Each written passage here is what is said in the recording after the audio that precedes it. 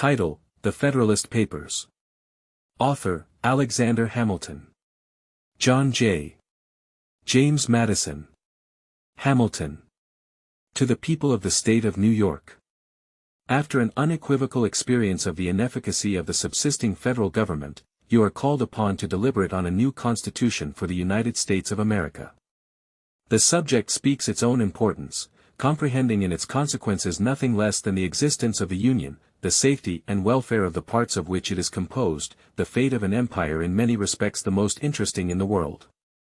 It has been frequently remarked that it seems to have been reserved to the people of this country, by their conduct and example, to decide the important question, whether societies of men are really capable or not of establishing good government from reflection and choice, or whether they are forever destined to depend for their political constitutions on accident and force. If there be any truth in the remark, the crisis at which we are arrived may with propriety be regarded as the era in which that decision is to be made, and a wrong election of the part we shall act may, in this view, deserve to be considered as the general misfortune of mankind. This idea will add the inducements of philanthropy to those of patriotism, to heighten the solicitude which all considerate and good men must feel for the event. Happy will it be if our choice should be directed by a judicious estimate of our true interests, unperplexed and unbiased by considerations not connected with the public good. But this is a thing more ardently to be wished than seriously to be expected. The plan offered to our deliberations affects too many particular interests, innovates upon too many local institutions, not to involve in its discussion a variety of objects foreign to its merits, and of views, passions and prejudices little favorable to the discovery of truth. Among the most formidable of the obstacles which the new Constitution will have to encounter may readily be distinguished the obvious interest of a certain class of men in every state to resist all changes which may hazard a diminution of the power, emolument, and consequence of the offices they hold under the state establishments, and the perverted ambition of another class of men, who will either hope to aggrandize themselves by the confusions of their country, or will flatter themselves with fairer prospects of elevation from the subdivision of the empire into several partial confederacies than from its union under one government. It is not, however, my design to dwell upon observations of this nature. I am well aware that it would be disingenuous to resolve indiscriminately the opposition of any set of men, merely because their situations might subject them to suspicion, into interested or ambitious views. Candor will oblige us to admit that even such men may be actuated by upright intentions, and it cannot be doubted that much of the opposition which has made its appearance, or may hereafter make its appearance, will spring from sources, blameless at least, if not respectable, the honest errors of minds led astray by preconceived jealousies and fears. So numerous indeed and so powerful are the causes which serve to give a false bias to the judgment, that we, upon many occasions, see wise and good men on the wrong as well as on the right side of questions of the first magnitude to society. This circumstance, if duly attended to, would furnish a lesson of moderation to those who are ever so much persuaded of their being in the right in any controversy. And a further reason for caution, in this respect, might be drawn from the reflection that we are not always sure that those who advocate the truth are influenced by purer principles than their antagonists. Ambition, avarice, personal animosity, party opposition, and many other motives not more laudable than these, are apt to operate as well upon those who support as those who oppose the right side of a question. Were there not even these inducements to moderation, nothing could be more ill-judged than that intolerant spirit which has, at all times, characterized political parties. For in politics, as in religion, it is equally absurd to aim at making proselytes by fire and sword. Heresies in either can rarely be cured by persecution. And yet, however just these sentiments will be allowed to be, we have already sufficient indications that it will happen in this as in all former cases of great national discussion. A torrent of angry and malignant passions will be let loose. To judge from the conduct of the opposite parties, we shall be led to conclude that they will mutually hope to evince the justness of their opinions, and to increase the number of their converts by the loudness of their declamations and the bitterness of their invectives. An enlightened zeal for the energy and efficiency of government will be stigmatized as the offspring of a temper fond of despotic power and hostile to the principles of liberty. An over-scrupulous jealousy of danger to the rights of the people, which is more commonly the fault of the head than of the heart, will be represented as mere pretense and artifice, the stale bait for popularity at the expense of the public good. It will be forgotten, on the one hand, that jealousy is the usual concomitant of love, and that the noble enthusiasm of liberty is apt to be infected with a spirit of narrow and illiberal distrust. On the other hand, it will be equally forgotten that the vigor of government is essential to the security of liberty, that, in the contemplation of a sound and well-informed judgment, their interest can never be separated, and that a dangerous ambition more often lurks behind the specious mask of zeal for the rights of the people than under the forbidden appearance of zeal for the firmness and efficiency of government. History will teach us that the former has been found a much more certain road to the introduction of despotism than the latter, and that of those men who have overturned the liberties of republics, the greatest number have begun their career by paying an obsequious court to the people, commencing demagogues, and ending tyrants. In the course of the preceding observations, I have had an eye, my fellow citizens, to putting you upon your guard against all attempts, from whatever quarter, to influence your decision in a matter of the utmost moment to your welfare, by any impressions other than those which may result from the evidence of truth. You will, no doubt, at the same time, have collected from the general scope of them, that they proceed from a source not unfriendly to the new Constitution.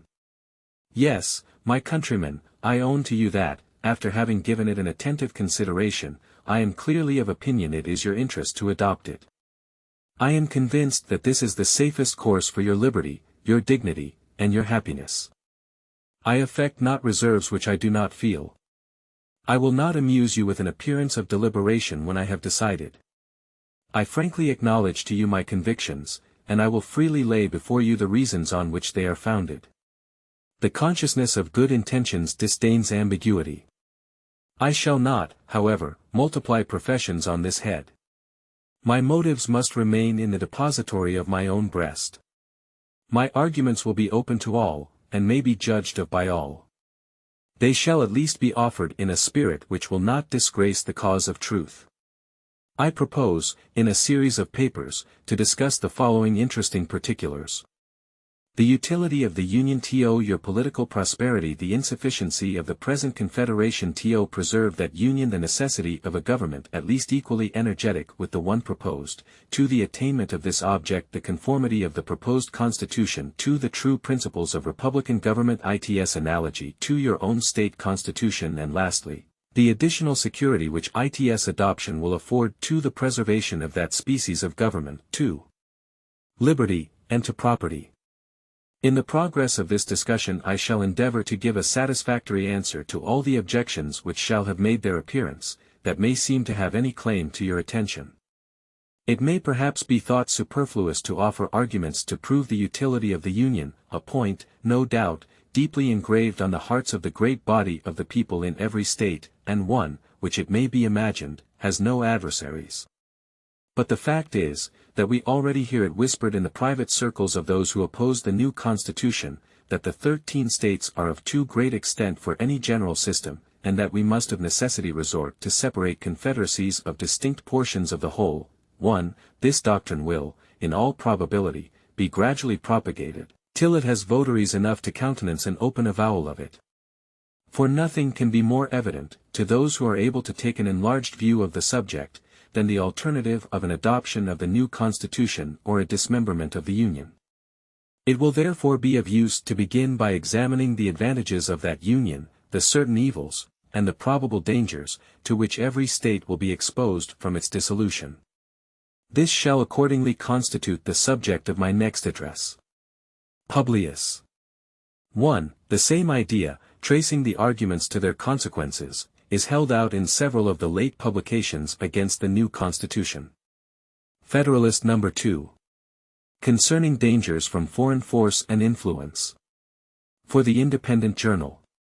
Wednesday, October 31, 1787. J. To the people of the State of New York. When the people of America reflect that they are now called upon to decide a question, which, in its consequences, must prove one of the most important that ever engaged their attention, the propriety of their taking a very comprehensive, as well as a very serious, view of it, will be evident. Nothing is more certain than the indispensable necessity of government, and it is equally undeniable, that whenever and however it is instituted, the people must cede to it some of their natural rights in order to vest it with requisite powers. It is well worthy of consideration therefore, whether it would conduce more to the interest of the people of America that they should, to all general purposes, be one nation, under one federal government, or that they should divide themselves into separate confederacies, and give to the head of each the same kind of powers which they are advised to place in one national government. It has until lately been a received and uncontradicted opinion that the prosperity of the people of America depended on their continuing firmly united, and the wishes, prayers, and efforts of our best and wisest citizens have been constantly directed to that object. But politicians now appear, who insist that this opinion is erroneous, and that instead of looking for safety and happiness in union, we ought to seek it in a division of the states into distinct confederacies or sovereignties. However extraordinary this new doctrine may appear, it nevertheless has its advocates, and certain characters who were much opposed to it formerly, are at present of the number. Whatever may be the arguments or inducements which have wrought this change in the sentiments and declarations of these gentlemen, it certainly would not be wise in the people at large to adopt these new political tenets without being fully convinced that they are founded in truth and sound policy.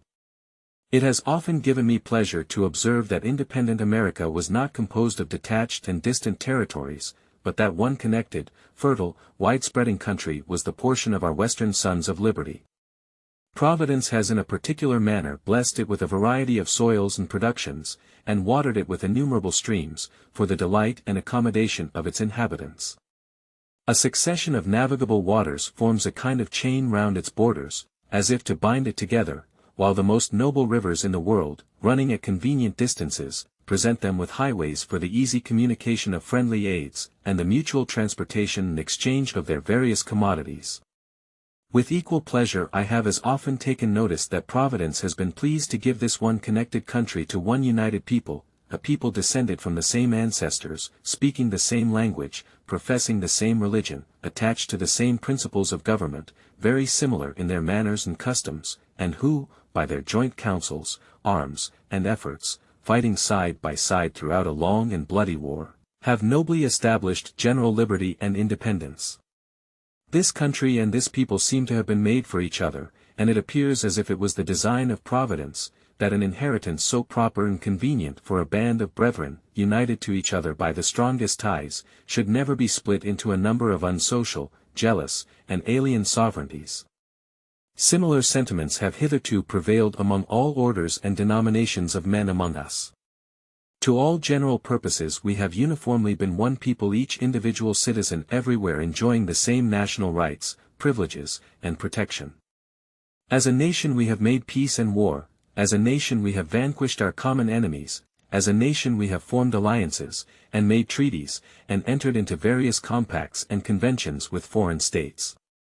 A strong sense of the value and blessings of union induced the people, at a very early period, to institute a federal government to preserve and perpetuate it. They formed it almost as soon as they had a political existence, nay, at a time when their habitations were in flames, when many of their citizens were bleeding, and when the progress of hostility and desolation left little room for those calm and mature inquiries and reflections which must ever precede the formation of a wise and well-balanced government for a free people. It is not to be wondered at, that a government instituted in times so inauspicious, should on experiment be found greatly deficient and inadequate to the purpose it was intended to answer. This intelligent people perceived and regretted these defects. Still continuing no less attached to union than enamored of liberty, they observed the danger which immediately threatened the former and more remotely the latter, and being persuaded that ample security for both could only be found in a national government more wisely framed, they as with one voice, convened the late convention at Philadelphia, to take that important subject under consideration. This convention composed of men who possessed the confidence of the people, and many of whom had become highly distinguished by their patriotism, virtue and wisdom, in times which tried the minds and hearts of men, undertook the arduous task. In the mild season of peace, with minds unoccupied by other subjects, they passed many months in cool, uninterrupted, and daily consultation, and finally, without having been awed by power, or influenced by any passions except love for their country, they presented and recommended to the people the plan produced by their joint and very unanimous councils. Admit, for so is the fact, that this plan is only recommended, not imposed, yet let it be remembered that it is neither recommended to blind approbation, nor to blind reprobation, but to that sedate and candid consideration which the magnitude and importance of the subject demand, and which it certainly ought to receive. But this, as was remarked in the foregoing number of this paper, is more to be wished than expected, that it may be so considered and examined. Experience on a former occasion teaches us not to be too sanguine in such hopes. It is not yet forgotten that well-grounded apprehensions of imminent danger induced the people of America to form the memorable Congress of 1774. That body recommended certain measures to their constituents, and the event proved their wisdom, yet it is fresh in our memories how soon the press began to teem with pamphlets and weekly papers against those very measures. Not only many of the officers of government, who obeyed the dictates of personal interest, but others, from a mistaken estimate of consequences, or the undue influence of former attachments, or whose ambition aimed at objects which did not correspond with the public good, were indefatigable in their efforts to persuade the people to reject the advice of that patriotic Congress. Many, indeed, were deceived and deluded, but the great majority of the people reasoned and decided judiciously, and happy they are in reflecting that they did so. They considered that the Congress was composed of many wise and experienced men. That, being convened from different parts of the country, they brought with them and communicated to each other a variety of useful information. That, in the course of the time they passed together in inquiring into and discussing the true interests of their country, they must have acquired very accurate knowledge on that head. That they were individually interested in the public liberty and prosperity, and therefore that it was not less their inclination than their duty to recommend only such measures as, after the most mature deliberation, they really thought prudent and advisable. These and similar considerations then induced the people to rely greatly on the judgment and integrity of the Congress, and they took their advice, notwithstanding the various arts and endeavors used to deter them from it. But if the people at large had reason to confide in the men of that Congress, few of whom had been fully tried or generally known, still greater reason have they now to respect the judgment and advice of the Convention, for it is well known that some of the most distinguished members of that Congress, who have been since tried and justly approved for patriotism and abilities, and who have grown old in acquiring political information, were also members of this Convention, and carried into it their accumulated knowledge and experience. It is worthy of remark that not only the first, but every succeeding Congress, as well as the late Convention, have invariably joined with the people in thinking that the prosperity of America depended on its union. To preserve and perpetuate it was the great object of the people in forming that Convention, and it is also the great object of the plan which the Convention has advised them to adopt. With what propriety, therefore, or for what good purposes, are attempts at this particular period made by some men to depreciate the importance of the Union? Or why is it suggested that 3 or 4 confederacies would be better than one? I am persuaded in my own mind that the people have always thought right on this subject, and that their universal and uniform attachment to the cause of the Union rests on great and weighty reasons, which I shall endeavor to develop and explain in some ensuing papers. They who promote the idea of substituting a number of distinct confederacies in the room of the plan of the Convention, seem clearly to foresee that the rejection of it would put the continuance of the Union in the utmost jeopardy. That certainly would be the case, and I sincerely wish that it may be as clearly foreseen by every good citizen, that whenever the dissolution of the Union arrives, America will have reason to exclaim, in the words of the poet, "Farewell! A long farewell to all my greatness." Publius. Federalist No. 3. The same subject continued, concerning dangers from foreign force and influence. For the Independent Journal. Saturday, November 3, 1787. J. To the People of the State of New York. It is not a new observation that the people of any country, if, like the Americans, intelligent and well-informed, seldom adopt and steadily persevere for many years in an erroneous opinion respecting their interests. That consideration naturally tends to create great respect for the high opinion which the people of America have so long and uniformly entertained of the importance of their continuing firmly united under one federal government, vested with sufficient powers for all general and national purposes. The more attentively I consider and investigate the reasons which appear to have given birth to this opinion, the more I become convinced that they are cogent and conclusive. Among the many objects to which a wise and free people find it necessary to direct their attention, that of providing for their safety seems to be the first. The safety of the people doubtless has relation to a great variety of circumstances and considerations, and consequently affords great latitude to those who wish to define it precisely and comprehensively. At present I mean only to consider it as it respects security for the preservation of peace and tranquility, as well as against dangers from foreign arms and influence, as from dangers of the like kind arising from domestic causes. As the former of these comes first in order, it is proper it should be the first discussed. Let us therefore proceed to examine whether the people are not right in their opinion that a cordial union, under an efficient national government, affords them the best security that can be devised against hostilities from abroad. The number of wars which have happened or will happen in the world will always be found to be in proportion to the number and weight of the causes, whether real or pretended, which provoke or invite them. If this remark be just, it becomes useful to inquire whether so many just causes of war are likely to be given by United America as by disunited America, for if it should turn out that United America will probably give the fewest, then it will follow that in this respect the Union tends most to preserve the people in a state of peace with other nations. The just causes of war, for the most part, arise either from violation of treaties or from direct violence. America has already formed treaties with no less than 6 foreign nations, and all of them, except Prussia, are maritime, and therefore able to annoy and injure us. She has also extensive commerce with Portugal, Spain, and Britain, and, with respect to the two latter, has, in addition, the circumstance of neighborhood to attend to. It is of high importance to the peace of America that she observe the laws of nations towards all these powers, and to me it appears evident that this will be more perfectly and punctually done by one national government than it could be either by 13 separate states or by 3 or 4 distinct confederacies.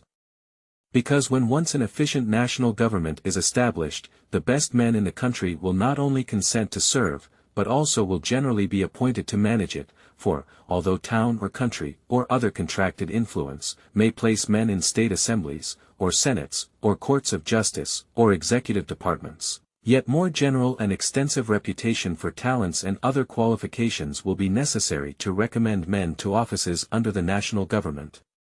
Especially as it will have the widest field for choice, and never experience that want of proper persons which is not uncommon in some of the states.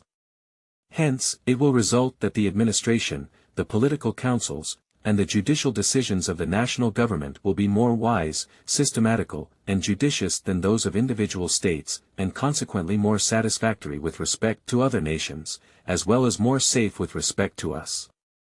Because, under the national government, treaties and articles of treaties, as well as the laws of nations, will always be expounded in one sense and executed in the same manner, whereas, adjudications on the same points and questions, in 13 states, or in 3 or 4 confederacies, will not always accord or be consistent, and that, as well from the variety of independent courts and judges appointed by different and independent governments, as from the different local laws and interests, which may affect and influence them.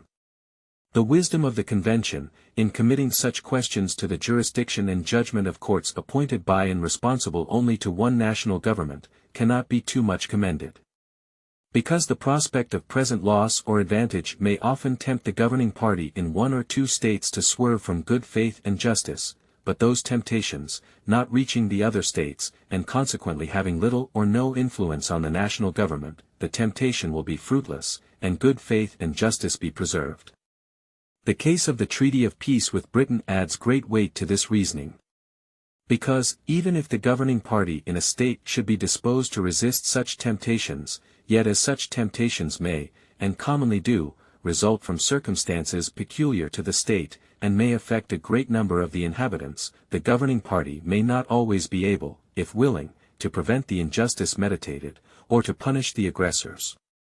But the national government, not being affected by those local circumstances, will neither be induced to commit the wrong themselves, nor want power or inclination to prevent or punish its commission by others. So far, therefore, as either designed or accidental violations of treaties and the laws of nations afford just causes of war, they are less to be apprehended under one general government than under several lesser ones, and in that respect the former most favors the safety of the people. As to those just causes of war which proceed from direct and unlawful violence, it appears equally clear to me that one good national government affords vastly more security against dangers of that sort than can be derived from any other quarter. Because such violences are more frequently caused by the passions and interests of a part than of the whole, of one or two states than of the Union. Not a single Indian war has yet been occasioned by aggressions of the present federal government, feeble as it is, but there are several instances of Indian hostilities having been provoked by the improper conduct of individual states, who, either unable or unwilling to restrain or punish offenses, have given occasion to the slaughter of many innocent inhabitants. The neighborhood of Spanish and British territories, bordering on some states and not on others, naturally confines the causes of quarrel more immediately to the borderers. The bordering states, if any, will be those who, under the impulse of sudden irritation, and a quick sense of apparent interest or injury, will be most likely, by direct violence, to excite war with these nations, and nothing can so effectually obviate that danger as a national government, whose wisdom and prudence will not be diminished by the passions which actuate the parties immediately interested. But not only fewer just causes of war will be given by the national government, but it will also be more in their power to accommodate and settle them amicably. They will be more temperate and cool, and in that respect, as well as in others, will be more in capacity to act advisedly than the offending state. The pride of states, as well as of men, naturally disposes them to justify all their actions, and opposes their acknowledging, correcting, or repairing their errors and offenses. The national government, in such cases, will not be affected by this pride, but will proceed with moderation and candor to consider and decide on the means most proper to extricate them from the difficulties which threaten them. Besides, it is well known that acknowledgments, explanations, and compensations are often accepted as satisfactory from a strong united nation, which would be rejected as unsatisfactory if offered by a state or confederacy of little consideration or power. In the year 1685, the state of Genoa having offended Louis XIV, endeavored to appease him. He demanded that they should send their doge, or chief magistrate, accompanied by 4 of their senators, to France, to ask his pardon and receive his terms. They were obliged to submit to it for the sake of peace. Would he on any occasion either have demanded or have received the like humiliation from Spain, or Britain, or any other powerful nation? Publius. Federalist No. 4. The same subject continued, concerning dangers from foreign force and influence. For the Independent Journal. Wednesday, November 7, 1787. J. To the People of the State of New York. My last paper assigned several reasons why the safety of the people would be best secured by union against the danger it may be exposed to by just causes of war given to other nations, and those reasons show that such causes would not only be more rarely given, but would also be more easily accommodated, by a national government than either by the state governments or the proposed little confederacies. But the safety of the people of America against dangers from foreign force depends not only on their forbearing to give just causes of war to other nations, but also on their placing and continuing themselves in such a situation as not to invite hostility or insult, for it need not be observed that there are pretended as well as just causes of war. It is too true, however disgraceful it may be to human nature, that nations in general will make war whenever they have a prospect of getting anything by it.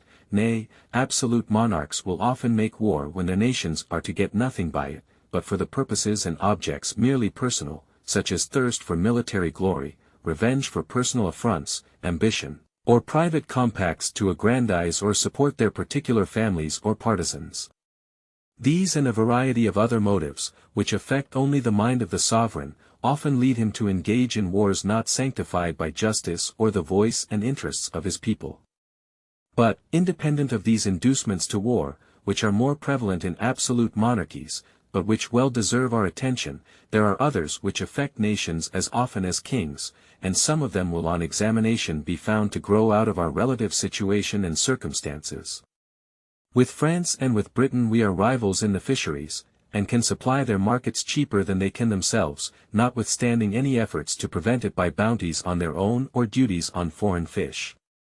With them and with most other European nations we are rivals in navigation and the carrying trade, and we shall deceive ourselves if we suppose that any of them will rejoice to see it flourish, for, as our carrying trade cannot increase without in some degree diminishing theirs, it is more their interest, and will be more their policy, to restrain than to promote it.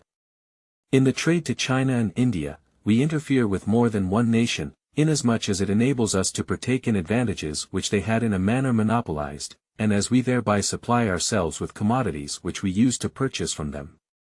The extension of our own commerce in our own vessels cannot give pleasure to any nations who possess territories on or near this continent, because the cheapness and excellence of our productions, added to the circumstance of vicinity, and the enterprise and address of our merchants and navigators, will give us a greater share in the advantages which those territories afford, than consists with the wishes or policy of their respective sovereigns.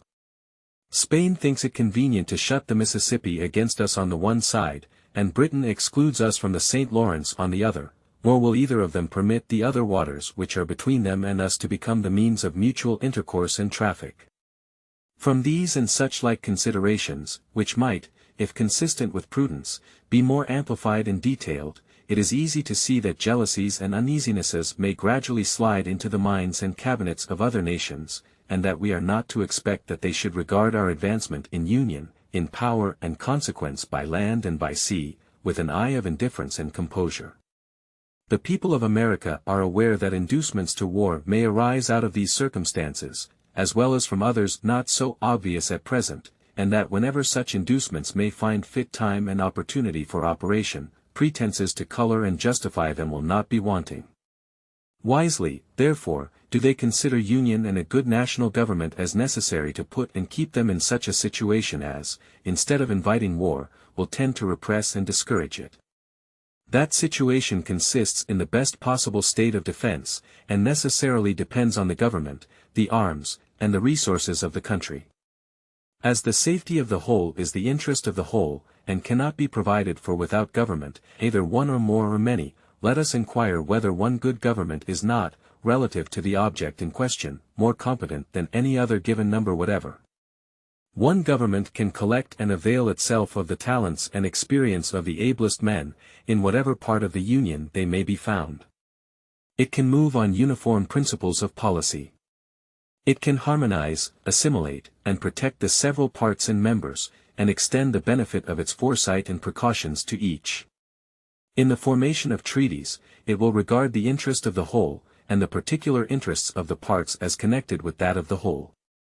It can apply the resources and power of the whole to the defense of any particular part, and that more easily and expeditiously than state governments or separate confederacies can possibly do, for want of concert and unity of system. It can place the militia under one plan of discipline, and, by putting their officers in a proper line of subordination to the chief magistrate, will, as it were, consolidate them into one corps, and thereby render them more efficient than if divided into 13 or into 3 or 4 distinct independent companies. What would the militia of Britain be if the English militia obeyed the government of England, if the Scotch militia obeyed the government of Scotland, and if the Welsh militia obeyed the government of Wales? Suppose an invasion, would those 3 governments, if they agreed at all, be able, with all their respective forces, to operate against the enemy so effectually as the single government of Great Britain would? We have heard much of the fleets of Britain, and the time may come, if we are wise, when the fleets of America may engage attention. But if one national government had not so regulated the navigation of Britain as to make it a nursery for seamen, if one national government had not called forth all the national means and materials for forming fleets, their prowess and their thunder would never have been celebrated. Let England have its navigation and fleet, let Scotland have its navigation and fleet, let Wales have its navigation and fleet, let Ireland have its navigation and fleet, let those 4 of the constituent parts of the British Empire be under 4 independent governments, and it is easy to perceive how soon they would each dwindle into comparative insignificance. Apply these facts to our own case. Leave America divided into 13 or, if you please, into 3 or 4 independent governments. What armies could they raise and pay, what fleets could they ever hope to have? If one was attacked, would the others fly to its succor, and spend their blood and money in its defense? Would there be no danger of their being flattered into neutrality by its specious promises, or seduced by a too great fondness for peace to decline hazarding their tranquility and present safety for the sake of neighbors, of whom perhaps they have been jealous, and whose importance they are content to see diminished?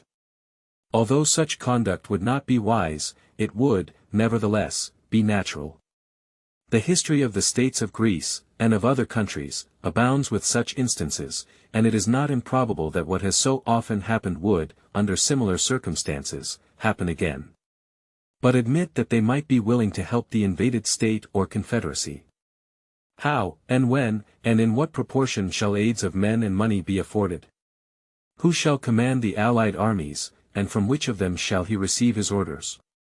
Who shall settle the terms of peace, and in case of disputes what umpire shall decide between them and compel acquiescence? Various difficulties and inconveniences would be inseparable from such a situation, whereas one government, watching over the general and common interests, and combining and directing the powers and resources of the whole, would be free from all these embarrassments, and conduce far more to the safety of the people.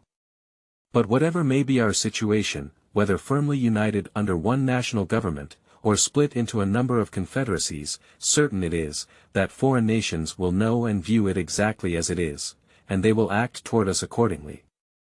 If they see that our national government is efficient and well administered, our trade prudently regulated, our militia properly organized and disciplined, our resources and finances discreetly managed, our credit re-established, our people free, contented, and united, they will be much more disposed to cultivate our friendship than provoke our resentment.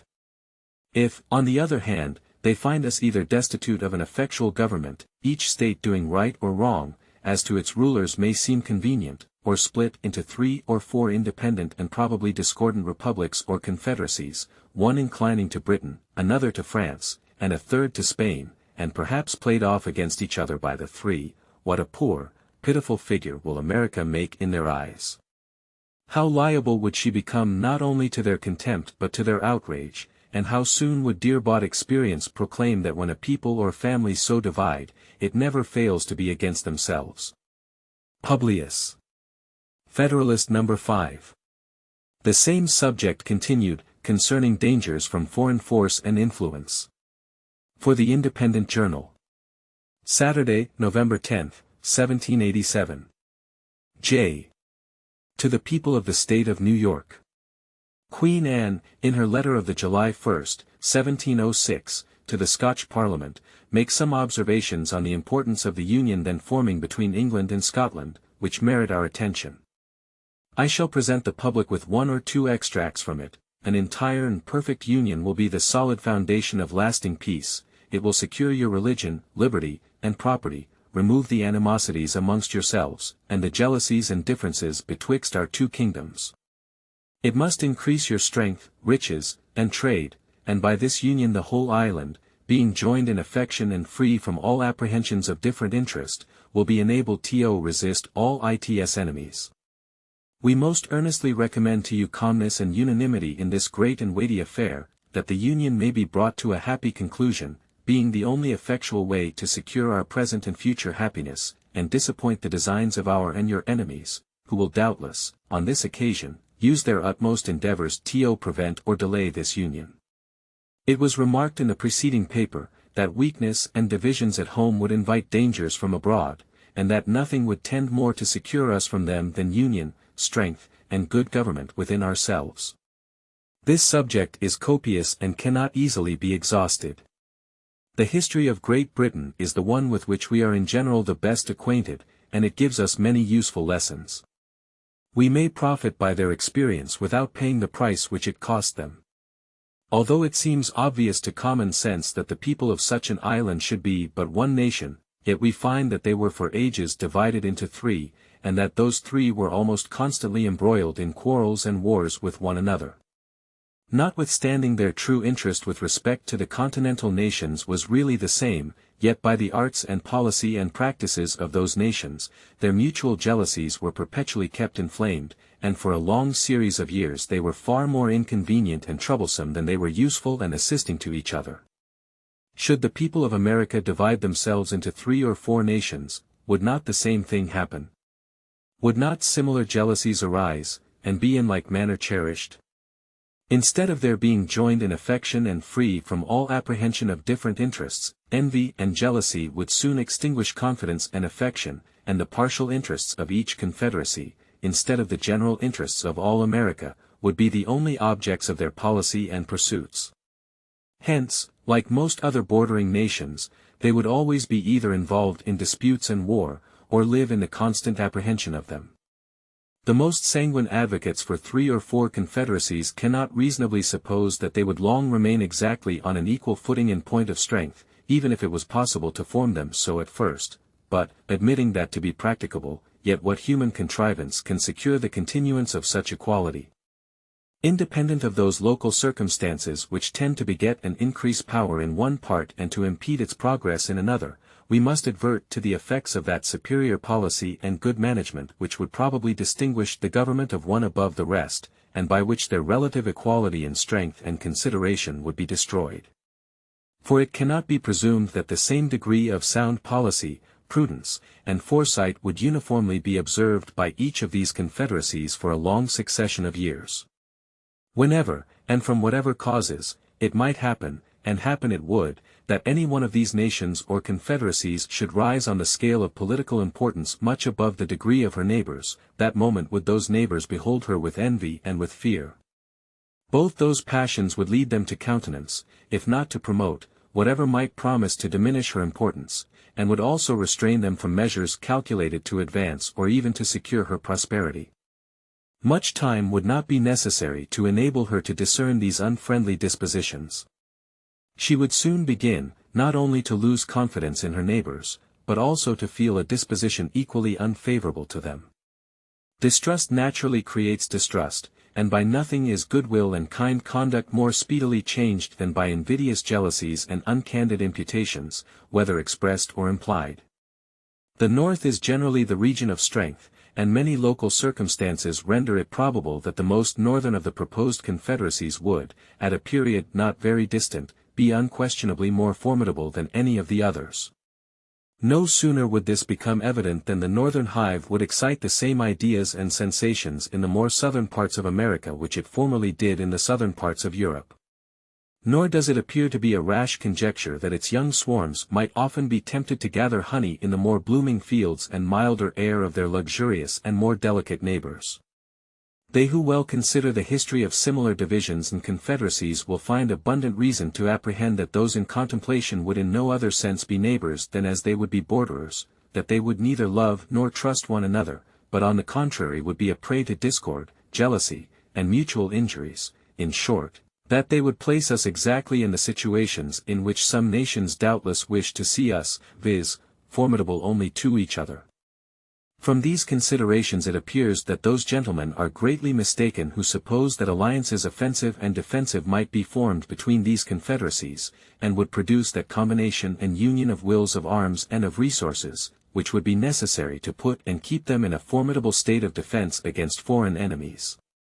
When did the independent states, into which Britain and Spain were formerly divided, combine in such alliance, or unite their forces against a foreign enemy? The proposed confederacies will be distinct nations.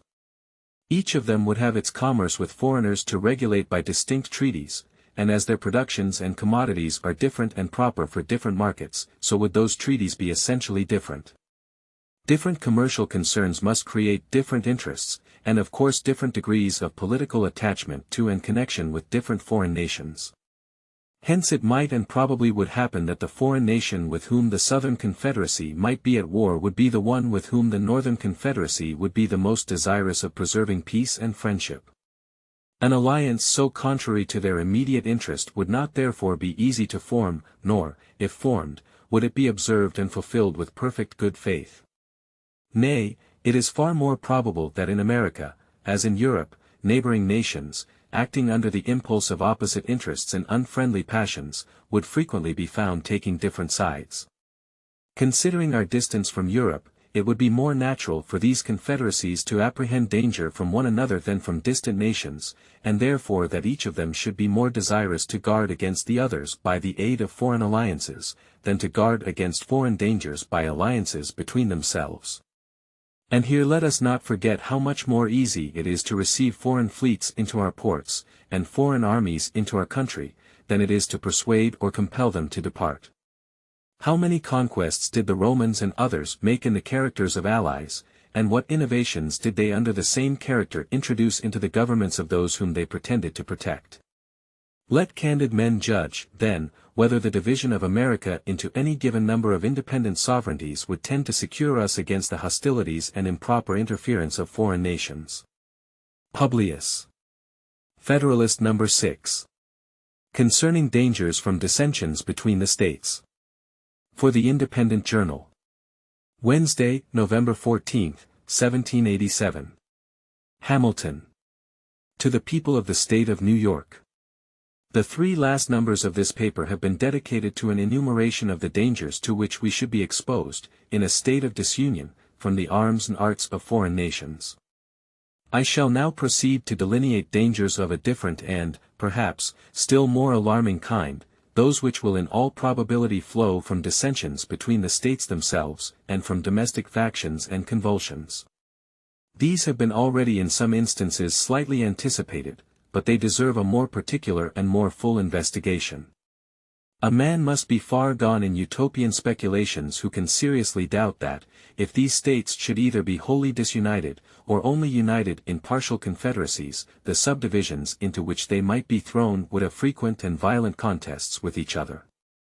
To presume a want of motives for such contests as an argument against their existence, would be to forget that men are ambitious, vindictive, and rapacious. To look for a continuation of harmony between a number of independent, unconnected sovereignties in the same neighborhood, would be to disregard the uniform course of human events, and to set at defiance the accumulated experience of ages. The causes of hostility among nations are innumerable. There are some which have a general and almost constant operation upon the collective bodies of society. Of this description are the love of power or the desire of preeminence and dominion, the jealousy of power, or the desire of equality and safety. There are others which have a more circumscribed though an equally operative influence within their spheres. Such are the rivalships and competitions of commerce between commercial nations. And there are others, not less numerous than either of the former, which take their origin entirely in private passions, in the attachments, enmities, interests, hopes, and fears of leading individuals in the communities of which they are members.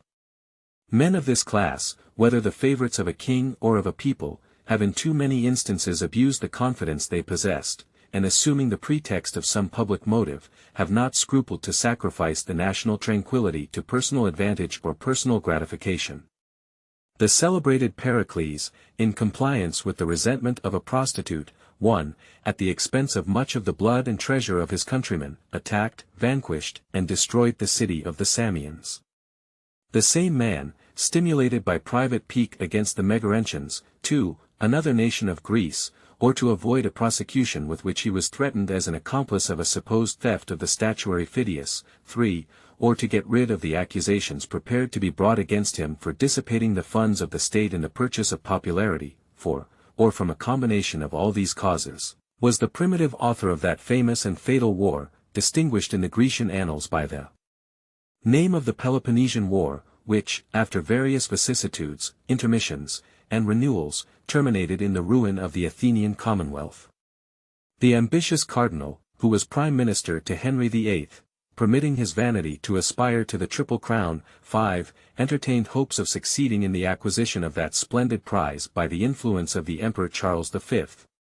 To secure the favor and interest of this enterprising and powerful monarch, he precipitated England into a war with France, contrary to the plainest dictates of policy, and at the hazard of the safety and independence, as well of the kingdom over which he presided by his counsels, as of Europe in general. For if there ever was a sovereign who bid fair to realize the project of universal monarchy, it was the Emperor Charles V, of whose intrigues Wolsey was at once the instrument and the dupe. The influence which the bigotry of one female, 6, the petulance of another, 7, and the cabals of a third, 8, had in the contemporary policy, ferments, and pacifications, of a considerable part of Europe, are topics that have been too often descanted upon not to be generally known. To multiply examples of the agency of personal considerations in the production of great national events, either foreign or domestic, according to their direction, would be an unnecessary waste of time. Those who have but a superficial acquaintance with the sources from which they are to be drawn, will themselves recollect a variety of instances, and those who have a tolerable knowledge of human nature will not stand in need of such lights to form their opinion either of the reality or extent of that agency.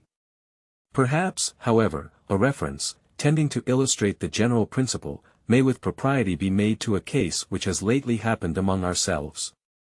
If Shays had not been a desperate debtor, it is much to be doubted whether Massachusetts would have been plunged into a civil war. But notwithstanding the concurring testimony of experience, in this particular, there are still to be found visionary or designing men, who stand ready to advocate the paradox of perpetual peace between the states, though dismembered and alienated from each other.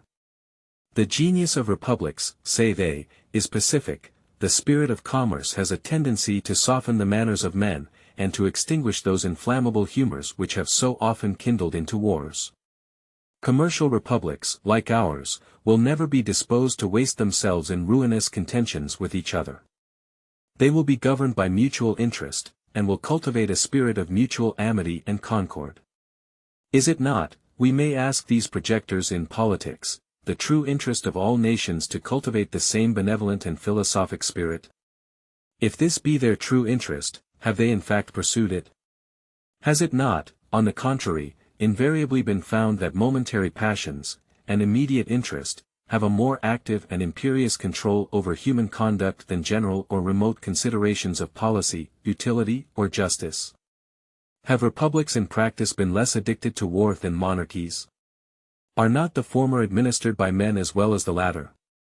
Are there not aversions, predilections, rivalships, and desires of unjust acquisitions, that affect nations as well as kings?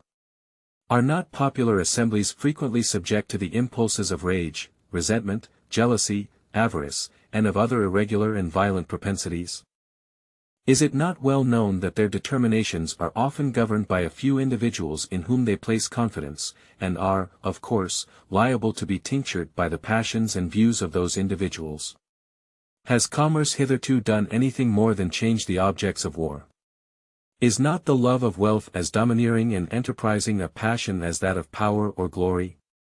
Have there not been as many wars founded upon commercial motives since that has become the prevailing system of nations, as were before occasioned by the cupidity of territory or dominion?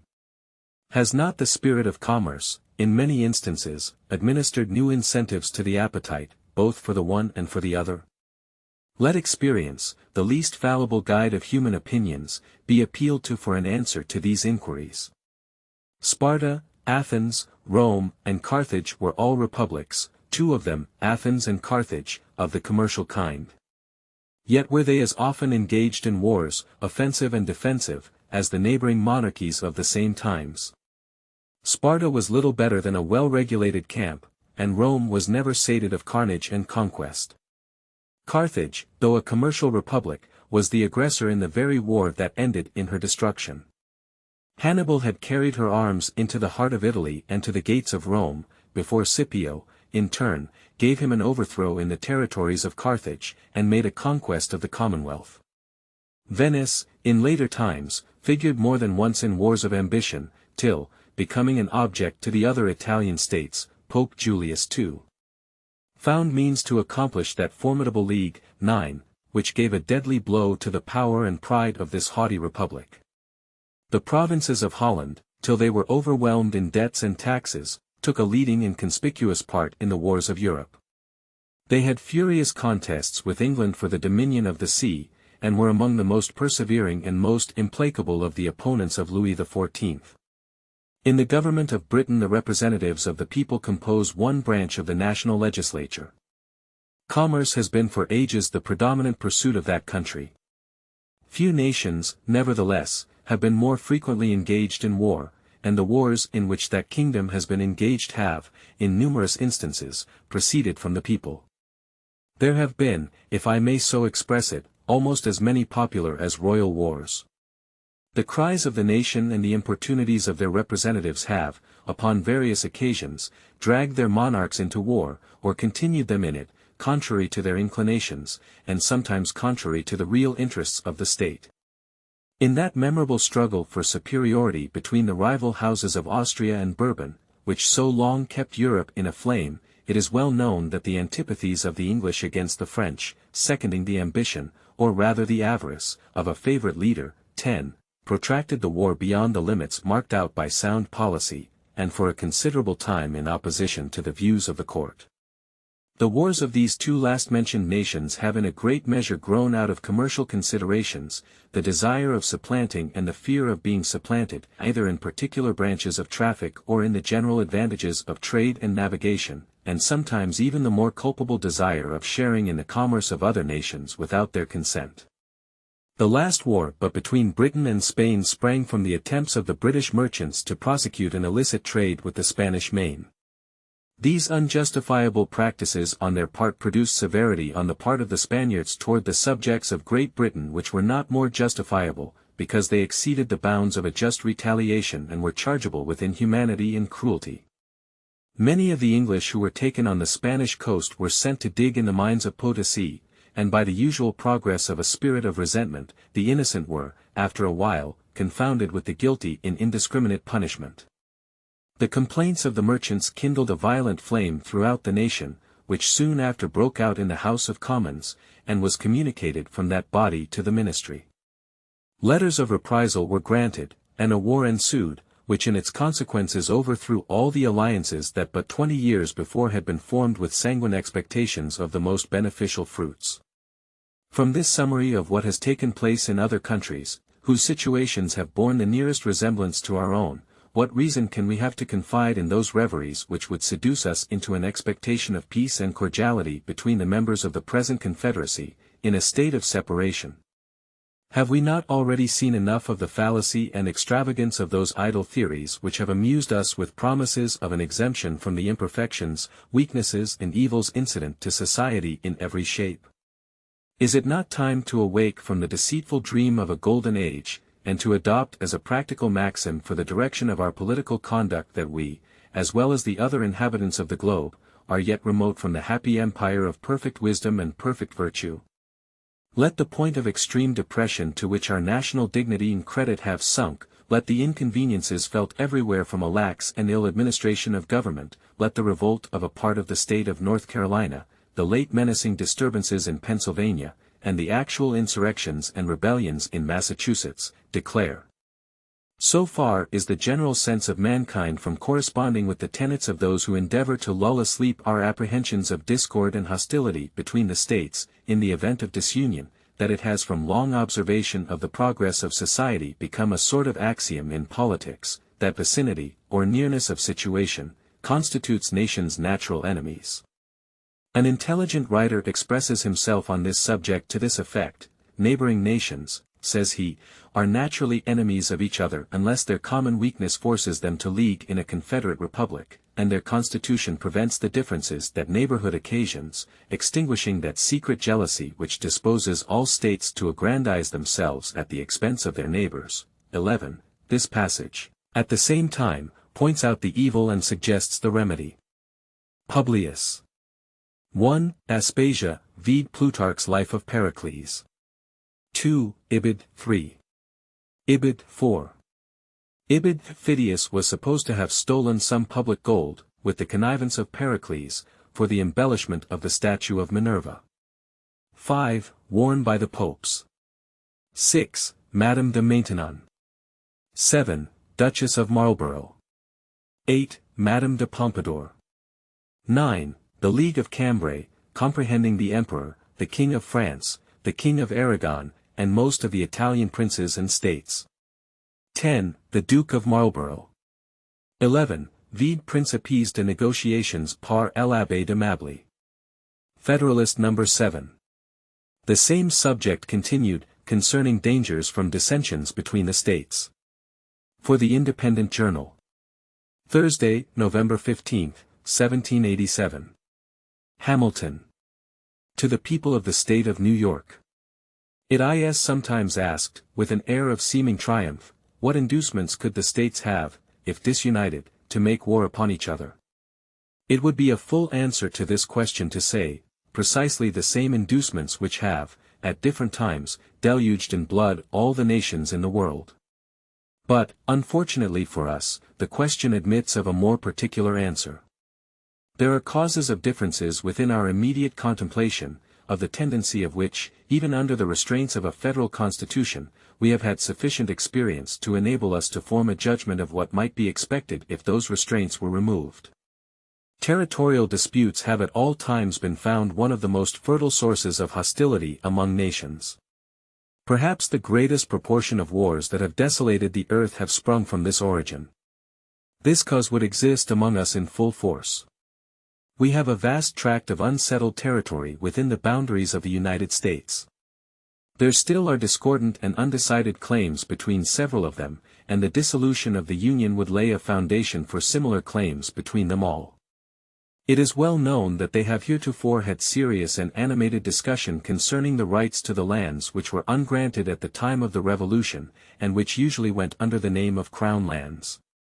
The states within the limits of whose colonial governments they were comprised have claimed them as their property, the others have contended that the rights of the Crown in this article devolved upon the Union, especially as to all that part of the Western Territory which, either by actual possession, or through the submission of the Indian proprietors, was subjected to the jurisdiction of the King of Great Britain, till it was relinquished in the Treaty of Peace. This, it has been said, was at all events an acquisition to the Confederacy by compact with a foreign power. It has been the prudent policy of Congress to appease this controversy, by prevailing upon the states to make cessions to the United States for the benefit of the whole. This has been so far accomplished as, under a continuation of the Union, to afford a decided prospect of an amicable termination of the dispute. A dismemberment of the Confederacy, however, would revive this dispute, and would create others on the same subject. At present, a large part of the vacant Western Territory is, by cession at least, if not by any anterior right, the common property of the Union. If that were at an end, the states which made the cession, on a principle of federal compromise, would be apt when the motive of the grant had ceased, to reclaim the lands as a reversion. The other states would no doubt insist on a proportion, by right of representation. Their argument would be, that a grant, once made, could not be revoked, and that the justice of participating in territory acquired or secured by the joint efforts of the Confederacy, remained undiminished. If, contrary to probability, it should be admitted by all the states, that each had a right to a share of this common stock, there would still be a difficulty to be surmounted, as to a proper rule of apportionment.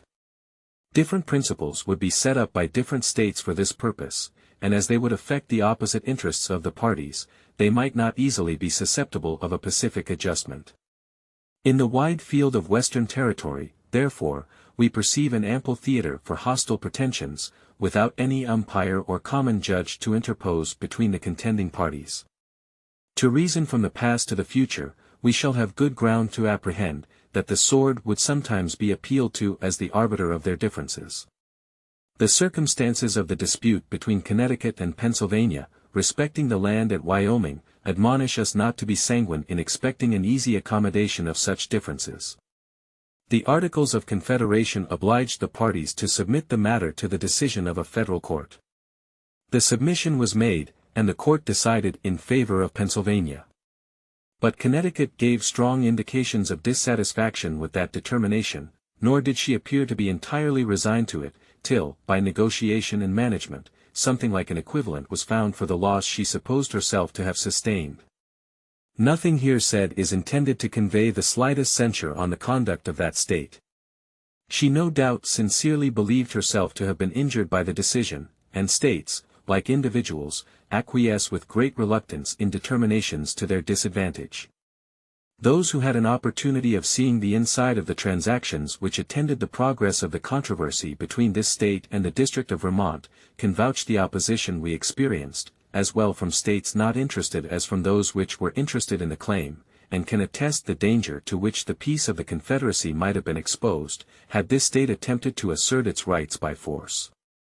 Two motives preponderated in that opposition: one, a jealousy entertained of our future power, and the other, the interest of certain individuals of influence in the neighboring states, who had obtained grants of lands under the actual government of that district. Even the states which brought forward claims, in contradiction to ours, seemed more solicitous to dismember this state, than to establish their own pretensions. These were New Hampshire, Massachusetts, and Connecticut. New Jersey and Rhode Island, upon all occasions, discovered a warm zeal for the independence of Vermont, and Maryland, till alarmed by the appearance of a connection between Canada and that state, entered deeply into the same views. These being small states, saw with an unfriendly eye the perspective of our growing greatness.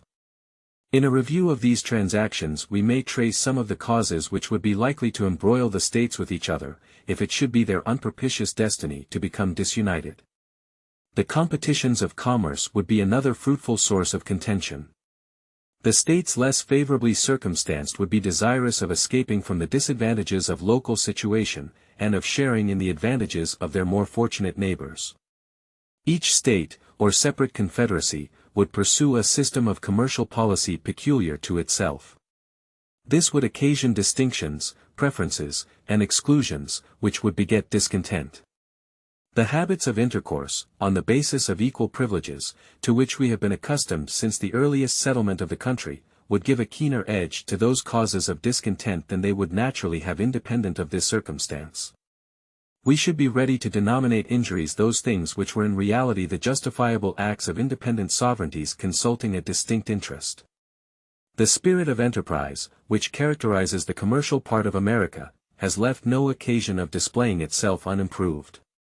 It is not at all probable that this unbridled spirit would pay much respect to those regulations of trade by which particular states might endeavor to secure exclusive benefits to their own citizens. The infractions of these regulations, on one side, the efforts to prevent and repel them, on the other, would naturally lead to outrages, and these to reprisals and wars. The opportunities which some states would have of rendering others tributary to them by commercial regulations would be impatiently submitted to by the tributary states. The relative situation of New York, Connecticut, and New Jersey would afford an example of this kind. New York, from the necessities of revenue, must lay duties on her importations. A great part of these duties must be paid by the inhabitants of the two other states in the capacity of consumers of what we import. New York would neither be willing nor able to forego this advantage. Her citizens would not consent that a duty paid by them should be remitted in favor of the citizens of her neighbors, nor would it be practicable, if there were not this impediment in the way, to distinguish the customers in our own markets. Would Connecticut and New Jersey long submit to be taxed by New York for her exclusive benefit? Should we be long permitted to remain in the quiet and undisturbed enjoyment of a metropolis, from the possession of which we derived an advantage so odious to our neighbors, and, in their opinion, so oppressive? Should we be able to preserve it against the incumbent weight of Connecticut on the one side, and the co-operating pressure of New Jersey on the other? These are questions that temerity alone will answer in the affirmative. The public debt of the Union would be a further cause of collision between the separate states or confederacies.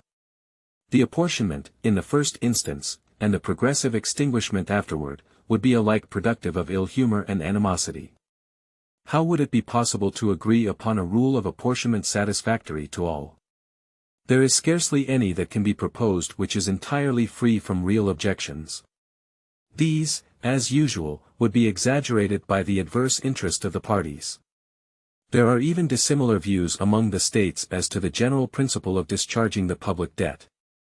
Some of them, either less impressed with the importance of national credit, or because their citizens have little, if any, immediate interest in the question, feel an indifference, if not a repugnance, to the payment of the domestic debt at any rate.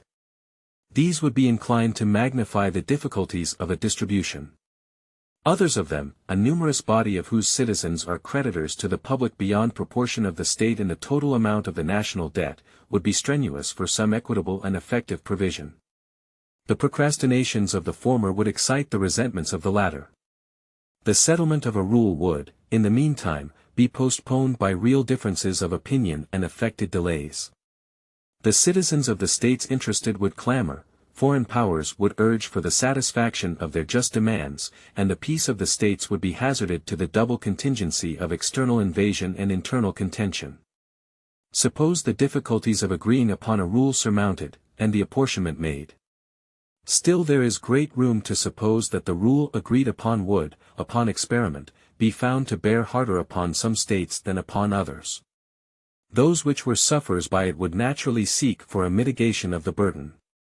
The others would as naturally be disinclined to a revision, which was likely to end in an increase of their own encumbrances. Their refusal would be too plausible a pretext to the complaining states to withhold their contributions, not to be embraced with avidity, and the non-compliance of these states with their engagements would be a ground of bitter discussion and altercation. If even the rule adopted should in practice justify the equality of its principle, still delinquencies in payments on the part of some of the states would result from a diversity of other causes, the real deficiency of resources, the mismanagement of their finances, accidental disorders in the management of the government, and, in addition to the rest, the reluctance with which men commonly part with money for purposes that have outlived the exigencies which produce them, and interfere with the supply of immediate wants.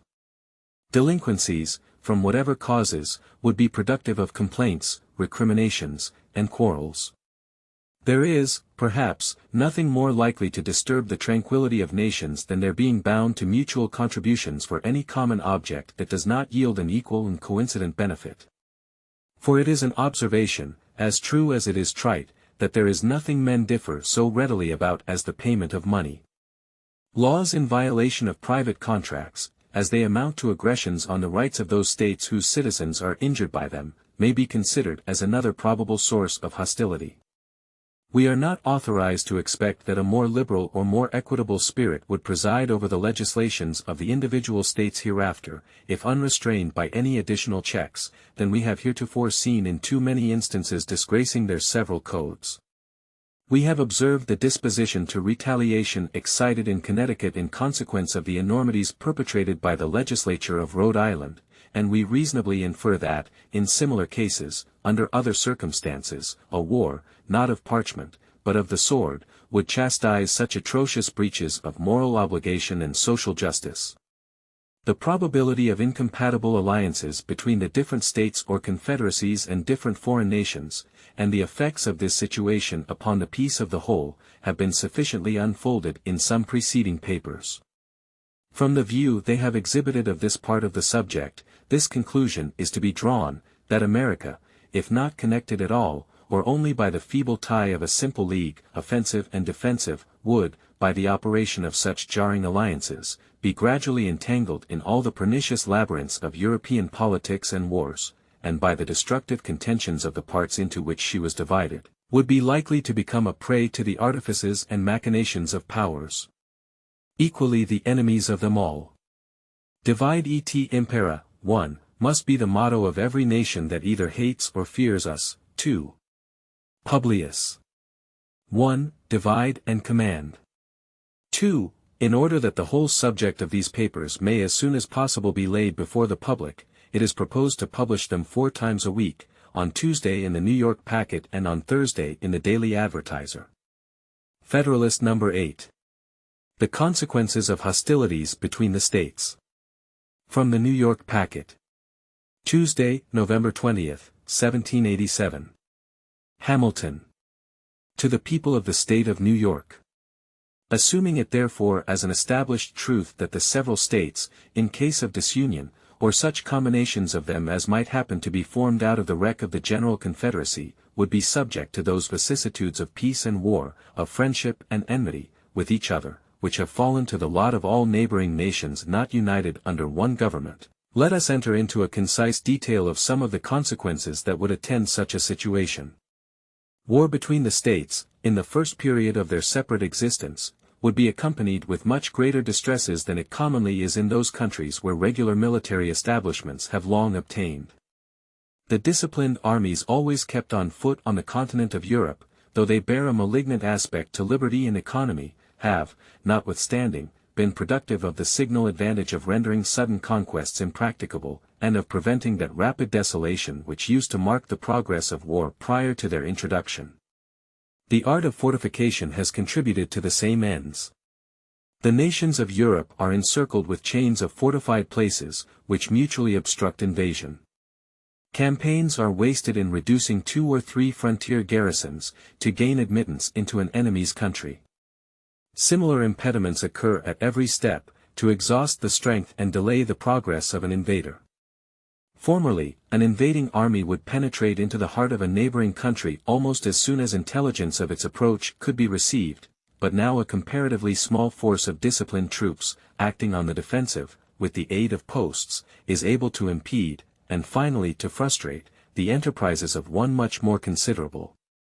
The history of war, in that quarter of the globe, is no longer a history of nations subdued and empires overturned, but of towns taken and retaken, of battles that decide nothing, of retreats more beneficial than victories, of much effort and little acquisition.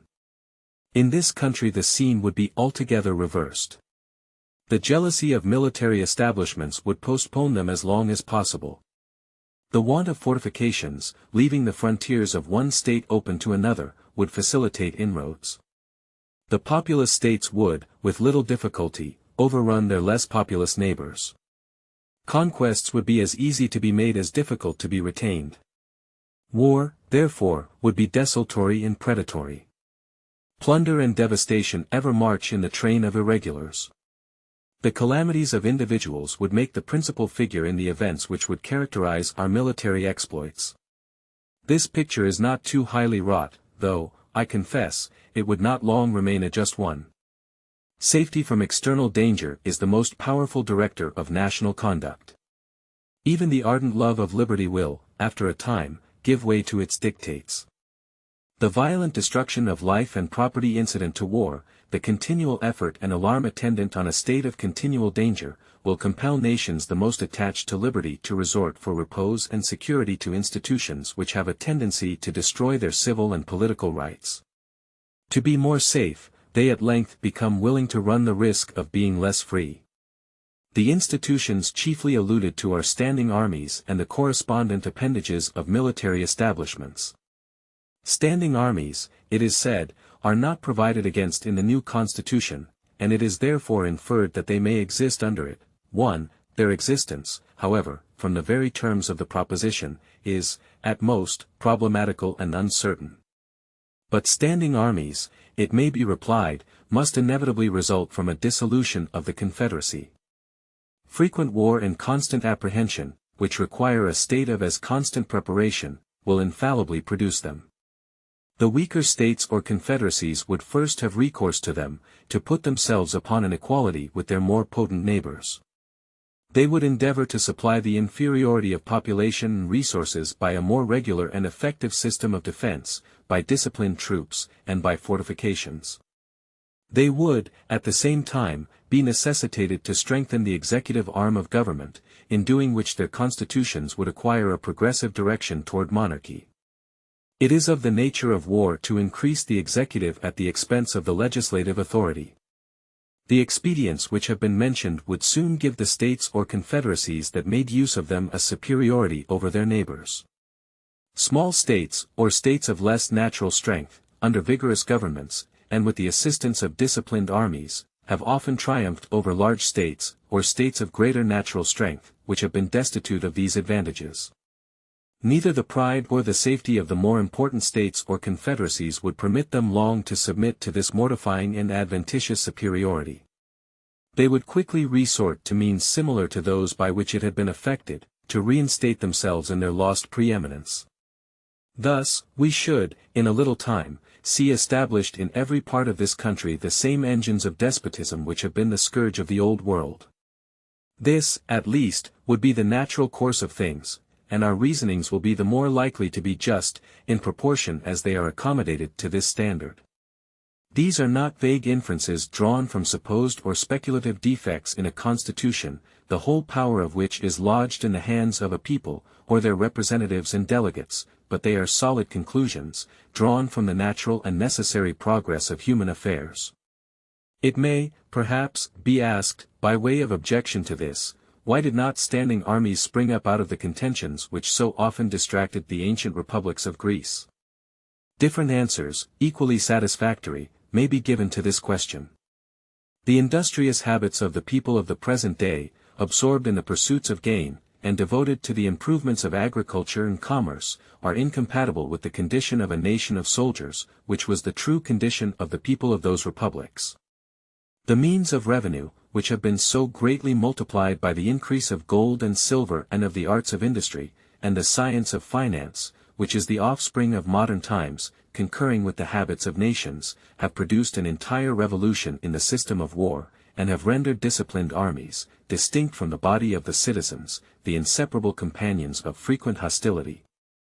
There is a wide difference, also, between military establishments in a country seldom exposed by its situation to internal invasions, and in one which is often subject to them, and always apprehensive of them. The rulers of the former can have no good pretext, if they are even so inclined, to keep on foot armies so numerous as must of necessity be maintained in the latter. These armies being, in the first case, rarely, if at all, called into activity for interior defense, the people are in no danger of being broken to military subordination. The laws are not accustomed to relaxations, in favor of military exigencies, the civil state remains in full vigor, neither corrupted, nor confounded with the principles or propensities of the other state. The smallness of the army renders the natural strength of the community an overmatch for it, and the citizens, not habituated to look up to the military power for protection, or to submit to its oppressions, neither love nor fear the soldiery, they view them with a spirit of jealous acquiescence in a necessary evil, and stand ready to resist a power which they suppose may be exerted to the prejudice of their rights. The army under such circumstances may usefully aid the magistrate to suppress a small faction, or an occasional mob, or insurrection, but it will be unable to enforce encroachments against the united efforts of the great body of the people. In a country in the predicament last described, the contrary of all this happens. The perpetual menacings of danger oblige the government to be always prepared to repel it, its armies must be numerous enough for instant defense. The continual necessity for their services enhances the importance of the soldier, and proportionably degrades the condition of the citizen. The military state becomes elevated above the civil. The inhabitants of territories, often the theater of war, are unavoidably subjected to frequent infringements on their rights, which serve to weaken their sense of those rights, and by degrees the people are brought to consider the soldiery not only as their protectors, but as their superiors.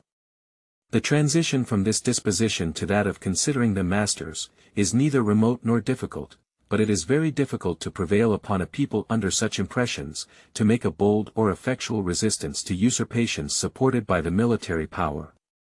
The kingdom of Great Britain falls within the first description.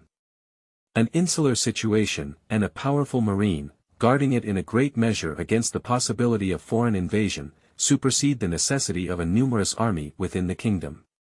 A sufficient force to make head against a sudden descent, till the militia could have time to rally and embody, is all that has been deemed requisite. No motive of national policy has demanded, nor would public opinion have tolerated, a larger number of troops upon its domestic establishment.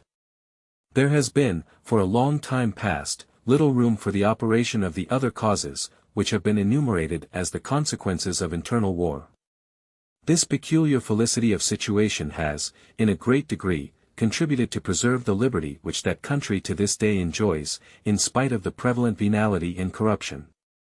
If, on the contrary, Britain had been situated on the continent, and had been compelled, as she would have been, by that situation, to make her military establishments at home coextensive with those of the other great powers of Europe, she, like them, would in all probability be, at this day, a victim to the absolute power of a single man.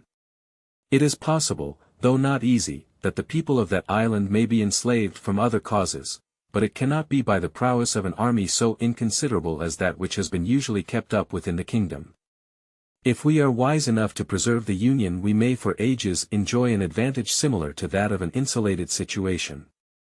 Europe is at a great distance from us. Her colonies in our vicinity will be likely to continue too much disproportioned in strength to be able to give us any dangerous annoyance. Extensive military establishments cannot, in this position, be necessary to our security. But if we should be disunited, and the integral parts should either remain separated, or, which is most probable, should be thrown together into 2 or 3 confederacies, we should be. The science of politics, however, like most other sciences, has received great improvement. The efficacy of various principles is now well understood, which were either not known at all, or imperfectly known to the ancients. The regular distribution of power into distinct departments, the introduction of legislative balances and checks, the institution of courts composed of judges holding their offices during good behavior, the representation of the people in the legislature by deputies of their own election, these are wholly new discoveries, or have made their principal progress towards perfection in modern times.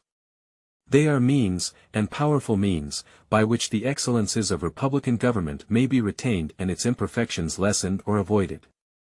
To this catalogue of circumstances that tend to the amelioration of popular systems of civil government, I shall venture, however novel it may appear to some, to add one more, on a principle which has been made the foundation of an objection to the new Constitution, I mean the enlargement of the orbit within which such systems are to revolve, either in respect to the dimensions of a single state or to the consolidation of several smaller states into one great confederacy. The latter is that which immediately concerns the object under consideration. It will, however, be of use to examine the principle in its application to a single state, which shall be attended to in another place. The utility of a confederacy, as well to suppress faction and to guard the internal tranquility of states, as to increase their external force and security, is in reality not a new idea. It has been practiced upon in different countries and ages, and has received the sanction of the most approved writers on the subject of politics. The opponents of the plan proposed have, with great assiduity, cited and circulated the observations of Montesquieu on the necessity of a contracted territory for a republican government. But they seem not to have been apprised of the sentiments of that great man expressed in another part of his work, nor to have adverted to the consequences of the principle to which they subscribe with such ready acquiescence. When Montesquieu recommends a small extent for republics, the standards he had in view were of dimensions far short of the limits of almost every one of these states. Neither Virginia, Massachusetts, Pennsylvania, New York, North Carolina, nor Georgia can by any means be compared with the models from which he reasoned and to which the terms of his description apply. If we therefore take his ideas on this point as the criterion of truth, we shall be driven to the alternative either of taking refuge at once in the arms of monarchy, or of splitting ourselves into an infinity of little, jealous, clashing, tumultuous commonwealths, the wretched nurseries of unceasing discord, and the miserable objects of universal pity or contempt. Some of the writers who have come forward on the other side of the question seem to have been aware of the dilemma, and have even been bold enough to hint at the division of the larger states as a desirable thing. Such an infatuated policy, such a desperate expedient, might, by the multiplication of petty offices, answer the views of men who possess not qualifications to extend their influence beyond the narrow circles of personal intrigue, but it could never promote the greatness or happiness of the people of America. Referring the examination of the principle itself to another place, as has been already mentioned, it will be sufficient to remark here that, in the sense of the author who has been most emphatically quoted upon the occasion, it would only dictate a reduction of the size of the more considerable members of the Union, but would not militate against their being all comprehended in one confederate government. And this is the true question, in the discussion of which we are at present interested. So far are the suggestions of Montesquieu from standing in opposition to a general union of the states, that he explicitly treats of a confederate republic as the expedient for extending the sphere of popular government, and reconciling the advantages of monarchy with those of republicanism. It is very probable, says he, 1. That mankind would have been obliged at length to live constantly under the government of a single person, had they not contrived a kind of constitution that has all the internal advantages of a republican, together with the external force of a monarchical government. I mean a confederate republic. This form of government is a convention by which several smaller states agree to become members of a larger one, which they intend to form. It is a kind of assemblage of societies that constitute a new one, capable of increasing, by means of new associations, till they arrive to such a degree of power as to be able to provide for the security of the united body. A republic of this kind, able to withstand an external force, may support itself without any internal corruptions. The form of this society prevents all manner of inconveniences.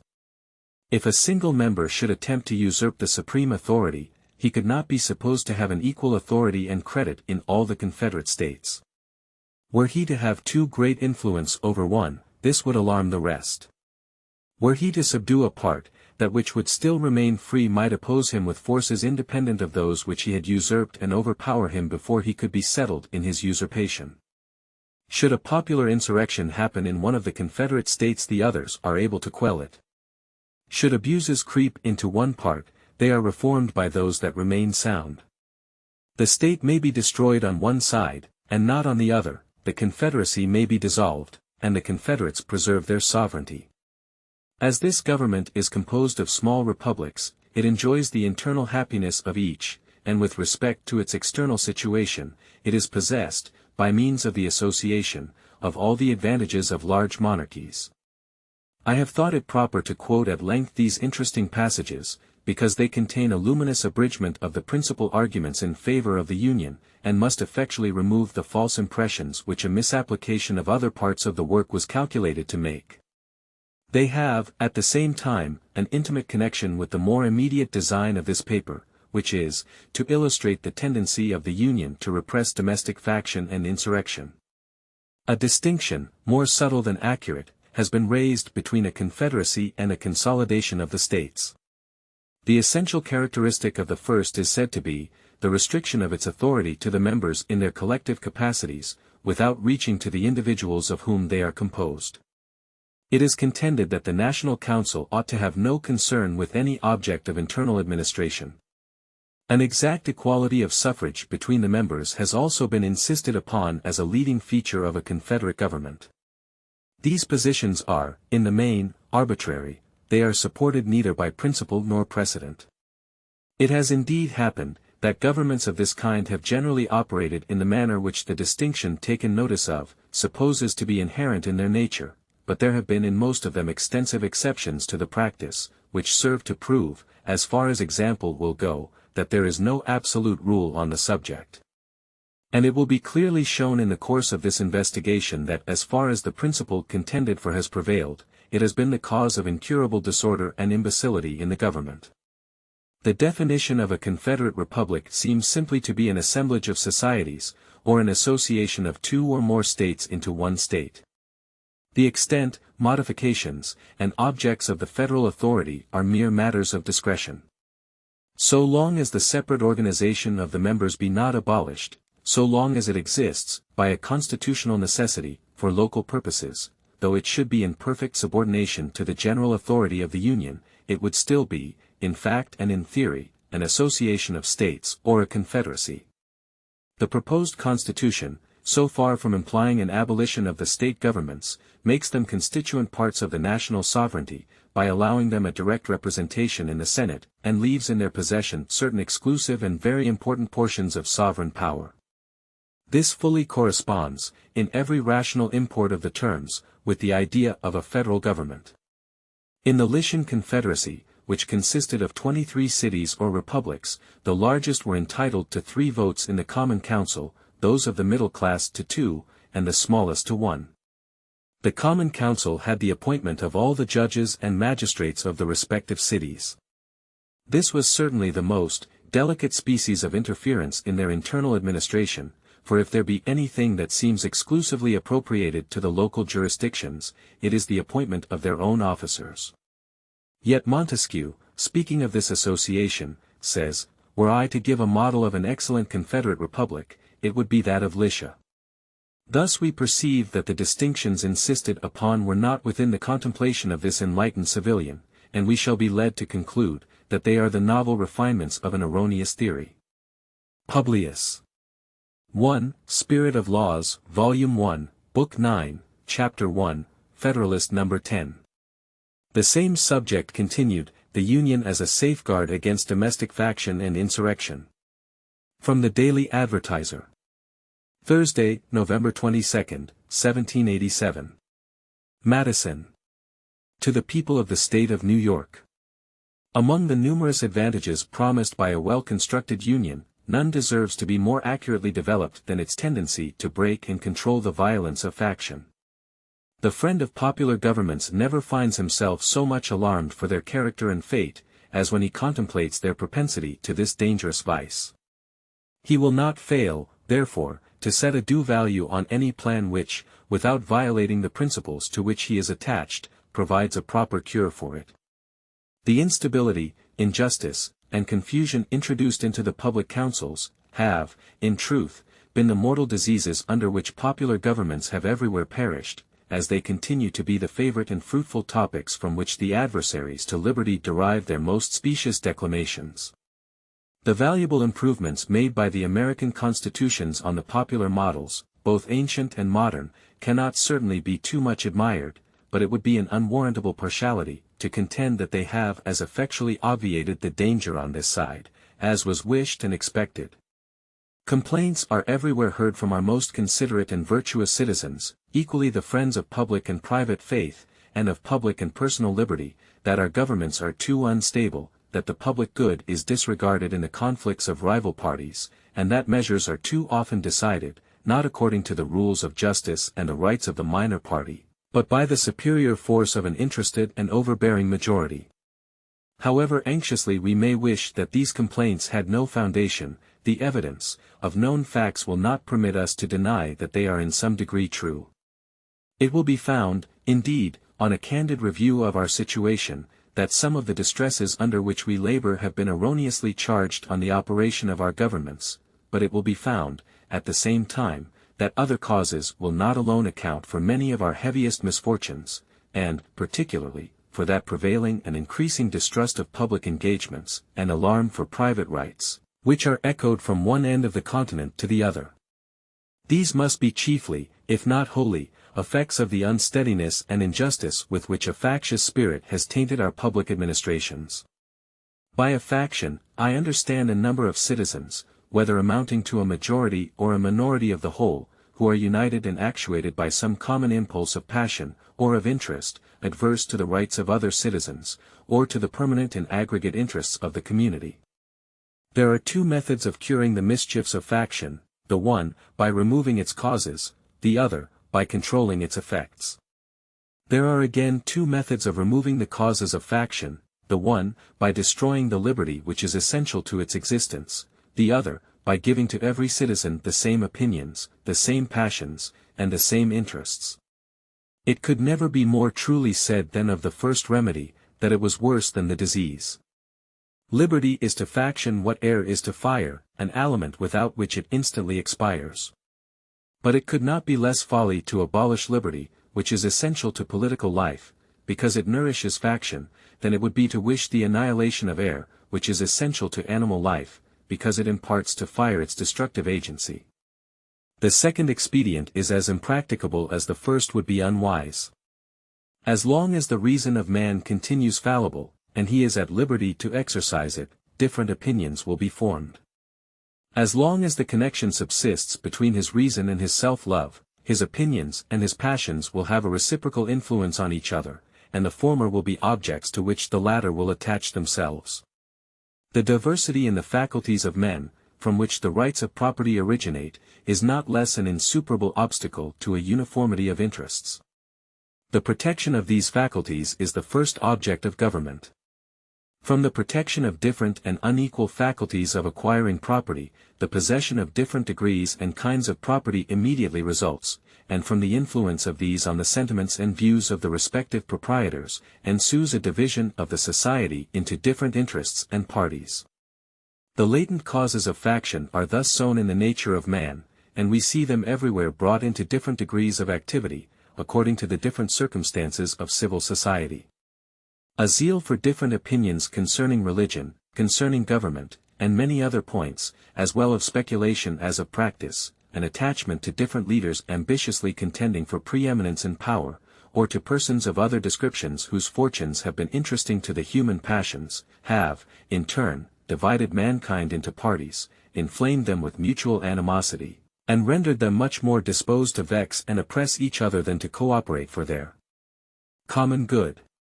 So strong is this propensity of mankind to fall into mutual animosities, that where no substantial occasion presents itself, the most frivolous and fanciful distinctions have been sufficient to kindle their unfriendly passions and excite their most violent conflicts. But the most common and durable source of factions has been the various and unequal distribution of property. Those who hold and those who are without property have ever formed distinct interests in society. Those who are creditors, and those who are debtors, fall under a like discrimination.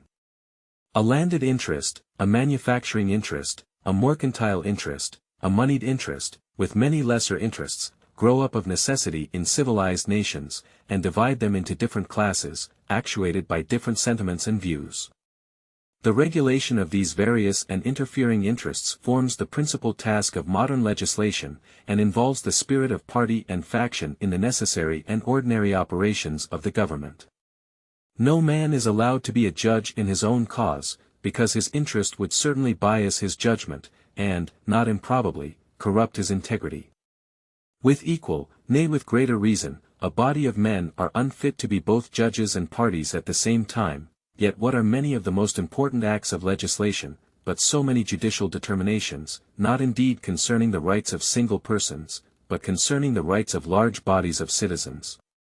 And what are the different classes of legislators but advocates and parties to the causes which they determine? Is a law proposed concerning private debts? It is a question to which the creditors are parties on one side and the debtors on the other. Justice ought to hold the balance between them. Yet the parties are, and must be, themselves the judges, and the most numerous party, or, in other words, the most powerful faction must be expected to prevail. Shall domestic manufactures be encouraged, and in what degree, by restrictions on foreign manufactures? Are questions which would be differently decided by the landed and the manufacturing classes, and probably by neither with a sole regard to justice and the public good. The apportionment of taxes on the various descriptions of property is an act which seems to require the most exact impartiality, yet there is, perhaps, no legislative act in which greater opportunity and temptation are given to a predominant party to trample on the rules of justice. Every shilling with which they overburden the inferior number, is a shilling saved to their own pockets. It is in vain to say that enlightened statesmen will be able to adjust these clashing interests, and render them all subservient to the public good. Enlightened statesmen will not always be at the helm. Nor, in many cases, can such an adjustment be made at all without taking into view indirect and remote considerations, which will rarely prevail over the immediate interest which one party may find in disregarding the rights of another or the good of the whole.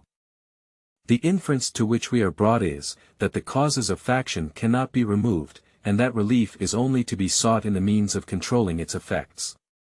If a faction consists of less than a majority, relief is supplied by the republican principle, which enables the majority to defeat its sinister views by regular vote. It may clog the administration, it may convulse the society, but it will be unable to execute and mask its violence under the forms of the Constitution. When a majority is included in a faction, the form of popular government, on the other hand, enables it to sacrifice to its ruling passion or interest both the public good and the rights of other citizens. To secure the public good and private rights against the danger of such a faction, and at the same time to preserve the spirit and the form of popular government, is then the great object to which our inquiries are directed. Let me add that it is the great desideratum by which this form of government can be rescued from the opprobrium under which it has so long labored, and be recommended to the esteem and adoption of mankind. By what means is this object attainable? Evidently by one of two only. Either the existence of the same passion or interest in a majority at the same time must be prevented, or the majority, having such coexistent passion or interest, must be rendered, by their number and local situation, unable to concert and carry into effect schemes of oppression. If the impulse and the opportunity be suffered to coincide, we well know that neither moral nor religious motives can be relied on as an adequate control. They are not found to be such on the injustice and violence of individuals, and lose their efficacy in proportion to the number combined together, that is, in proportion as their efficacy becomes needful. From this view of the subject it may be concluded that a pure democracy, by which I mean a society consisting of a small number of citizens, who assemble and administer the government in person, can admit of no cure for the mischiefs of faction. A common passion or interest will, in almost every case, be felt by a majority of the whole, a communication in concert result from the form of government itself, and there is nothing to check the inducements to sacrifice the weaker party or an obnoxious individual. Hence it is that such democracies have ever been spectacles of turbulence and contention, have ever been found incompatible with personal security or the rights of property, and have in general been as short in their lives as they have been violent in their deaths. Theoretic politicians, who have patronized this species of government, have erroneously supposed that by reducing mankind to a perfect equality in their political rights, they would, at the same time, be perfectly equalized and assimilated in their possessions, their opinions, and their passions. A republic, by which I mean a government in which the scheme of representation takes place, opens a different prospect, and promises the cure for which we are seeking. Let us examine the points in which it varies from pure democracy, and we shall comprehend both the nature of the cure and the efficacy which it must derive from the union. The two great points of difference between a democracy and a republic are, first, the delegation of the government, in the latter, to a small number of citizens elected by the rest, secondly, the greater number of citizens, and greater sphere of country, over which the latter may be extended. The effect of the first difference is, on the one hand, to refine and enlarge the public views, by passing them through the medium of a chosen body of citizens, whose wisdom may best discern the true interest of their country, and whose patriotism and love of justice will be least likely to sacrifice it to temporary or partial considerations. Under such a regulation, it may well happen that the public voice, pronounced by the representatives of the people, will be more consonant to the public good than if pronounced by the people themselves, convened for the purpose. On the other hand, the effect may be inverted. Men of factious tempers, of local prejudices, or of sinister designs, may, by intrigue, by corruption, or by other means, first obtain the suffrages, and then betray the interests, of the people. The question resulting is, whether small or extensive republics are more favorable to the election of proper guardians of the public weal, and it is clearly decided in favor of the latter by two obvious considerations. In the first place, it is to be remarked that, however small the republic may be, the representatives must be raised to a certain number, in order to guard against the cabals of a few, and that, however large it may be, they must be limited to a certain number, in order to guard against the confusion of a multitude. Hence, the number of representatives in the two cases not being in proportion to that of the two constituents, and being proportionally greater in the small republic, it follows that, if the proportion of fit characters be not less in the large than in the small republic, the former will present a greater option, and consequently a greater probability of a fit choice. In the next place, as each representative will be chosen by a greater number of citizens in the large than in the small republic, it will be more difficult for unworthy candidates to practice with success the vicious arts by which elections are too often carried, and the suffrages of the people being more free, will be more likely to center in men who possess the most attractive merit and the most diffusive and established characters. It must be confessed that in this, as in most other cases, there is a mean, on both sides of which inconveniences will be found to lie. By enlarging too much the number of electors, you render the representatives too little acquainted with all their local circumstances and lesser interests, as by reducing it too much, you render him unduly attached to these, and too little fit to comprehend and pursue great and national objects. The Federal Constitution forms a happy combination in this respect, the great and aggregate interests being referred to the national, the local and particular to the state legislatures. The other point of difference is, the greater number of citizens and extent of territory which may be brought within the compass of republican than of democratic government, and it is this circumstance principally which renders factious combinations less to be dreaded in the former than in the latter. The smaller the society, the fewer probably will be the distinct parties and interests composing it, the fewer the distinct parties and interests, the more frequently will a majority be found of the same party, and the smaller the number of individuals composing a majority, and the smaller the compass within which they are placed, the more easily will they concert and execute their plans of oppression. Extend the sphere, and you take in a greater variety of parties and interests, you make it less probable that a majority of the whole will have a common motive to invade the rights of other citizens, or if such a common motive exists, it will be more difficult for all who feel it to discover their own strength, and to act in unison with each other. Besides other impediments, it may be remarked that, where there is a consciousness of unjust or dishonorable purposes, communication is always checked by distrust in proportion to the number whose concurrence is necessary. Hence, it clearly appears, that the same advantage which a republic has over a democracy, in controlling the effects of faction, is enjoyed by a large over a small republic, is enjoyed by the Union over the states composing it. Does the advantage consist in the substitution of representatives whose enlightened views and virtuous sentiments render them superior to local prejudices and schemes of injustice?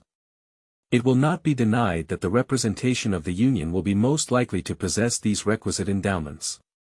Does it consist in the greater security afforded by a greater variety of parties, against the event of any one party being able to outnumber and oppress the rest? In an equal degree does the increased variety of parties comprised within the Union increase this security. Does it, in fine, consist in the greater obstacles opposed to the concert and accomplishment of the secret wishes of an unjust and interested majority? Here, again, the extent of the Union gives it the most palpable advantage. The influence of factious leaders may kindle a flame within their particular states, but will be unable to spread a general conflagration through the other states. A religious sect may degenerate into a political faction in a part of the Confederacy, but the variety of sects dispersed over the entire face of it must secure the national councils against any danger from that source. A rage for paper money, for an abolition of debts, for an equal division of property, or for any other improper or wicked project, will be less apt to pervade the whole body of the Union than a particular member of it, in the same proportion as such a malady is more likely to taint a particular county or district, than an entire state. In the extent and proper structure of the Union, therefore, we behold a republican remedy for the diseases most incident to republican government. And according to the degree of pleasure and pride we feel in being republicans, ought to be our zeal in cherishing the spirit and supporting the character of Federalists. Publius. Federalist number 11. The utility of the Union in respect to commercial relations and a navy. For the Independent Journal. Saturday, November 24, 1787. Hamilton. To the People of the State of New York. The importance of the Union, in a commercial light, is one of those points about which there is least room to entertain a difference of opinion, and which has, in fact, commanded the most general assent of men who have any acquaintance with the subject. This applies as well to our intercourse with foreign countries as with each other. There are appearances to authorize a supposition that the adventurous spirit, which distinguishes the commercial character of America, has already excited uneasy sensations in several of the maritime powers of Europe. They seem to be apprehensive of our too great interference in that carrying trade, which is the support of their navigation and the foundation of their naval strength. Those of them which have colonies in America look forward to what this country is capable of becoming, with painful solicitude. They foresee the dangers that may threaten their American dominions from the neighborhood of states, which have all the dispositions, and would possess all the means, requisite to the creation of a powerful marine. Impressions of this kind will naturally indicate the policy of fostering divisions among us, and of depriving us, as far as possible, of an active commerce in our own bottoms. This would answer the threefold purpose of preventing our interference in their navigation, of monopolizing the profits of our trade, and of clipping the wings by which we might soar to a dangerous greatness. Did not prudence forbid the detail, it would not be difficult to trace, by facts, the workings of this policy to the cabinets of ministers.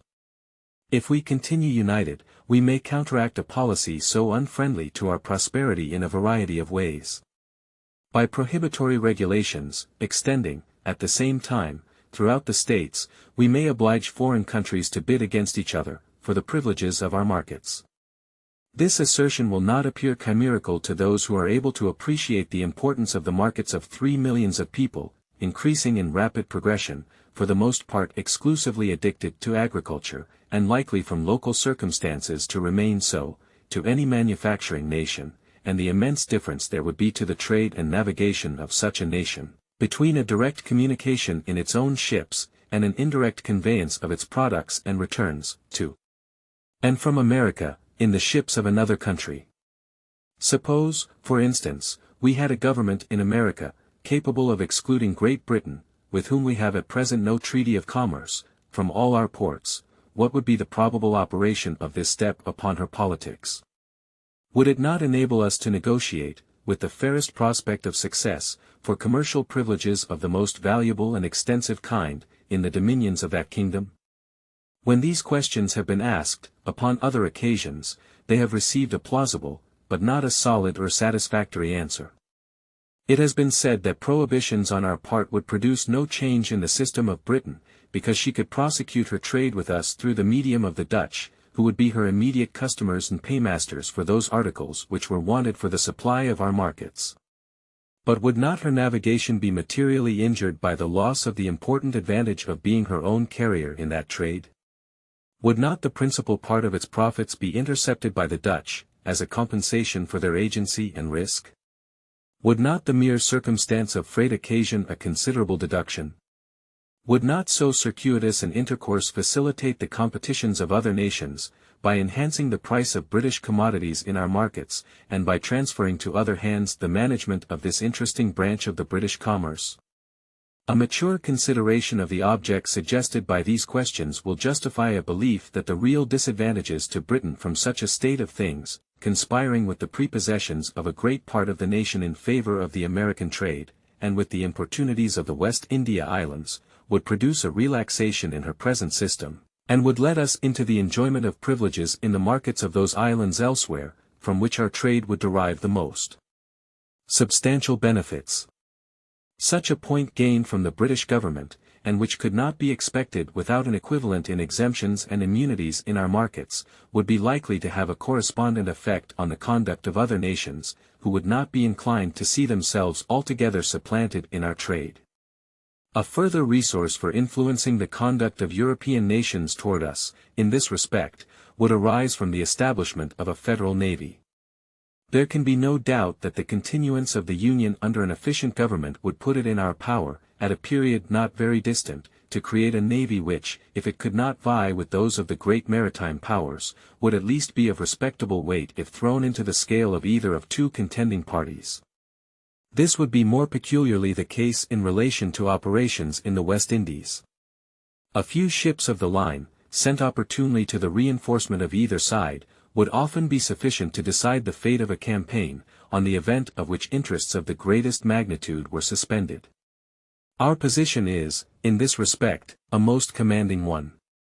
And if to this consideration we add that of the usefulness of supplies from this country, in the prosecution of military operations in the West Indies, it will readily be perceived that a situation so favorable would enable us to bargain with great advantage for commercial privileges.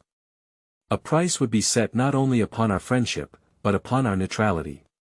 By a steady adherence to the Union we may hope, ere long, to become the arbiter of Europe in America, and to be able to incline the balance of European competitions in this part of the world as our interest may dictate. But in the reverse of this eligible situation, we shall discover that the rival ships of the parts would make them checks upon each other, and would frustrate all the tempting advantages which nature has kindly placed within our reach. In a state so insignificant our commerce would be a prey to the wanton intermeddlings of all nations at war with each other, who, having nothing to fear from us, would with little scruple or remorse, supply their wants by depredations on our property as often as it fell in their way. The rights of neutrality will only be respected when they are defended by an adequate power. A nation, despicable by its weakness, forfeits even the privilege of being neutral. Under a vigorous national government, the natural strength and resources of the country, directed to a common interest, would baffle all the combinations of European jealousy to restrain our growth. This situation would even take away the motive to such combinations, by inducing an impracticability of success. An active commerce, an extensive navigation, and a flourishing marine would then be the offspring of moral and physical necessity. We might defy the little arts of the little politicians to control or vary the irresistible and unchangeable course of nature. But in a state of disunion, these combinations might exist and might operate with success. It would be in the power of the maritime nations, availing themselves of our universal impotence, to prescribe the conditions of our political existence, and as they have a common interest in being our carriers, and still more in preventing our becoming theirs, they would in all probability combine to embarrass our navigation in such a manner as would in effect destroy it, and confine us to a passive commerce. We should then be compelled to content ourselves with the first price of our commodities, and to see the profits of our trade snatched from us to enrich our enemies and persecutors. That unequaled spirit of enterprise, which signalizes the genius of the American merchants and navigators, and which is in itself an inexhaustible mine of national wealth, would be stifled and lost, and poverty and disgrace would overspread a country which, with wisdom, might make herself the admiration and envy of the world. There are rights of great moment to the trade of America which are rights of the Union. I allude to the fisheries, to the navigation of the Western Lakes, and to that of the Mississippi. The dissolution of the Confederacy would give room for delicate questions concerning the future existence of these rights, which the interest of more powerful partners would hardly fail to solve to our disadvantage. The disposition of Spain with regard to the Mississippi needs no comment.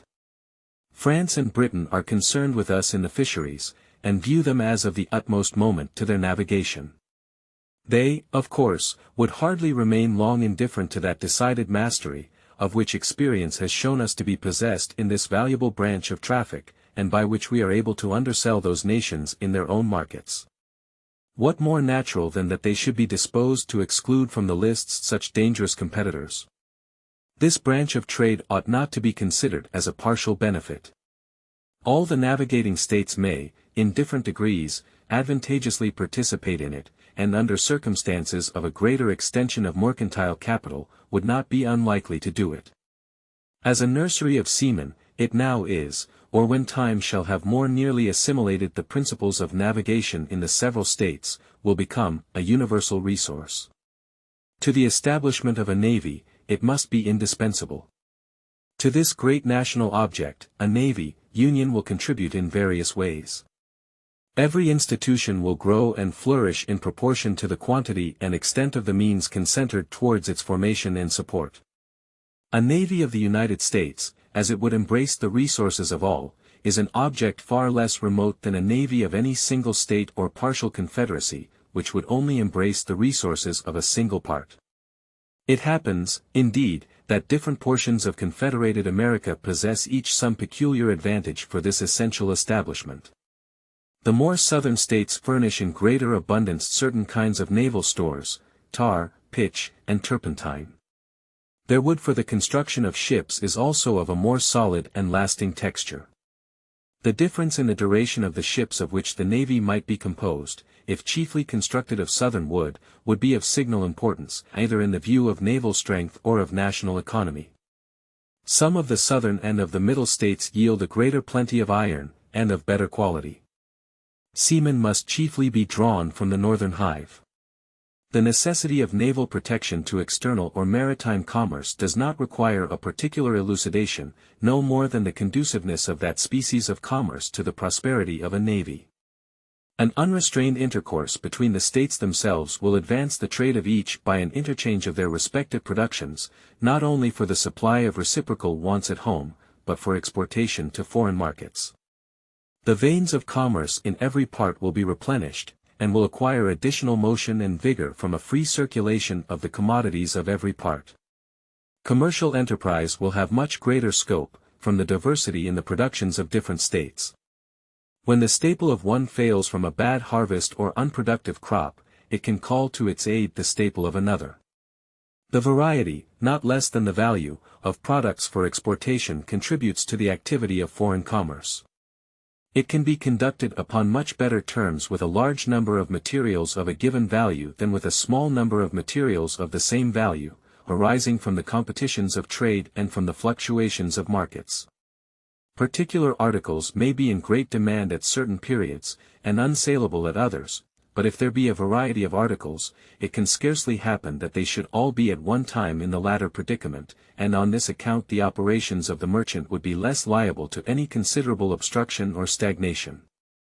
The speculative trader will at once perceive the force of these observations, and will acknowledge that the aggregate balance of the commerce of the United States would bid fair to be much more favorable than that of the 13 states without union or with partial unions.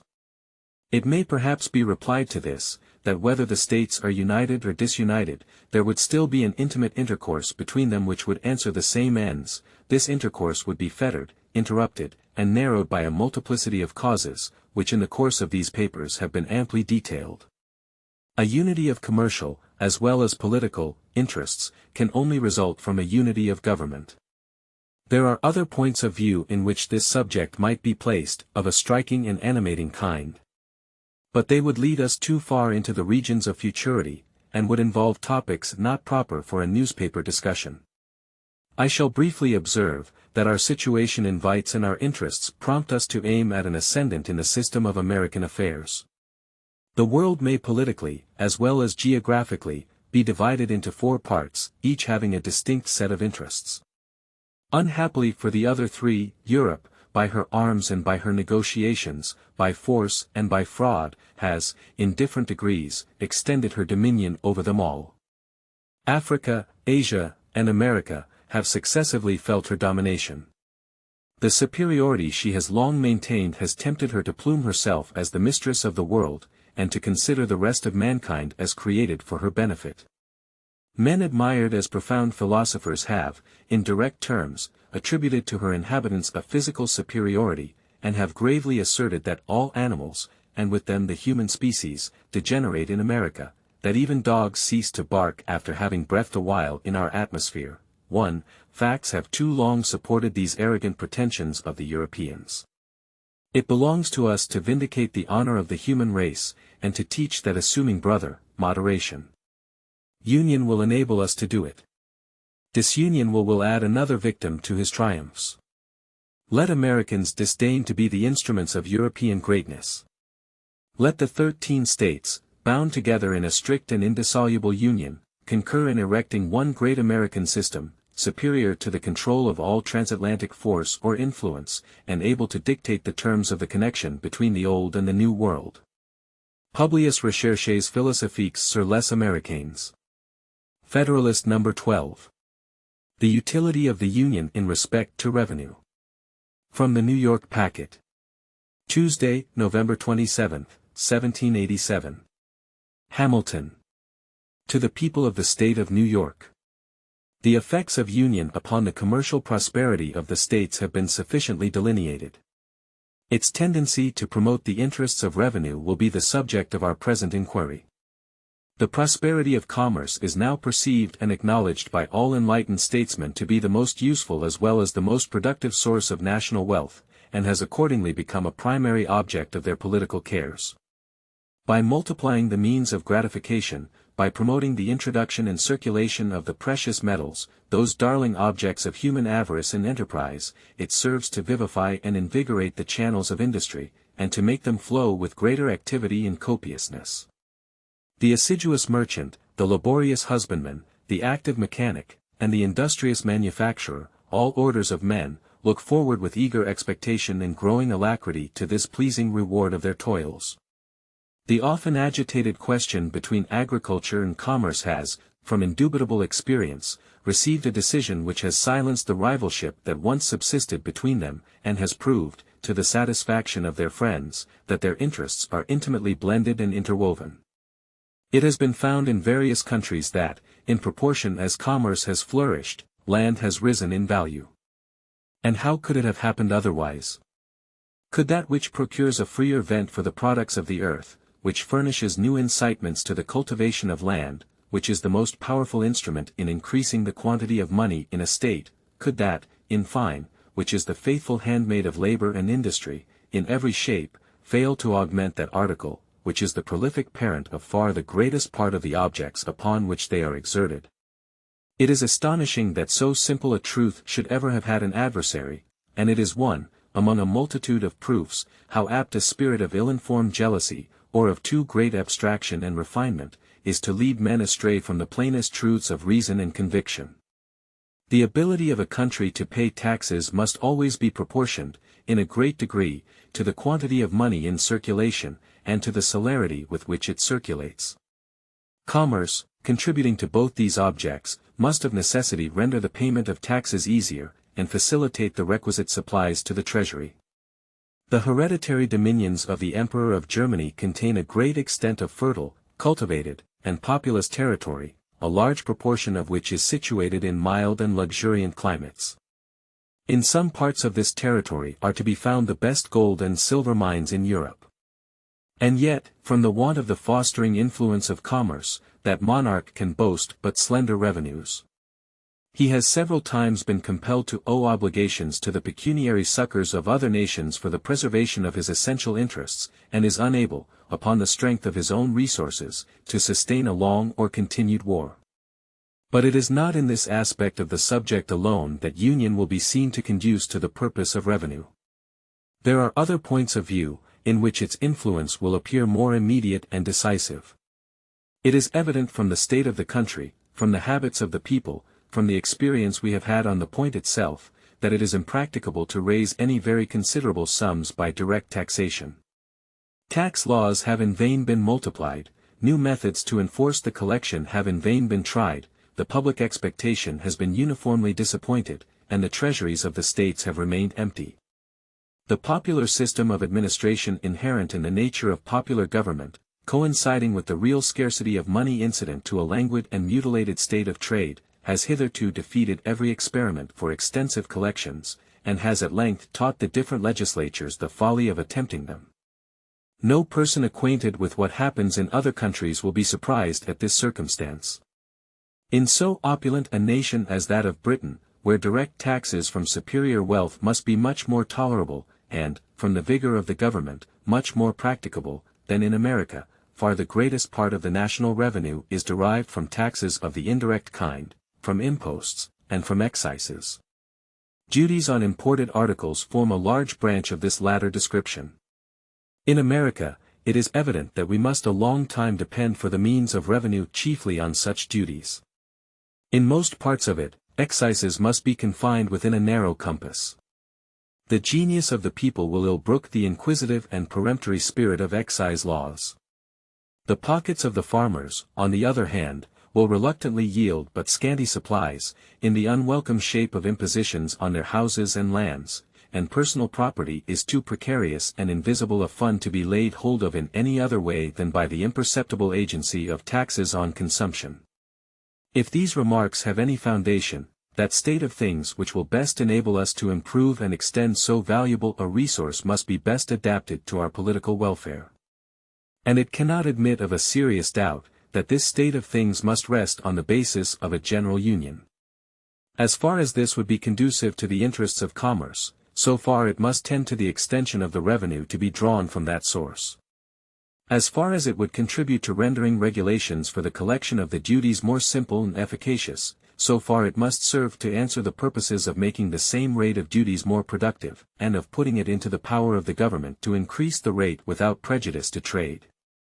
The relative situation of these states, the number of rivers with which they are intersected, and of bays that wash their shores, the facility of communication in every direction, the affinity of language and manners, the familiar habits of intercourse, all these are circumstances that would conspire to render an illicit trade between them a matter of little difficulty, and would ensure frequent evasions of the commercial regulations of each other. The separate states or confederacies would be necessitated by mutual jealousy to avoid the temptations to that kind of trade by the lowness of their duties. The temper of our governments, for a long time to come, would not permit those rigorous precautions by which the European nations guard the avenues into their respective countries, as well by land as by water, and which, even there, are found insufficient obstacles to the adventurous stratagems of avarice. In France, there is an army of patrols, as they are called, constantly employed to secure their fiscal regulations against the inroads of the dealers in contraband trade. Mr. Necker computes the number of these patrols at upwards of 20,000. This shows the immense difficulty in preventing that species of traffic, where there is an inland communication, and places in a strong light the disadvantages with which the collection of duties in this country would be encumbered, if by disunion the states should be placed in a situation, with respect to each other, resembling that of France with respect to her neighbors. The arbitrary and vexatious powers with which the patrols are necessarily armed, would be intolerable in a free country. If, on the contrary, there be but one government pervading all the states, there will be, as to the principal part of our commerce, but one side to guard, the Atlantic coast. Vessels arriving directly from foreign countries, laden with valuable cargoes, would rarely choose to hazard themselves to the complicated and critical perils which would attend attempts to unlade prior to their coming into port. They would have to dread both the dangers of the coast and of detection, as well after as before their arrival at the places of their final destination. An ordinary degree of vigilance would be competent to the prevention of any material infractions upon the rights of the revenue. A few armed vessels, judiciously stationed at the entrances of our ports, might at a small expense be made useful sentinels of the laws. And the government having the same interest to provide against violations everywhere, the cooperation of its measures in each state would have a powerful tendency to render them effectual. Here also we should preserve by union, an advantage which nature holds out to us, and which would be relinquished by separation. The United States lie at a great distance from Europe, and at a considerable distance from all other places with which they would have extensive connections of foreign trade. The passage from them to us, in a few hours, or in a single night, as between the coasts of France and Britain, and of other neighboring nations, would be impracticable. This is a prodigious security against a direct contraband with foreign countries, but a circuitous contraband to one state, through the medium of another, would be both easy and safe. The difference between a direct importation from abroad, and an indirect importation through the channel of a neighboring state, in small parcels, according to time and opportunity, with the additional facilities of inland communication, must be palpable to every man of discernment. It is therefore evident, that one national government would be able, at much less expense, to extend the duties on imports, beyond comparison, further than would be practicable to the states separately, or to any partial confederacies. Hitherto, I believe, it may safely be asserted, that these duties have not upon an average exceeded in any state 3%. In France they are estimated to be about 15%, and in Britain they exceed this proportion. 1. There seems to be nothing to hinder their being increased in this country to at least treble their present amount. The single article of ardent spirits, under federal regulation, might be made to furnish a considerable revenue. Upon a ratio to the importation into this state, the whole quantity imported into the United States may be estimated at 4 millions of gallons, which, at a shilling per gallon, would produce 200,000 pounds. That article would well bear this rate of duty, and if it should tend to diminish the consumption of it, such an effect would be equally favorable to the agriculture, to the economy, to the morals, and to the health of the society. There is, perhaps, nothing so much a subject of national extravagance as these spirits. What will be the consequence, if we are not able to avail ourselves of the resource in question in its full extent? A nation cannot long exist without revenues. Destitute of this essential support, it must resign its independence, and sink into the degraded condition of a province. This is an extremity to which no government will of choice accede. Revenue, therefore, must be had at all events. In this country, if the principal part be not drawn from commerce, it must fall with oppressive weight upon land.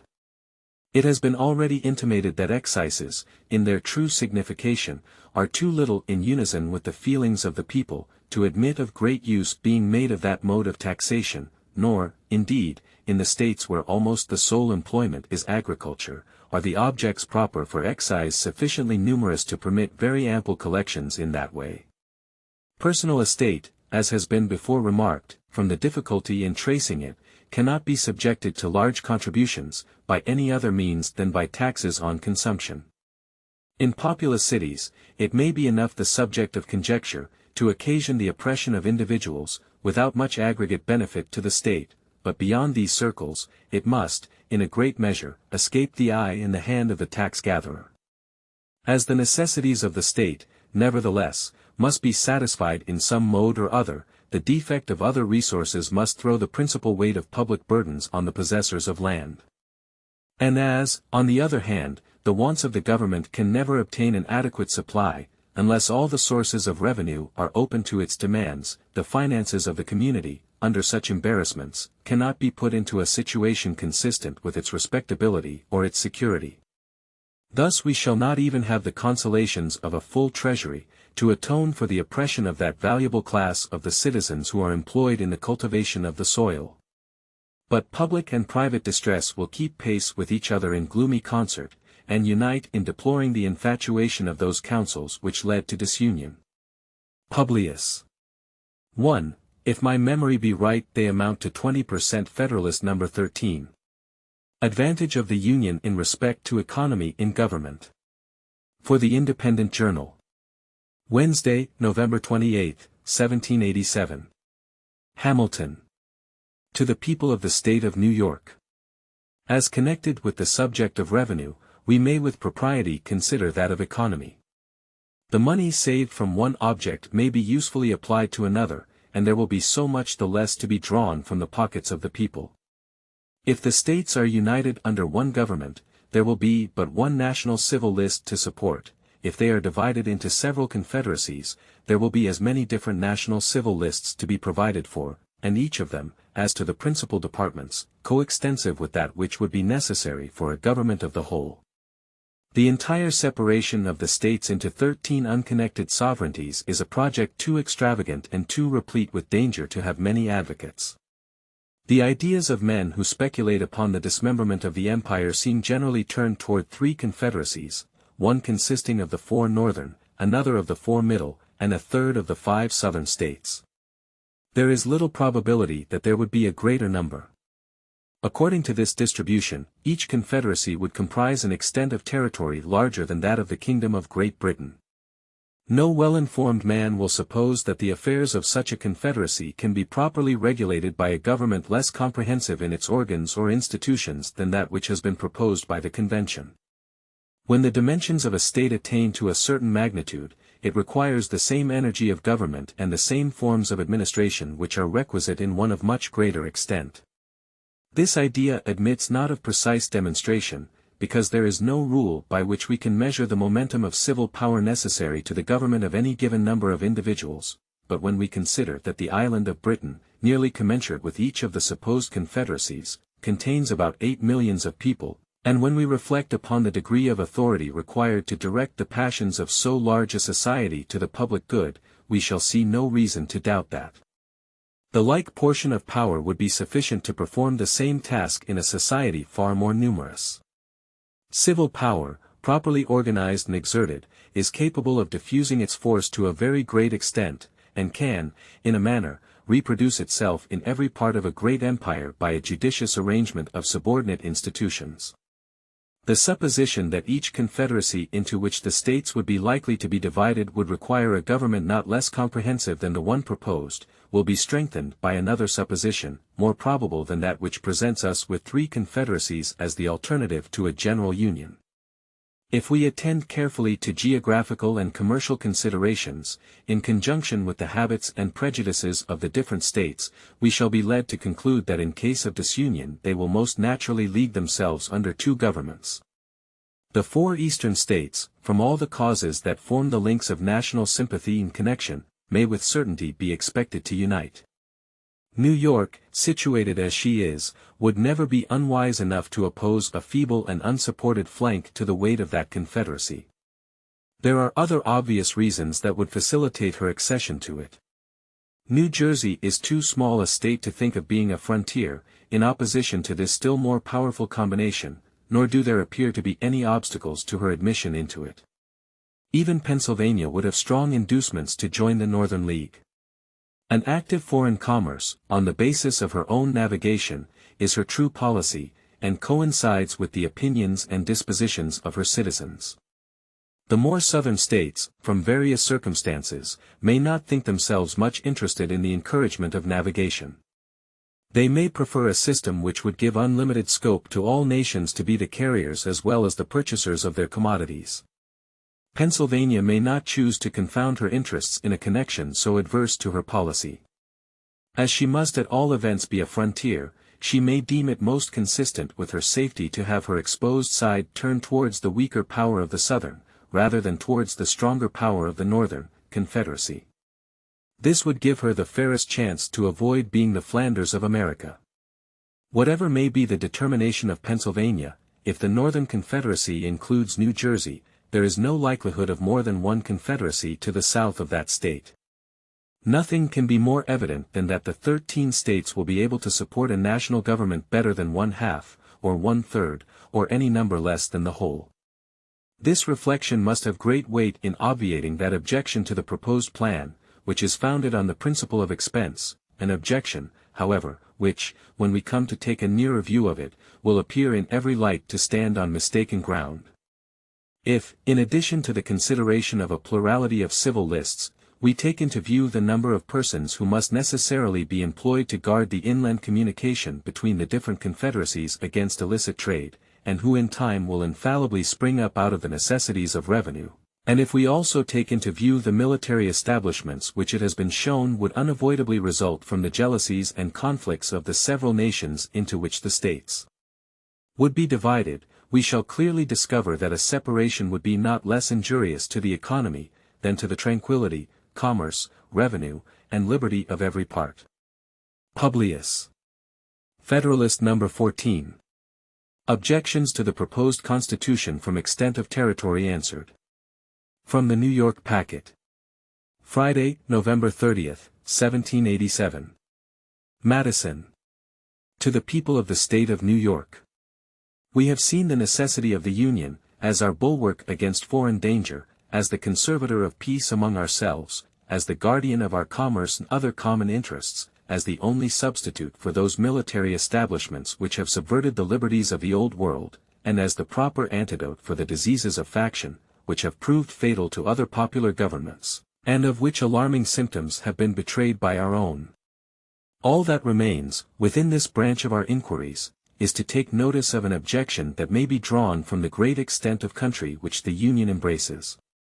A few observations on this subject will be the more proper, as it is perceived that the adversaries of the new Constitution are availing themselves of the prevailing prejudice with regard to the practicable sphere of republican administration, in order to supply, by imaginary difficulties, the want of those solid objections which they endeavor in vain to find.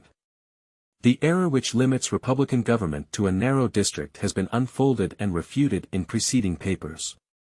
I remark here only that it seems to owe its rise and prevalence chiefly to the confounding of a republic with a democracy, applying to the former reasonings drawn from the nature of the latter. The true distinction between these forms was also adverted to on a former occasion. It is, that in a democracy, the people meet and exercise the government in person; in a republic, they assemble and administer it by their representatives and agents. A democracy, consequently, will be confined to a small spot. A republic may be extended over a large region.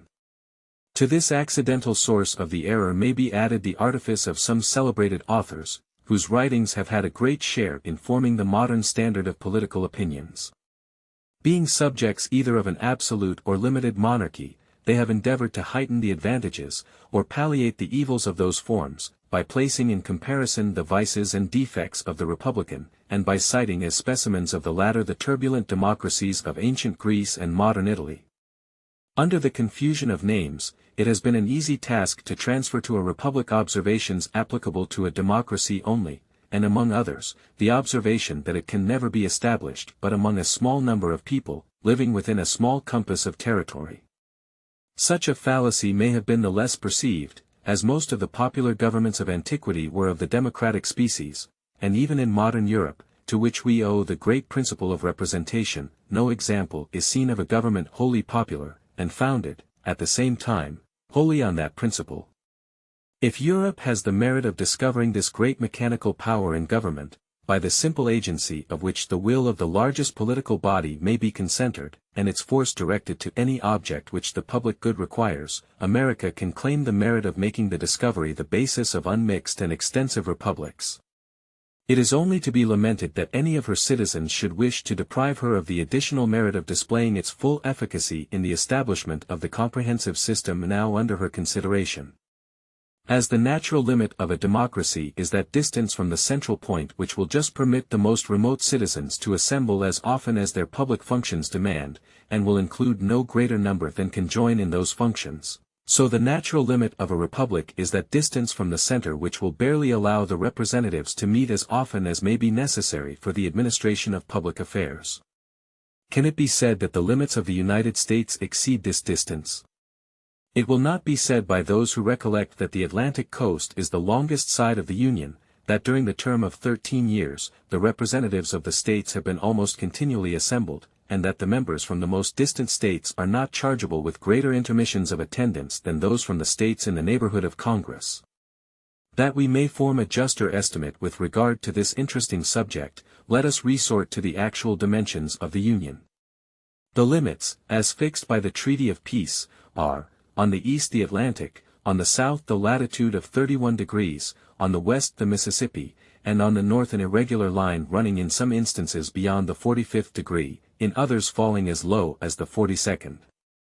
The southern shore of Lake Erie lies below that latitude. Computing the distance between the 31st and 45th degrees, it amounts to 973 common miles, computing it from 31 to 42 degrees, to 764 miles and a half. Taking the mean for the distance, the amount will be 868 miles and 3/4. The mean distance from the Atlantic to the Mississippi does not probably exceed 750 miles. On a comparison of this extent with that of several countries in Europe, the practicability of rendering our system commensurate to it appears to be demonstrable. It is not a great deal larger than Germany, where a diet representing the whole empire is continually assembled, or than Poland before the late dismemberment, where another national diet was the depositary of the supreme power. Passing by France and Spain, we find that in Great Britain, inferior as it may be in size, the representatives of the northern extremity of the island have as far to travel to the National Council as will be required of those of the most remote parts of the Union. Favorable as this view of the subject may be, some observations remain which will place it in a light still more satisfactory. In the first place, it is to be remembered that the general government is not to be charged with the whole power of making and administering laws. Its jurisdiction is limited to certain enumerated objects, which concern all the members of the Republic, but which are not to be attained by the separate provisions of any. The subordinate governments, which can extend their care to all those other subjects which can be separately provided for, will retain their due authority and activity. Were it proposed by the plan of the Convention to abolish the governments of the particular states, its adversaries would have some ground for their objection, though it would not be difficult to show that if they were abolished the general government would be compelled, by the principle of self-preservation, to reinstate them in their proper jurisdiction. A second observation to be made is that the immediate object of the Federal Constitution is to secure the union of the 13 primitive states, which we know to be practicable, and to add to them such other states as may arise in their own bosoms, or in their neighborhoods, which we cannot doubt to be equally practicable. The arrangements that may be necessary for those angles and fractions of our territory which lie on our northwestern frontier, must be left to those whom further discoveries and experience will render more equal to the task.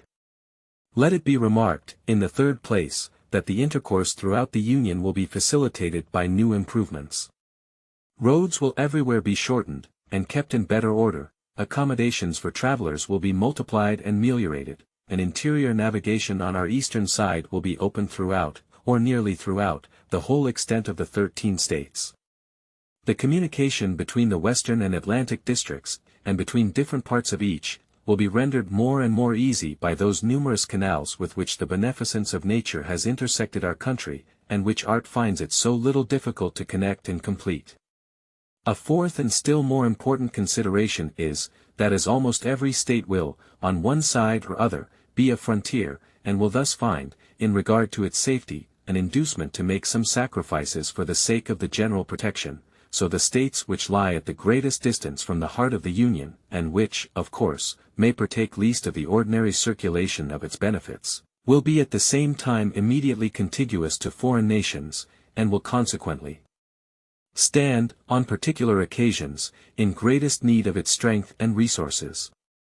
It may be inconvenient for Georgia, or the states forming our western or northeastern borders, to send their representatives to the seat of government, but they would find it more so to struggle alone against an invading enemy, or even to support alone the whole expense of those precautions which may be dictated by the neighborhood of continual danger. If they should derive less benefit, therefore, from the Union in some respects than the less distant states, they will derive greater benefit from it in other respects, and thus the proper equilibrium will be maintained throughout. I submit to you, my fellow citizens, these considerations, in full confidence that the good sense which has so often marked your decisions will allow them their due weight and effect, and that you will never suffer difficulties, however formidable in appearance, or however fashionable the error on which they may be founded, to drive you into the gloomy and perilous scene into which the advocates for disunion would conduct you. Hearken not to the unnatural voice which tells you that the people of America, knit together as they are by so many cords of affection, can no longer live together as members of the same family, can no longer continue the mutual guardians of their mutual happiness, can no longer be fellow citizens of one great, respectable, and flourishing empire. Hearken not to the voice which petulantly tells you that the form of government recommended for your adoption is a novelty in the political world, that it has never yet had a place in the theories of the wildest projectors, that it rashly attempts what it is impossible to accomplish. No, my countrymen, shut your ears against this unhallowed language. Shut your hearts against the poison which it conveys, the kindred blood which flows in the veins of American citizens, the mingled blood which they have shed in defense of their sacred rights, consecrate their union, and excite horror at the idea of their becoming aliens, rivals, enemies. And if novelties are to be shunned, believe me, the most alarming of all novelties, the most wild of all projects, the most rash of all attempts, is that of rendering us in pieces, in order to preserve our liberties and promote our happiness. But why is the experiment of an extended republic to be rejected, merely because it may comprise what is new? Is it not the glory of the people of America, that, whilst they have paid a decent regard to the opinions of former times and other nations, they have not suffered a blind veneration for antiquity, for custom, or for names, to overrule the suggestions of their own good sense, the knowledge of their own situation, and the lessons of their own experience? To this manly spirit, posterity will be indebted for the possession, and the world for the example, of the numerous innovations displayed on the American theater, in favor of private rights and public happiness.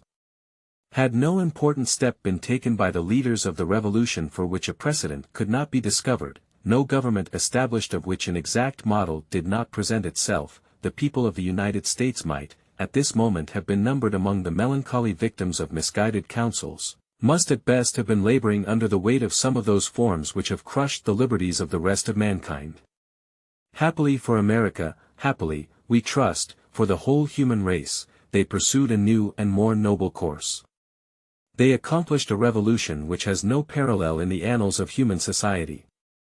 They reared the fabrics of governments which have no model on the face of the globe.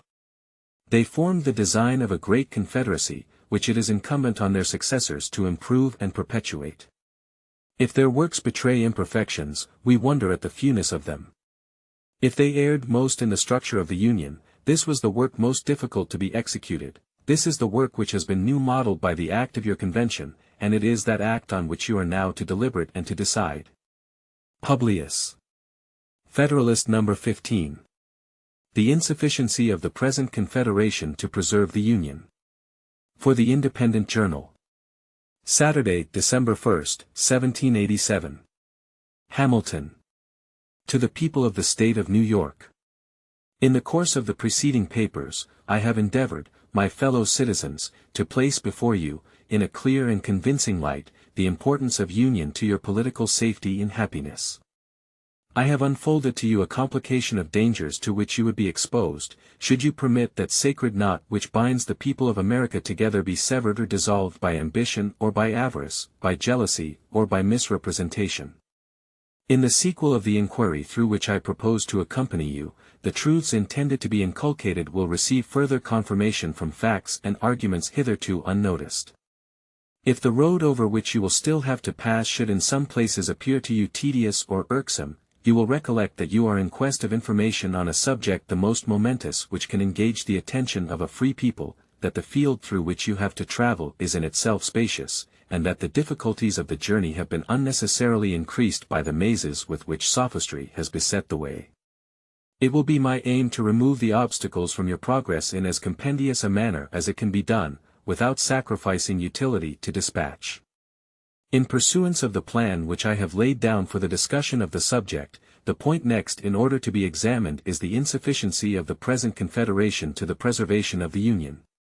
It may perhaps be asked what need there is of reasoning or proof to illustrate a position which is not either controverted or doubted, to which the understandings and feelings of all classes of men assent, and which in substance is admitted by the opponents as well as by the friends of the new Constitution.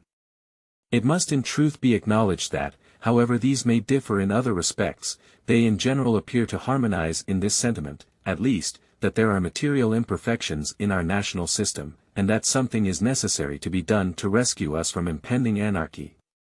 The facts that support this opinion are no longer objects of speculation. They have forced themselves upon the sensibility of the people at large, and have at length extorted from those, whose mistaken policy has had the principal share in precipitating the extremity at which we are arrived, a reluctant confession of the reality of those defects in the scheme of our federal government, which have been long pointed out and regretted by the intelligent friends of the Union. We may indeed with propriety be said to have reached almost the last stage of national humiliation. There is scarcely anything that can wound the pride or degrade the character of an independent nation which we do not experience. Are there engagements to the performance of which we are held by every tie respectable among men? These are the subjects of constant and unblushing violation.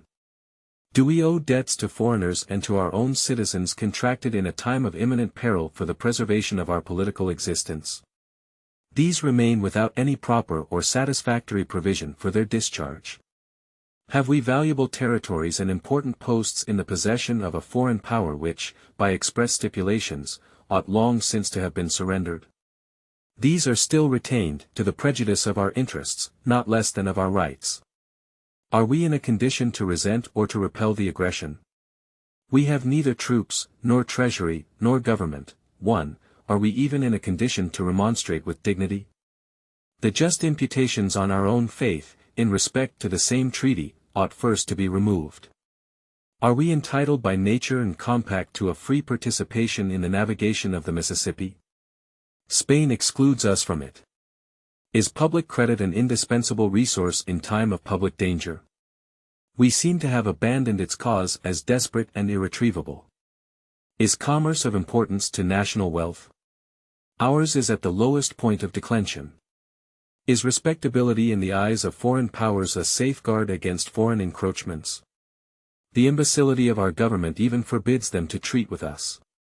Our ambassadors abroad are the mere pageants of mimic sovereignty. Is a violent and unnatural decrease in the value of land a symptom of national distress? The price of improved land in most parts of the country is much lower than can be accounted for by the quantity of waste land at market, and can only be fully explained by that want of private and public confidence, which are so alarmingly prevalent among all ranks, and which have a direct tendency to depreciate property of every kind. Is private credit the friend and patron of industry? That most useful kind which relates to borrowing and lending is reduced within the narrowest limits, and this still more from an opinion of insecurity than from the scarcity of money.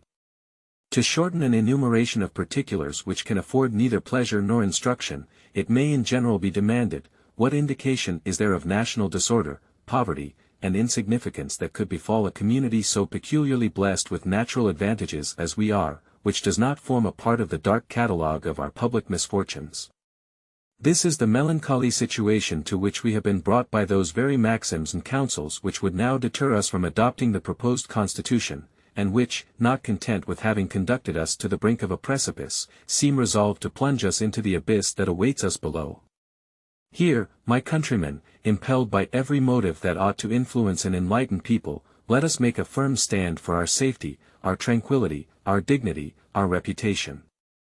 Let us at last break the fatal charm which has too long seduced us from the paths of felicity and prosperity. It is true, as has been before observed, that facts, too stubborn to be resisted, have produced a species of general assent to the abstract proposition that there exist material defects in our national system, but the usefulness of the concession, on the part of the old adversaries of federal measures, is destroyed by a strenuous opposition to a remedy, upon the only principles that can give it a chance of success. While they admit that the government of the United States is destitute of energy, they contend against conferring upon it those powers which are requisite to supply that energy. They seem still to aim at things repugnant and irreconcilable, at an augmentation of federal authority, without a diminution of state authority, at sovereignty in the Union and complete independence in the members. They still, in fine, seem to cherish with blind devotion the political monster of an imperium in imperio. This renders a full display of the principal defects of the Confederation necessary, in order to show that the evils we experience do not proceed from minute or partial imperfections, but from fundamental errors in the structure of the building, which cannot be amended otherwise than by an alteration in the first principles and main pillars of the fabric. The great and radical vice in the construction of the existing Confederation is in the principle of legislation for states or governments, in their corporate or collective capacities, and as contradistinguished from the individuals of which they consist. Though this principle does not run through all the powers delegated to the Union, yet it pervades and governs those on which the efficacy of the rest depends. Except as to the rule of appointment, the United States has an indefinite discretion to make requisitions for men and money, but they have no authority to raise either, by regulations extending to the individual citizens of America. The consequence of this is, that though in theory their resolutions concerning those objects are laws, constitutionally binding on the members of the Union, yet in practice they are mere recommendations which the states observe or disregard at their option. It is a singular instance of the capriciousness of the human mind, that after all the admonitions we have had from experience on this head, there should still be found men who object to the new Constitution, for deviating from a principle which has been found the bane of the old, and which is in itself evidently incompatible with the idea of government, a principle, in short, which, if it is to be executed at all, must substitute the violent and sanguinary agency of the sword to the mild influence of the magistracy. There is nothing absurd or impracticable in the idea of a league or alliance between independent nations for certain defined purposes precisely stated in a treaty regulating all the details of time, place, circumstance, and quantity, leaving nothing to future discretion, and depending for its execution on the good faith of the parties. Compacts of this kind exist among all civilized nations, subject to the usual vicissitudes of peace and war, of observance and non-observance, as the interests or passions of the contracting powers dictate. In the early part of the present century there was an epidemical rage in Europe for this species of compacts, from which the politicians of the times fondly hoped for benefits which were never realized. With a view to establishing the equilibrium of power and the peace of that part of the world, all the resources of negotiation were exhausted, and triple and quadruple alliances were formed, but they were scarcely formed before they were broken, giving an instructive but afflicting lesson to mankind, how little dependence is to be placed on treaties which have no other sanction than the obligations of good faith, and which oppose general considerations of peace and justice to the impulse of any immediate interest or passion. If the particular states in this country are disposed to stand in a similar relation to each other, and to drop the project of a general discretionary superintendence, the scheme would indeed be pernicious, and would entail upon us all the mischiefs which have been enumerated under the first head, but it would have the merit of being, at least, consistent and practicable, abandoning all views towards a confederate government. This would bring us to a simple alliance, offensive and defensive, and would place us in a situation to be alternate friends and enemies of each other, as our mutual jealousies and rivalships, nourished by the intrigues of foreign nations, should prescribe to us. But if we are unwilling to be placed in this perilous situation, if we still will adhere to the design of a national government, or, which is the same thing, of a superintending power, under the direction of a common council, we must resolve to incorporate into our plan those ingredients which may be considered as forming the characteristic difference between a league and a government. We must extend the authority of the Union to the persons of the citizens, the only proper objects of government. Government implies the power of making laws. It is essential to the idea of a law, that it be attended with a sanction, or, in other words, a penalty or punishment for disobedience. If there be no penalty annexed to disobedience, the resolutions or commands which pretend to be laws will, in fact, amount to nothing more than advice or recommendation. This penalty, whatever it may be, can only be inflicted in two ways, by the agency of the courts and ministers of justice, or by military force, by the coercion of the magistracy, or by the coercion of arms. The first kind can evidently apply only to men, the last kind must of necessity be employed against bodies politic, or communities, or states. It is evident that there is no process of a court by which the observance of the laws can, in the last resort, be enforced. Sentences may be denounced against them for violations of their duty, but these sentences can only be carried into execution by the sword. In an association where the general authority is confined to the collective bodies of the communities that compose it, every breach of the laws must involve a state of war, and military execution must become the only instrument of civil obedience. Such a state of things can certainly not deserve the name of government, nor would any prudent man choose to commit his happiness to it. There was a time when we were told that breaches, by the states, of the regulations of the federal authority were not to be expected, that a sense of common interest would preside over the conduct of the respective members, and would beget a full compliance with all the constitutional requisitions of the Union. This language, at the present day, would appear as wild as a great part of what we now hear from the same quarter will be thought, when we shall have received further lessons from that best oracle of wisdom, experience.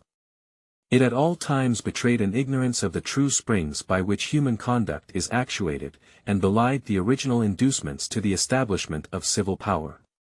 Why has government been instituted at all?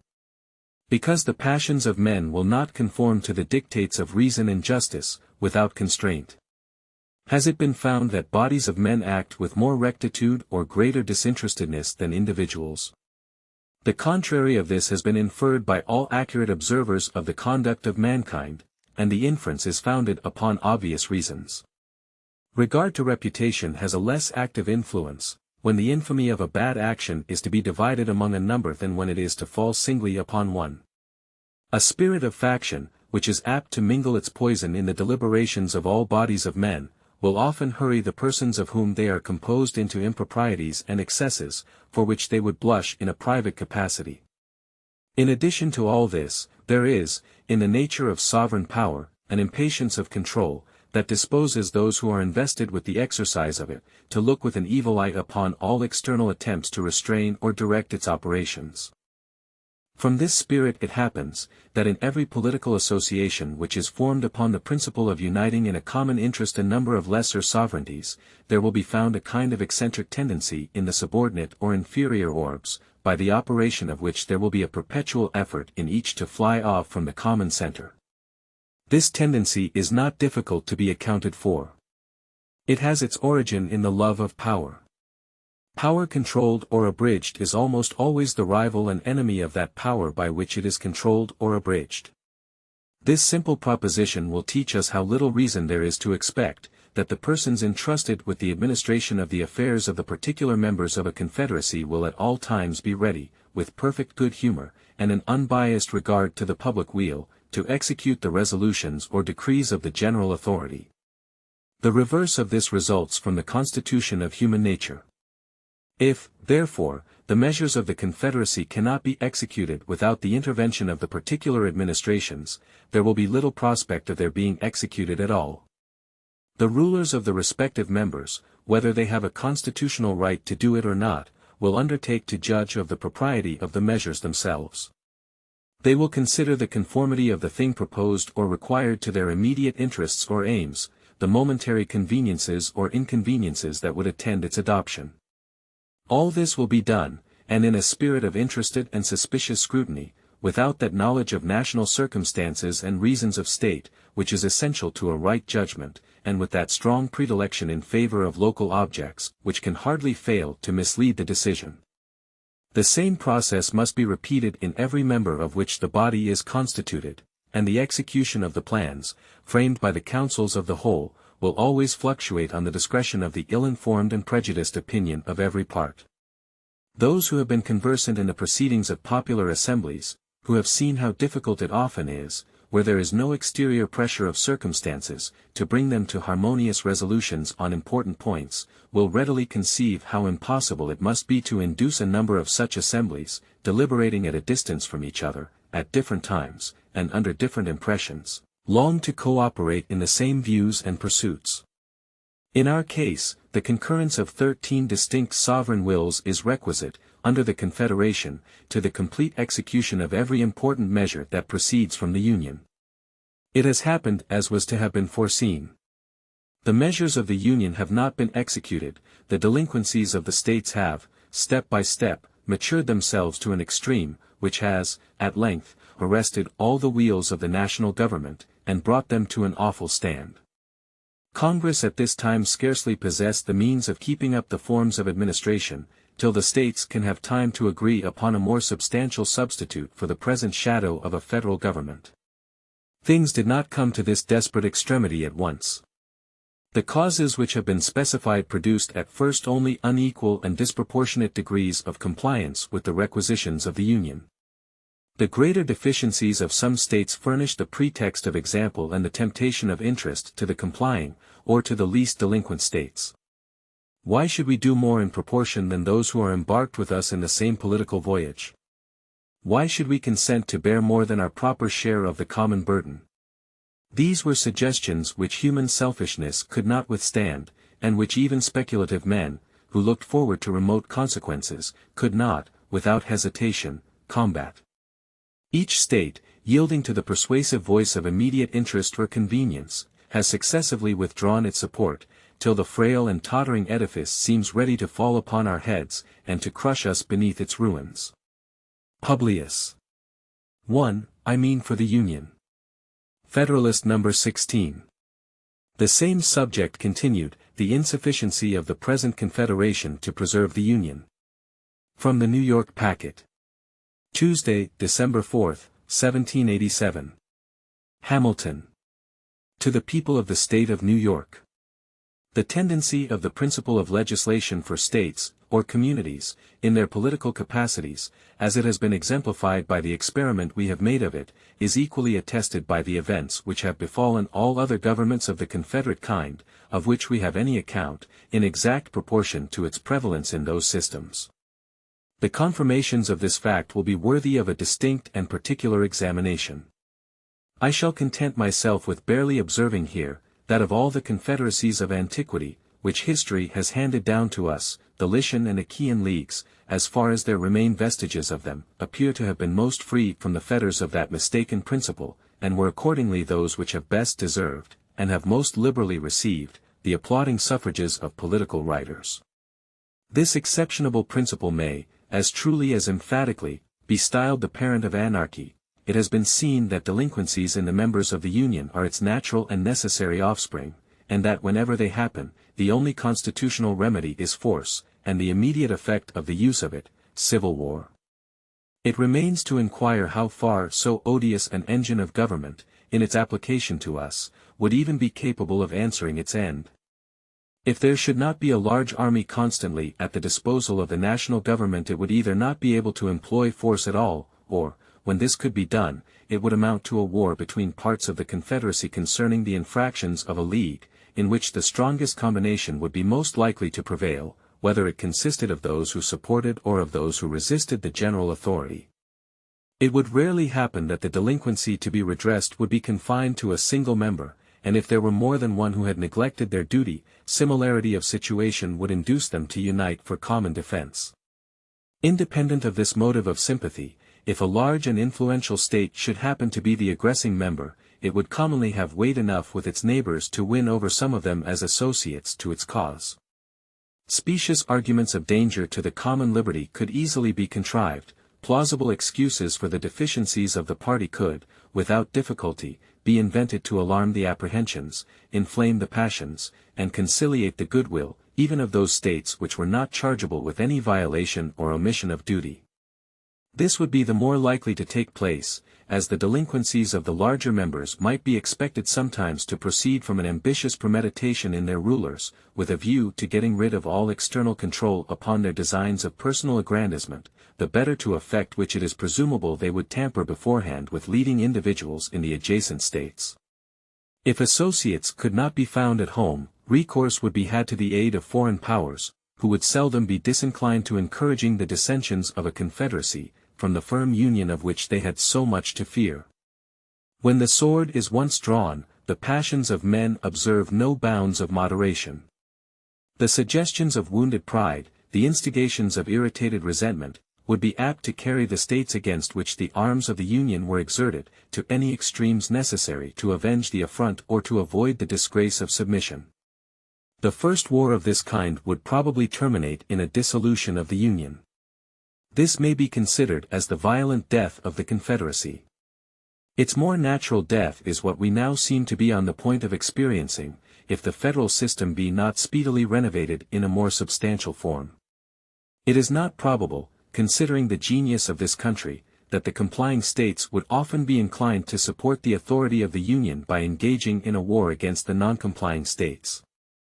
They would always be more ready to pursue the milder course of putting themselves upon an equal footing with the delinquent members by an imitation of their example. And the guilt of all would thus become the security of all. Our past experience has exhibited the operation of this spirit in its full light.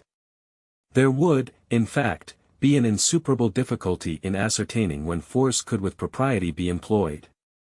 In the article of pecuniary contribution, which would be the most usual source of delinquency, it would often be impossible to decide whether it had proceeded from disinclination or inability. The pretense of the latter would always be at hand. And the case must be very flagrant in which its fallacy could be detected with sufficient certainty to justify the harsh expedient of compulsion. It is easy to see that this problem alone, as often as it should occur, would open a wide field for the exercise of factious views, of partiality, and of oppression, in the majority that happened to prevail in the National Council. It seems to require no pains to prove that the states ought not to prefer a national constitution which could only be kept in motion by the instrumentality of a large army continually on foot to execute the ordinary requisitions or decrees of the government. And yet this is the plain alternative involved by those who wish to deny it the power of extending its operations to individuals. Such a scheme, if practicable at all, would instantly degenerate into a military despotism, but it will be found in every light impracticable. The resources of the Union would not be equal to the maintenance of an army considerable enough to confine the larger states within the limits of their duty, nor would the means ever be furnished of forming such an army in the first instance. Whoever considers the populousness and strength of several of these states singly at the present juncture, and looks forward to what they will become, even at the distance of half a century, will at once dismiss as idle and visionary any scheme which aims at regulating their movements by laws to operate upon them in their collective capacities, and to be executed by a coercion applicable to them in the same capacities. A project of this kind is little less romantic than the monster-taming spirit which is attributed to the fabulous heroes and demigods of antiquity. Even in those confederacies which have been composed of members smaller than many of our counties, the principle of legislation for sovereign states, supported by military coercion, has never been found effectual. It has rarely been attempted to be employed, but against the weaker members, and in most instances attempts to coerce the refractory and disobedient have been the signals of bloody wars, in which one half of the confederacy has displayed its banners against the other half. The result of these observations to an intelligent mind must be clearly this, that if it be possible at any rate to construct a federal government capable of regulating the common concerns and preserving the general tranquility, it must be founded, as to the objects committed to its care, upon the reverse of the principle contended for by the opponents of the proposed Constitution. It must carry its agency to the persons of the citizens. It must stand in need of no intermediate legislations, but must itself be empowered to employ the arm of the ordinary magistrate to execute its own resolutions. The majesty of the national authority must be manifested through the medium of the courts of justice. The government of the Union, like that of each state, must be able to address itself immediately to the hopes and fears of individuals, and to attract to its support those passions which have the strongest influence upon the human heart. It must, in short, possess all the means, and have a right to resort to all the methods, of executing the powers with which it is entrusted, that are possessed and exercised by the government of the particular states. To this reasoning it may perhaps be objected, that if any state should be disaffected to the authority of the Union, it could at any time obstruct the execution of its laws, and bring the matter to the same issue of force, with the necessity of which the opposite scheme is reproached. The plausibility of this objection will vanish the moment we advert to the essential difference between a mere non compliance and a direct and active resistance. If the interposition of the state legislatures be necessary to give effect to a measure of the Union, they have only not to act, or to act evasively, and the measure is defeated. This neglect of duty may be disguised under affected but unsubstantial provisions, so as not to appear, and of course not to excite any alarm in the people for the safety of the Constitution. The state leaders may even make a merit of their surreptitious invasions of it on the ground of some temporary convenience, exemption, or advantage. But if the execution of the laws of the national government should not require the intervention of the state legislatures, if they were to pass into immediate operation upon the citizens themselves, the particular governments could not interrupt their progress without an open and violent exertion of an unconstitutional power. No omissions nor evasions would answer the end.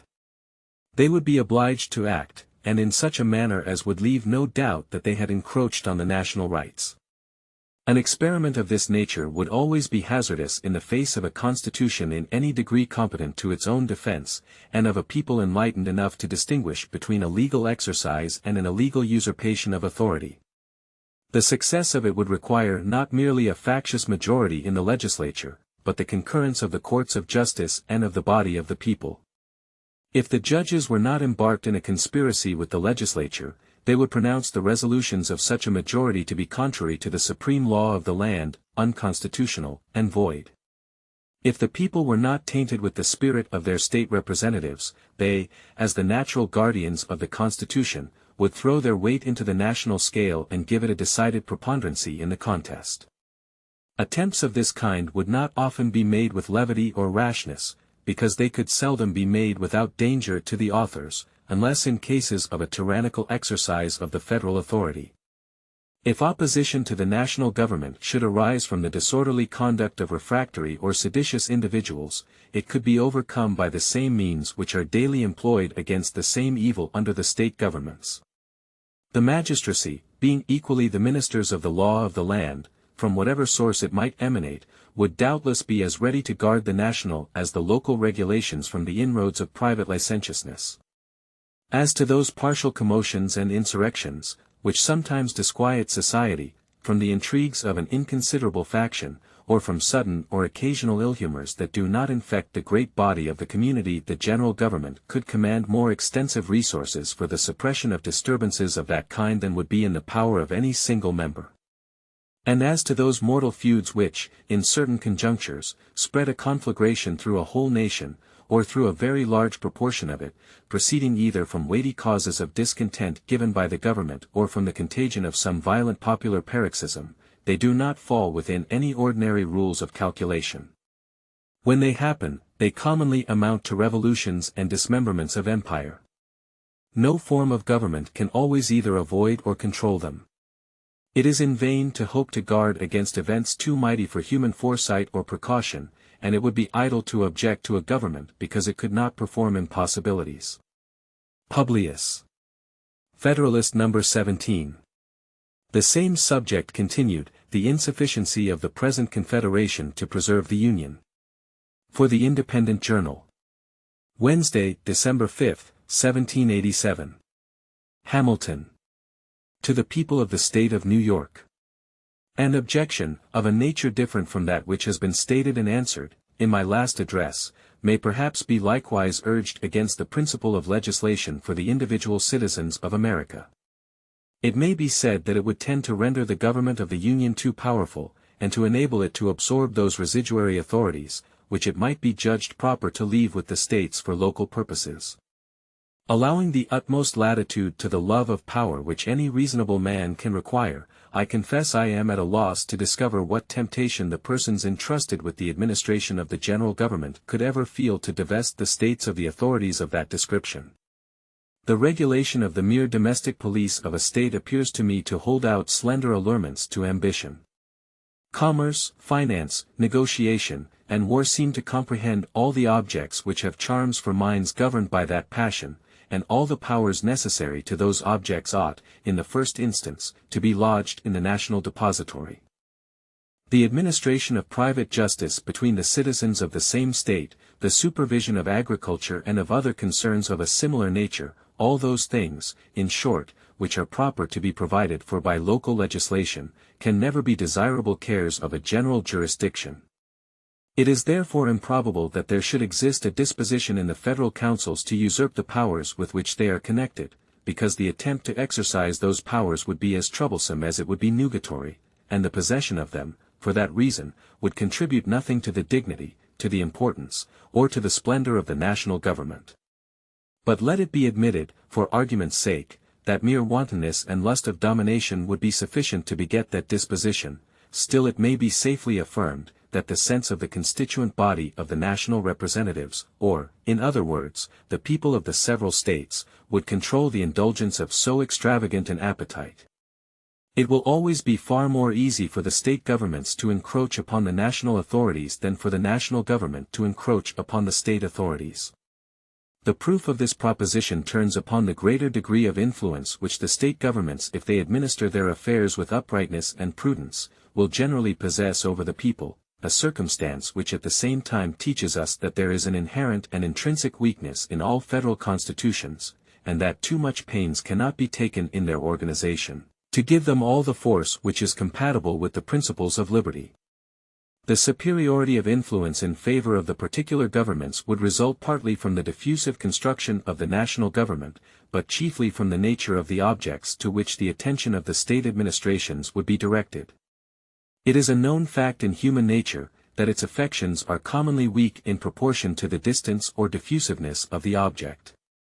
Upon the same principle that a man is more attached to his family than to his neighborhood than to the community at large, the people of each state would be apt to feel a stronger bias towards their local governments than towards the government of the Union, unless the force of that principle should be destroyed by a much better administration of the latter.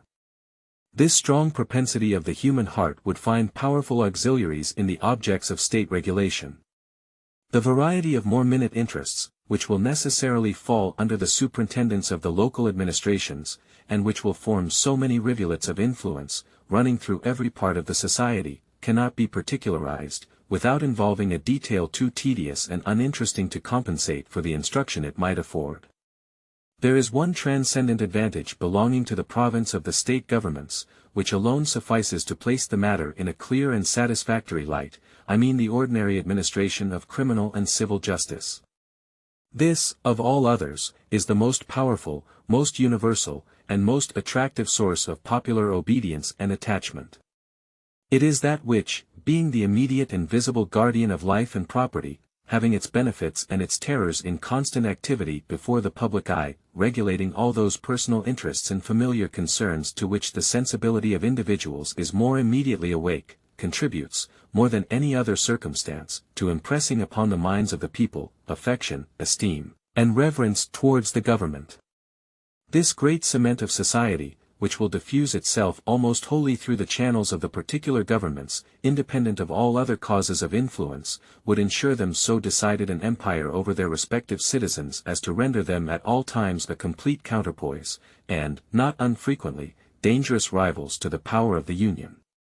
The operations of the national government, on the other hand, falling less immediately under the observation of the mass of the citizens, the benefits derived from it will chiefly be perceived and attended to by speculative men. Relating to more general interests, they will be less apt to come home to the feelings of the people, and, in proportion, less likely to inspire an habitual sense of obligation, and an active sentiment of attachment. The reasoning on this head has been abundantly exemplified by the experience of all federal constitutions with which we are acquainted, and of all others which have borne the least analogy to them. Though the ancient feudal systems were not, strictly speaking, confederacies, yet they partook of the nature of that species of association. There was a common head, chieftain, or sovereign, whose authority extended over the whole nation, and a number of subordinate vassals, or feudatories, who had large portions of land allotted to them, and numerous trains of inferior vassals or retainers, who occupied and cultivated that land upon the tenure of fealty or obedience, to the persons of whom they held it. Each principal vassal was a kind of sovereign, within his particular domains. The consequences of this situation were a continual opposition to authority of the sovereign, and frequent wars between the great barons or chief feudatories themselves.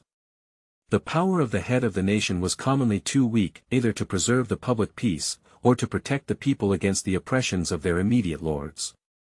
This period of European affairs is emphatically styled by historians, the times of feudal anarchy. When the sovereign happened to be a man of vigorous and warlike temper and of superior abilities, he would acquire a personal weight and influence, which answered, for the time, the purpose of a more regular authority. But in general, the power of the barons triumphed over that of the prince, and in many instances his dominion was entirely thrown off, and the great fiefs were erected into independent principalities or states. In those instances in which the monarch finally prevailed over his vassals, his success was chiefly owing to the tyranny of those vassals over their dependents. The barons, or nobles, equally the enemies of the sovereign and the oppressors of the common people, were dreaded and detested by both, till mutual danger and mutual interest effected a union between them fatal to the power of the aristocracy. Had the nobles, by a conduct of clemency and justice, preserved the fidelity and devotion of their retainers and followers, the contests between them and the prince must almost always have ended in their favor, and in the abridgment or subversion of the royal authority. This is not an assertion founded merely in speculation or conjecture. Among other illustrations of its truth which might be cited, Scotland will furnish a cogent example. The spirit of clanship which was, at an early day, introduced into that kingdom, uniting the nobles and their dependents by ties equivalent to those of kindred, rendered the aristocracy a constant overmatch for the power of the monarch, till the incorporation with England subdued its fierce and ungovernable spirit, and reduced it within those rules of subordination which a more rational and more energetic system of civil polity had previously established in the latter kingdom. The separate governments in a confederacy may aptly be compared with the feudal baronies, with this advantage in their favor, that from the reasons already explained, they will generally possess the confidence and goodwill of the people, and with so important a support, will be able effectually to oppose all encroachments of the national government. It will be well if they are not able to counteract its legitimate and necessary authority. The points of similitude consist in the rivalship of power, applicable to both, and in the concentration of large portions of the strength of the community into particular depositories, in one case at the disposal of individuals, in the other case at the disposal of political bodies. A concise review of the events that have attended confederate governments will further illustrate this important doctrine, an inattention to which has been the great source of our political mistakes, and has given our jealousy a direction to the wrong side. This review shall form the subject of some ensuing papers. Publius. Federalist No. 18. The same subject continued, the insufficiency of the present Confederation to preserve the Union. For the New York Packet. Friday, December 7, 1787. Madison, with Hamilton. To the people of the State of New York. Among the confederacies of antiquity, the most considerable was that of the Grecian republics, associated under the Amphictyonic Council. From the best accounts transmitted of this celebrated institution, it bore a very instructive analogy to the present confederation of the American states. The members retained the character of independent and sovereign states, and had equal votes in the Federal Council. This council had a general authority to propose and resolve whatever it judged necessary for the common welfare of Greece, to declare and carry on war, to decide, in the last resort, all controversies between the members, to find the aggressing party, to employ the whole force of the confederacy against the disobedient, to admit new members. The Amphictyons were the guardians of religion, and of the immense riches belonging to the Temple of Delphos, where they had the right of jurisdiction in controversies between the inhabitants and those who came to consult the oracle. As a further provision for the efficacy of the federal powers, they took an oath mutually to defend and protect the united cities, to punish the violators of this oath, and to inflict vengeance on sacrilegious despoilers of the temple. In theory, and upon paper, this apparatus of powers seems amply sufficient for all general purposes. In several material instances, they exceed the powers enumerated in the Articles of Confederation. The Amphictyons had in their hands the superstition of the times, one of the principal engines by which government was then maintained. They had a declared authority to use coercion against refractory cities, and were bound by oath to exert this authority on the necessary occasions.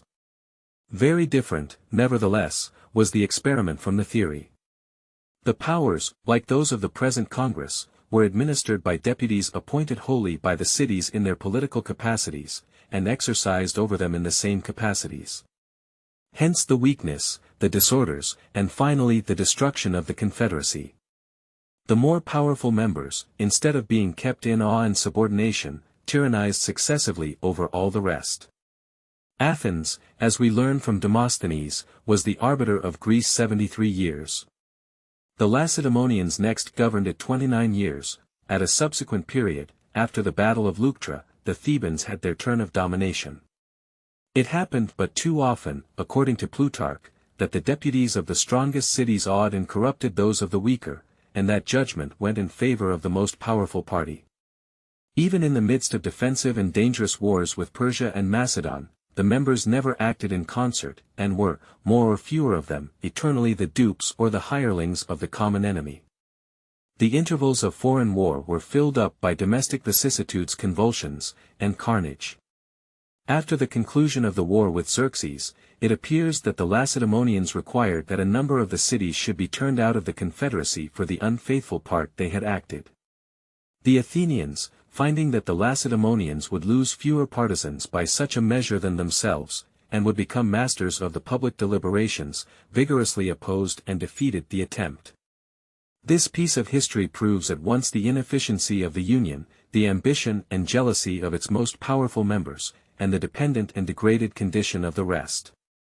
The smaller members, though entitled by the theory of their system to revolve in equal pride and majesty around the common center, had become, in fact, satellites of the orbs of primary magnitude. Had the Greeks, says the Abbé Milot, been as wise as they were courageous, they would have been admonished by experience of the necessity of a closer union, and would have availed themselves of the peace which followed their success against the Persian arms, to establish such a reformation. Instead of this obvious policy, Athens and Sparta, inflated with the victories and the glory they had acquired, became first rivals and then enemies, and did each other infinitely more mischief than they had suffered from Xerxes. Their mutual jealousies, fears, hatreds, and injuries ended in the celebrated Peloponnesian War, which itself ended in the ruin and slavery of the Athenians who had begun it. As a weak government, when not at war, is ever agitated by internal dissensions, so these never fail to bring on fresh calamities from abroad. The Phocians having ploughed up some consecrated ground belonging to the temple of Apollo, the Amphictyonic Council, according to the superstition of the age, imposed a fine on the sacrilegious offenders. The Phocians, being abetted by Athens and Sparta, refused to submit to the decree. The Thebans, with others of the cities, undertook to maintain the authority of the Amphictyons, and to avenge the violated god. The latter, being the weaker party, invited the assistance of Philip of Macedon, who had secretly fostered the contest. Philip gladly seized the opportunity of executing the designs he had long planned against the liberties of Greece.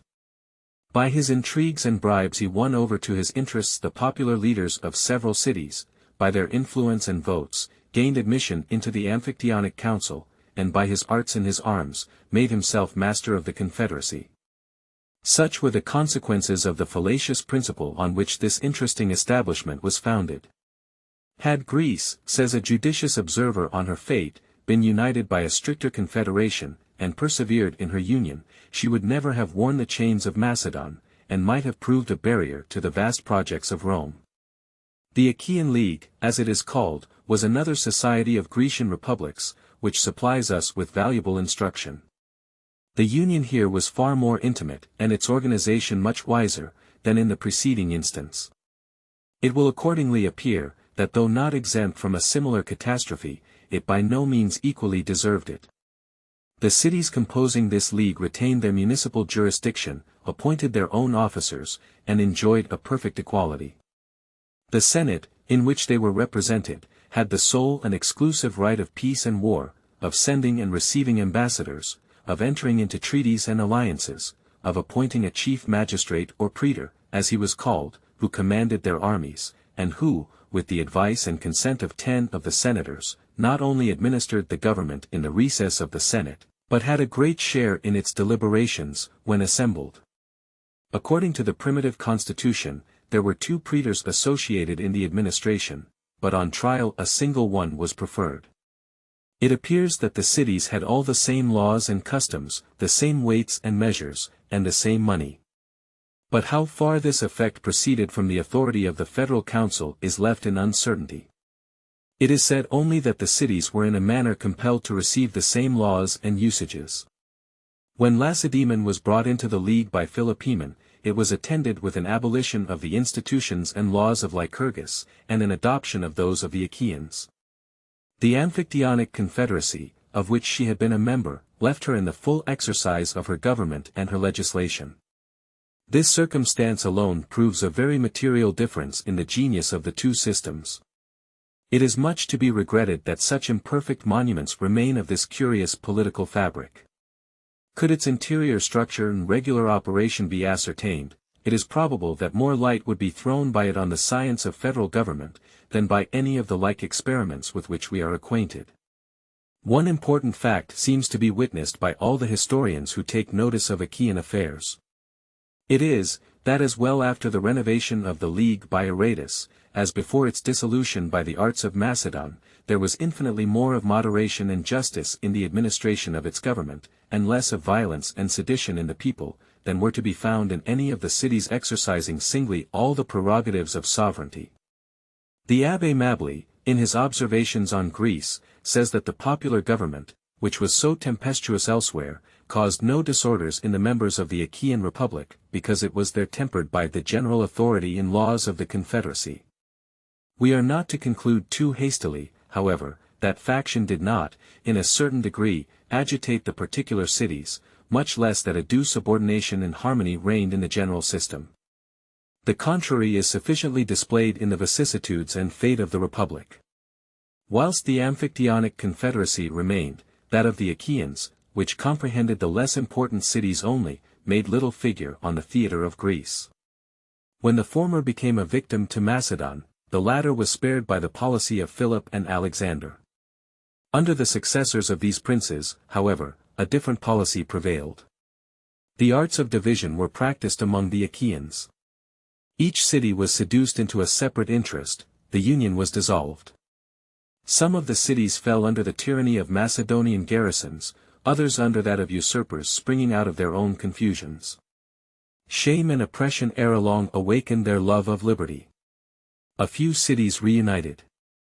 Their example was followed by others, as opportunities were found of cutting off their tyrants.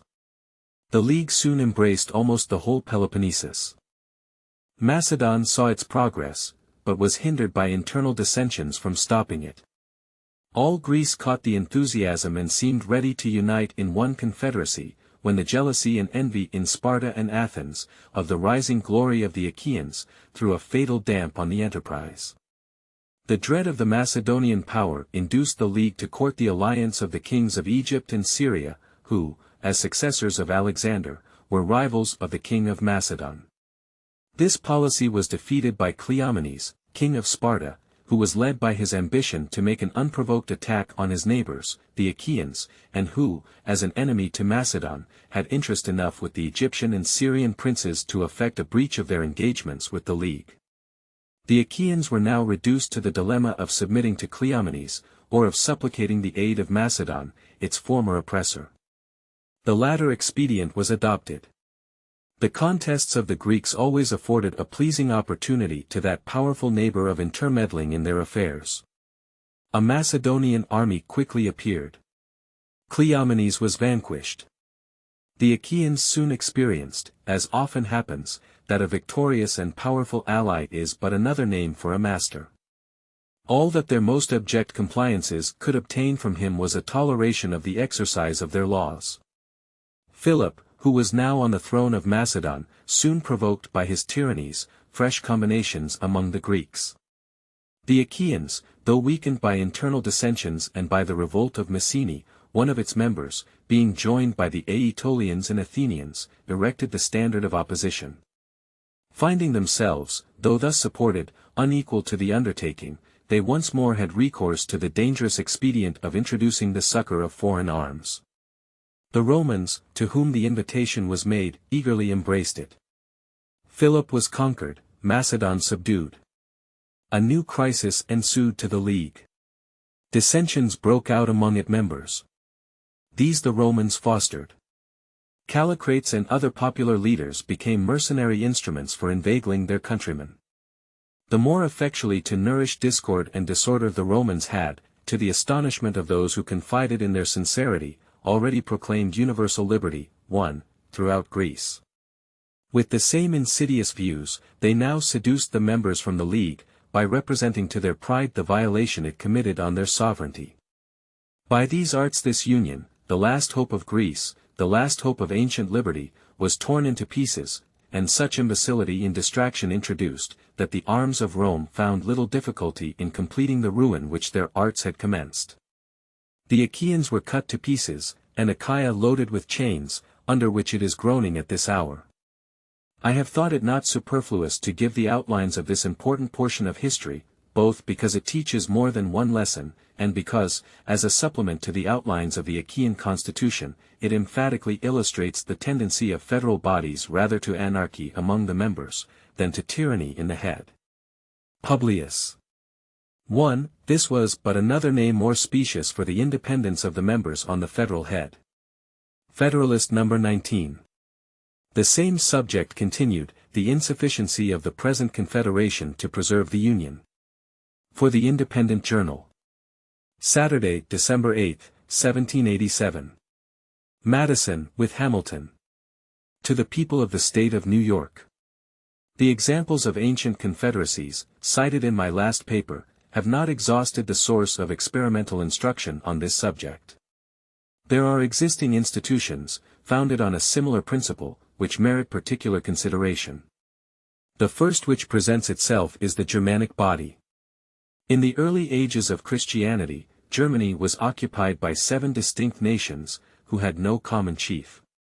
The Franks, one of the number, having conquered the Gauls, established the kingdom which has taken its name from them. In the 9th century Charlemagne, its warlike monarch, carried his victorious arms in every direction, and Germany became a part of his vast dominions. On the dismemberment, which took place under his sons, this part was erected into a separate and independent empire. Charlemagne and his immediate descendants possessed the reality, as well as the ensigns and dignity of imperial power. But the principal vassals, whose fiefs had become hereditary, and who composed the national diets which Charlemagne had not abolished, gradually threw off the yoke and advanced to sovereign jurisdiction and independence. The force of imperial sovereignty was insufficient to restrain such powerful dependence, or to preserve the unity and tranquility of the empire. The most furious private wars, accompanied with every species of calamity, were carried on between the different princes and states. The imperial authority, unable to maintain the public order, declined by degrees till it was almost extinct in the anarchy, which agitated the long interval between the death of the last emperor of the Swabian, and the accession of the first emperor of the Austrian lines. In the 11th century the emperors enjoyed full sovereignty, in the 15th they had little more than the symbols and decorations of power. Out of this feudal system, which has itself many of the important features of a confederacy, has grown the federal system which constitutes the Germanic Empire. Its powers are vested in a diet representing the component members of the confederacy, in the emperor, who is the executive magistrate, with a negative on the decrees of the diet, and in the imperial chamber and the Aulic Council, 2 judiciary tribunals having supreme jurisdiction in controversies which concern the empire, or which happen among its members. The diet possesses the general power of legislating for the empire, of making war and peace, contracting alliances, assessing quotas of troops and money, constructing fortresses, regulating coin, admitting new members, and subjecting disobedient members to the ban of the empire, by which the party is degraded from his sovereign rights and his possessions forfeited. The members of the confederacy are expressly restricted from entering into compacts prejudicial to the empire, from imposing tolls and duties on their mutual intercourse, without the consent of the emperor and diet, from altering the value of money, from doing injustice to one another, or from affording assistance or retreat to disturbers of the public peace. And the ban is denounced against such as shall violate any of these restrictions.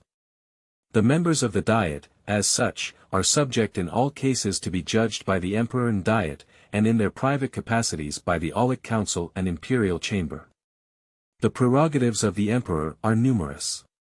The most important of them are, his exclusive right to make propositions to the Diet, to negative its resolutions, to name ambassadors, to confer dignities and titles, to fill vacant electorates, to found universities, to grant privileges not injurious to the states of the empire, to receive and apply the public revenues, and generally to watch over the public safety. In certain cases, the electors form a council to him. In quality of emperor, he possesses no territory within the empire, nor receives any revenue for his support. But his revenue and dominions, in other qualities, constitute him one of the most powerful princes in Europe. From such a parade of constitutional powers, in the representatives and head of this confederacy, the natural supposition would be, that it must form an exception to the general character which belongs to its kindred systems. Nothing would be further from the reality.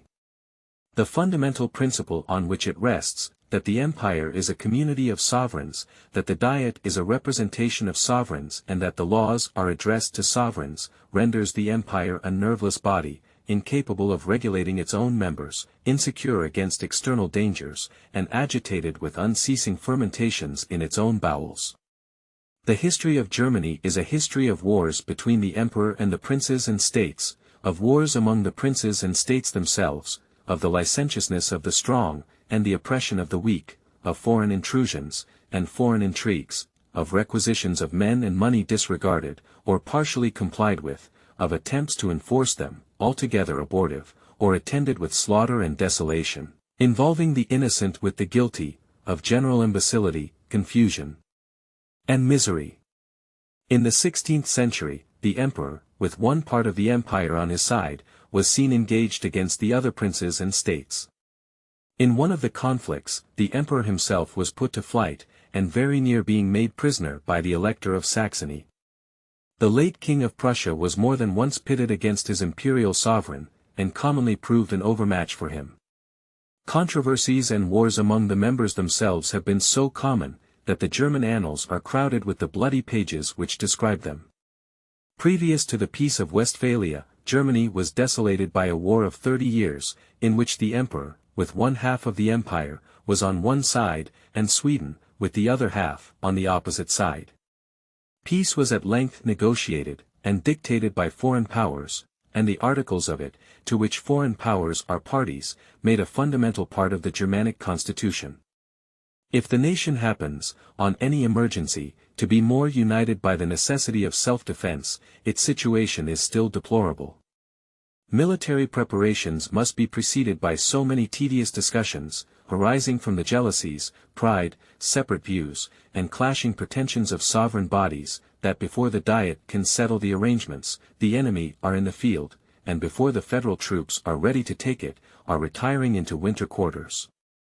The small body of national troops, which has been judged necessary in time of peace, is defectively kept up, badly paid, infected with local prejudices, and supported by irregular and disproportionate contributions to the treasury. The impossibility of maintaining order and dispensing justice among these sovereign subjects, produced the experiment of dividing the empire into 9 or 10 circles or districts, of giving them an interior organization, and of charging them with the military execution of the laws against delinquent and contumacious members.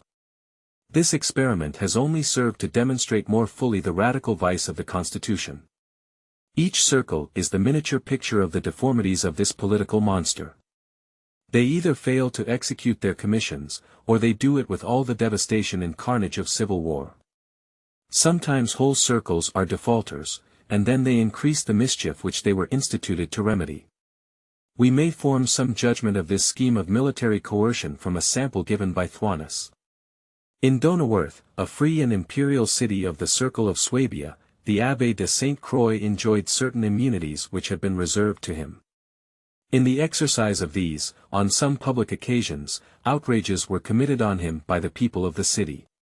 The consequence was that the city was put under the ban of the empire, and the Duke of Bavaria, though director of another circle, obtained an appointment to enforce it. He soon appeared before the city with a corps of 10,000 troops, and finding it a fit occasion, as he had secretly intended from the beginning, to revive an antiquated claim, on the pretext that his ancestors had suffered the place to be dismembered from his territory, 1. He took possession of it in his own name, disarmed, and punished the inhabitants, and re-annexed the city to his domains. It may be asked, perhaps, what has so long kept this disjointed machine from falling entirely to pieces? The answer is obvious: the weakness of most of the members, who are unwilling to expose themselves to the mercy of foreign powers, the weakness of most of the principal members, compared with the formidable powers all around them, the vast weight and influence which the emperor derives from his separate and hereditary dominions, and the interest he feels in preserving a system with which his family pride is connected, and which constitutes him the first prince in Europe. These causes support a feeble and precarious union, whilst the repellent quality, incident to the nature of sovereignty, and which time continually strengthens, prevents any reform whatever, founded on a proper consolidation. Nor is it to be imagined, if this obstacle could be surmounted, that the neighboring powers would suffer a revolution to take place which would give to the empire the force and preeminence to which it is entitled. Foreign nations have long considered themselves as interested in the changes made by events in this Constitution, and have, on various occasions, betrayed their policy of perpetuating its anarchy and weakness. If more direct examples were wanting, Poland, as a government over local sovereigns, might not improperly be taken notice of. Nor could any proof more striking be given of the calamities flowing from such institutions. Equally unfit for self-government and self-defense, it has long been at the mercy of its powerful neighbors, who have lately had the mercy to disburden it of 1/3 of its people and territories. The connection among the Swiss cantons scarcely amounts to a confederacy, though it is sometimes cited as an instance of the stability of such institutions. They have no common treasury, no common troops even in war, no common coin, no common judicatory, nor any other common mark of sovereignty. They are kept together by the peculiarity of their topographical position, by their individual weakness and insignificancy, by the fear of powerful neighbors, to one of which they were formerly subject, by the few sources of contention among a people of such simple and homogeneous manners, by their joint interest in their dependent possessions, by the mutual aid they stand in need of, for suppressing insurrections and rebellions, an aid expressly stipulated and often required and afforded, and by the necessity of some regular and permanent provision for accommodating disputes among the cantons. The provision is, that the parties at variance shall each choose 4 judges out of the neutral cantons, who, in case of disagreement, choose an umpire. This tribunal, under an oath of impartiality, pronounces definitive sentence, which all the cantons are bound to enforce. The competency of this regulation may be estimated by a clause in their treaty of 1683, with Victor Amadeus of Savoy, in which he obliges himself to interpose as mediator in disputes between the cantons, and to employ force, if necessary, against the contumacious party. So far as the peculiarity of their case will admit of comparison with that of the United States, it serves to confirm the principle intended to be established. Whatever efficacy the Union may have had in ordinary cases, it appears that the moment a cause of difference sprang up, capable of trying its strength, it failed. The controversies on the subject of religion, which in 3 instances have kindled violent and bloody contests, may be said, in fact, to have severed the league. The Protestant and Catholic cantons have since had their separate diets, where all the most important concerns are adjusted, and which have left the general diet little other business than to take care of the common bailiffs. That separation had another consequence, which merits attention. It produced opposite alliances with foreign powers, of Bern, at the head of the Protestant Association, with the United Provinces, and of Luzerne, at the head of the Catholic Association, with France. Publius 1, Pfeffel, Nouvelle Abrègue. Cronel, de Elhist, etc., D'Allemagne, says the pretext was to indemnify himself for the expense of the expedition. Federalist No. 20. The same subject continued, the insufficiency of the present Confederation to preserve the Union. From the New York Packet. Tuesday, December 11, 1787. Madison, with Hamilton. To the people of the State of New York. The United Netherlands are a confederacy of republics, or rather of aristocracies of a very remarkable texture, yet confirming all the lessons derived from those which we have already reviewed. The Union is composed of 7 co-equal and sovereign states, and each state or province is a composition of equal and independent cities. In all important cases, not only the provinces but the cities must be unanimous. The sovereignty of the Union is represented by the States General, consisting usually of about 50 deputies appointed by the provinces. They hold their seats, some for life, some for 6, 3, and 1 years. From 2 provinces they continue in appointment during pleasure. The States General have authority to enter into treaties and alliances, to make war and peace, to raise armies and equip fleets, to ascertain quotas and demand contributions. In all these cases, however, unanimity in the sanction of their constituents are requisite.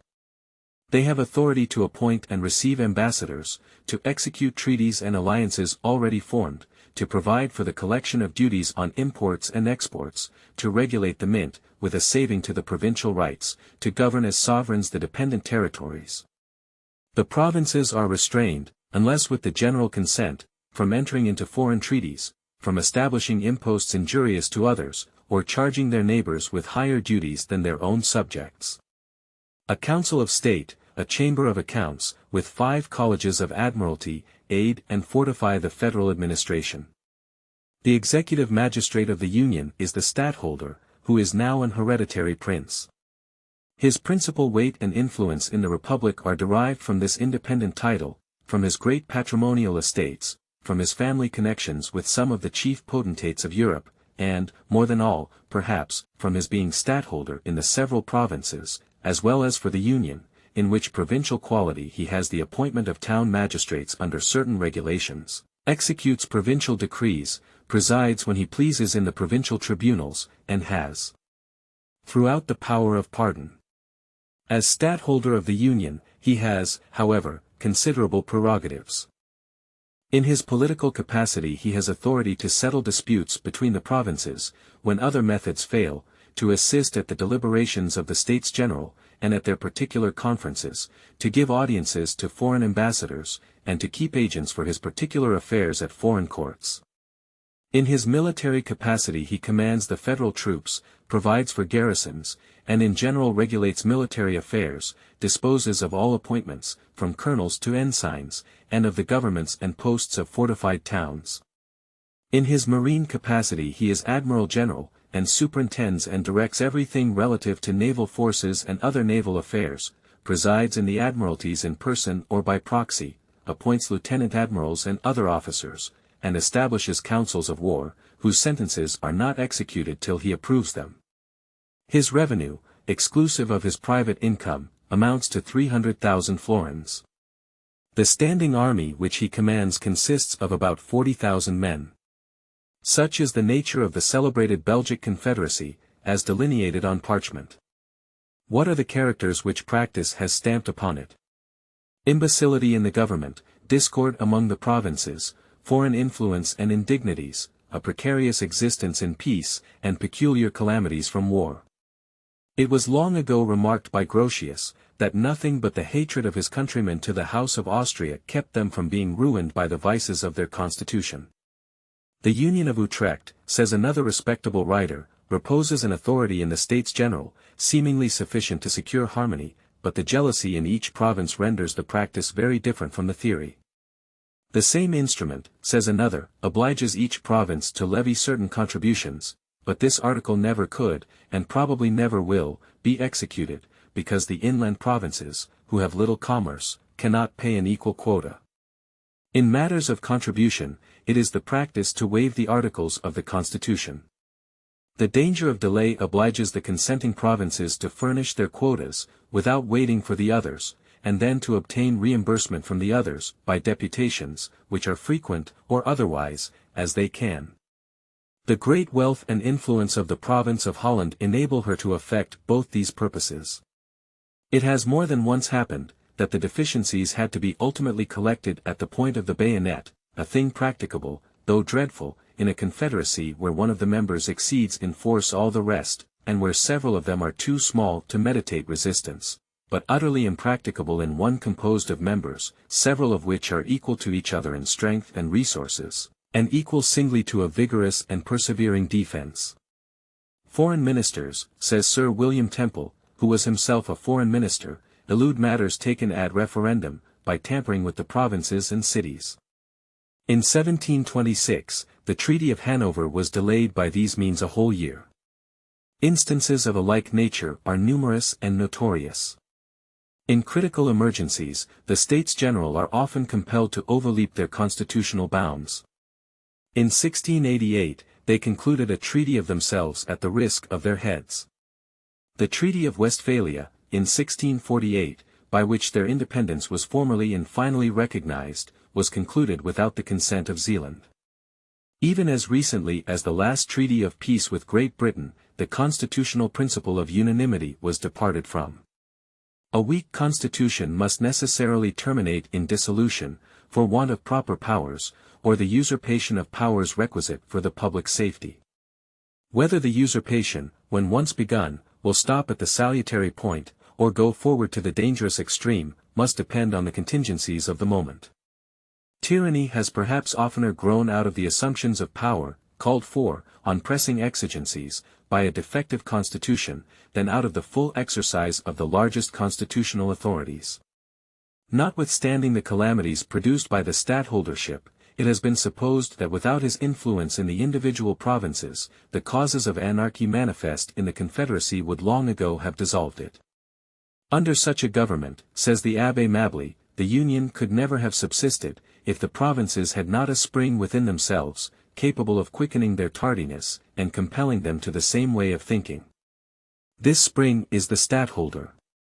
It is remarked by Sir William Temple, that in the intermissions of the stadtholdership, Holland, by her riches and her authority, which drew the others into a sort of dependence, supplied the place. These are not the only circumstances which have controlled the tendency to anarchy and dissolution. The surrounding powers impose an absolute necessity of union to a certain degree, at the same time that they nourish by their intrigues the constitutional vices which keep the Republic in some degree always at their mercy. The true patriots have long bewailed the fatal tendency of these vices, and have made no less than 4 regular experiments by extraordinary assemblies, convened for the special purpose, to apply a remedy. As many times has their laudable zeal found it impossible to unite the public councils in reforming the known, the acknowledged, the fatal evils of the existing constitution. Let us pause, my fellow citizens, for one moment, over this melancholy and monitory lesson of history, and with the tear that drops for the calamities brought on mankind by their adverse opinions and selfish passions, let our gratitude mingle an ejaculation to heaven, for the propitious concord which has distinguished the consultations for our political happiness. A design was also conceived of establishing a general tax to be administered by the federal authority. This also had its adversaries and failed. This unhappy people seem to be now suffering from popular convulsions, from dissensions among the states, and from the actual invasion of foreign arms, the crisis of their destiny. All nations have their eyes fixed on the awful spectacle.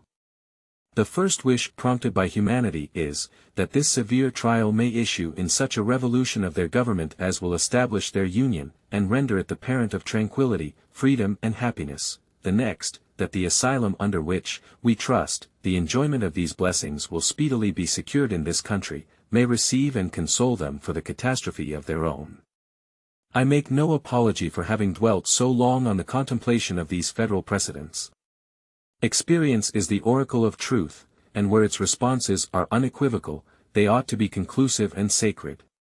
The important truth, which it unequivocally pronounces in the present case, is that a sovereignty over sovereigns, a government over governments, a legislation for communities, as contradistinguished from individuals, as it is a solecism in theory, so in practice it is subversive of the order and ends of civil polity, by substituting violence in place of law, or the destructive coercion of the sword in place of the mild and salutary coercion of the magistracy.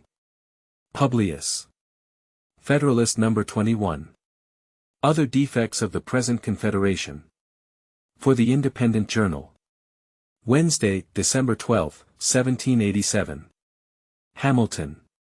To the People of the State of New York. Having in the three last numbers taken a summary review of the principal circumstances and events which have depicted the genius and fate of other Confederate governments, I shall now proceed in the enumeration of the most important of those defects which have hitherto disappointed our hopes from the system established among ourselves. To form a safe and satisfactory judgment of the proper remedy, it is absolutely necessary that we should be well acquainted with the extent and malignity of the disease. The next most palpable defect of the subsisting Confederation is the total want of a sanction to its laws. The United States, as now composed, have no powers to exact obedience, or punish disobedience to their resolutions, either by pecuniary mulcts, by a suspension or divestiture of privileges, or by any other constitutional mode.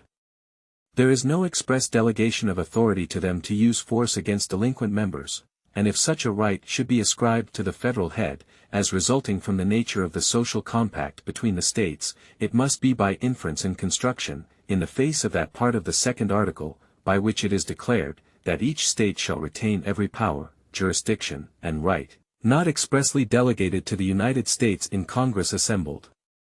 There is, doubtless, a striking absurdity in supposing that a right of this kind does not exist, but we are reduced to the dilemma either of embracing that supposition, preposterous as it may seem, or of contravening or explaining away a provision, which has been of late a repeated theme of the eulogies of those who oppose the new Constitution, and the want of which, in that plan, has been the subject of much plausible animadversion, and severe criticism.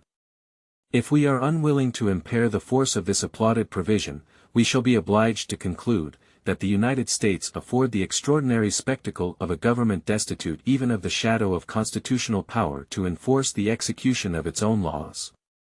It will appear, from the specimens which have been cited, that the American Confederacy, in this particular, stands discriminated from every other institution of a similar kind, and exhibits a new and unexampled phenomenon in the political world. The want of a mutual guarantee of the state governments is another capital imperfection in the federal plan. There is nothing of this kind declared in the articles that compose it, and to imply a tacit guarantee from considerations of utility, would be a still more flagrant departure from the clause which has been mentioned, than to imply a tacit power of coercion from the like considerations. The want of a guarantee, though it might in its consequences endanger the Union, does not so immediately attack its existence as the want of a constitutional sanction to its laws.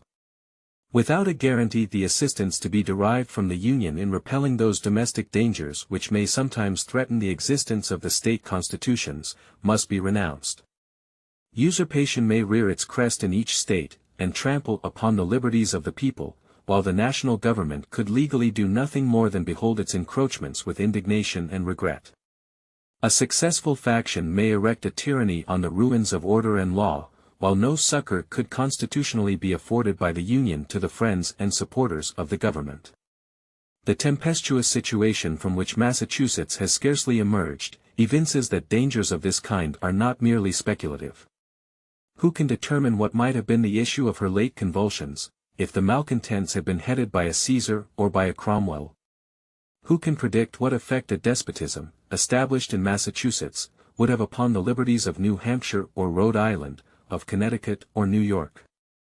The inordinate pride of state importance has suggested to some minds an objection to the principle of a guarantee in the federal government, as involving an officious interference in the domestic concerns of the members. A scruple of this kind would deprive us of one of the principal advantages to be expected from union, and can only flow from a misapprehension of the nature of the provision itself. It could be no impediment to reforms of the state constitution by a majority of the people in a legal and peaceable mode. This right would remain undiminished. The guarantee could only operate against changes to be effected by violence. Towards the preventions of calamities of this kind, too many checks cannot be provided. The peace of society and the stability of government depend absolutely on the efficacy of the precautions adopted on this head.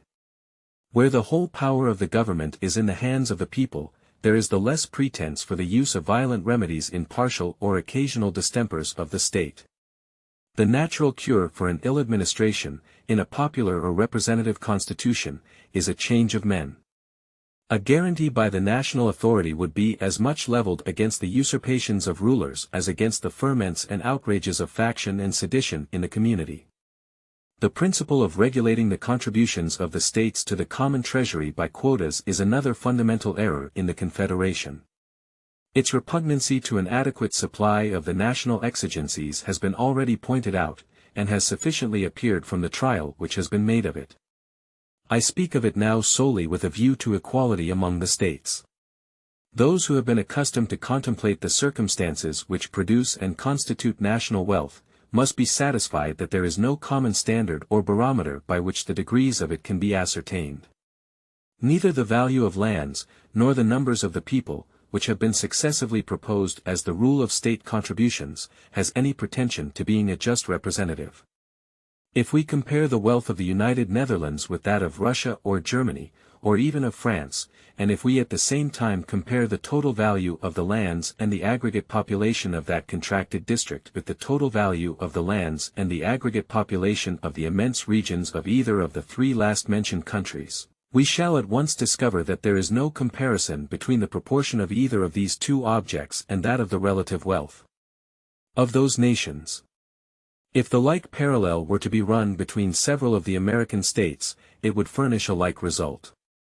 Let Virginia be contrasted with North Carolina, Pennsylvania with Connecticut, or Maryland with New Jersey, and we shall be convinced that the respective abilities of those states, in relation to revenue, bear little or no analogy to their comparative stock in lands or to their comparative population. The position may be equally illustrated by a similar process between the counties of the same state. No man who is acquainted with the state of New York will doubt that the active wealth of Kings County bears a much greater proportion to that of Montgomery than it would appear to be if we should take either the total value of the lands or the total number of the people as a criterion. The wealth of nations depends upon an infinite variety of causes. Situation, soil, climate, the nature of the productions, the nature of the government, the genius of the citizens, the degree of information they possess, the state of commerce, of arts, of industry, these circumstances and many more, too complex, minute, or adventitious to admit of a particular specification, occasion differences hardly conceivable in the relative opulence and riches of different countries. The consequence clearly is that there can be no common measure of national wealth, and, of course, no general or stationary rule by which the ability of a state to pay taxes can be determined. The attempt, therefore, to regulate the contributions of the members of a confederacy by any such rule, cannot fail to be productive of glaring inequality in extreme oppression. This inequality would of itself be sufficient in America to work the eventual destruction of the Union, if any mode of enforcing a compliance with its requisitions could be devised. The suffering states would not long consent to remain associated upon a principle which distributes the public burdens with so unequal a hand, and which was calculated to impoverish and oppress the citizens of some states, while those of others would scarcely be conscious of the small proportion of the weight they were required to sustain. This, however, is an evil inseparable from the principle of quotas and requisitions. There is no method of steering clear of this inconvenience, but by authorizing the national government to raise its own revenues in its own way. Imposts, excises, and, in general, all duties upon articles of consumption, may be compared to a fluid, which will, in time, find its level with the means of paying them. The amount to be contributed by each citizen will in a degree be at his own option, and can be regulated by an attention to his resources. The rich may be extravagant, the poor can be frugal, and private oppression may always be avoided by a judicious selection of objects proper for such impositions. If inequalities should arise in some states from duties on particular objects, these will, in all probability, be counterbalanced by proportional inequalities in other states, from the duties on other objects. In the course of time and things, an equilibrium, as far as it is attainable in so complicated a subject, will be established everywhere. Or, if inequalities should still exist, they would neither be so great in their degree, so uniform in their operation, nor so odious in their appearance, as those which would necessarily spring from quotas, upon any scale that can possibly be devised. It is a signal advantage of taxes on articles of consumption, that they contain in their own nature a security against excess. They prescribe their own limit, which cannot be exceeded without defeating the end proposed, that is, an extension of the revenue. When applied to this object, the saying is as just as it is witty, that, in political arithmetic, 2 and 2 do not always make 4. If duties are too high, they lessen the consumption, the collection is eluded, and the product to the treasury is not so great as when they are confined within proper and moderate bounds. This forms a complete barrier against any material oppression of the citizens by taxes of this class, and is itself a natural limitation of the power of imposing them. Impositions of this kind usually fall under the denomination of indirect taxes, and must for a long time constitute the chief part of the revenue raised in this country. Those of the direct kind, which principally relate to land and buildings, may admit of a rule of apportionment. Either the value of land, or the number of the people, may serve as a standard. The state of agriculture and the populousness of a country have been considered as nearly connected with each other. And, as a rule, for the purpose intended, numbers, in the view of simplicity and certainty, are entitled to a preference. In every country it is a Herculean task to obtain a valuation of the land. In a country imperfectly settled and progressive in improvement, the difficulties are increased almost to impracticability. The expense of an accurate valuation is, in all situations, a formidable objection. In a branch of taxation where no limits to the discretion of the government are to be found in the nature of things, the establishment of a fixed rule, not incompatible with the end, may be attended with fewer inconveniences than to leave that discretion altogether at large. Publius. Federalist No. 22. The same subject continued, other defects of the present Confederation. From the New York Packet. Friday, December 14, 1787. Hamilton. To the People of the State of New York. In addition to the defects already enumerated in the existing federal system, there are others of not less importance, which concur in rendering it altogether unfit for the administration of the affairs of the Union. The want of a power to regulate commerce is by all parties allowed to be of the number. The utility of such a power has been anticipated under the first head of our inquiries, and for this reason, as well as from the universal conviction entertained upon the subject, little need be added in this place. It is indeed evident, on the most superficial view, that there is no object, either as it respects the interests of trade or finance, that more strongly demands a federal superintendence. The want of it has already operated as a bar to the formation of beneficial treaties with foreign powers, and has given occasions of dissatisfaction between the states. No nation acquainted with the nature of our political association would be unwise enough to enter into stipulations with the United States, by which they conceded privileges of any importance to them, while they were apprised that the engagements on the part of the Union might at any moment be violated by its members, and while they found from experience that they might enjoy every advantage they desired in our markets, without granting us any return but such as their momentary convenience might suggest. It is not, therefore, to be wondered at that Mr. Jenkinson, in ushering into the House of Commons a bill for regulating the temporary intercourse between the two countries, should preface its introduction by a declaration that similar provisions in former bills had been found to answer every purpose to the commerce of Great Britain, and that it would be prudent to persist in the plan until it should appear whether the American government was likely or not to acquire greater consistency. 1. Several states have endeavored, by separate prohibitions, restrictions, and exclusions, to influence the conduct of that kingdom in this particular, but the want of concert, arising from the want of a general authority and from clashing and dissimilar views in the state, has hitherto frustrated every experiment of the kind, and will continue to do so as long as the same obstacles to a uniformity of measures continue to exist. The interfering and unneighborly regulations of some states, contrary to the true spirit of the Union, have, in different instances, given just cause of umbrage and complaint to others, and it is to be feared that examples of this nature, if not restrained by a national control, would be multiplied and extended till they became not less serious sources of animosity and discord than injurious impediments to the intercourse between the different parts of the Confederacy. The commerce of the German Empire, too, is in continual trammels from the multiplicity of the duties which the several princes and states exact upon the merchandises passing through their territories, by means of which the fine streams and navigable rivers with which Germany is so happily watered are rendered almost useless.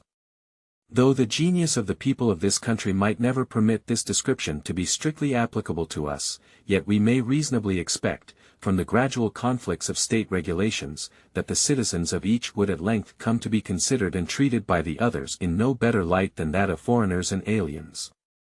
The power of raising armies, by the most obvious construction of the Articles of the Confederation, is merely a power of making requisitions upon the states for quotas of men. This practice in the course of the late war, was found replete with obstructions to a vigorous and to an economical system of defense. It gave birth to a competition between the states which created a kind of auction for men. In order to furnish the quotas required of them, they outbid each other till bounties grew to an enormous and insupportable size. The hope of a still further increase afforded an inducement to those who were disposed to serve to procrastinate their enlistment, and disinclined them from engaging for any considerable periods. Hence, slow and scanty levies of men, in the most critical emergencies of our affairs, short enlistments at an unparalleled expense, continual fluctuations in the troops, ruinous to their discipline and subjecting the public safety frequently to the perilous crisis of a disbanded army. Hence, also, those oppressive expedients for raising men which were upon several occasions practiced, and which nothing but the enthusiasm of liberty would have induced the people to endure. This method of raising troops is not more unfriendly to economy in vigor than it is to an equal distribution of the burden. The states near the seat of war, influenced by motives of self-preservation, made efforts to furnish their quotas, which even exceeded their abilities, while those at a distance from danger were, for the most part, as remiss as the others were diligent, in their exertions. The immediate pressure of this inequality was not in this case, as in that of the contributions of money, alleviated by the hope of a final liquidation. The states which did not pay their proportions of money might at least be charged with their deficiencies, but no account could be formed of the deficiencies in the supplies of men.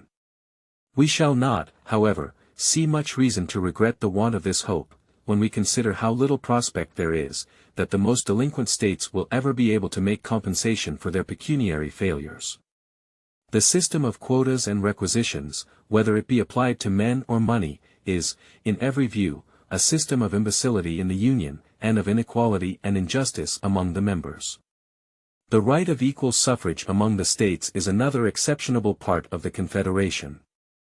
Every idea of proportion and every rule of fair representation conspire to condemn a principle, which gives to Rhode Island an equal weight in the scale of power with Massachusetts, or Connecticut, or New York, and to Delaware an equal voice in the national deliberations with Pennsylvania, or Virginia, or North Carolina.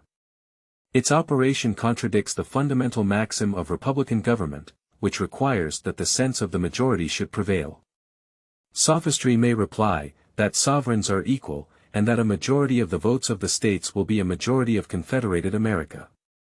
But this kind of logical legerdemain will never counteract the plain suggestions of justice and common sense. It may happen that this majority of states is a small minority of the people of America with a frown 3, and 2/3 of the people of America could not long be persuaded, upon the credit of artificial distinctions and syllogistic subtleties, to submit their interests to the management and disposal of 1/3. The larger states would after a while revolt from the idea of receiving the law from the smaller. To acquiesce in such a privation of their due importance in the political scale, would be not merely to be insensible to the love of power, but even to sacrifice the desire of equality. It is neither rational to expect the first, nor just to require the last. The smaller states, considering how peculiarly their safety and welfare depend on union, ought readily to renounce a pretension which, if not relinquished, would prove fatal to its duration. It may be objected to this, that not 7 but 9 states, or 2/3 of the whole number, must consent to the most important resolutions, and it may be thence inferred that 9 states would always comprehend a majority of the Union. But this does not obviate the impropriety of an equal vote between states of the most unequal dimensions and populousness, nor is the inference accurate in point of fact, for we can enumerate 9 states which contain less than a majority of the people with a frown 4, and it is constitutionally possible that these 9 may give the vote. Besides, there are matters of considerable moment determinable by a bare majority, and there are others, concerning which doubts have been entertained, which, if interpreted in favor of the sufficiency of a vote of 7 states, would extend its operation to interests of the first magnitude. In addition to this, it is to be observed that there is a probability of an increase in the number of states, and no provision for a proportional augmentation of the ratio of votes. But this is not all. What at first sight may seem a remedy, is, in reality, a poison. To give a minority a negative upon the majority, which is always the case where more than a majority is requisite to a decision, is, in its tendency, to subject the sense of the greater number to that of the lesser. Congress, from the non-attendance of a few states, have been frequently in the situation of a Polish Diet, where a single vote has been sufficient to put a stop to all their movements. A 60th part of the Union, which is about the proportion of Delaware and Rhode Island, has several times been able to oppose an entire bar to its operations. This is one of those refinements which, in practice, has an effect the reverse of what is expected from it in theory. The necessity of unanimity in public bodies, or of something approaching towards it, has been founded upon a supposition that it would contribute to security. But its real operation is to embarrass the administration, to destroy the energy of the government, and to substitute the pleasure, caprice, or artifices of an insignificant, turbulent, or corrupt junto, to the regular deliberations and decisions of a respectable majority. In those emergencies of a nation, in which the goodness or badness, the weakness or strength of its government, is of the greatest importance, there is commonly a necessity for action. The public business must, in some way or other, go forward. If a pertinacious minority can control the opinion of a majority, respecting the best mode of conducting it, the majority, in order that something may be done, must conform to the views of the minority, and thus the sense of the smaller number will overrule that of the greater, and give a tone to the national proceedings. Hence, tedious delays, continual negotiation and intrigue, contemptible compromises of the public good. And yet, in such a system, it is even happy when such compromises can take place, for upon some occasions things will not admit of accommodation, and then the measures of government must be injuriously suspended, or fatally defeated. It is often, by the impracticability of obtaining the concurrence of the necessary number of votes, kept in a state of inaction. Its situation must always savor of weakness, sometimes border upon anarchy. It is not difficult to discover, that a principle of this kind gives greater scope to foreign corruption, as well as to domestic faction, than that which permits the sense of the majority to decide, though the contrary of this has been presumed. The mistake has proceeded from not attending with due care to the mischiefs that may be occasioned by obstructing the progress of government at certain critical seasons. When the concurrence of a large number is required by the Constitution to the doing of any national act, we are apt to rest satisfied that all is safe, because nothing improper will be likely to be done, but we forget how much good may be prevented, and how much ill may be produced, by the power of hindering the doing what may be necessary, and of keeping affairs in the same unfavorable posture in which they may happen to stand at particular periods. Suppose, for instance, we were engaged in a war, in conjunction with one foreign nation, against another. Suppose the necessity of our situation demanded peace, and the interest or ambition of our ally led him to seek the prosecution of the war, with views that might justify us in making separate terms. In such a state of things, this ally of ours would evidently find it much easier, by his bribes and intrigues, to tie up the hands of government from making peace, where 2/3 of all the votes were requisite to that object, than where a simple majority would suffice. In the first case, he would have to corrupt a smaller number, in the last, a greater number. Upon the same principle, it would be much easier for a foreign power with which we were at war to perplex our counsels and embarrass our exertions.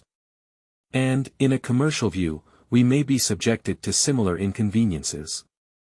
A nation, with which we might have a treaty of commerce, could with much greater facility prevent our forming a connection with her competitor in trade, though such a connection should be ever so beneficial to ourselves. Evils of this description ought not to be regarded as imaginary.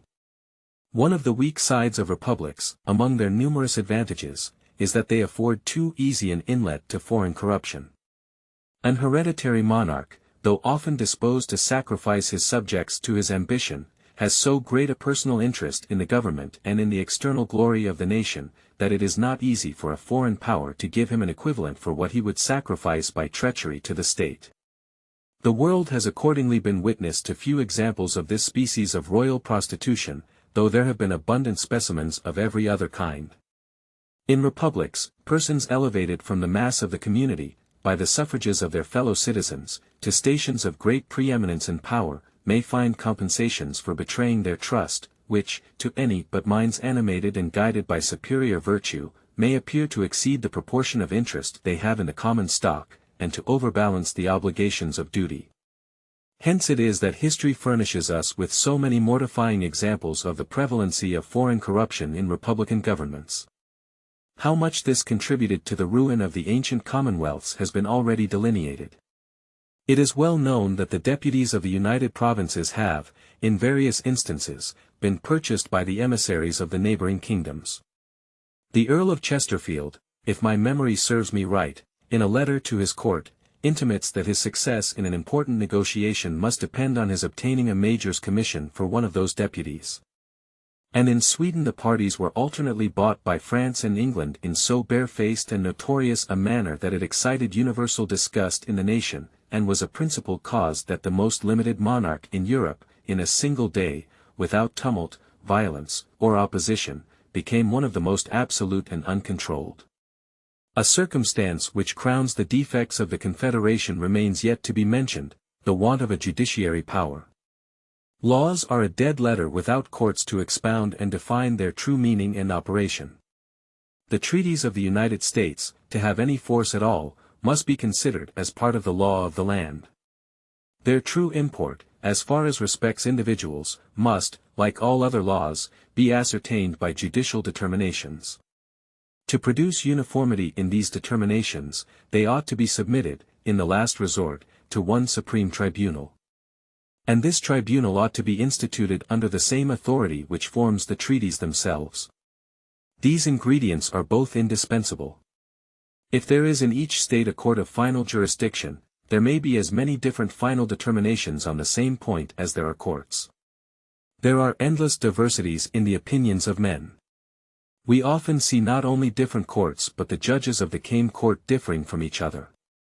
To avoid the confusion which would unavoidably result from the contradictory decisions of a number of independent judicatories, all nations have found it necessary to establish one court paramount to the rest, possessing a general superintendence, and authorized to settle and declare in the last resort a uniform rule of civil justice. This is the more necessary where the frame of the government is so compounded that the laws of the whole are in danger of being contravened by the laws of the parts.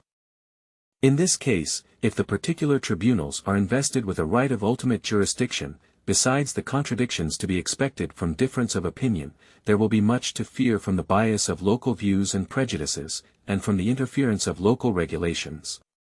As often as such an interference was to happen, there would be reason to apprehend that the provisions of the particular laws might be preferred to those of the general laws, for nothing is more natural to men in office than to look with peculiar deference towards that authority to which they owe their official existence.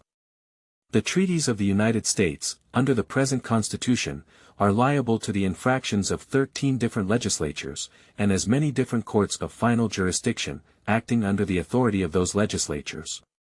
The faith, the reputation, the peace of the whole Union, are thus continually at the mercy of the prejudices, the passions, and the interests of every member of which it is composed. Is it possible that foreign nations can either respect or confide in such a government? Is it possible that the people of America will longer consent to trust their honor, their happiness, their safety, on so precarious a foundation?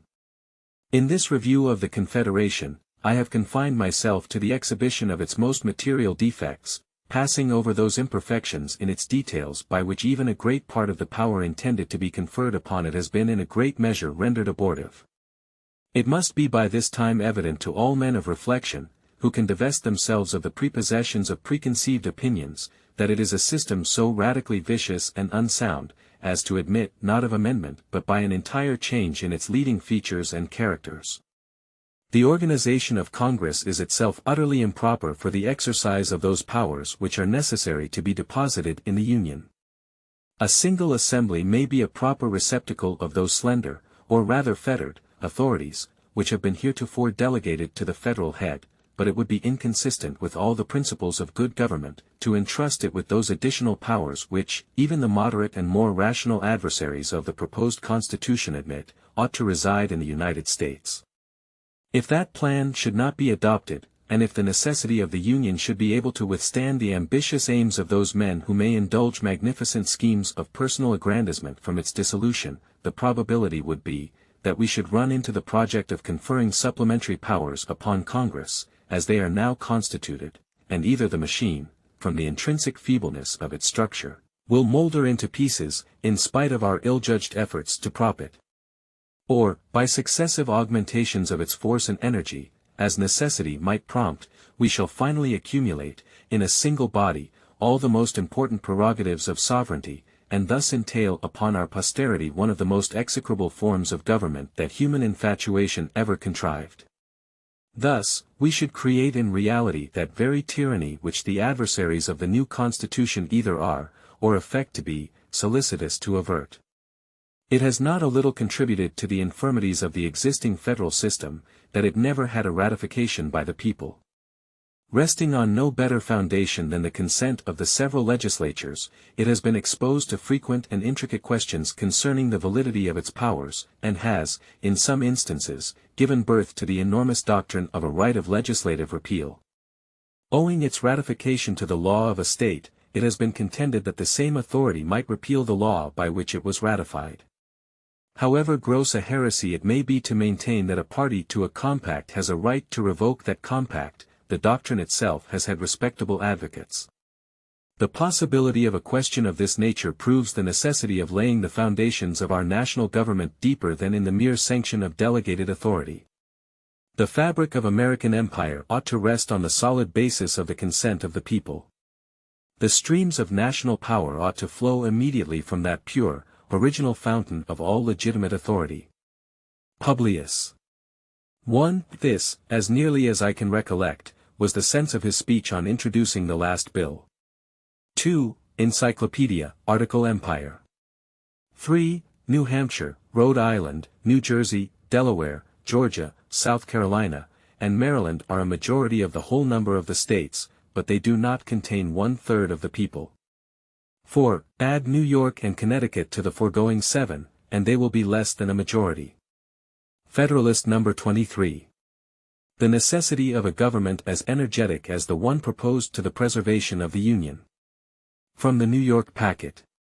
Tuesday, December 18, 1787. Hamilton.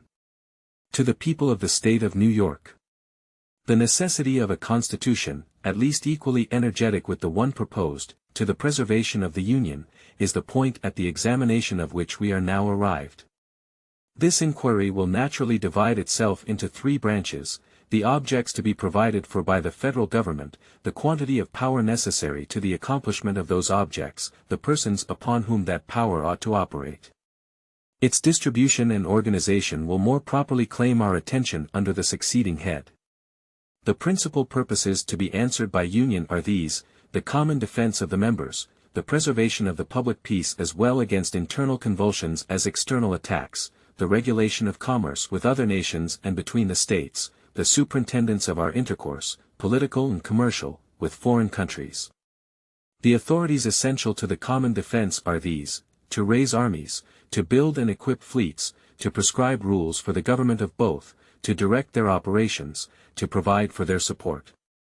These powers ought to exist without limitation, because it is impossible to foresee or define the extent and variety of national exigencies, or the correspondent extent and variety of the means which may be necessary to satisfy them.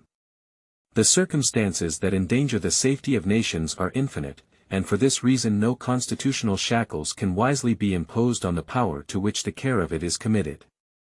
This power ought to be coextensive with all the possible combinations of such circumstances, and ought to be under the direction of the same councils which are appointed to preside over the common defense. This is one of those truths which, to a correct and unprejudiced mind, carries its own evidence along with it, and may be obscured, but cannot be made plainer by argument or reasoning. It rests upon axioms as simple as they are universal. The means ought to be proportioned to the end, the persons, from whose agency the attainment of any end is expected, ought to possess the means by which it is to be attained. Whether there ought to be a federal government entrusted with the care of the common defense, is a question in the first instance, open for discussion, but the moment it is decided in the affirmative, it will follow, that that government ought to be clothed with all the powers requisite to complete execution of its trust. And unless it can be shown that the circumstances which may affect the public safety are reducible within certain determinate limits, unless the contrary of this position can be fairly and rationally disputed, it must be admitted, as a necessary consequence, that there can be no limitation of that authority which is to provide for the defense and protection of the community, in any matter essential to its efficacy, that is, in any matter essential to the formation, direction, or support of the national forces. Defective as the present Confederation has been proved to be, this principle appears to have been fully recognized by the framers of it, though they have not made proper or adequate provision for its exercise. Congress have an unlimited discretion to make requisitions of men and money, to govern the army and navy, to direct their operations. As their requisitions are made constitutionally binding upon the states, who are in fact under the most solemn obligations to furnish the supplies required of them, the intention evidently was that the United States should command whatever resources were by them judged requisite to the common defense and general welfare. It was presumed that a sense of their true interests, and a regard to the dictates of good faith, would be found sufficient pledges for the punctual performance of the duty of the members to the federal head.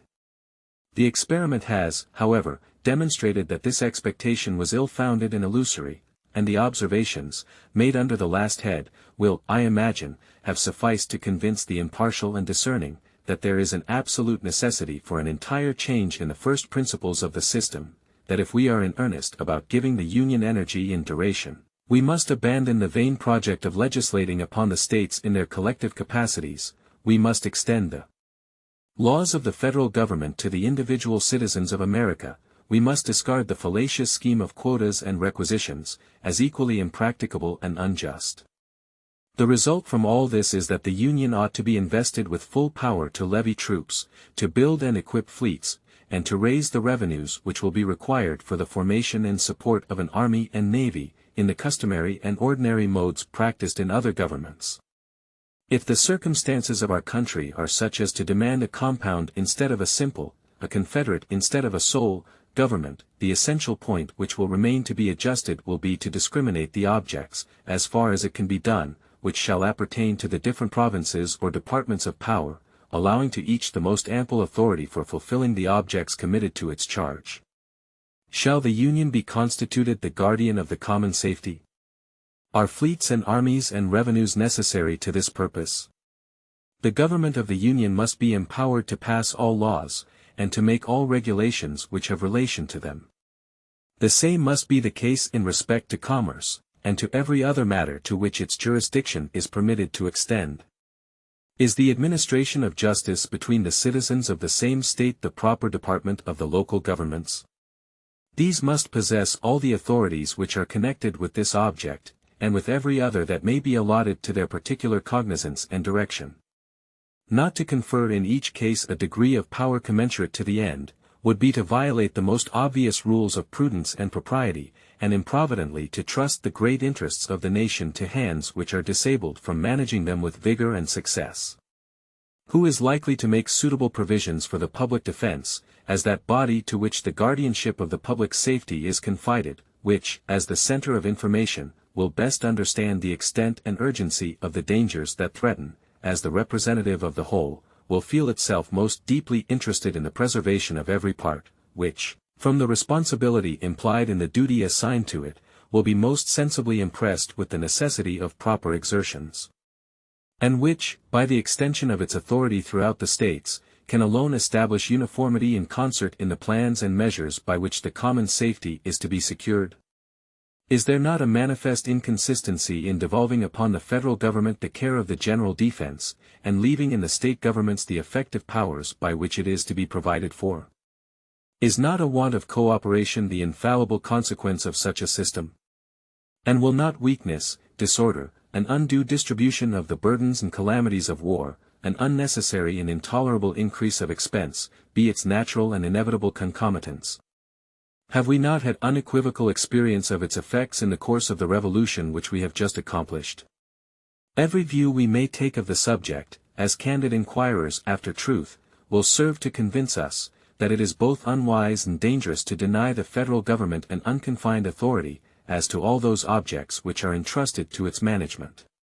It will indeed deserve the most vigilant and careful attention of the people, to see that it be modeled in such a manner as to admit of its being safely vested with the requisite powers. If any plan which has been, or may be, offered to our consideration, should not, upon a dispassionate inspection, be found to answer this description, it ought to be rejected. A government, the constitution of which renders it unfit to be trusted with all the powers which a free people ought to delegate to any government, would be an unsafe and improper depositary of the national interests. Wherever these can with propriety be confided, the coincident powers may safely accompany them. This is the true result of all just reasoning upon the subject. And the adversaries of the plan promulgated by the convention ought to have confined themselves to showing, that the internal structure of the proposed government was such as to render it unworthy of the confidence of the people. They ought not to have wandered into inflammatory declamations and unmeaning cavils about the extent of the powers. The powers are not too extensive for the objects of federal administration, or, in other words, for the management of our national interests, nor can any satisfactory argument be framed to show that they are chargeable with such an excess. If it be true, as has been insinuated by some of the writers on the other side, that the difficulty arises from the nature of the thing, and that the extent of the country will not permit us to form a government in which such ample powers can safely be reposed, it would prove that we ought to contract our views, and resort to the expedient of separate confederacies, which will move within more practicable spheres. For the absurdity must continually stare us in the face of confiding to a government the direction of the most essential national interests, without daring to trust it to the authorities which are indispensable to their proper and efficient management. Let us not attempt to reconcile contradictions, but firmly embrace a rational alternative. I trust, however, that the impracticability of one general system cannot be shown. I am greatly mistaken, if anything of weight has yet been advanced of this tendency, and I flatter myself, that the observations which have been made in the course of these papers have served to place the reverse of that position in as clear a light as any matter still in the womb of time and experience can be susceptible of. This, at all events, must be evident, that the very difficulty itself, drawn from the extent of the country, is the strongest argument in favor of an energetic government, for any other can certainly never preserve the union of so large an empire. If we embrace the tenets of those who oppose the adoption of the proposed Constitution, as the standard of our political creed, we cannot fail to verify the gloomy doctrines which predict the impracticability of a national system pervading entire limits of the present Confederacy. Publius. Federalist No. 24. The powers necessary to the common defense further considered. For the Independent Journal. Wednesday, December 19, 1787. Hamilton. To the People of the State of New York. To the powers proposed to be conferred upon the federal government, in respect to the creation and direction of the national forces, I have met with but one specific objection, which, if I understand it right, is this, that proper provision has not been made against the existence of standing armies in time of peace, an objection which, I shall now endeavor to show, rests on weak and unsubstantial foundations. It has indeed been brought forward in the most vague and general form, supported only by bold assertions, without the appearance of argument, without even the sanction of theoretical opinions, in contradiction to the practice of other free nations, and to the general sense of America, as expressed in most of the existing constitutions.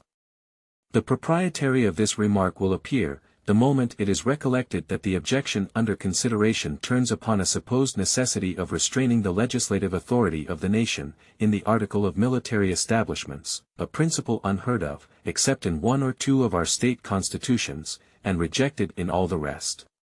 A stranger to our politics, who was to read our newspapers at the present juncture, without having previously inspected the plan reported by the convention, would be naturally led to one of two conclusions, either that it contained a positive injunction, that standing armies should be kept up in time of peace, or that it vested in the executive the whole power of levying troops, without subjecting his discretion, in any shape, to the control of the legislature. If he came afterwards to peruse the plan itself, he would be surprised to discover, that neither the one nor the other was the case, that the whole power of raising armies was lodged in the legislature, not in the executive, that this legislature was to be a popular body, consisting of the representatives of the people periodically elected, and that instead of the provision he had supposed in favor of standing armies, there was to be found, in respect to this object, an important qualification. Even of the legislative discretion, in that clause which forbids the appropriation of money for the support of an army for any longer period than 2 years, a precaution which, upon a nearer view of it, will appear to be a great and real security against the keeping up of troops without evident necessity. Disappointed in his first surmise, the person I have supposed would be apt to pursue his conjectures a little further. He would naturally say to himself, it is impossible that all this vehement and pathetic declamation can be without some colorable pretext. It must needs be that this people, so jealous of their liberties, have, in all the preceding models of the constitutions which they have established, inserted the most precise and rigid precautions on this point, the omission of which, in the new plan, has given birth to all this apprehension and clamor. If, under this impression, he proceeded to pass in review the several state constitutions, how great would be his disappointment to find that 2 only of them, 1, contained an interdiction of standing armies in time of peace, that the other 11 had either observed a profound silence on the subject, or had in express terms admitted the right of the legislature to authorize their existence.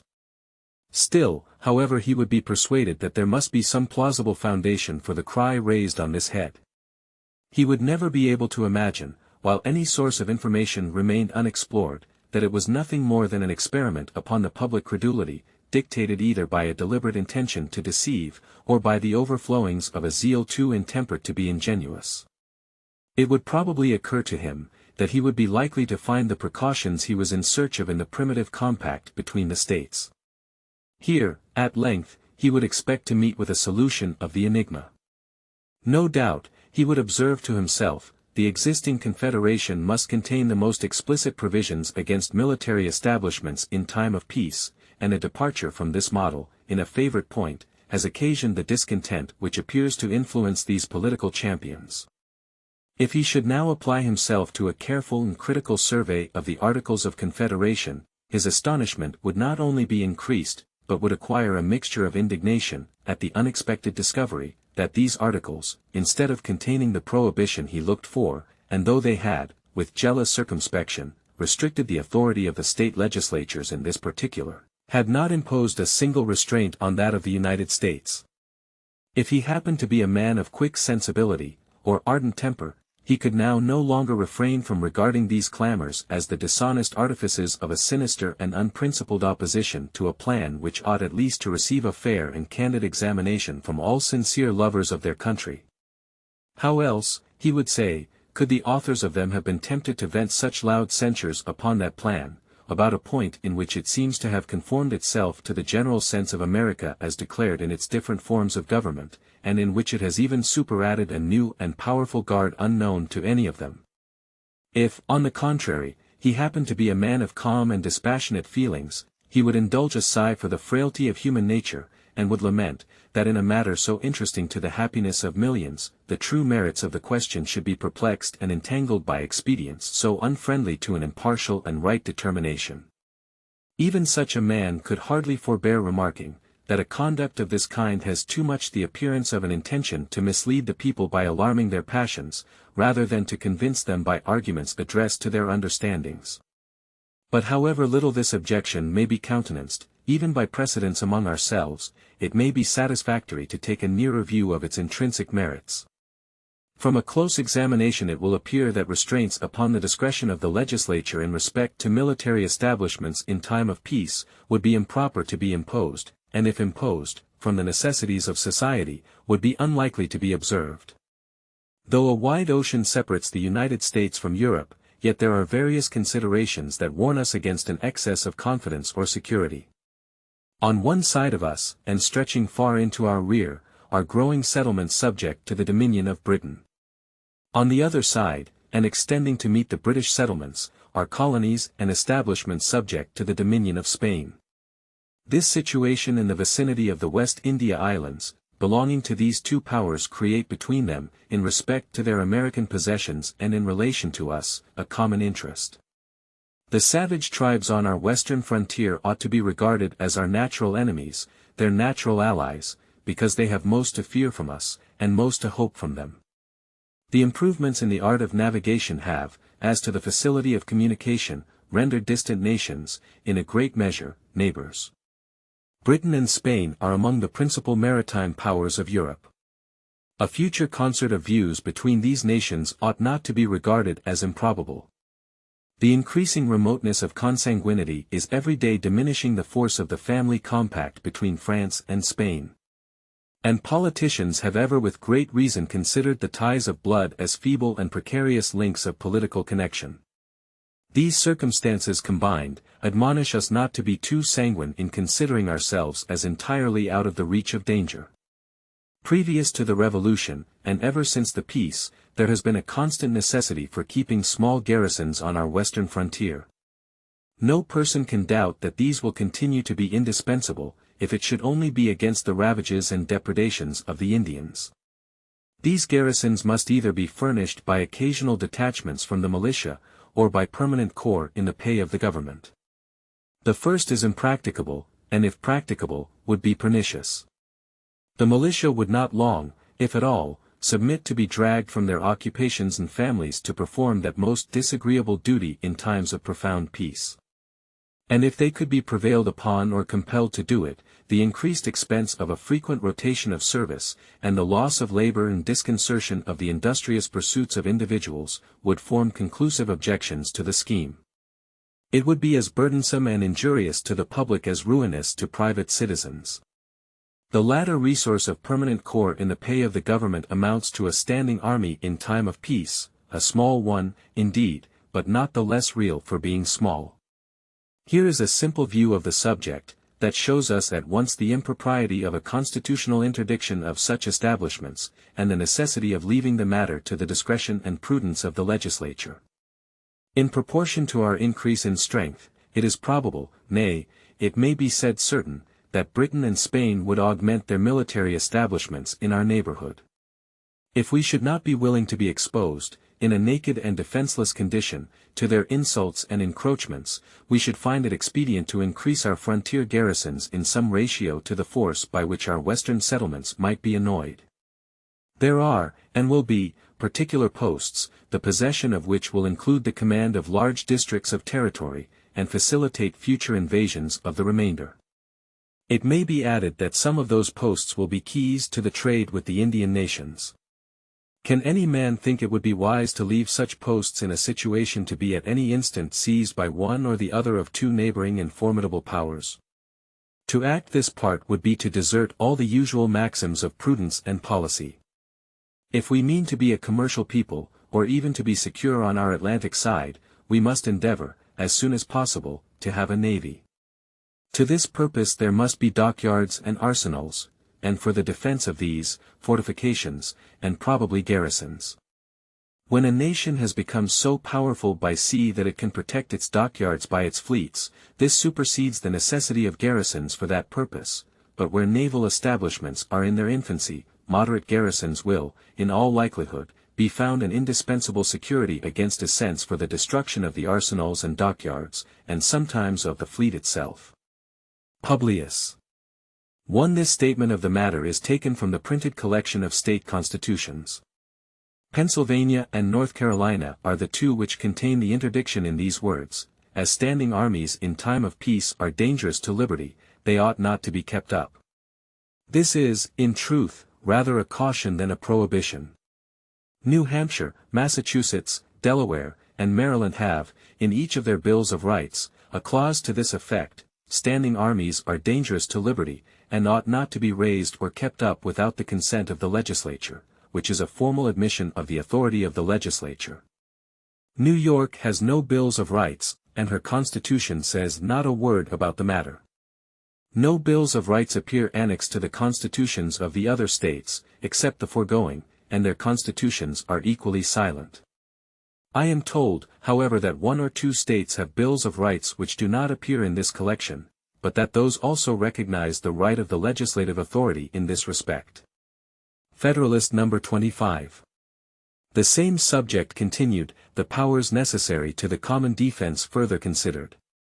From the New York Packet. Friday, December 21, 1787. Hamilton. To the People of the State of New York. It may perhaps be urged that the objects enumerated in the preceding number ought to be provided for by the state governments, under the direction of the Union. But this would be, in reality, an inversion of the primary principle of our political association, as it would in practice transfer the care of the common defense from the federal head to the individual members, a project oppressive to some states, dangerous to all, and baneful to the Confederacy. The territories of Britain, Spain, and of the Indian nations in our neighborhood do not border on particular states, but encircle the Union from Maine to Georgia. The danger, though in different degrees, is therefore common. And the means of guarding against it ought, in like manner, to be the objects of common councils and of a common treasury. It happens that some states, from local situation, are more directly exposed. New York is of this class. Upon the plan of separate provisions, New York would have to sustain the whole weight of the establishments requisite to her immediate safety, and to the mediate or ultimate protection of her neighbors. This would neither be equitable as it respected New York nor safe as it respected the other states. Various inconveniences would attend such a system. The states, to whose lot it might fall to support the necessary establishments, would be as little able as willing, for a considerable time to come, to bear the burden of competent provisions. The security of all would thus be subjected to the parsimony, improvidence, or inability of a part. If the resources of such part becoming more abundant and extensive, its provisions should be proportionally enlarged, the other states would quickly take the alarm at seeing the whole military force of the Union in the hands of 2 or 3 of its members, and those probably amongst the most powerful. They would each choose to have some counterpoise, and pretenses could easily be contrived.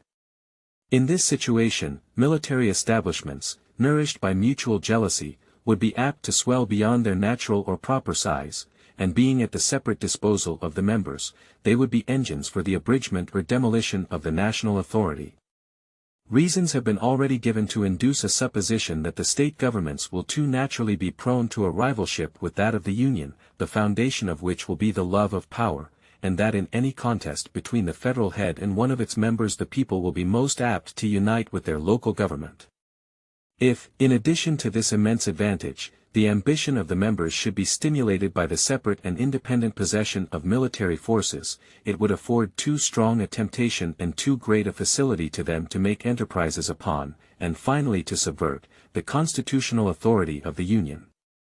On the other hand, the liberty of the people would be less safe in this state of things than in that which left the national forces in the hands of the national government. As far as an army may be considered as a dangerous weapon of power, it had better be in those hands of which the people are most likely to be jealous than in those of which they are least likely to be jealous. For it is a truth, which the experience of ages has attested, that the people are always most in danger when the means of injuring their rights are in the possession of those of whom they entertain the least suspicion. The framers of the existing Confederation, fully aware of the danger to the Union from the separate possession of military forces by the states, have, in express terms, prohibited them from having either ships or troops, unless with the consent of Congress. The truth is, that the existence of a federal government and military establishments under state authority are not less at variance with each other than a due supply of the federal treasury and the system of quotas and requisitions. There are other lights besides those already taken notice of, in which the impropriety of restraints on the discretion of the national legislature will be equally manifest. The design of the objection, which has been mentioned, is to preclude standing armies in time of peace, though we have never been informed how far it is designed the prohibition should extend, whether to raising armies as well as to keeping them up in a season of tranquility or not. If it be confined to the latter it will have no precise signification, and it will be ineffectual for the purpose intended. When armies are once raised, what shall be denominated keeping them up, contrary to the sense of the Constitution? What time shall be requisite to ascertain the violation? Shall it be a week, a month, a year? Or shall we say they may be continued as long as the danger which occasioned their being raised continues? This would be to admit that they might be kept up in time of peace, against threatening or impending danger, which would be at once to deviate from the literal meaning of the prohibition, and to introduce an extensive latitude of construction. Who shall judge of the continuance of the danger? This must undoubtedly be submitted to the national government, and the matter would then be brought to this issue, that the national government, to provide against apprehended danger, might in the first instance raise troops, and might afterwards keep them on foot as long as they supposed the peace or safety of the community was in any degree of jeopardy. It is easy to perceive that a discretion so latitudinary as this would afford ample room for eluding the force of the provision. The supposed utility of a provision of this kind can only be founded on the supposed probability, or at least possibility, of a combination between the executive and the legislative, in some scheme of usurpation.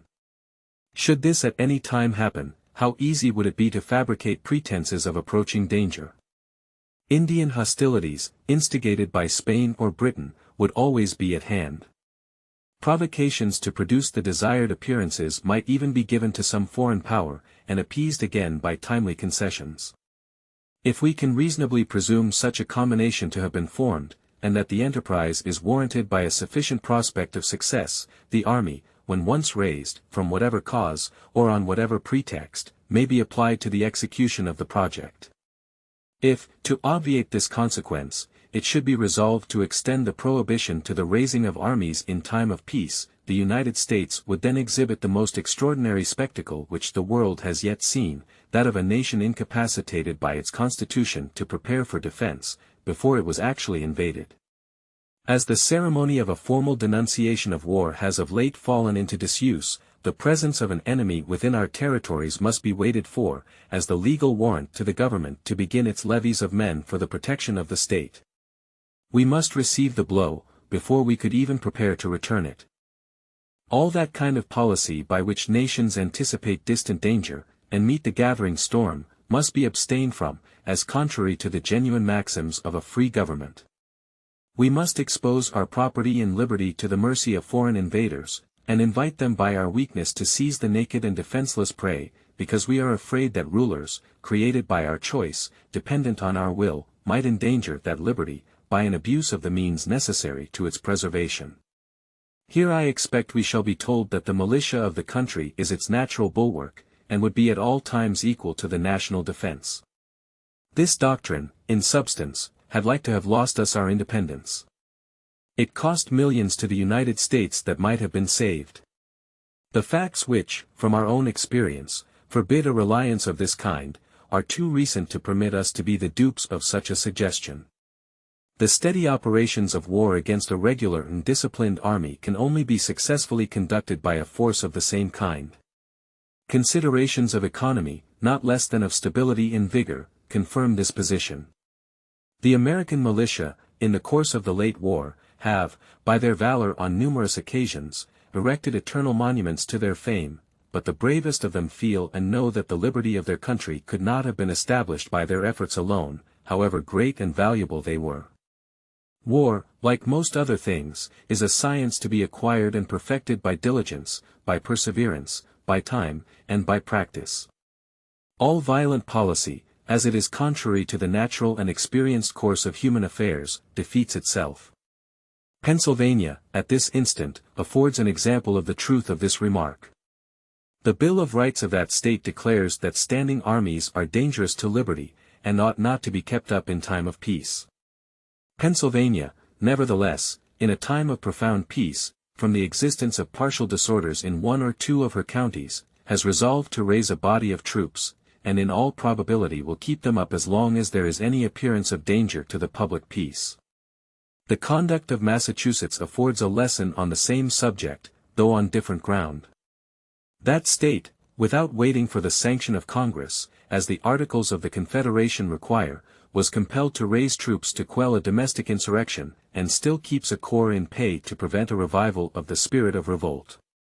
The particular Constitution of Massachusetts opposed no obstacle to the measure, but the instance is still of use to instruct us that cases are likely to occur under our government, as well as under those of other nations, which will sometimes render a military force in time of peace essential to the security of the society, and that it is therefore improper in this respect to control the legislative discretion. It also teaches us, in its application to the United States, how little the rights of a feeble government are likely to be respected, even by its own constituents. And it teaches us, in addition to the rest, how unequal parchment provisions are to a struggle with public necessity. It was a fundamental maxim of the Lacedaemonian Commonwealth, that the post of admiral should not be conferred twice on the same person.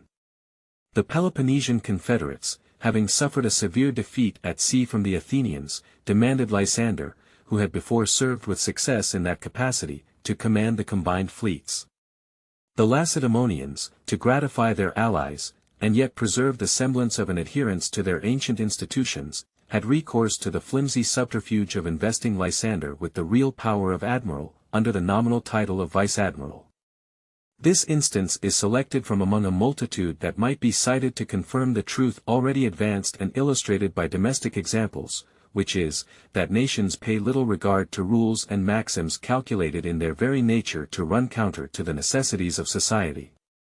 Wise politicians will be cautious about fettering the government with restrictions that cannot be observed, because they know that every breach of the fundamental laws, though dictated by necessity, impairs that sacred reverence which ought to be maintained in the breast of rulers towards the constitution of a country, and forms a precedent for other breaches where the same plea of necessity does not exist at all, or is less urgent and palpable.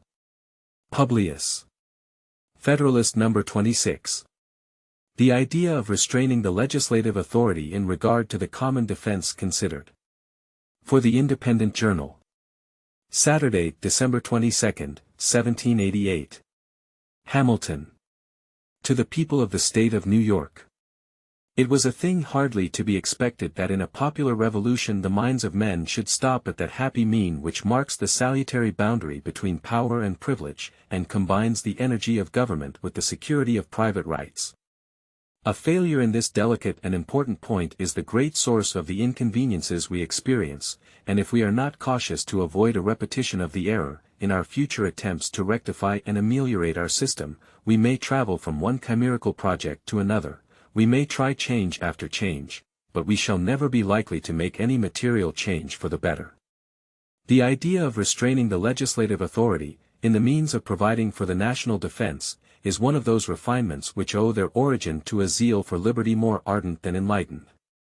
We have seen, however, that it has not had thus far an extensive prevalency, that even in this country, where it made its first appearance, Pennsylvania and North Carolina are the only two states by which it has been in any degree patronized, and that all the others have refused to give it the least countenance, wisely judging that confidence must be placed somewhere, that the necessity of doing it is implied in the very act of delegating power, and that it is better to hazard the abuse of that confidence than to embarrass the government and endanger the public safety by impolitic restrictions on the legislative authority. The opponents of the proposed Constitution combat, in this respect, the general decision of America, and instead of being taught by experience the propriety of correcting any extremes into which we may have heretofore run, they appear disposed to conduct us into others still more dangerous, and more extravagant. As if the tone of government had been found too high, or too rigid, the doctrines they teach are calculated to induce us to depress or to relax it, by expedients which, upon other occasions, have been condemned or forborne. It may be affirmed without the imputation of invective, that if the principles they inculcate, on various points, could so far obtain as to become the popular creed, they would utterly unfit the people of this country for any species of government whatever. But a danger of this kind is not to be apprehended. The citizens of America have too much discernment to be argued into anarchy. And I am much mistaken, if experience has not wrought a deep and solemn conviction in the public mind, that greater energy of government is essential to the welfare and prosperity of the community.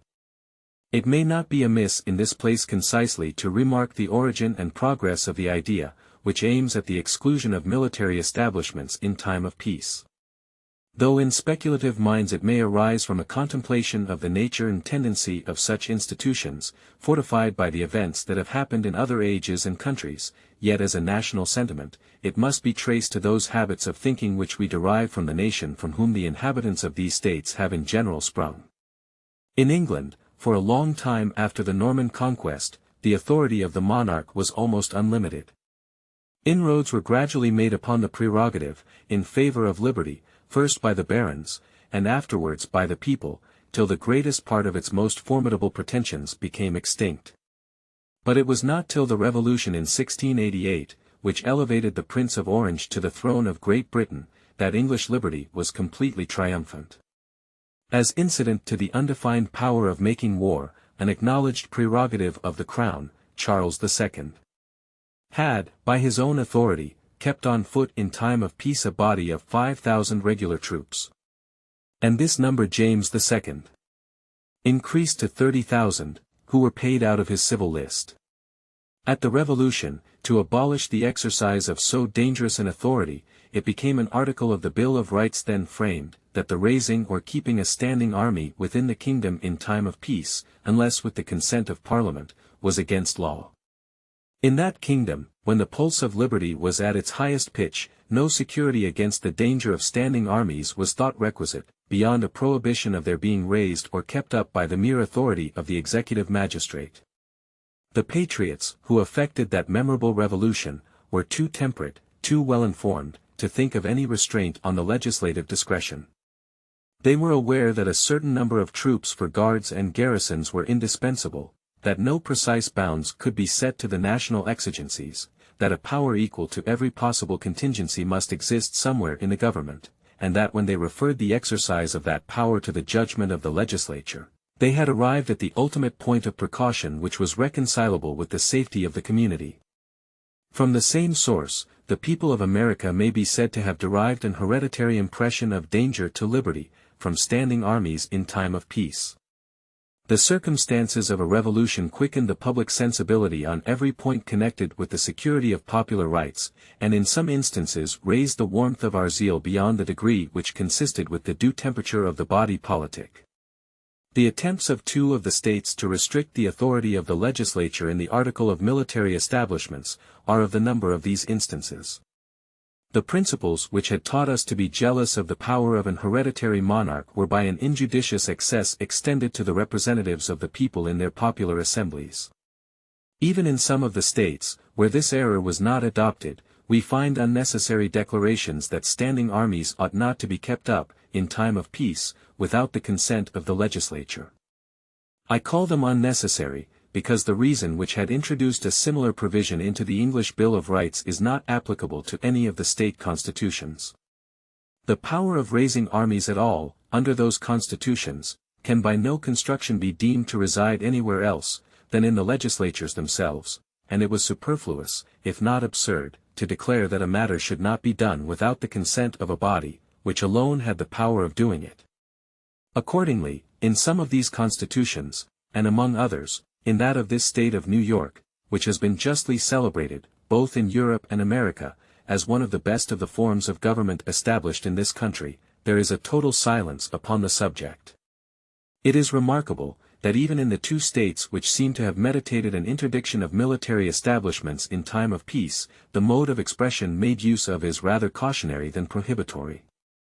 It is not said, that standing armies shall not be kept up, but that they ought not to be kept up, in time of peace.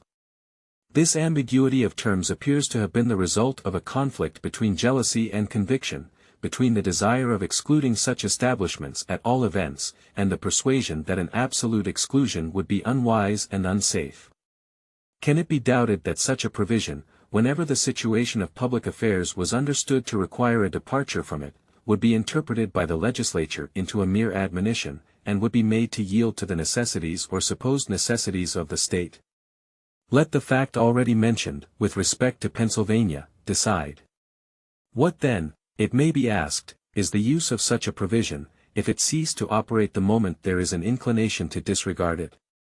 Let us examine whether there be any comparison, in point of efficacy, between the provision alluded to and that which is contained in the new Constitution, for restraining the appropriations of money for military purposes to the period of 2 years.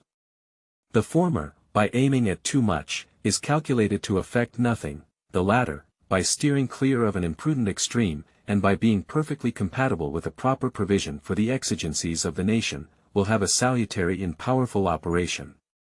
The legislature of the United States will be obliged, by this provision, once at least in every 2 years, to deliberate upon the propriety of keeping a military force on foot, to come to a new resolution on the point, and to declare their sense of the matter, by a formal vote in the face of their constituents. They are not at liberty to vest in the executive department permanent funds for the support of an army, if they were even incautious enough to be willing to repose in it so improper a confidence. As the spirit of party, in different degrees, must be expected to infect all political bodies, there will be, no doubt, persons in the national legislature willing enough to arraign the measures and criminate the views of the majority. The provision for the support of a military force will always be a favorable topic for declamation.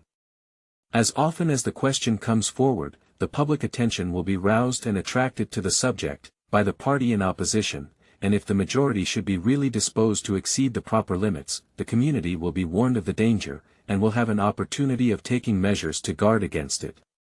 Independent of parties in the national legislature itself, as often as the period of discussion arrived, the state legislatures, who will always be not only vigilant but suspicious and jealous guardians of the rights of the citizens against encroachments from the federal government, will constantly have their attention awake to the conduct of the national rulers, and will be ready enough, if anything improper appears, to sound the alarm to the people, and not only to be the voice, but, if necessary, the arm of their discontent. Schemes to subvert the liberties of a great community require time to mature them for execution. An army, so large as seriously to menace those liberties, could only be formed by progressive augmentations, which would suppose, not merely a temporary combination between the legislature and executive, but a continued conspiracy for a series of time. Is it probable that such a combination would exist at all? Is it probable that it would be persevered in, and transmitted along through all the successive variations in a representative body, which biennial elections would naturally produce in both houses? Is it presumable, that every man, the instant he took his seat in the National Senate or House of Representatives, would commence a traitor to his constituents and to his country? Can it be supposed that there would not be found one man, discerning enough to detect so atrocious a conspiracy, or bold or honest enough to apprise his constituents of their danger? If such presumptions can fairly be made, there ought at once to be an end of all delegated authority. The people should resolve to recall all the powers they have heretofore parted with out of their own hands, and to divide themselves into as many states as there are counties, in order that they may be able to manage their own concerns in person.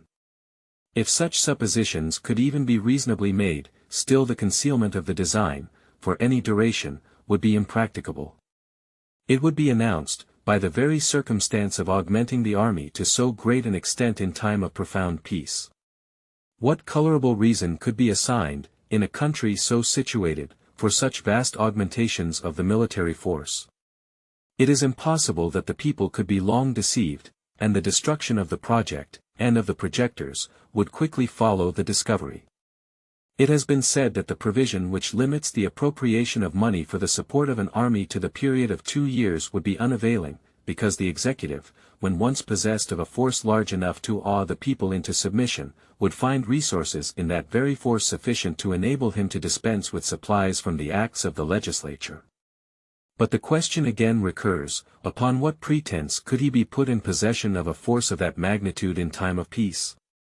If we suppose it to have been created in consequence of some domestic insurrection or foreign war, then it becomes a case not within the principles of the objection, for this is leveled against the power of keeping up troops in time of peace. Few persons will be so visionary as seriously to contend that military forces ought not to be raised to quell a rebellion or resist an invasion, and if the defense of the community under such circumstances should make it necessary to have an army so numerous as to hazard its liberty, this is one of those calamities for which there is neither preventative nor cure. It cannot be provided against by any possible form of government. It might even result from a simple league offensive and defensive, if it should ever be necessary for the Confederates or Allies to form an army for common defense. But it is an evil infinitely less likely to attend us in a united than in a disunited state, nay, it may be safely asserted that it is an evil altogether unlikely to attend us in the latter situation. It is not easy to conceive a possibility that dangers so formidable can assail the whole Union, as to demand a force considerable enough to place our liberties in the least jeopardy, especially if we take into our view the aid to be derived from the militia, which ought always to be counted upon as a valuable and powerful auxiliary. But in a state of disunion, as has been fully shown in another place, the contrary of this supposition would become not only probable, but almost unavoidable. Publius. Federalist No. 27. The same subject continued, the idea of restraining the legislative authority in regard to the common defense considered. From the New York Packet. Tuesday, December 25, 1787. Hamilton. To the people of the State of New York. It has been urged, in different shapes, that a constitution of the kind proposed by the convention cannot operate without the aid of a military force to execute its laws. This, however, like most other things that have been alleged on that side, rests on mere general assertion, unsupported by any precise or intelligible designation of the reasons upon which it is founded. As far as I have been able to divine the latent meaning of the objectors, it seems to originate in a presupposition that the people will be disinclined to the exercise of federal authority in any matter of an internal nature. Waiving any exception that might be taken to the inaccuracy or inexplicitness of the distinction between internal and external, let us inquire what ground there is to presuppose that disinclination in the people. Unless we presume at the same time that the powers of the general government will be worse administered than those of the state government, there seems to be no room for the presumption of ill will, disaffection, or opposition in the people. I believe it may be laid down as a general rule that their confidence in and obedience to a government will commonly be proportioned to the goodness or badness of its administration. It must be admitted that there are exceptions to this rule, but these exceptions depend so entirely on accidental causes, that they cannot be considered as having any relation to the intrinsic merits or demerits of a constitution. These can only be judged of by general principles and maxims.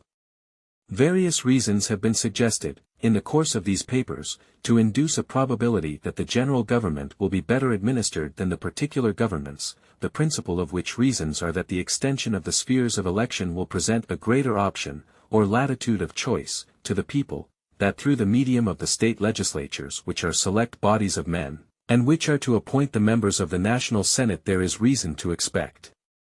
That this branch will generally be composed with peculiar care and judgment, that these circumstances promise greater knowledge and more extensive information in the national councils, and that they will be less apt to be tainted by the spirit of faction, and more out of the reach of those occasional ill humors, or temporary prejudices and propensities, which, in smaller societies, frequently contaminate the public councils, beget injustice and oppression of a part of the community, and engender schemes which, though they gratify a momentary inclination or desire, terminate in general distress, dissatisfaction, and disgust.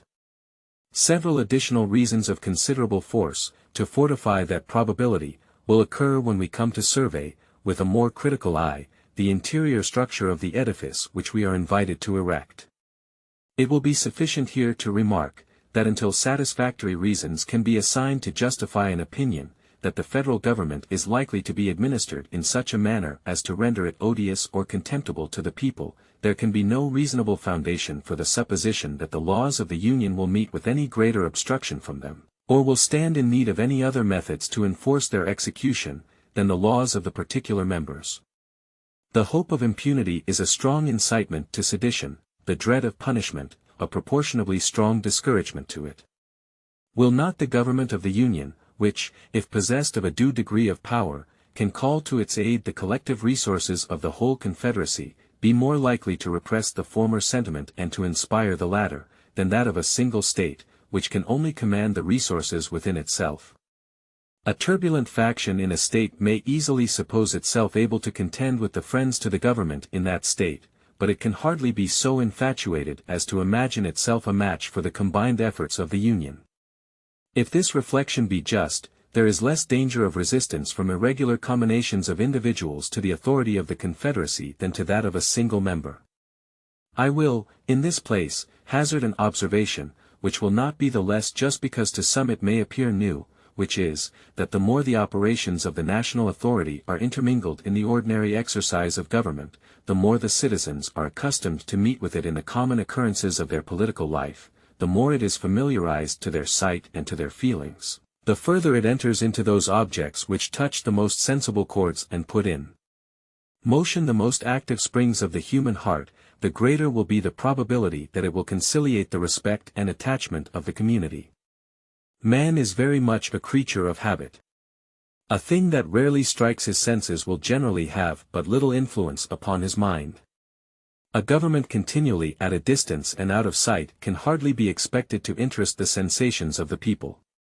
The inference is, that the authority of the Union, and the affections of the citizens towards it, will be strengthened, rather than weakened, by its extension to what are called matters of internal concern, and will have less occasion to recur to force, in proportion to the familiarity and comprehensiveness of its agency. The more it circulates through those channels and currents in which the passions of mankind naturally flow, the less will it require the aid of the violent and perilous expedients of compulsion. One thing, at all events, must be evident, that a government like the one proposed would bid much fairer to avoid the necessity of using force, than that species of league contend for by most of its opponents, the authority of which should only operate upon the states in their political or collective capacities. It has been shown that in such a confederacy there can be no sanction for the laws but force, that frequent delinquencies in the members are the natural offspring of the very frame of the government, and that as often as these happen, they can only be redressed, if at all, by war and violence. The plan reported by the Convention, by extending the authority of the federal head to the individual citizens of the several states, will enable the government to employ the ordinary magistracy of each, in the execution of its laws. It is easy to perceive that this will tend to destroy, in the common apprehension, all distinction between the sources from which they might proceed, and will give the federal government the same advantage for securing a due obedience to its authority which is enjoyed by the government of each state, in addition to the influence on public opinion which will result from the important consideration of its having power to call to its assistance and support the resources of the whole Union. It merits particular attention in this place, that the laws of the Confederacy, as to the enumerated and legitimate objects of its jurisdiction, will become the supreme law of the land, to the observance of which all officers, legislative, executive, and judicial, in each state, will be bound by the sanctity of an oath. Thus the legislatures, courts, and magistrates, of the respective members, will be incorporated into the operations of the national government as far as its just and constitutional authority extends, and will be rendered auxiliary to the enforcement of its laws. 1. Any man who will pursue, by his own reflections, the consequences of this situation, will perceive that there is good ground to calculate upon a regular and peaceable execution of the laws of the Union, if its powers are administered with a common share of prudence. If we will arbitrarily suppose the contrary, we may deduce any inferences we please from the supposition, for it is certainly possible, by an injudicious exercise of the authorities of the best government that ever was, or ever can be instituted, to provoke and precipitate the people into the wildest excesses. But though the adversaries of the proposed Constitution should presume that the national rulers would be insensible to the motives of public good, or to the obligations of duty, I would still ask them how the interests of ambition, or the views of encroachment, can be promoted by such a conduct. Publius.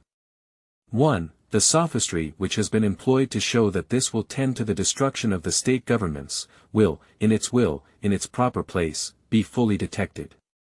Federalist No. 28. The same subject continued, the idea of restraining the legislative authority in regard to the common defense considered. For the Independent Journal. Wednesday, December 26, 1787. Hamilton. To the people of the State of New York. That there may happen cases in which the national government may be necessitated to resort to force, cannot be denied. Our own experience has corroborated the lessons taught by the examples of other nations, that emergencies of this sort will sometimes arise in all societies, however constituted, that seditions and insurrections are, unhappily, maladies as inseparable from the body politic as tumors and eruptions from the natural body, that the idea of governing at all times by the simple force of law, which we have been told is the only admissible principle of republican government, has no place but in the reveries of those political doctors whose sagacity disdains the admonitions of experimental instruction. Should such emergencies at any time happen under the national government, there could be no remedy but force. The means to be employed must be proportioned to the extent of the mischief. If it should be a slight commotion in a small part of a state, the militia of the residue would be adequate to its suppression, and the national presumption is that they would be ready to do their duty. An insurrection, whatever may be its immediate cause, eventually endangers all government. Regard to the public peace, if not to the rights of the Union, would engage the citizens to whom the contagion had not communicated itself to oppose the insurgents, and if the general government should be found in practice conducive to the prosperity and felicity of the people, it were irrational to believe that they would be disinclined to its support. If, on the contrary, the insurrection should pervade a whole state, or a principal part of it, the employment of a different kind of force might become unavoidable.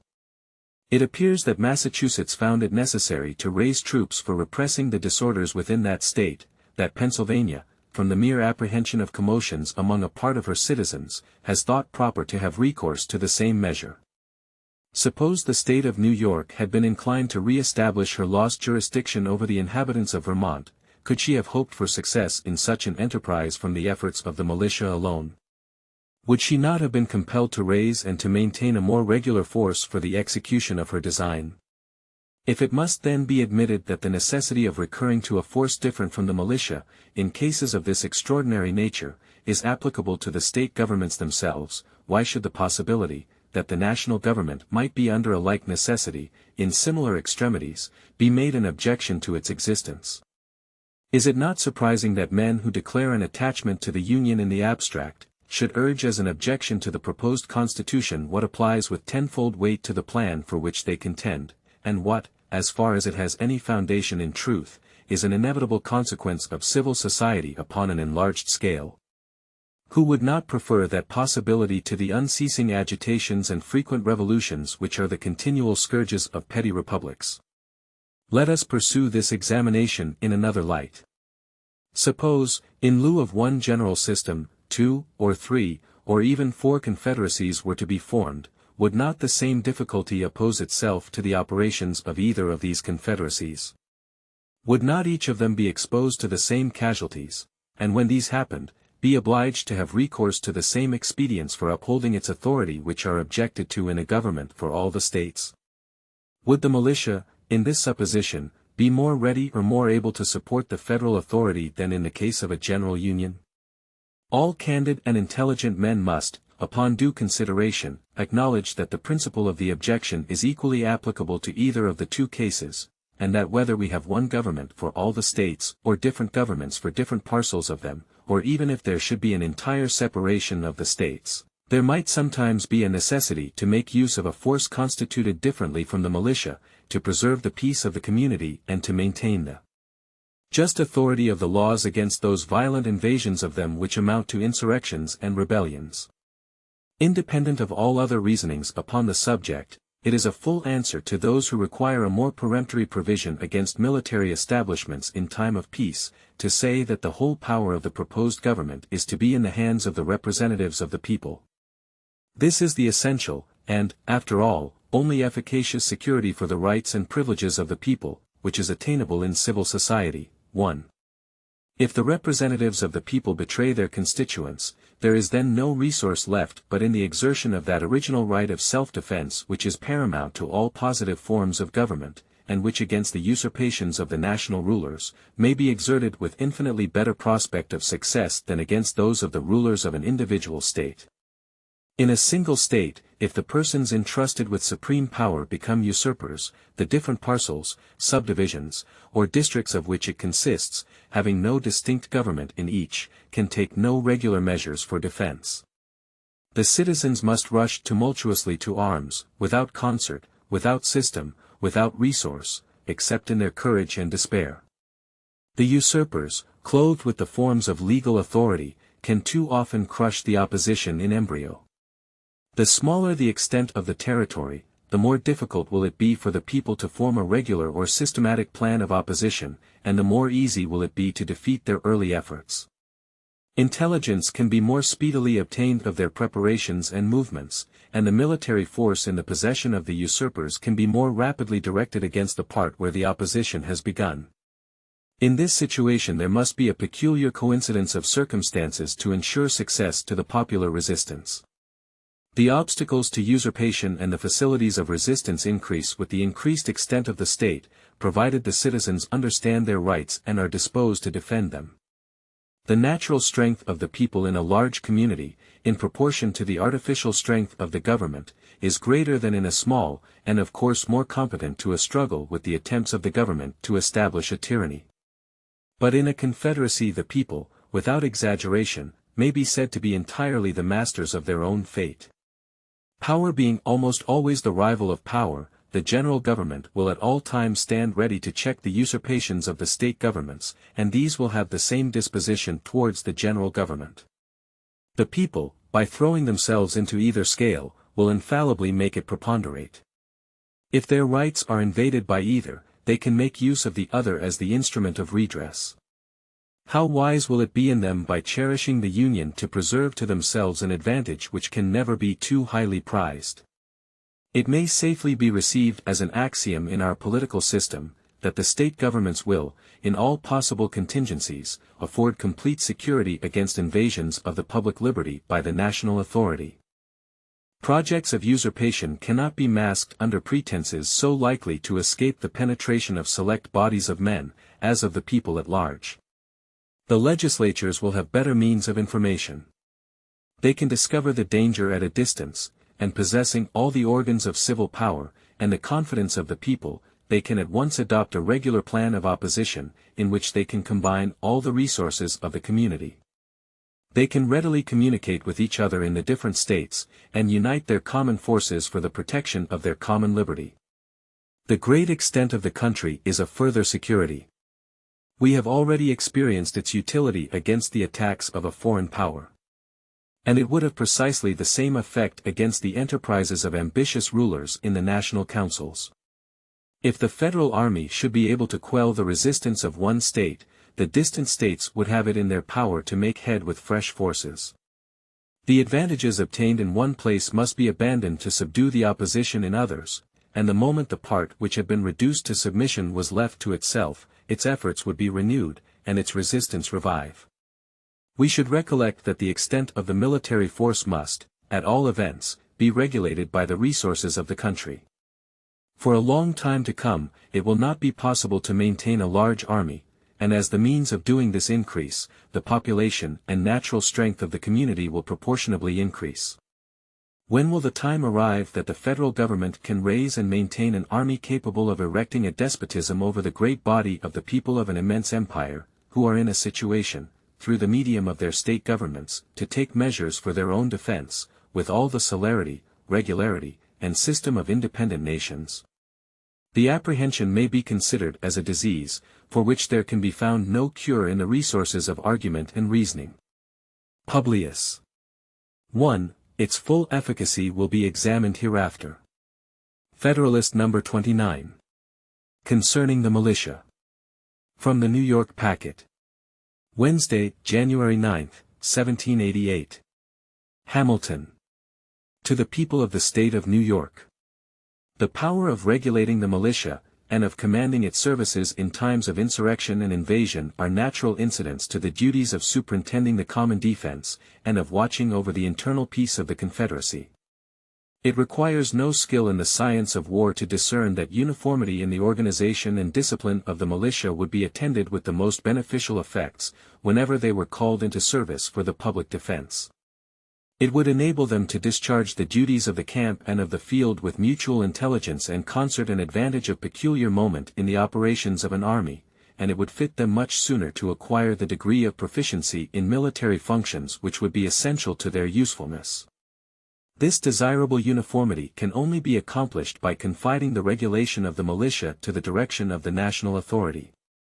It is, therefore, with the most evident propriety, that the plan of the Convention proposes to empower the Union to provide for organizing, arming, and disciplining the militia, and for governing such part of them as may be employed in the service of the United States, reserving to the states respectively the appointment of the officers, and the authority of training the militia according to the discipline prescribed by Congress.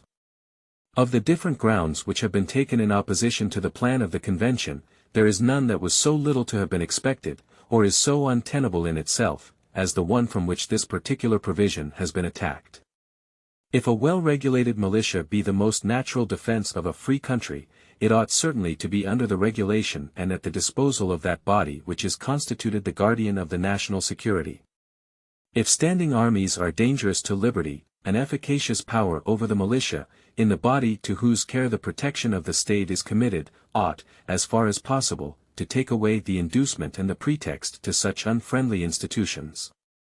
If the federal government can command the aid of the militia in those emergencies which call for the military arm in support of the civil magistrate, it can the better dispense with the employment of a different kind of force.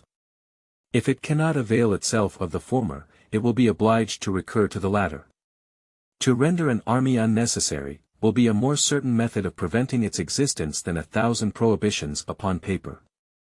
In order to cast an odium upon the power of calling forth the militia to execute the laws of the Union, it has been remarked that there is nowhere any provision in the proposed Constitution for calling out the posse comitatus, to assist the magistrate in the execution of his duty, whence it has been inferred, that military force was intended to be his only auxiliary.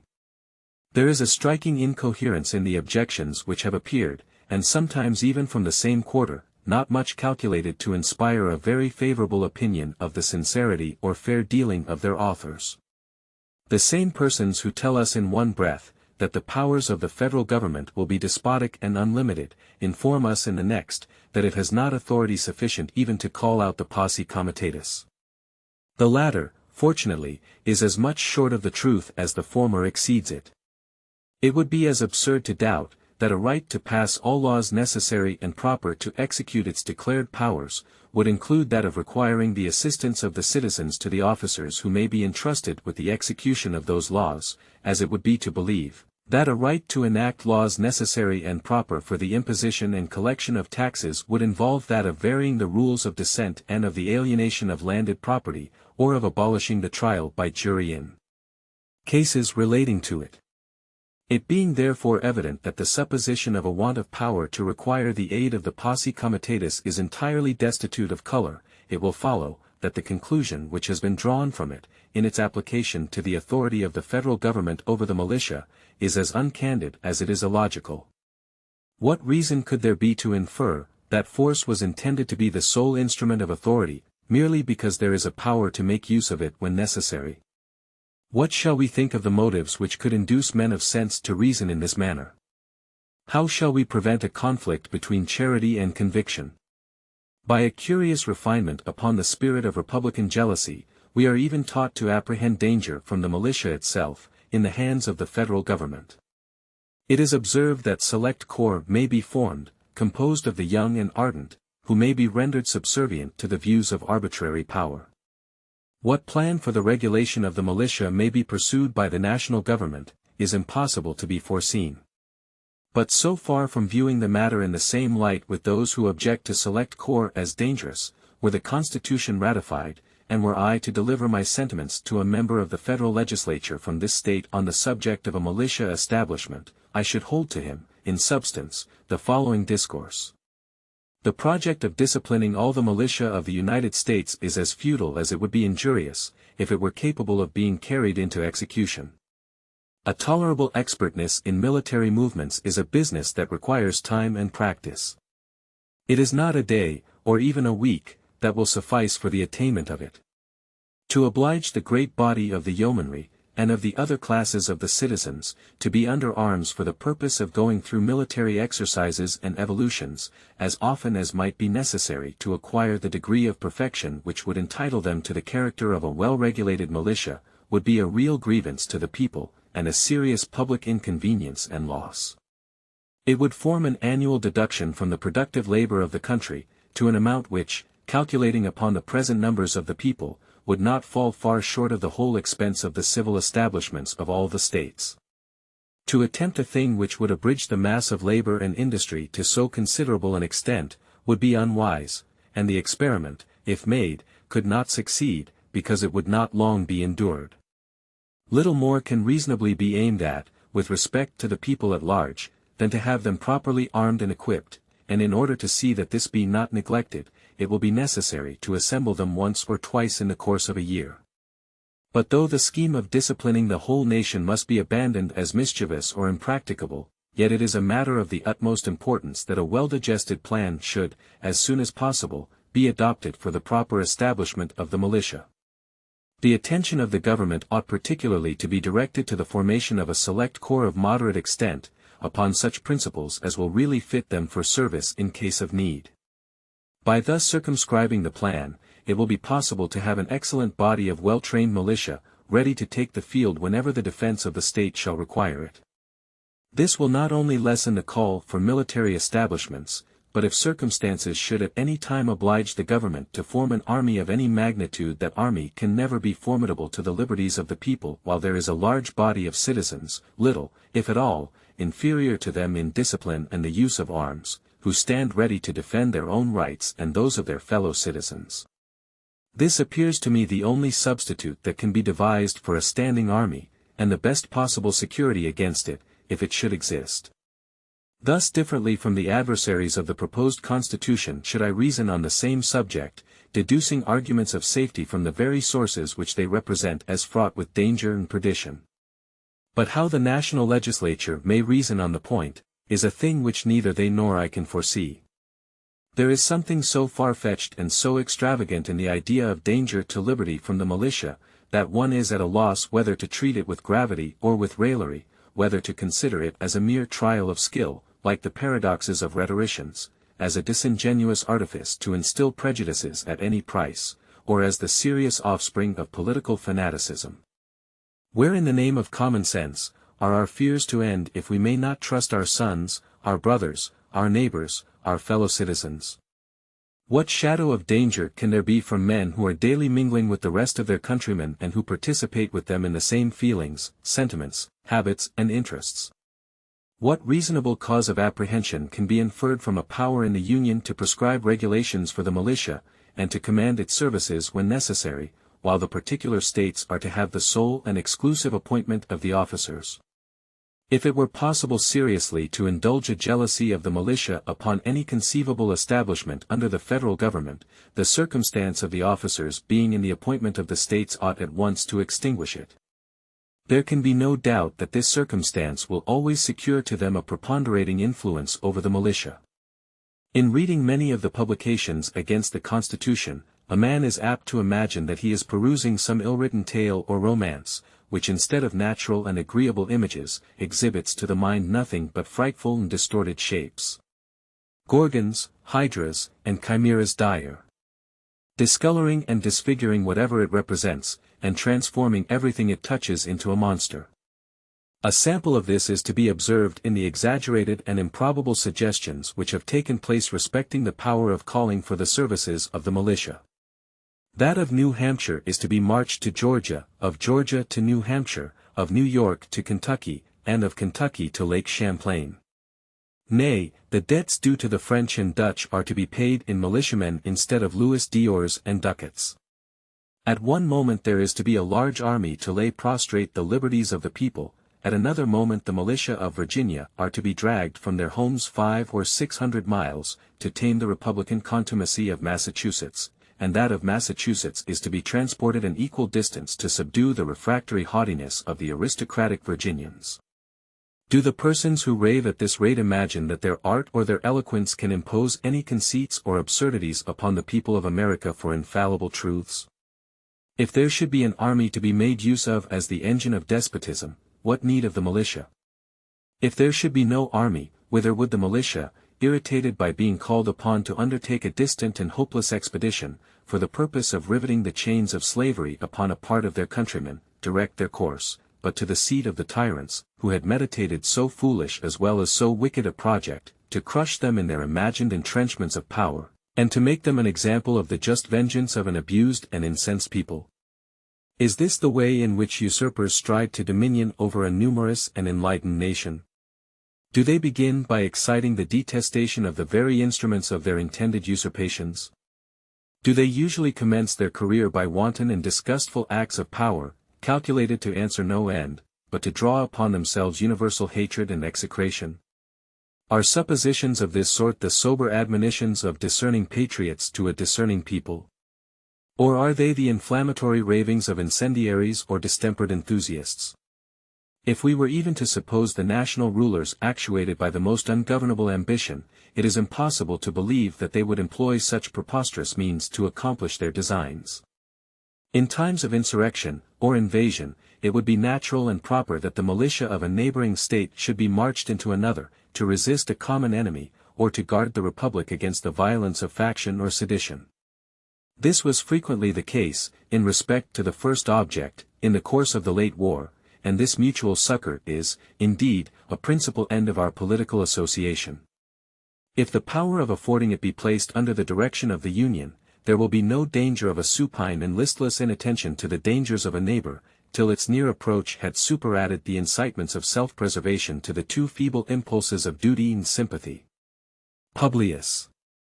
Federalist No. 30. Concerning the general power of taxation. From the New York Packet. Friday, December 28, 1787.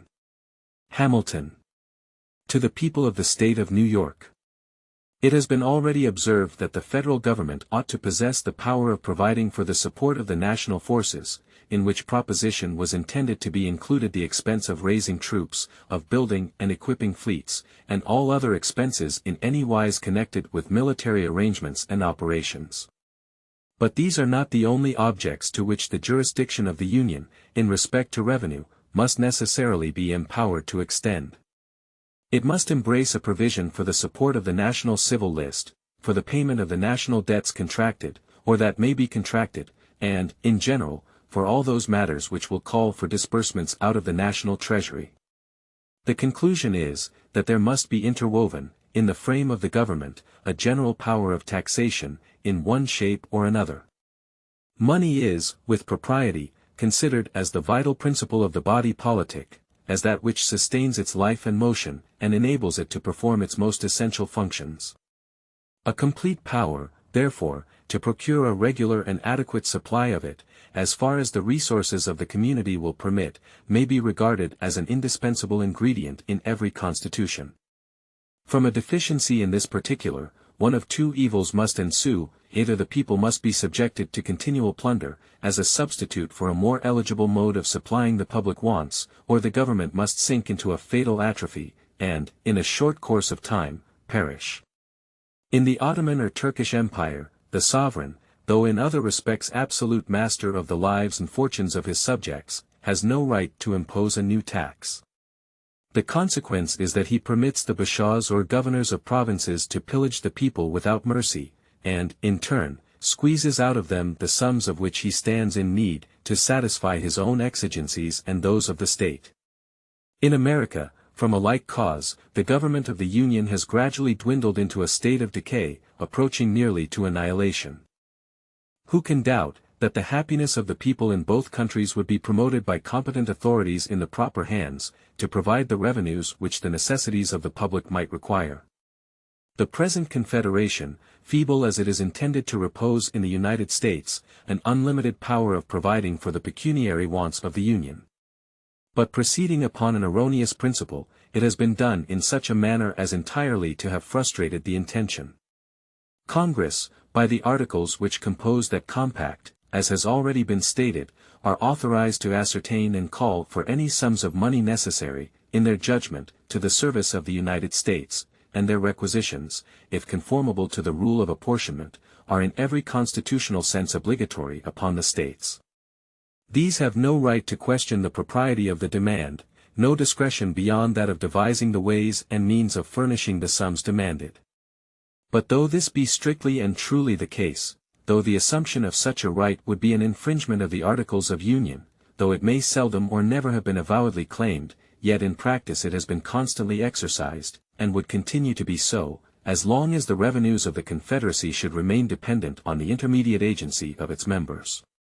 What the consequences of this system have been, is within the knowledge of every man the least conversant in our public affairs, and has been amply unfolded in different parts of these inquiries. It is this which has chiefly contributed to reduce us to a situation, which affords ample cause both of mortification to ourselves, and of triumph to our enemies. What remedy can there be for this situation, but in a change of the system which has produced it, in a change of the fallacious and delusive system of quotas and requisitions? What substitute can there be imagined for this ignis fatuus in finance, but that of permitting the national government to raise its own revenues by the ordinary methods of taxation authorized in every well-ordered constitution of civil government? Ingenious men may declaim with plausibility on any subject, but no human ingenuity can point out any other expedient to rescue us from the inconveniences and embarrassments naturally resulting from defective supplies of the public treasury. The more intelligent adversaries of the new Constitution admit the force of this reasoning, but they qualify their admission by a distinction between what they call internal and external taxation. The former they would reserve to the state governments, the latter, which they explain into commercial imposts, or rather duties on imported articles, they declare themselves willing to concede to the federal head. This distinction, however, would violate the maxim of good sense and sound policy, which dictates that every power ought to be in proportion to its object, and would still leave the general government in a kind of tutelage to the state governments, inconsistent with every idea of vigor or efficiency. Who can pretend that commercial imposts are, or would be, alone equal to the present and future exigencies of the Union? Taking into the account the existing debt, foreign and domestic, upon any plan of extinguishment which a man moderately impressed with the importance of public justice and public credit could approve, in addition to the establishments which all parties will acknowledge to be necessary, we could not reasonably flatter ourselves, that this resource alone, upon the most improved scale, would even suffice for its present necessities.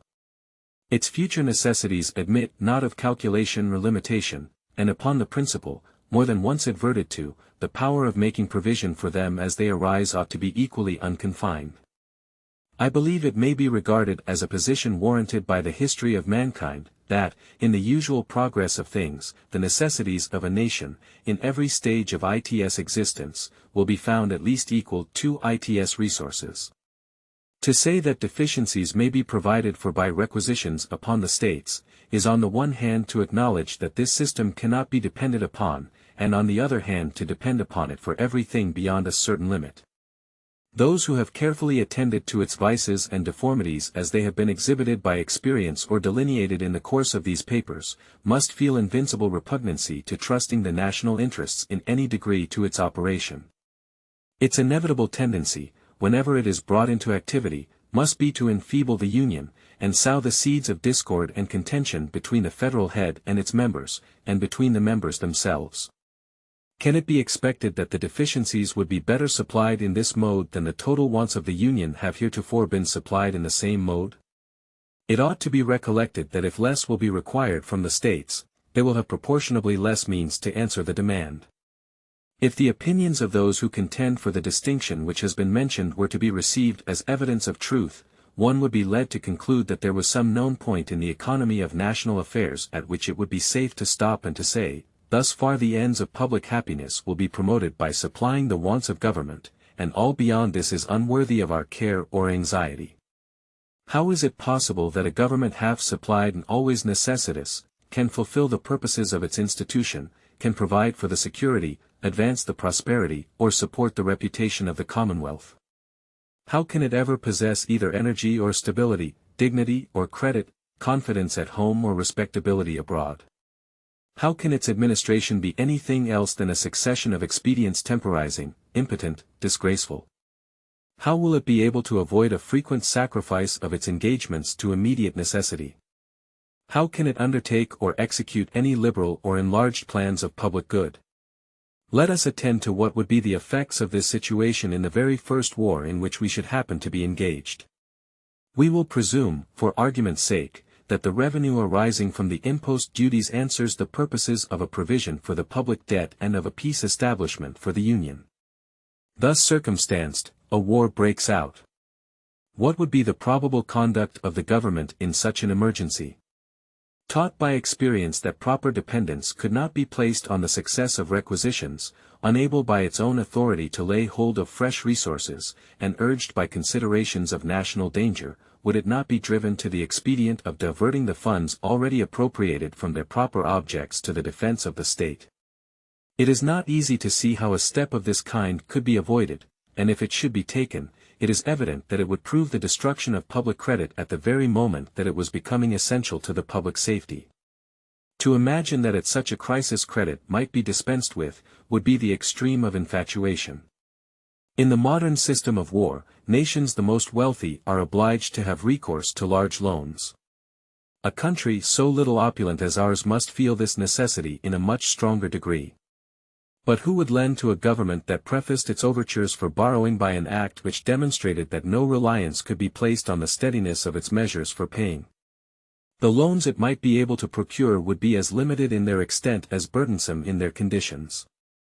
They would be made upon the same principles that usurers commonly lend to bankrupt and fraudulent debtors, with a sparing hand and at enormous premiums.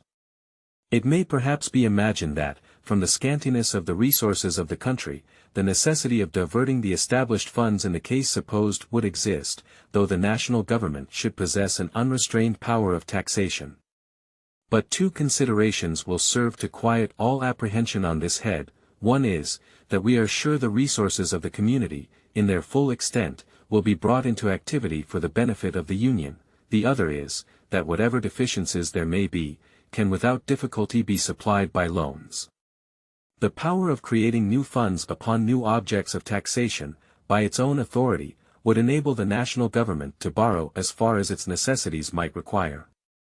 Foreigners, as well as the citizens of America, could then reasonably repose confidence in its engagements, but to depend upon a government that must itself depend upon 13 other governments for the means of fulfilling its contracts, when once its situation is clearly understood, would require a degree of credulity not often to be met with in the pecuniary transactions of mankind, and little reconcilable with the usual sharp-sightedness of avarice. Reflections of this kind may have trifling weight with men who hope to see realized in America the halcyon scenes of the poetic or fabulous age, but to those who believe we are likely to experience a common portion of the vicissitudes and calamities which have fallen to the lot of other nations, they must appear entitled to serious attention. Such men must behold the actual situation of their country with painful solicitude, and deprecate the evils which ambition or revenge might, with too much facility, inflict upon it. Publius. Federalist No. 31. The same subject continued, concerning the general power of taxation. From the New York Packet. Tuesday, January 1, 1788. Hamilton. To the people of the State of New York. In disquisitions of every kind, there are certain primary truths, or first principles, upon which all subsequent reasonings must depend. These contain an internal evidence which, antecedent to all reflection or combination, commands the assent of the mind. Where it produces not this effect, it must proceed either from some defect or disorder in the organs of perception, or from the influence of some strong interest, or passion, or prejudice.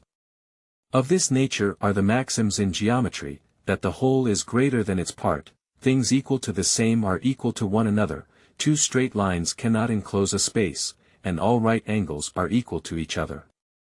Of the same nature are these other maxims in ethics and politics, that there cannot be an effect without a cause, that the means ought to be proportioned to the end, that every power ought to be commensurate with its object, that there ought to be no limitation of a power destined to effect a purpose which is itself incapable of limitation.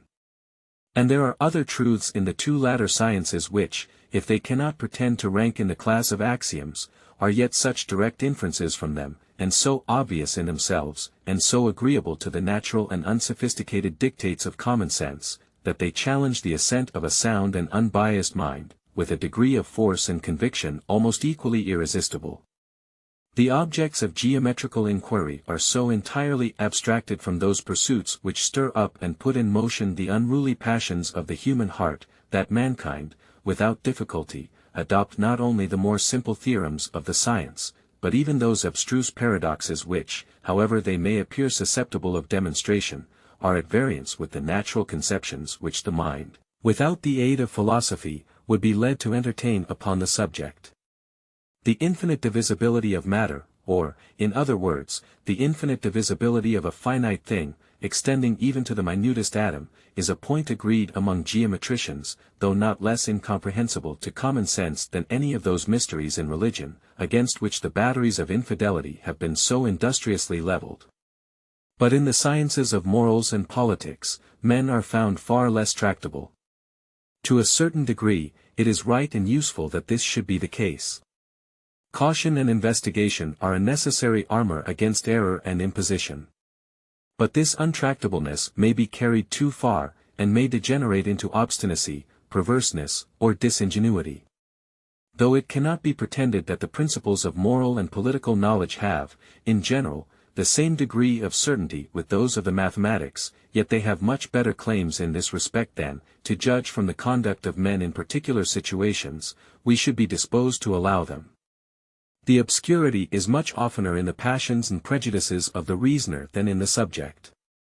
Men, upon too many occasions, do not give their own understandings fair play, but, yielding to some untoward bias, they entangle themselves in words and confound themselves in subtleties. How else could it happen, if we admit the objectors to be sincere in their opposition, that positions so clear as those which manifest the necessity of a general power of taxation in the government of the Union, should have to encounter any adversaries among men of discernment? Though these positions have been elsewhere fully stated, they will perhaps not be improperly recapitulated in this place, as introductory to an examination of what may have been offered by way of objection to them. They are in substance as follows. A government ought to contain in itself every power requisite to the full accomplishment of the objects committed to its care, and to the complete execution of the trusts for which it is responsible, free from every other control but a regard to the public good and to the sense of the people. As the duties of superintending the national defense and of securing the public peace against foreign or domestic violence involve a provision for casualties and dangers to which no possible limits can be assigned, the power of making that provision ought to know no other bounds than the exigencies of the nation and the resources of the community. As revenue is the essential engine by which the means of answering the national exigencies must be procured, the power of procuring that article in its full extent must necessarily be comprehended in that of providing for those exigencies. As theory and practice conspire to prove that the power of procuring revenue is unavailing when exercised over the states in their collective capacities, the federal government must of necessity be invested with an unqualified power of taxation in the ordinary modes. Did not experience evince the contrary, it would be natural to conclude that the propriety of a general power of taxation in the national government might safely be permitted to rest on the evidence of these propositions, unassisted by any additional arguments or illustrations. But we find, in fact, that the antagonists of the proposed Constitution, so far from acquiescing in their justness or truth, seem to make their principal and most zealous effort against this part of the plan. It may therefore be satisfactory to analyze the arguments with which they combat it. Those of them which have been most labored with that view, seem in substance to amount to this: it is not true, because the exigencies of the Union may not be susceptible of limitation, that its power of laying taxes ought to be unconfined. Revenue is as requisite to the purposes of the local administrations as to those of the Union, and the former are at least of equal importance with the latter to the happiness of the people. It is, therefore, as necessary that the state governments should be able to command the means of supplying their wants, as that the national government should possess the like faculty in respect to the wants of the Union. But an indefinite power of taxation in the latter might, and probably would in time, deprive the former of the means of providing for their own necessities, and would subject them entirely to the mercy of the national legislature. As the laws of the Union are to become the supreme law of the land, as it is to have power to pass all laws that may be necessary for carrying into execution the authorities with which it is proposed to vest it, the national government might at any time abolish the taxes imposed for state objects upon the pretense of an interference with its own. It might allege a necessity of doing this in order to give efficacy to the national revenues. And thus all the resources of taxation might by degrees become the subjects of federal monopoly, to the entire exclusion and destruction of the state governments. This mode of reasoning appears sometimes to turn upon the supposition of usurpation in the national government, at other times it seems to be designed only as a deduction from the constitutional operation of its intended powers. It is only in the latter light that it can be admitted to have any pretensions to fairness. The moment we launch into conjectures about the usurpations of the federal government, we get into an unfathomable abyss, and fairly put ourselves out of the reach of all reasoning. Imagination may range at pleasure till it gets bewildered amidst the labyrinths of an enchanted castle, and knows not on which side to turn to extricate itself from the perplexities into which it has so rashly adventured. Whatever may be the limits or modifications of the powers of the Union, it is easy to imagine an endless train of possible dangers, and by indulging in excess of jealousy and timidity, we may bring ourselves to a state of absolute skepticism and irresolution. I repeat here what I have observed in substance in another place, that all observations founded upon the danger of usurpation ought to be referred to the composition and structure of the government, not to the nature or extent of its powers. The state governments, by their original constitutions, are invested with complete sovereignty. In what does our security consist against usurpation from that quarter? Doubtless in the manner of their formation, and in a due dependence of those who are to administer them upon the people.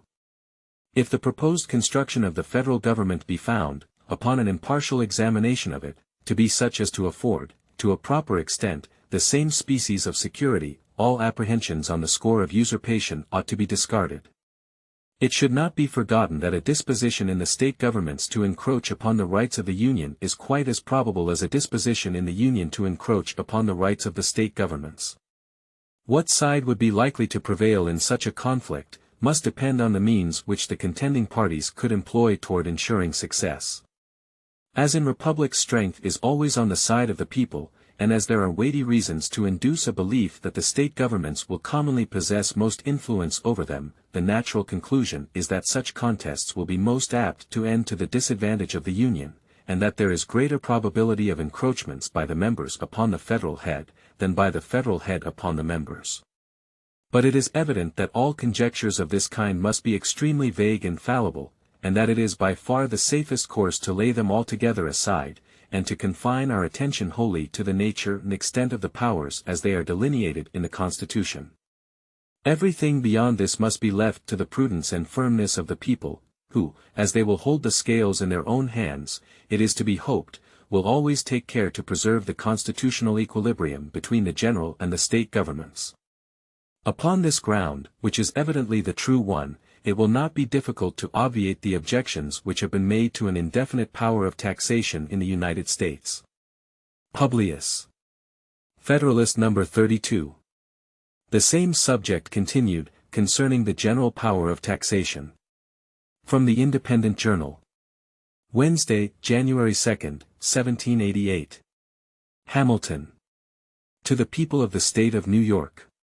Although I am of opinion that there would be no real danger of the consequences which seem to be apprehended to the state governments from a power in the Union to control them in the levies of money, because I am persuaded that the sense of the people, the extreme hazard of provoking the resentments of the state governments, and a conviction of the utility and necessity of local administrations for local purposes, would be a complete barrier against the oppressive use of such a power, yet I am willing here to allow, in its full extent, the justness of the reasoning which requires that the individual states should possess an independent and uncontrollable authority to raise their own revenues for the supply of their own wants. And making this concession, I affirm that, with the sole exception of duties on imports and exports, they would, under the plan of the Convention, retain that authority in the most absolute and unqualified sense, and that an attempt on the part of the national government to abridge them in the exercise of it, would be a violent assumption of power, unwarranted by any article or clause of its Constitution. An entire consolidation of the states into one complete national sovereignty would imply an entire subordination of the parts, and whatever powers might remain in them would be altogether dependent on the general will. But as the plan of the Convention aims only at a partial union or consolidation, the state governments would clearly retain all the rights of sovereignty which they before had, and which were not, by that act, exclusively delegated to the United States. This exclusive delegation, or rather this alienation, of state sovereignty, would only exist in three cases: where the Constitution in express terms granted an exclusive authority to the Union, where it granted in one instance an authority to the Union, and in another prohibited the states from exercising the like authority, and where it granted an authority to the Union, to which a similar authority in the states would be absolutely and totally contradictory and repugnant.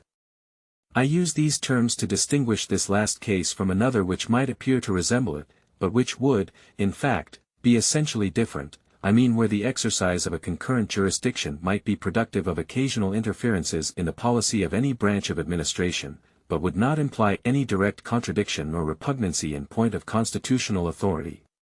These three cases of exclusive jurisdiction in the federal government may be exemplified by the following instances. The last clause but one in the 8th section of the first article provides expressly that Congress shall exercise exclusive legislation over the district to be appropriated as the seat of government. This answers to the first case. The first clause of the same section empowers Congress to lay and collect taxes, duties, imposts and excises, and the second clause of the 10th section of the same article declares that, no state shall, without the consent of Congress, lay any imposts or duties on imports or exports, except for the purpose of executing its inspection laws. Hence would result an exclusive power in the Union to lay duties on imports and exports, with the particular exception mentioned, but this power is abridged by another clause, which declares that no tax or duty shall be laid on articles exported from any state, in consequence of which qualification, it now only extends to the duties on imports. This answers to the second case. The third will be found in that clause which declares that Congress shall have power to establish an uniform rule of naturalization throughout the United States. This must necessarily be exclusive, because if each state had power to prescribe a distinct rule, there could not be a uniform rule. A case which may perhaps be thought to resemble the latter, but which is in fact widely different, affects the question immediately under consideration. I mean the power of imposing taxes on all articles other than exports and imports. This, I contend, is manifestly a concurrent and co-equal authority in the United States and in the individual states. There is plainly no expression in the granting clause which makes that power exclusive in the Union. There is no independent clause or sentence which prohibits the states from exercising it. So far is this from being the case, that a plain and conclusive argument to the contrary is to be deduced from the restraint laid upon the states in relation to duties on imports and exports. This restriction implies an admission that, if it were not inserted, the states would possess the power it excludes, and it implies a further admission, that as to all other taxes, the authority of the states remains undiminished.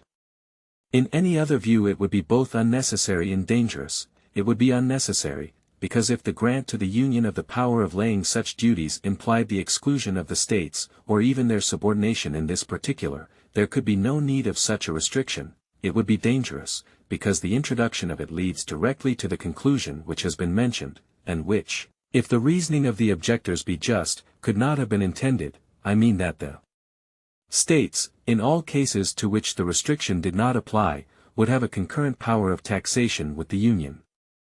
The restriction in question amounts to what lawyers call a negative pregnant, that is, a negation of one thing, and an affirmance of another, a negation of the authority of the states to impose taxes on imports and exports, and an affirmance of their authority to impose them on all other articles.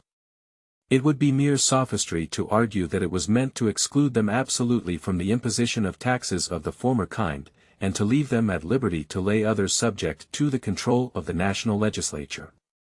The restraining or prohibitory clause only says, that they shall not, without the consent of Congress, lay such duties, and if we are to understand this in the sense last mentioned, the Constitution would then be made to introduce a formal provision for the sake of a very absurd conclusion, which is, that the states, with the consent of the national legislature, might tax imports and exports, and that they might tax every other article, unless controlled by the same body. If this was the intention, why not leave it, in the first instance, to what is alleged to be the natural operation of the original clause, conferring a general power of taxation upon the Union? It is evident that this could not have been the intention, and that it will not bear a construction of the kind. As to a supposition of repugnancy between the power of taxation in the states and in the Union, it cannot be supported in that sense which would be requisite to work an exclusion of the states. It is, indeed, possible that a tax might be laid on a particular article by a state which might render it inexpedient that thus a further tax should be laid on the same article by the Union, but it would not imply a constitutional inability to impose a further tax. The quantity of the imposition, the expediency or inexpediency of an increase on either side, would be mutually questions of prudence, but there would be involved no direct contradiction of power. The particular policy of the national and of the state systems of finance might now and then not exactly coincide, and might require reciprocal forbearances. It is not, however, a mere possibility of inconvenience in the exercise of powers, but an immediate constitutional repugnancy that can by implication alienate and extinguish a pre-existing right of sovereignty. The necessity of a concurrent jurisdiction in certain cases results from the division of the sovereign power, and the rule that all authorities, of which the states are not explicitly divested in favor of the Union, remain with them in full vigor, is not a theoretical consequence of that division, but is clearly admitted by the whole tenor of the instrument which contains the articles of the proposed Constitution. We there find that, notwithstanding the affirmative grants of general authorities, there has been the most pointed care in those cases where it was deemed improper that the like authorities should reside in the states, to insert negative clauses prohibiting the exercise of them by the states. The 10th section of the first article consists altogether of such provisions. This circumstance is a clear indication of the sense of the Convention, and furnishes a rule of interpretation out of the body of the Act, which justifies the position I have advanced and refutes every hypothesis to the contrary. Publius. Federalist No. 33. The same subject continued, concerning the general power of taxation. From the Independent Journal. Wednesday, January 2, 1788. Hamilton. To the People of the State of New York. The residue of the argument against the provisions of the Constitution in respect to taxation is engrafted upon the following clause. The last clause of the 8th section of the first article of the plan under consideration authorizes the national legislature to make all laws which shall be necessary and proper for carrying into execution the powers by that Constitution vested in the government of the United States, or in any department or officer thereof, and the second clause of the 6th article declares, that the Constitution and the laws of the United States made in pursuance thereof, and the treaties made by their authority shall be the supreme law of the land, any thing in the Constitution or laws of any state to the contrary notwithstanding. These two clauses have been the source of much virulent invective and petulant declamation against the proposed Constitution. They have been held up to the people in all the exaggerated colors of misrepresentation as the pernicious engines by which their local governments were to be destroyed and their liberties exterminated, as the hideous monster whose devouring jaws would spare neither sex nor age, nor high nor low, nor sacred or profane, and yet, strange as it may appear, after all this clamor, to those who may not have happened to contemplate them in the same light, it may be affirmed with perfect confidence that the constitutional operation of the intended government would be precisely the same, if these clauses were entirely obliterated, as if they were repeated in every article. They are only declaratory of a truth which would have resulted by necessary and unavoidable implication from the very act of constituting a federal government, and vesting it with certain specified powers. This is so clear a proposition, that moderation itself can scarcely listen to the railings which have been so copiously vented against this part of the plan, without emotions that disturb its equanimity. What is a power, but the ability or faculty of doing a thing? What is the ability to do a thing, but the power of employing the means necessary to its execution? What is a legislative power, but a power of making laws? What are the means to execute a legislative power but laws? What is the power of laying and collecting taxes, but a legislative power, or a power of making laws, to lay and collect taxes? What are the proper means of executing such a power, but necessary and proper laws? This simple train of inquiry furnishes us at once with a test by which to judge of the true nature of the clause complained of.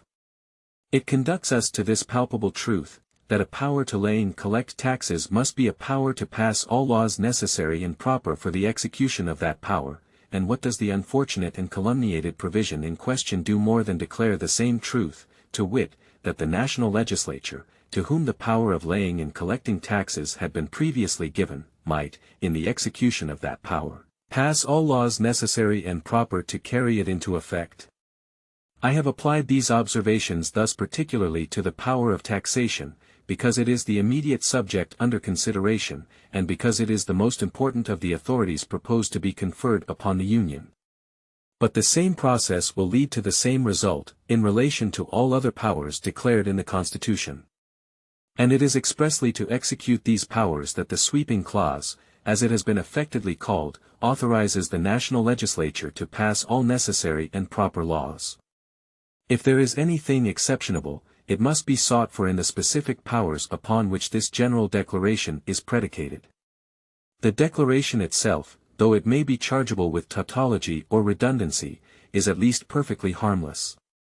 But suspicion may ask, why then was it introduced?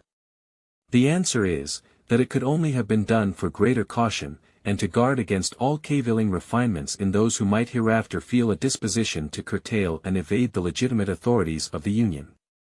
The Convention probably foresaw, what it has been a principal aim of these papers to inculcate, that the danger which most threatens our political welfare is that the state governments will finally sap the foundations of the Union, and might therefore think it necessary, in so cardinal a point, to leave nothing to construction. Whatever may have been the inducement to it, the wisdom of the precaution is evident from the cry which has been raised against it, as that very cry betrays a disposition to question the great and essential truth which it is manifestly the object of that provision to declare. But it may be again asked, who is to judge of the necessity and propriety of the laws to be passed for executing the powers of the Union? I answer, first, that this question arises as well and as fully upon the simple grant of those powers as upon the declaratory clause, and I answer, in the second place, that the national government, like every other, must judge, in the first instance, of the proper exercise of its powers, and its constituents in the last. If the federal government should overpass the just bounds of its authority and make a tyrannical use of its powers, the people, whose creature it is, must appeal to the standard they have formed, and take such measures to redress the injury done to the Constitution as the exigency may suggest and prudence justify. The propriety of a law, in a constitutional light, must always be determined by the nature of the powers upon which it is founded. Suppose, by some forced constructions of its authority, which, indeed, cannot easily be imagined, the federal legislature should attempt to vary the law of descent in any state, would it not be evident that, in making such an attempt, it had exceeded its jurisdiction, and infringed upon that of the state? Suppose, again, that upon the pretense of an interference with its revenues, it should undertake to abrogate a land tax imposed by the authority of a state, would it not be equally evident that this was an invasion of that concurrent jurisdiction in respect to this species of tax, which its Constitution plainly supposes to exist in the state governments? If there ever should be a doubt on this head, the credit of it will be entirely due to those reasoners who, in the imprudent zeal of their animosity to the plan of the Convention, have labored to envelop it in a cloud calculated to obscure the plainest and simplest truths. But it is said that the laws of the Union are to be the supreme law of the land. But what inference can be drawn from this, or what would they amount to, if they were not to be supreme? It is evident they would amount to nothing. A law, by the very meaning of the term, includes supremacy. It is a rule which those to whom it is prescribed are bound to observe. This results from every political association. If individuals enter into a state of society, the laws of that society must be the supreme regulator of their conduct. If a number of political societies enter into a larger political society, the laws which the latter may enact, pursuant to the powers entrusted to it by its Constitution, must necessarily be supreme over those societies, and the individuals of whom they are composed. It would otherwise be a mere treaty, dependent on the good faith of the parties, and not a government, which is only another word for political power and supremacy. But it will not follow from this doctrine that acts of the large society which are not pursuant to its constitutional powers, but which are invasions of the residuary authorities of the smaller societies, will become the supreme law of the land. These will be merely acts of usurpation, and will deserve to be treated as such. Hence we perceive that the clause which declares the supremacy of the laws of the Union, like the one we have just before considered, only declares a truth, which flows immediately and necessarily from the institution of a federal government. It will not, I presume, have escaped observation, that it expressly confines this supremacy to laws made pursuant to the Constitution, which I mention merely as an instance of caution in the Convention, since that limitation would have been to be understood, though it had not been expressed. Though a law, therefore, laying a tax for the use of the United States would be supreme in its nature, and could not legally be opposed or controlled, yet a law for abrogating or preventing the collection of a tax laid by the authority of the state, unless upon imports and exports, would not be the supreme law of the land, but a usurpation of power not granted by the Constitution. As far as an improper accumulation of taxes on the same object might tend to render the collection difficult or precarious, this would be a mutual inconvenience, not arising from a superiority or defect of power on either side, but from an injudicious exercise of power by one or the other, in a manner equally disadvantageous to both. It is to be hoped and presumed, however, that mutual interest would dictate a concert in this respect which would avoid any material inconvenience. The inference from the whole is, that the individual states would, under the proposed Constitution, retain an independent and uncontrollable authority to raise revenue to any extent of which they may stand in need, by every kind of taxation, except duties on imports and exports. It will be shown in the next paper that this concurrent jurisdiction in the article of taxation was the only admissible substitute for an entire subordination, in respect to this branch of power, of the state authority to that of the Union. Publius. Federalist No. 34. The same subject continued, concerning the general power of taxation. From the Independent Journal. Saturday, January 5, 1788. Hamilton. To the People of the State of New York. I flatter myself it has been clearly shown in my last number that the particular states, under the proposed Constitution, would have coequal authority with the Union in the article of revenue, except as to duties on imports. As this leaves open to the states far the greatest part of the resources of the community, there can be no color for the assertion that they would not possess means as abundant as could be desired for the supply of their own wants, independent of all external control. That the field is sufficiently wide will more fully appear when we come to advert to the inconsiderable share of the public expenses for which it will fall to the lot of the state governments to provide. To argue upon abstract principles that this coordinate authority cannot exist, is to set up supposition and theory against fact and reality. However proper such reasonings might be to show that a thing ought not to exist, they are wholly to be rejected when they are made use of to prove that it does not exist contrary to the evidence of the fact itself. It is well known that in the Roman Republic the legislative authority, in the last resort, resided for ages in two different political bodies not as branches of the same legislature, but as distinct and independent legislatures, in each of which an opposite interest prevailed, in one the patrician, in the other, the plebeian. Many arguments might have been adduced to prove the unfitness of two such seemingly contradictory authorities, each having power to annul or repeal the acts of the other. But a man would have been regarded as frantic who should have attempted at Rome to disprove their existence. It will be readily understood that I allude to the comitia centuriata and the comitia tributa. The former, in which the people voted by centuries, was so arranged as to give a superiority to the patrician interest. In the latter, in which numbers prevailed, the plebeian interest had an entire predominancy. And yet these two legislatures coexisted for ages, and the Roman Republic attained to the utmost height of human greatness. In the case particularly under consideration, there is no such contradiction as appears in the example cited, there is no power on either side to annul the acts of the other. And in practice there is little reason to apprehend any inconvenience, because, in a short course of time, the wants of the states will naturally reduce themselves within a very narrow compass, and in the interim, the United States will, in all probability, find it convenient to abstain wholly from those objects to which the particular states would be inclined to resort. To form a more precise judgment of the true merits of this question, it will be well to advert to the proportion between the objects that will require a federal provision in respect to revenue, and those which will require a state provision. We shall discover that the former are altogether unlimited, and that the latter are circumscribed within very moderate bounds. In pursuing this inquiry, we must bear in mind that we are not to confine our view to the present period, but to look forward to remote futurity. Constitutions of civil government are not to be framed upon a calculation of existing exigencies, but upon a combination of these with the probable exigencies of ages, according to the natural and tried course of human affairs. Nothing, therefore, can be more fallacious than to infer the extent of any power, proper to be lodged in the national government, from an estimate of its immediate necessities. There ought to be a capacity to provide for future contingencies as they may happen, and as these are illimitable in their nature, it is impossible safely to limit that capacity.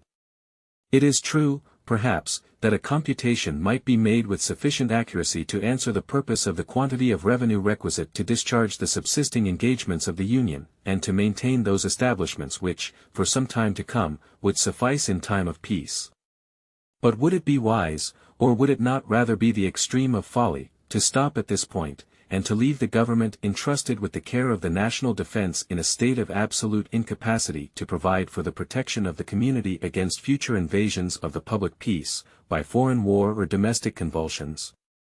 If, on the contrary, we ought to exceed this point, where can we stop, short of an indefinite power of providing for emergencies as they may arise? Though it is easy to assert, in general terms, the possibility of forming a rational judgment of a due provision against probable dangers, yet we may safely challenge those who make the assertion to bring forward their data, and may affirm that they would be found as vague and uncertain as any that could be produced to establish the probable duration of the world. Observations confined to the mere prospects of internal attacks can deserve no weight, though even these will admit of no satisfactory calculation. But if we mean to be a commercial people, it must form a part of our policy to be able one day to defend that commerce. The support of a navy and of naval wars would involve contingencies that must baffle all the efforts of political arithmetic. Admitting that we ought to try the novel and absurd experiment in politics of tying up the hands of government from offensive war founded upon reasons of state, yet certainly we ought not to disable it from guarding the community against the ambition or enmity of other nations. A cloud has been for some time hanging over the European world. If it should break forth into a storm, who can ensure us that in its progress a part of its fury would not be spent upon us? No reasonable man would hastily pronounce that we are entirely out of its reach. Or if the combustible materials that now seem to be collecting should be dissipated without coming to maturity, or if a flame should be kindled without extending to us, what security can we have that our tranquillity will long remain undisturbed from some other cause or from some other quarter?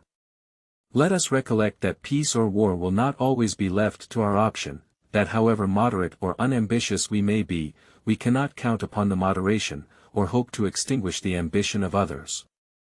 Who could have imagined at the conclusion of the last war that France and Britain, wearied and exhausted as they both were, would so soon have looked with so hostile an aspect upon each other?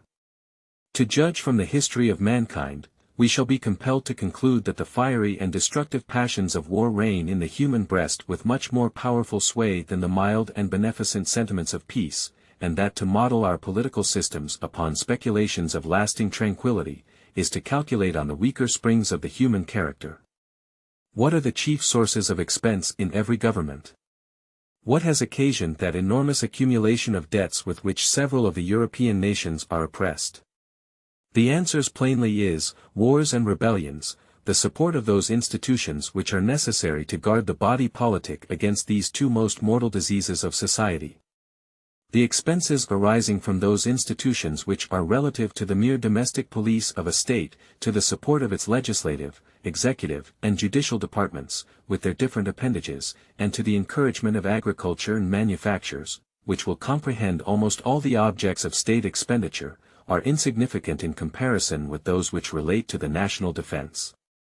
In the Kingdom of Great Britain, where all the ostentatious apparatus of monarchy is to be provided for, not above a 15th part of the annual income of the nation is appropriated to the class of expenses last mentioned, the other 14/15ths are absorbed in the payment of the interest of debts contracted for carrying on the wars in which that country has been engaged, and in the maintenance of fleets and armies. If, on the one hand, it should be observed that the expenses incurred in the prosecution of the ambitious enterprises and vainglorious pursuits of a monarchy are not a proper standard by which to judge of those which might be necessary in a republic, it ought, on the other hand, to be remarked that there should be as great a disproportion between the profusion and extravagance of a wealthy kingdom in its domestic administration, and the frugality and economy which in that particular become the modest simplicity of republican government. If we balance a proper deduction from one side against that which it is supposed ought to be made from the other, the proportion may still be considered as holding good. But let us advert to the large debt which we have ourselves contracted in a single war, and let us only calculate on a common share of the events which disturb the peace of nations, and we shall instantly perceive, without the aid of any elaborate illustration, that there must always be an immense disproportion between the objects of federal and state expenditures.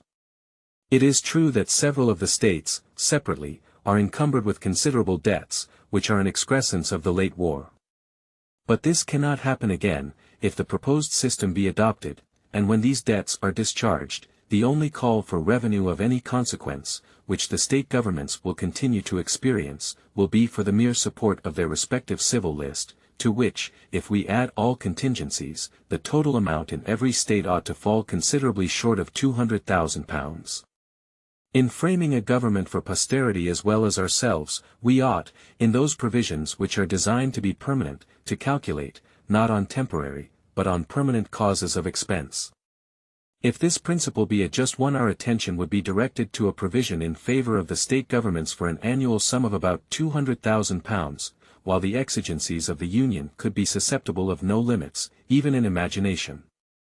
In this view of the subject, by what logic can it be maintained that the local governments ought to command, in perpetuity, an exclusive source of revenue for any sum beyond the extent of £200,000?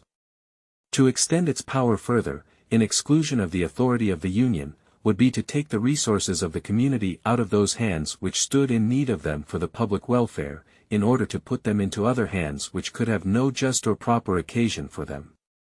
Suppose, then, the Convention had been inclined to proceed upon the principle of a repartition of the objects of revenue, between the Union and its members, in proportion to their comparative necessities, what particular fund could have been selected for the use of the states, that would not either have been too much or too little for their present, too much for their future wants? As to the line of separation between external and internal taxes, this would leave to the states, at a rough computation, the command of 2/3 of the resources of the community to defray from 1/10 to 1/20 part of its expenses, and to the Union, 1/3 of the resources of the community, to defray from 9/10 to 19/20 of its expenses. If we desert this boundary and content ourselves with leaving to the states an exclusive power of taxing houses and lands, there would still be a great disproportion between the means and the possession of 1/3 of the resources of the community to supply, at most, 1/10 of its wants. If any fund could have been selected and appropriated, equal to and not greater than the object, it would have been inadequate to the discharge of the existing debts of the particular states, and would have left them dependent on the Union for a provision for this purpose. The preceding train of observation will justify the position which has been elsewhere laid down, that a concurrent jurisdiction in the article of taxation was the only admissible substitute for an entire subordination, in respect to this branch of power, of state authority to that of the Union. Any separation of the objects of revenue that could have been fallen upon, would have amounted to a sacrifice of the great interests of the Union to the power of the individual states. The Convention thought the concurrent jurisdiction preferable to that subordination, and it is evident that it has at least the merit of reconciling an indefinite constitutional power of taxation in the federal government with an adequate and independent power in the states to provide for their own necessities. There remain a few other lights, in which this important subject of taxation will claim a further consideration. Publius. Federalist No. 35. The same subject continued, concerning the general power of taxation. For the Independent Journal. Saturday, January 5, 1788. Hamilton. To the People of the State of New York. Before we proceed to examine any other objections to an indefinite power of taxation in the Union, I shall make one general remark, which is, that if the jurisdiction of the national government, in the article of revenue, should be restricted to particular objects, it would naturally occasion an undue proportion of the public burdens to fall upon those objects. Two evils would spring from this source: the oppression of particular branches of industry, and an unequal distribution of the taxes, as well among the several states as among the citizens of the same state. Suppose, as has been contended for, the federal power of taxation were to be confined to duties on imports, it is evident that the government, for want of being able to command other resources, would frequently be tempted to extend these duties to an injurious excess. There are persons who imagine that they can never be carried to too great a length, since the higher they are, the more it is alleged they will tend to discourage an extravagant consumption, to produce a favorable balance of trade, and to promote domestic manufactures. But all extremes are pernicious in various ways. Exorbitant duties on imported articles would beget a general spirit of smuggling, which is always prejudicial to the fair trader, and eventually to the revenue itself. They tend to render other classes of the community tributary, in an improper degree, to the manufacturing classes, to whom they give a premature monopoly of the markets. They sometimes force industry out of its more natural channels into others in which it flows with less advantage, and in the last place, they oppress the merchant, who is often obliged to pay them himself without any retribution from the consumer.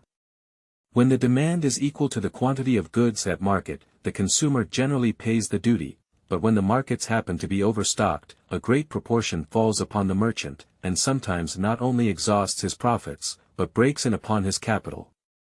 I am apt to think that a division of the duty, between the seller and the buyer, more often happens than is commonly imagined. It is not always possible to raise the price of a commodity in exact proportion to every additional imposition laid upon it. The merchant, especially in a country of small commercial capital, is often under a necessity of keeping prices down in order to a more expeditious sale. The maxim that the consumer is the payer, is so much oftener true than the reverse of the proposition, that it is far more equitable that the duties on imports should go into a common stock, than that they should redound to the exclusive benefit of the importing states.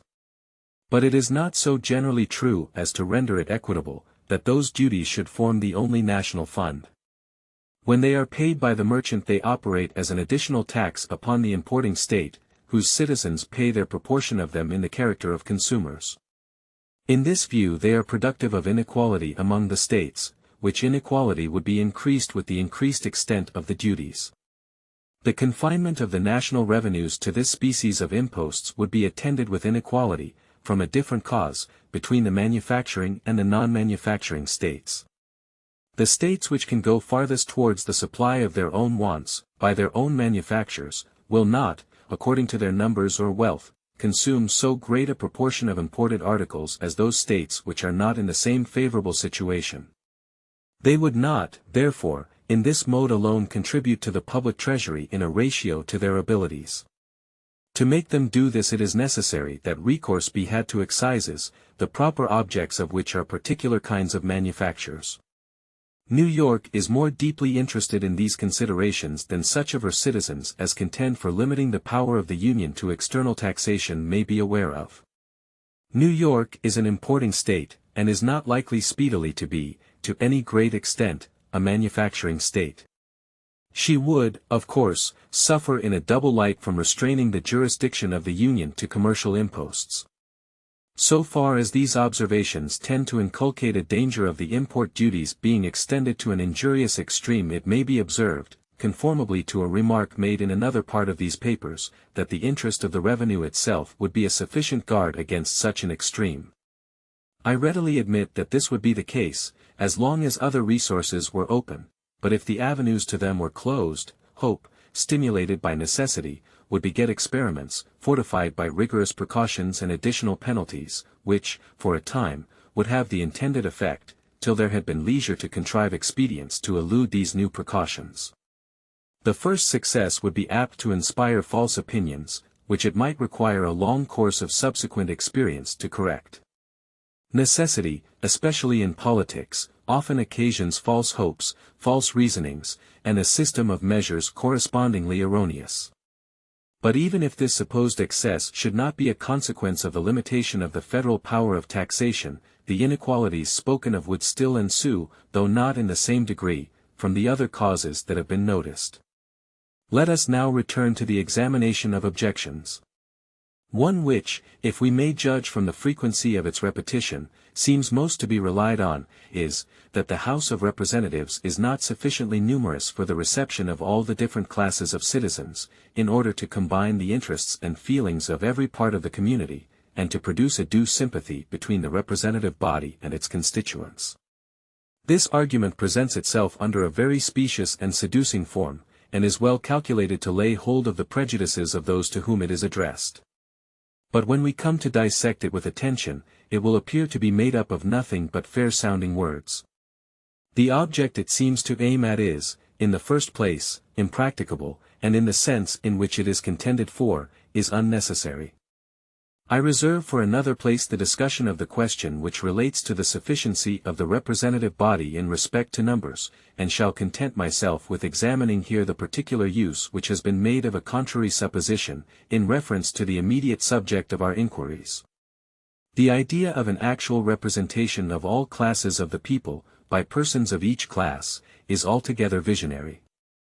Unless it were expressly provided in the Constitution, that each different occupation should send one or more members, the thing would never take place in practice. Mechanics and manufacturers will always be inclined, with few exceptions, to give their votes to merchants, in preference to persons of their own professions or trades. Those discerning citizens are well aware that the mechanic and manufacturing arts furnish the materials of mercantile enterprise and industry. Many of them, indeed, are immediately connected with the operations of commerce.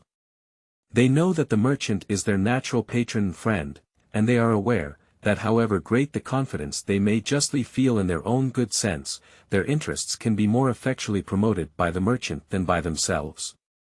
They are sensible that their habits in life have not been such as to give them those acquired endowments, without which, in a deliberative assembly, the greatest natural abilities are for the most part useless, and that the influence and weight, and superior acquirements of the merchants render them more equal to a contest with any spirit which might happen to infuse itself into the public councils, unfriendly to the manufacturing and trading interests. These considerations, and many others that might be mentioned prove, and experience confirms it, that artisans and manufacturers will commonly be disposed to bestow their votes upon merchants and those whom they recommend. We must therefore consider merchants as the natural representatives of all these classes of the community. With regard to the learned professions, little need be observed, they truly form no distinct interest in society, and according to their situation and talents, will be indiscriminately the objects of the confidence and choice of each other, and of other parts of the community. Nothing remains but the landed interest, and this, in a political view, and particularly in relation to taxes, I take to be perfectly united, from the wealthiest landlord down to the poorest tenant. No tax can be laid on land which will not affect the proprietor of millions of acres as well as the proprietor of a single acre. Every landholder will therefore have a common interest to keep the taxes on land as low as possible, and common interest may always be reckoned upon as the surest bond of sympathy. But if we even could suppose a distinction of interest between the opulent landholder and the middling farmer, what reason is there to conclude, that the first would stand a better chance of being deputed to the national legislature than the last? If we take fact as our guide, and look into our own Senate and Assembly, we shall find that moderate proprietors of land prevail in both, nor is this less the case in the Senate, which consists of a smaller number, than in the Assembly, which is composed of a greater number.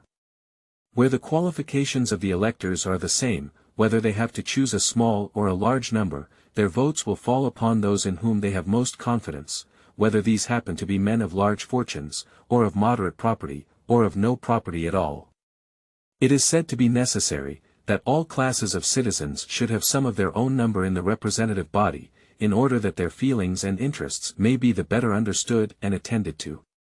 But we have seen that this will never happen under any arrangement that leaves the votes of the people free. Where this is the case, the representative body, with too few exceptions to have any influence on the spirit of the government, will be composed of landholders, merchants, and men of the learned professions. But where is the danger that the interests and feelings of the different classes of citizens will not be understood or attended to by these three descriptions of men? Will not the landholder know and feel whatever will promote or ensure the interest of landed property? And will he not, from his own interest in that species of property, be sufficiently prone to resist every attempt to prejudice or encumber it? Will not the merchant understand and be disposed to cultivate, as far as may be proper, the interests of the mechanic and manufacturing arts, to which his commerce is so nearly allied? Will not the man of the learned profession, who will feel a neutrality to the rivalships between the different branches of industry, be likely to prove an impartial arbiter between them, ready to promote either, so far as it shall appear to him conducive to the general interests of the society?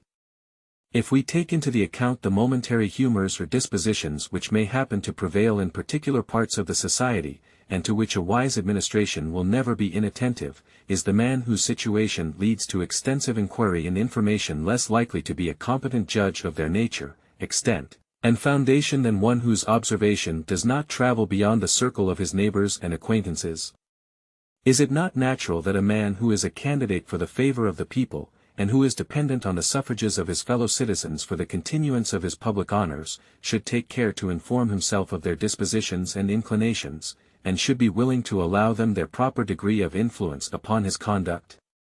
This dependence, and the necessity of being bound himself, and his posterity, by the laws to which he gives his assent, are the true, and they are the strong cords of sympathy between the representative and the constituent. There is no part of the administration of government that requires extensive information and a thorough knowledge of the principles of political economy, so much as the business of taxation. The man who understands those principles best will be least likely to resort to oppressive expedients, or sacrifice any particular class of citizens to the procurement of revenue. It might be demonstrated that the most productive system of finance will always be the least burdensome. There can be no doubt that in order to a judicious exercise of the power of taxation, it is necessary that the person in whose hands it should be acquainted with the general genius, habits, and modes of thinking of the people at large, and with the resources of the country.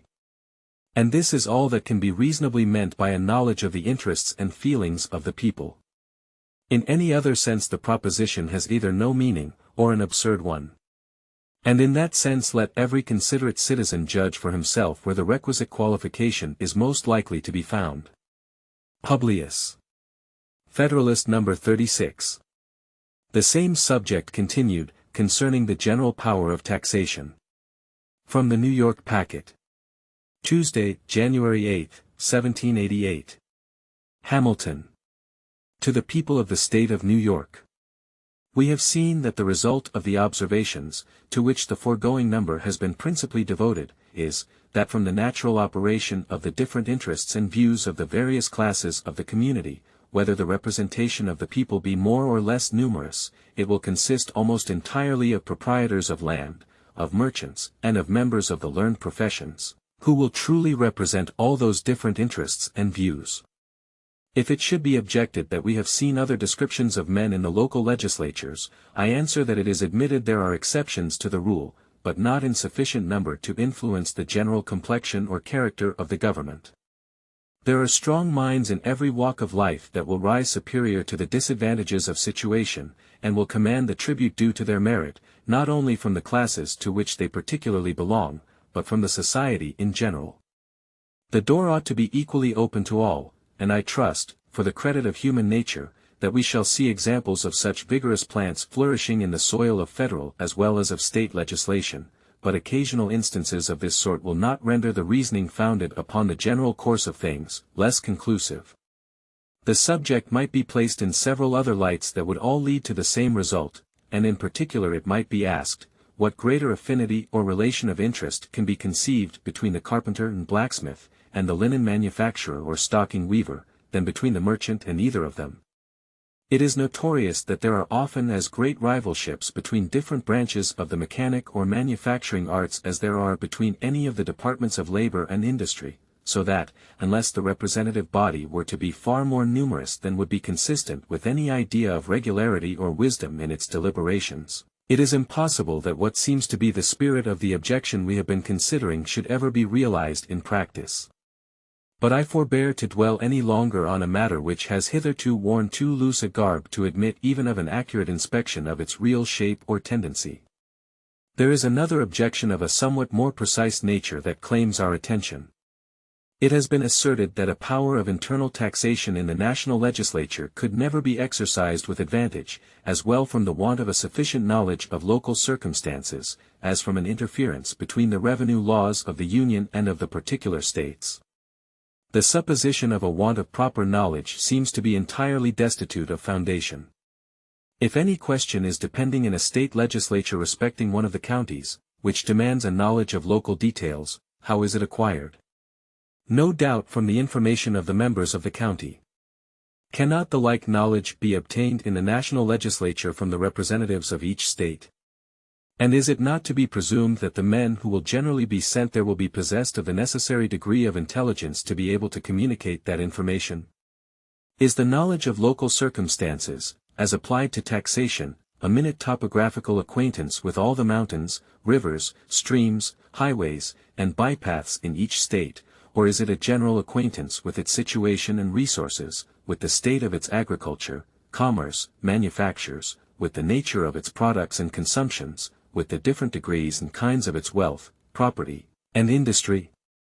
Nations in general, even under governments of the more popular kind, usually commit the administration of their finances to single men or to boards composed of a few individuals, who digest and prepare, in the first instance, the plans of taxation, which are afterwards passed into laws by the authority of the sovereign or legislature. Inquisitive and enlightened statesmen are deemed everywhere best qualified to make a judicious selection of the objects proper for revenue, which is a clear indication, as far as the sense of mankind can have weight in the question, of the species of knowledge of local circumstances requisite to the purposes of taxation. The taxes intended to be comprised under the general denomination of internal taxes may be subdivided into those of the direct and those of the indirect kind. Though the objection be made to both, yet the reasoning upon it seems to be confined to the former branch. And indeed, as to the latter, by which must be understood duties and excises on articles of consumption, one is at a loss to conceive what can be the nature of the difficulties apprehended. The knowledge relating to them must evidently be of a kind that will either be suggested by the nature of the article itself, or can easily be procured from any well-informed man, especially of the mercantile class. The circumstances that may distinguish its situation in one state from its situation in another must be few, simple, and easy to be comprehended. The principal thing to be attended to, would be to avoid those articles which had been previously appropriated to the use of a particular state, and there could be no difficulty in ascertaining the revenue system of each. This could always be known from the respective codes of laws, as well as from the information of the members from the several states. The objection, when applied to real property or to houses and lands, appears to have, at first sight, more foundation, but even in this view it will not bear a close examination. Land taxes are commonly laid in one of two modes, either by actual valuations, permanent or periodical, or by occasional assessments, at the discretion, or according to the best judgment, of certain officers whose duty it is to make them. In either case, the execution of the business, which alone requires the knowledge of local details, must be devolved upon discrete persons in the character of commissioners or assessors, elected by the people or appointed by the government for the purpose. All that the law can do must be to name the persons or to prescribe the manner of their election or appointment, to fix their numbers and qualifications and to draw the general outlines of their powers and duties. And what is there in all this that cannot as well be performed by the national legislature as by a state legislature? The attention of either can only reach to general principles; local details, as already observed, must be referred to those who are to execute the plan. But there is a simple point of view in which this matter may be placed that must be altogether satisfactory. The national legislature can make use of the system of each state within that state. The method of laying and collecting this species of taxes in each state can, in all its parts, be adopted and employed by the federal government. Let it be recollected that the proportion of these taxes is not to be left to the discretion of the national legislature, but is to be determined by the numbers of each state, as described in the second section of the first article. An actual census or enumeration of the people must furnish the rule, a circumstance which effectually shuts the door to partiality or oppression. The abuse of this power of taxation seems to have been provided against with guarded circumspection. In addition to the precaution just mentioned, there is a provision that all duties, imposts, and excises shall be uniform throughout the United States. It has been very properly observed by different speakers and writers on the side of the Constitution, that if the exercise of the power of internal taxation by the Union should be discovered on experiment to be really inconvenient, the federal government may then forbear the use of it, and have recourse to requisitions in its stead. By way of answer to this, it has been triumphantly asked, why not in the first instance omit that ambiguous power, and rely upon the latter resource? two solid answers may be given. The first is, that the exercise of that power, if convenient, will be preferable, because it will be more effectual, and it is impossible to prove in theory, or otherwise than by the experiment, that it cannot be advantageously exercised. The contrary, indeed, appears most probable. The second answer is, that the existence of such a power in the Constitution will have a strong influence in giving efficacy to requisitions. When the states know that the Union can apply itself without their agency, it will be a powerful motive for exertion on their part. As to the interference of the revenue laws of the Union, and of its members, we have already seen that there can be no clashing or repugnancy of authority. The laws cannot, therefore, in a legal sense, interfere with each other, and it is far from impossible to avoid an interference even in the policy of their different systems. An effectual expedient for this purpose will be, mutually, to abstain from those objects which either side may have first had recourse to. As neither can control the other, each will have an obvious and sensible interest in this reciprocal forbearance. And where there is an immediate common interest, we may safely count upon its operation. When the particular debts of the states are done away, and their expenses come to be limited within their natural compass, the possibility almost of interference will vanish. A small land tax will answer the purpose of the states, and will be their most simple and most fit resource. Many spectres have been raised out of this power of internal taxation, to excite the apprehensions of the people. Double sets of revenue officers, a duplication of their burdens by double taxations, and the frightful forms of odious and oppressive poll taxes, have been played off with all the ingenious dexterity of political legerdemain. As to the first point, there are two cases in which there can be no room for double sets of officers: one, where the right of imposing the tax is exclusively vested in the Union, which applies to the duties on imports; the other, where the object has not fallen under any state regulation or provision, which may be applicable to a variety of objects. In other cases, the probability is that the United States will either wholly abstain from the objects preoccupied for local purposes, or will make use of the state officers and state regulations for collecting the additional imposition. This will best answer the views of revenue, because it will save expense in the collection, and will best avoid any occasion of disgust to the state governments and to the people. At all events, here is a practicable expedient for avoiding such an inconvenience, and nothing more can be required than to show that evils predicted to not necessarily result from the plan.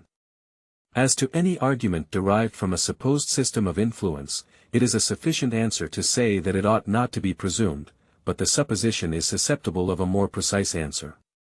If such a spirit should infest the councils of the Union, the most certain road to the accomplishment of its aim would be to employ the state officers as much as possible, and to attach them to the Union by an accumulation of their emoluments. This would serve to turn the tide of state influence into the channels of the national government, instead of making federal influence flow in an opposite and adverse current. But all suppositions of this kind are invidious, and ought to be banished from the consideration of the great question before the people. They can answer no other end than to cast a mist over the truth. As to the suggestion of double taxation, the answer is plain. The wants of the Union are to be supplied in one way or another. If to be done by the authority of the federal government, it will not be to be done by that of the state government. The quantity of taxes to be paid by the community must be the same in either case, with this advantage: if the provision is to be made by the Union that the capital resource of commercial imposts, which is the most convenient branch of revenue, can be prudently improved to a much greater extent under federal than under state regulation, and of course will render it less necessary to recur to more inconvenient methods, and with this further advantage, that as far as there may be any real difficulty in the exercise of the power of internal taxation, it will impose a disposition to greater care in the choice and arrangement of the means, and must naturally tend to make it a fixed point of policy in the national administration to go as far as may be practicable in making the luxury of the rich tributary to the public treasury, in order to diminish the necessity of those impositions which might create dissatisfaction in the poorer and most numerous classes of the society. Happy it is when the interest which the government has in the preservation of its own power, coincides with a proper distribution of the public burdens, and tends to guard the least wealthy part of the community from oppression. As to poll taxes, without scruple, confess my disapprobation of them, and though they have prevailed from an early period in those states, which have uniformly been the most tenacious of their rights, I should lament to see them introduced into practice under the national government. But does it follow because there is a power to lay them that they will actually be laid? Every state in the Union has power to impose taxes of this kind, and yet in several of them they are unknown in practice. Are the state governments to be stigmatized as tyrannies, because they possess this power? If they are not, with what propriety can the like power justify such a charge against the national government, or even be urged as an obstacle to its adoption? As little friendly as I am to the species of imposition, I still feel a thorough conviction that the power of having recourse to it ought to exist in the federal government. There are certain emergencies of nations, in which expedients, that in the ordinary state of things ought to be forborne, become essential to the public weal. And the government, from the possibility of such emergencies, ought ever to have the option of making use of them. The real scarcity of objects in this country, which may be considered as productive sources of revenue, is a reason peculiar to itself, for not abridging the discretion of the national councils in this respect. There may exist certain critical and tempestuous conjunctures of the state, in which a poll tax may become an inestimable resource. And as I know nothing to exempt this portion of the globe from the common calamities that have befallen other parts of it, I acknowledge my aversion to every project that is calculated to disarm the government of a single weapon, which in any possible contingency might be usefully employed for the general defense and security. I have now gone through the examination of such of the powers proposed to be vested in the United States, which may be considered as having an immediate relation to the energy of the government, and have endeavored to answer the principal objections which have been made to them. I have passed over in silence those minor authorities, which are either too inconsiderable to have been thought worthy of the hostilities of the opponents of the Constitution, or of too manifest propriety to admit of controversy. The mass of judiciary power, however, might have claimed an investigation under this head, had it not been for the consideration that its organization and its extent may be more advantageously considered in connection. This has determined me to refer it to the branch of our inquiries upon which we shall next enter. E1. I have now gone through the examination of those powers proposed to be conferred upon the federal government which relate more peculiarly to its energy, and to its efficiency for answering the great and primary objects of union. There are others which, though omitted here, will, in order to render the view of the subject more complete, be taken notice of under the next head of our inquiries. I flatter myself the progress already made will have sufficed to satisfy the candid and judicious part of the community that some of the objections which have been most strenuously urged against the Constitution, and which were most formidable in their first appearance, are not only destitute of substance, but if they had operated in the formation of the plan, would have rendered it incompetent to the great ends of public happiness and national prosperity. I equally flatter myself that a further and more critical investigation of the system will serve to recommend it still more to every sincere and disinterested advocate for good government and will leave no doubt with men of this character of the propriety and expediency of adopting it.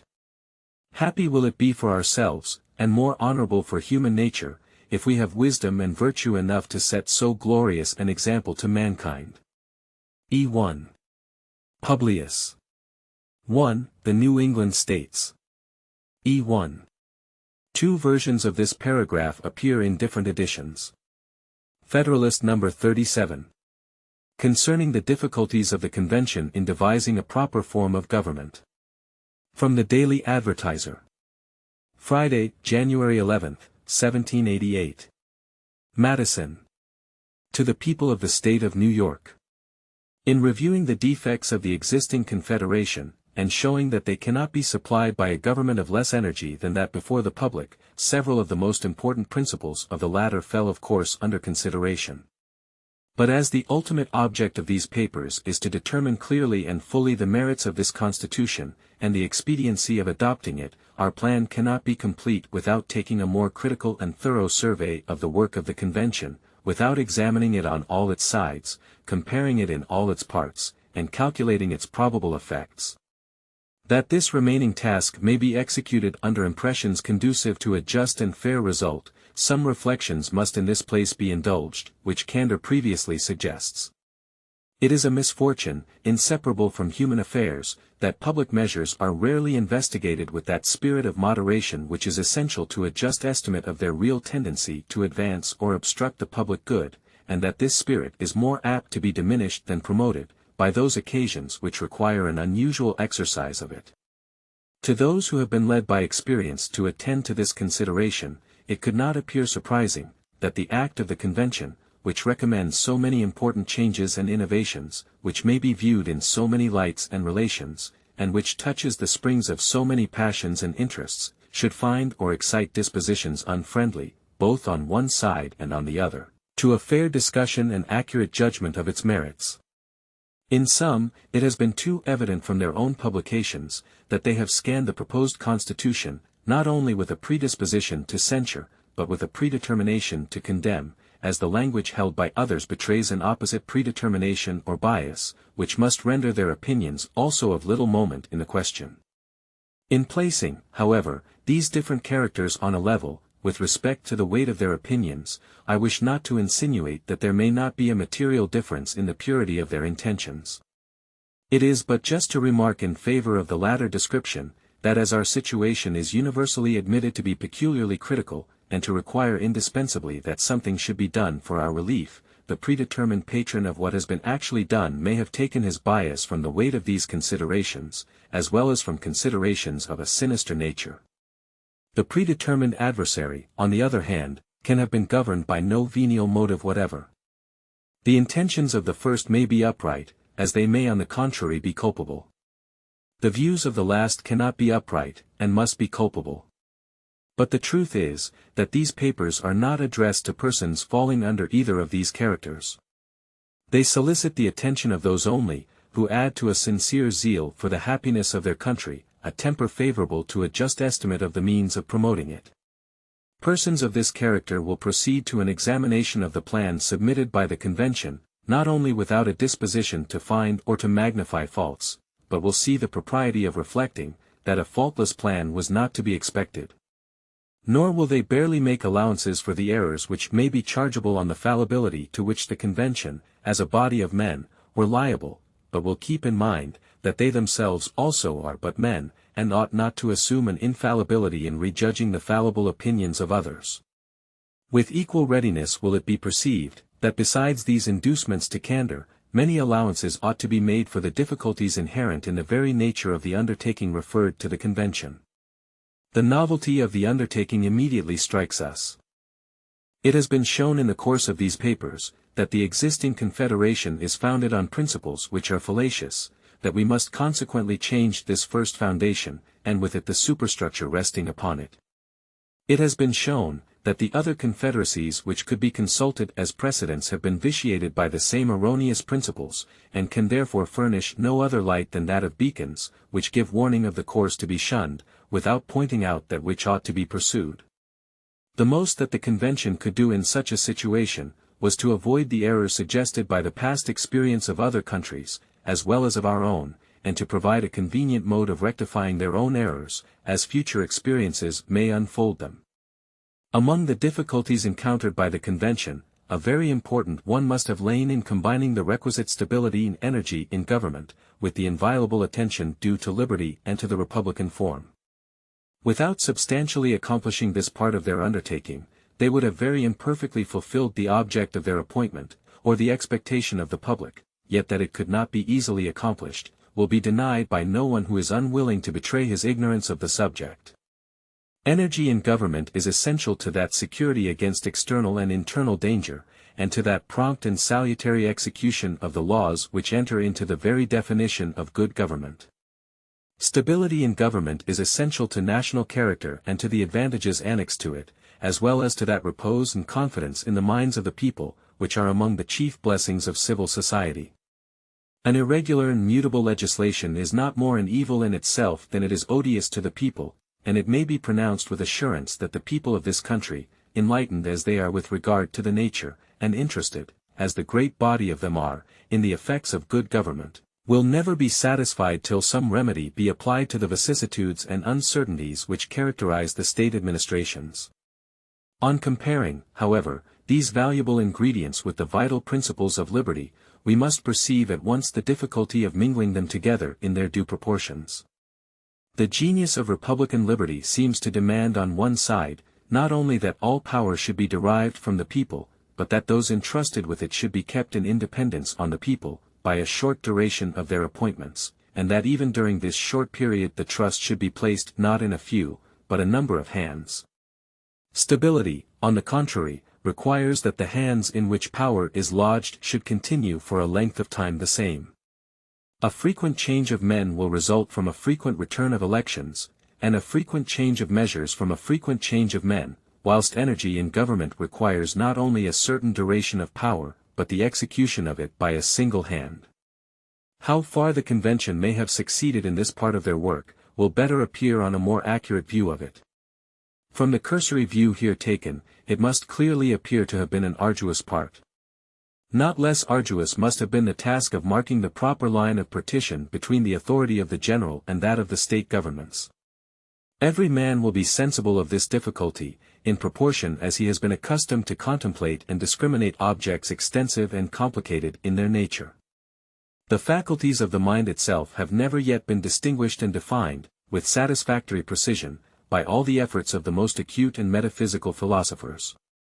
Sense, perception, judgment, desire, volition, memory, imagination, are found to be separated by such delicate shades and minute gradations that their boundaries have eluded the most subtle investigations, and remain a pregnant source of ingenious disquisition and controversy. The boundaries between the great kingdom of nature, and, still more, between the various provinces, and lesser portions, into which they are subdivided, afford another illustration of the same important truth. The most sagacious and laborious naturalists have never yet succeeded in tracing with certainty the line which separates the district of vegetable life from the neighboring region of unorganized matter, or which marks the termination of the former and the commencement of the animal empire. A still greater obscurity lies in the distinctive characters by which the objects in each of these great departments of nature have been arranged and assorted. When we pass from the works of nature, in which all the delineations are perfectly accurate, and appear to be otherwise only from the imperfection of the eye which surveys them, to the institutions of man, in which the obscurity arises as well from the object itself as from the organ by which it is contemplated, we must perceive the necessity of moderating still further our expectations and hopes from the efforts of human sagacity. Experience has instructed us that no skill in the science of government has yet been able to discriminate and define, with sufficient certainty, its three great provinces: the legislative, executive, and judiciary, or even the privileges and powers of the different legislative branches. Questions daily occur in the course of practice, which prove the obscurity which reigns in these subjects, and which puzzle the greatest adepts in political science. The experience of ages, with the continued and combined labors of the most enlightened legislatures and jurists, has been equally unsuccessful in delineating the several objects and limits of different codes of laws and different tribunals of justice. The precise extent of the common law, and the statute law, the maritime law, the ecclesiastical law, the law of corporations, and other local laws and customs, remains still to be clearly and finally established in Great Britain, where accuracy in such subjects has been more industriously pursued than in any other part of the world. The jurisdiction of her several courts, general and local, of law, of equity, of admiralty, etc., is not less a source of frequent and intricate discussions, sufficiently denoting the indeterminate limits by which they are respectively circumscribed. All new laws, though penned with the greatest technical skill, and passed on the fullest and most mature deliberation, are considered as more or less obscure and equivocal, until their meaning be liquidated and ascertained by a series of particular discussions and adjudications. Besides the obscurity arising from the complexity of objects, and the imperfection of the human faculties, the medium through which the conceptions of men are conveyed to each other adds a fresh embarrassment. The use of words is to express ideas. Perspicuity, therefore, requires not only that the ideas should be distinctly formed, but that they should be expressed by words distinctly and exclusively appropriate to them. But no language is so copious as to supply words and phrases for every complex idea, or so correct as not to include many equivocally denoting different ideas.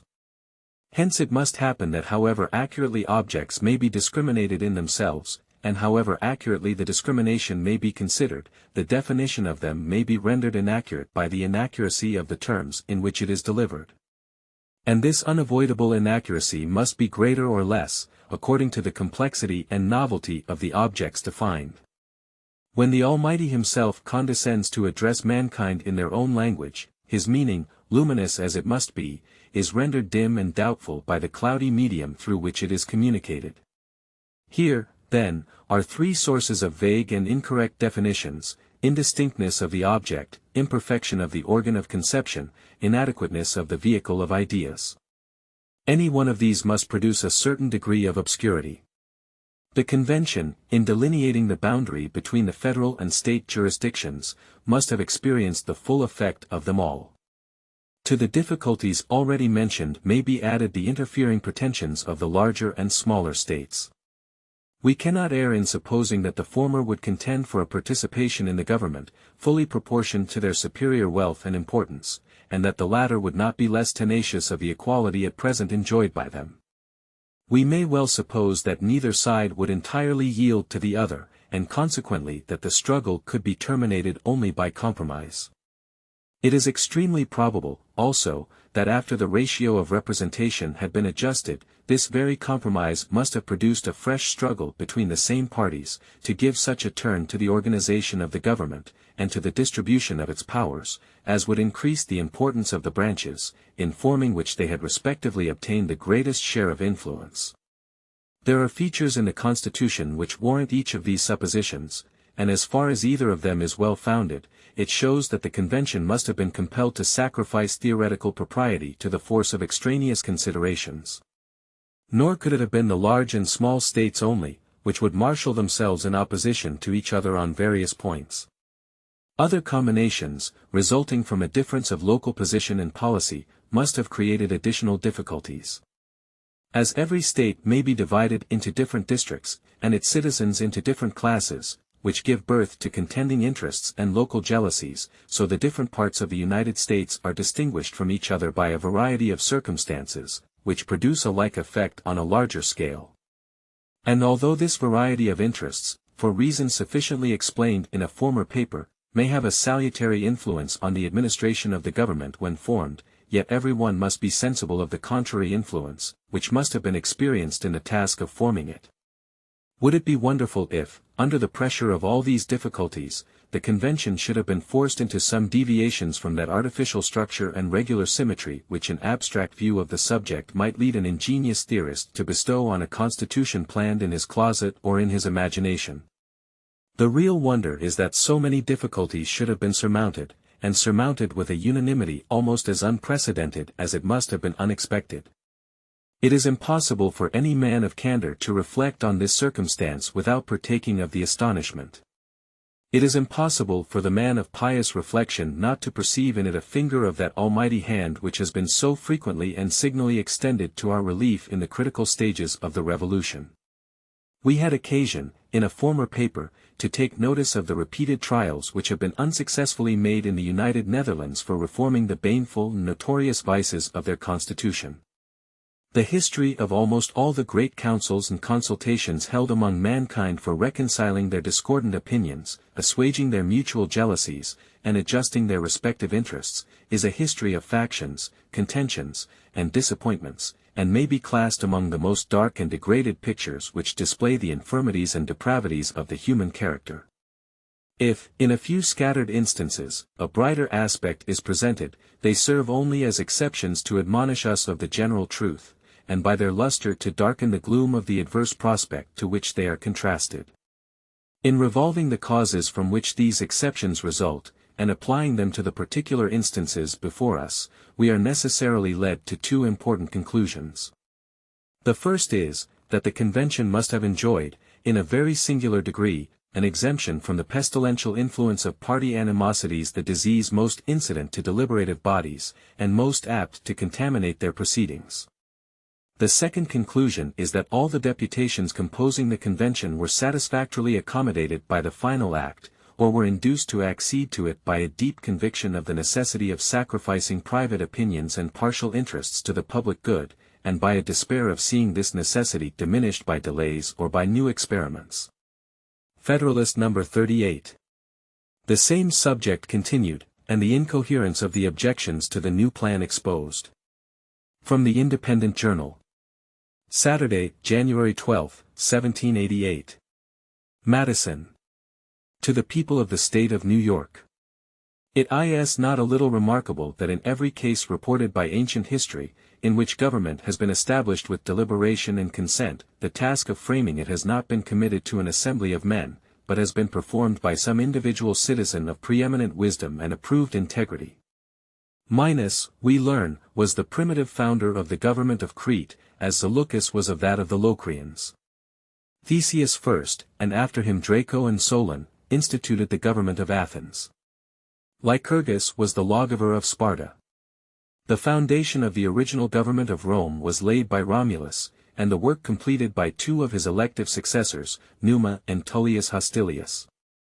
On the abolition of royalty the consular administration was substituted by Brutus, who stepped forward with a project for such a reform, which, he alleged, had been prepared by Tullius Hostilius, and to which his address obtained the assent and ratification of the Senate and people.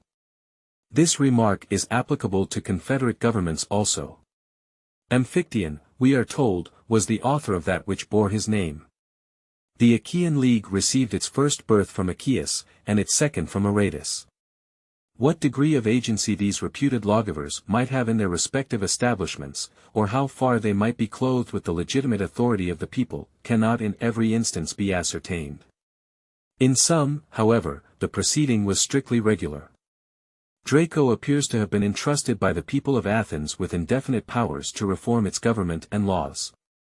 And Solon, according to Plutarch, was in a manner compelled, by the universal suffrage of his fellow citizens, to take upon him the sole and absolute power of new modeling the constitution. The proceedings under Lycurgus were less regular, but as far as the advocates for a regular reform could prevail, they all turned their eyes towards the single efforts of that celebrated patriot and sage, instead of seeking to bring about a revolution by the intervention of a deliberative body of citizens. Whence could it have proceeded, that a people, jealous as the Greeks were of their liberty, should so far abandon the rules of caution as to place their destiny in the hands of a single citizen? Whence could it have proceeded, that the Athenians, a people who would not suffer an army to be commanded by fewer than 10 generals, and who required no other proof of danger to their liberties than the illustrious merit of a fellow citizen, should consider one illustrious citizen as a more eligible depositary of the fortunes of themselves and their posterity, than a select body of citizens, from whose common deliberations more wisdom, as well as more safety, might have been expected? These questions cannot be fully answered, without supposing that the fears of discord and disunion among a number of councillors exceeded the apprehension of treachery or incapacity in a single individual. History informs us, likewise, of the difficulties with which these celebrated reformers had to contend, as well as the expedients which they were obliged to employ in order to carry their reforms into effect. Solon, who seems to have indulged a more temporizing policy, confessed that he had not given to his countrymen the government best suited to their happiness, but most tolerable to their prejudices. And Lycurgus, more true to his object, was under the necessity of mixing a portion of violence with the authority of superstition, and of securing his final success by a voluntary renunciation, first of his country, and then of his life. If these lessons teach us, on one hand, to admire the improvement made by America on the ancient mode of preparing and establishing regular plans of government, they serve not less, on the other, to admonish us of the hazards and difficulties incident to such experiments, and of the great imprudence of unnecessarily multiplying them. Is it an unreasonable conjecture, that the errors which may be contained in the plan of the convention are such as have resulted rather from the defect of antecedent experience on this complicated and difficult subject, than from a want of accuracy or care in the investigation of it, and, consequently such as will not be ascertained until an actual trial shall have pointed them out? This conjecture is rendered probable, not only by many considerations of a general nature, but by the particular case of the Articles of Confederation. It is observable that among the numerous objections and amendments suggested by the several states, when these articles were submitted for their ratification, not one is found which alludes to the great and radical error which on actual trial has discovered itself. And if we accept the observations which New Jersey was led to make, rather by her local situation, then by her peculiar foresight, it may be questioned whether a single suggestion was of sufficient moment to justify a revision of the system.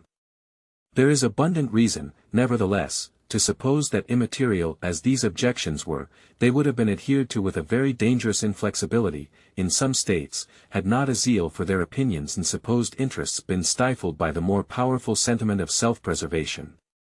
One state, we may remember, persisted for several years in refusing her concurrence, although the enemy remained the whole period at our gates, or rather in the very bowels of our country. Nor was her pliancy in the end affected by a less motive, than the fear of being chargeable with protracting the public calamities, and endangering the event of the contest. Every candid reader will make the proper reflections on these important facts.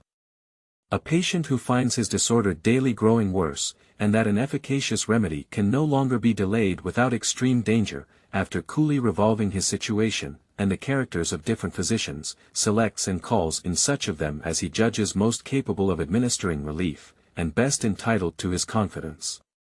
The physicians attend, the case of the patient is carefully examined, a consultation is held, they are unanimously agreed that the symptoms are critical, but that the case, with proper and timely relief, is so far from being desperate, that it may be made to issue in an improvement of his constitution. They are equally unanimous in prescribing the remedy, by which this happy effect is to be produced. The prescription is no sooner made known, however, than a number of persons interpose, and, without denying the reality or danger of the disorder, assure the patient that the prescription will be poison to his constitution, and forbid him, under pain of certain death, to make use of it. Might not the patient reasonably demand, before he ventured to follow this advice, that the authors of it should at least agree among themselves on some other remedy to be substituted? And if he found them differing as much from one another as from his first counselors, would he not act prudently in trying the experiment unanimously recommended by the latter, rather than be hearkening to those who could neither deny the necessity of a speedy remedy, nor agree in proposing one? Such a patient and in such a situation is America at this moment. She has been sensible of her malady. She has obtained a regular and unanimous advice from men of her own deliberate choice. And she is warned by others against following this advice under pain of the most fatal consequences. Do the monitors deny the reality of her danger? No. Do they deny the necessity of some speedy and powerful remedy? No. Are they agreed, are any two of them agreed, in their objections to the remedy proposed, or in the proper one to be substituted? Let them speak for themselves. This one tells us that the proposed constitution ought to be rejected, because it is not a confederation of the states, but a government over individuals. Another admits that it ought to be a government over individuals to a certain extent, but by no means to the extent proposed. A third does not object to the government over individuals, or to the extent proposed, but to the want of a Bill of Rights. A fourth concurs in the absolute necessity of a Bill of Rights, but contends that it ought to be declaratory, not of the personal rights of individuals, but of the rights reserved to the states in their political capacity. A fifth is of opinion that a Bill of Rights of any sort would be superfluous and misplaced, and that the plan would be unexceptionable but for the fatal power of regulating the times and places of election. An objector in a large state exclaims loudly against the unreasonable equality of representation in the Senate. An objector in a small state is equally loud against the dangerous inequality in the House of Representatives. From this quarter, we are alarmed with the amazing expense, from the number of persons who are to administer the new government. From another quarter, and sometimes from the same quarter, on another occasion, the cry is that the Congress will be but a shadow of a representation, and that the government would be far less objectionable if the number and the expense were doubled. A patriot in a state that does not import or export, discerns insuperable objections against the power of direct taxation. The patriotic adversary in a state of great exports and imports, is not less dissatisfied that the whole burden of taxes may be thrown on consumption. This politician discovers in the Constitution a direct and irresistible tendency to monarchy, that is equally sure it will end in aristocracy. Another is puzzled to say which of these shapes it will ultimately assume, but sees clearly it must be one or other of them, whilst a fourth is not wanting, who with no less confidence affirms that the Constitution is so far from having a bias towards either of these dangers, that the weight on that side will not be sufficient to keep it upright and firm against its opposite propensities. With another class of adversaries to the Constitution, the language is that the legislative, executive, and judiciary departments are intermixed in such a manner as to contradict all the ideas of regular government and all the requisite precautions in favor of liberty. Whilst this objection circulates in vague and general expressions, there are but a few who lend their sanction to it. Let each one come forward with his particular explanation, and scarce any two are exactly agreed upon the subject. In the eyes of one, the junction of the Senate with the President in the responsible function of appointing to offices, instead of vesting this executive power in the executive alone, is the vicious part of the organization. To another, the exclusion of the House of Representatives, whose numbers alone could be a due security against corruption and partiality in the exercise of such a power, is equally obnoxious. With another, the admission of the President into any share of a power which ever must be a dangerous engine in the hands of the executive magistrate, is an unpardonable violation of the maxims of republican jealousy. No part of the arrangement, according to some, is more inadmissible than the trial of impeachments by the Senate, which is alternately a member both of the legislative and executive departments, when this power so evidently belonged to the judiciary department. We concur fully, reply others, in the objection to this part of the plan, but we can never agree that a reference of impeachments to the judiciary authority would be an amendment of the error. Our principal dislike to the organization arises from the extensive powers already lodged in that department. Even among the zealous patrons of a Council of State the most irreconcilable variance is discovered concerning the mode in which it ought to be constituted. The demand of one gentleman is, that the council should consist of a small number to be appointed by the most numerous branch of the legislature. Another would prefer a larger number, and considers it as a fundamental condition that the appointment should be made by the President himself. As it can give no umbrage to the writers against the plan of the Federal Constitution, let us suppose, that as they are the most zealous, so they are also the most sagacious, of those who think the late convention were unequal to the task assigned them, and that a wiser and better plan might and ought to be substituted. Let us further suppose that their country should concur, both in this favorable opinion of their merits, and in their unfavorable opinion of the convention, and should accordingly proceed to form them into a second convention, with full powers, and for the express purpose of revising and remoulding the work of the first. Were the experiment to be seriously made, though it required some effort to view it seriously even in fiction, I leave it to be decided by the sample of opinions just exhibited, whether, with all their enmity to their predecessors, they would, in any one point, depart so widely from their example, as in the discord and ferment that would mark their own deliberations, and whether the Constitution, now before the public, would not stand as fair a chance for immortality, as Lycurgus gave to that of Sparta, by making its change to depend on his own return from exile and death, if it were to be immediately adopted, and were to continue in force, not until a better, but until another should be agreed upon by this new assembly of lawgivers. It is a matter both of wonder and regret, that those who raise so many objections against the new Constitution should never call to mind the defects of that which is to be exchanged for it. It is not necessary that the former should be perfect, it is sufficient that the latter is more imperfect. No man would refuse to give brass for silver or gold, because the latter had some alloy in it.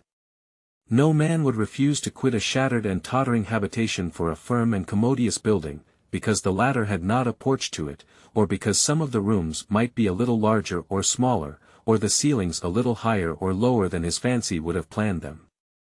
But waiving illustrations of this sort, is it not manifest that most of the capital objections urged against the new system lie with tenfold weight against the existing confederation? Is an indefinite power to raise money dangerous in the hands of the federal government? The present Congress can make requisitions to any amount they please, and the states are constitutionally bound to furnish them. They can emit bills of credit as long as they will pay for the paper, they can borrow, both abroad and at home, as long as a shilling will be lent. Is an indefinite power to raise troops dangerous? The Confederation gives to Congress that power also, and they have already begun to make use of it. Is it improper and unsafe to intermix the different powers of government in the same body of men? Congress, a single body of men, are the sole depositary of all the federal powers. Is it particularly dangerous to give the keys of the Treasury, and the command of the army, into the same hands? The Confederation places them both in the hands of Congress. Is a Bill of Rights essential to liberty? The Confederation has no Bill of Rights. Is it an objection against the new Constitution, that it empowers the Senate, with the concurrence of the Executive, to make treaties which are to be the laws of the land? The existing Congress, without any such control, can make treaties which they themselves have declared, and most of the states have recognized, to be the supreme law of the land. Is the importation of slaves permitted by the new Constitution for 20 years? By the old it is permitted forever. I shall be told, that however dangerous this mixture of powers may be in theory, it is rendered harmless by the dependence of Congress on the state for the means of carrying them into practice, that however large the mass of powers may be, it is in fact a lifeless mass. Then, say I, in the first place, that the Confederation is chargeable with the still greater folly of declaring certain powers in the federal government to be absolutely necessary, and at the same time rendering them absolutely nugatory, and, in the next place, that if the Union is to continue, and no better government be substituted, effective powers must either be granted to, or assumed by, the existing Congress, in either of which events, the contrast just stated will hold good. But this is not all. Out of this lifeless mass has already grown an excrescent power, which tends to realize all the dangers that can be apprehended from a defective construction of the supreme government of the Union.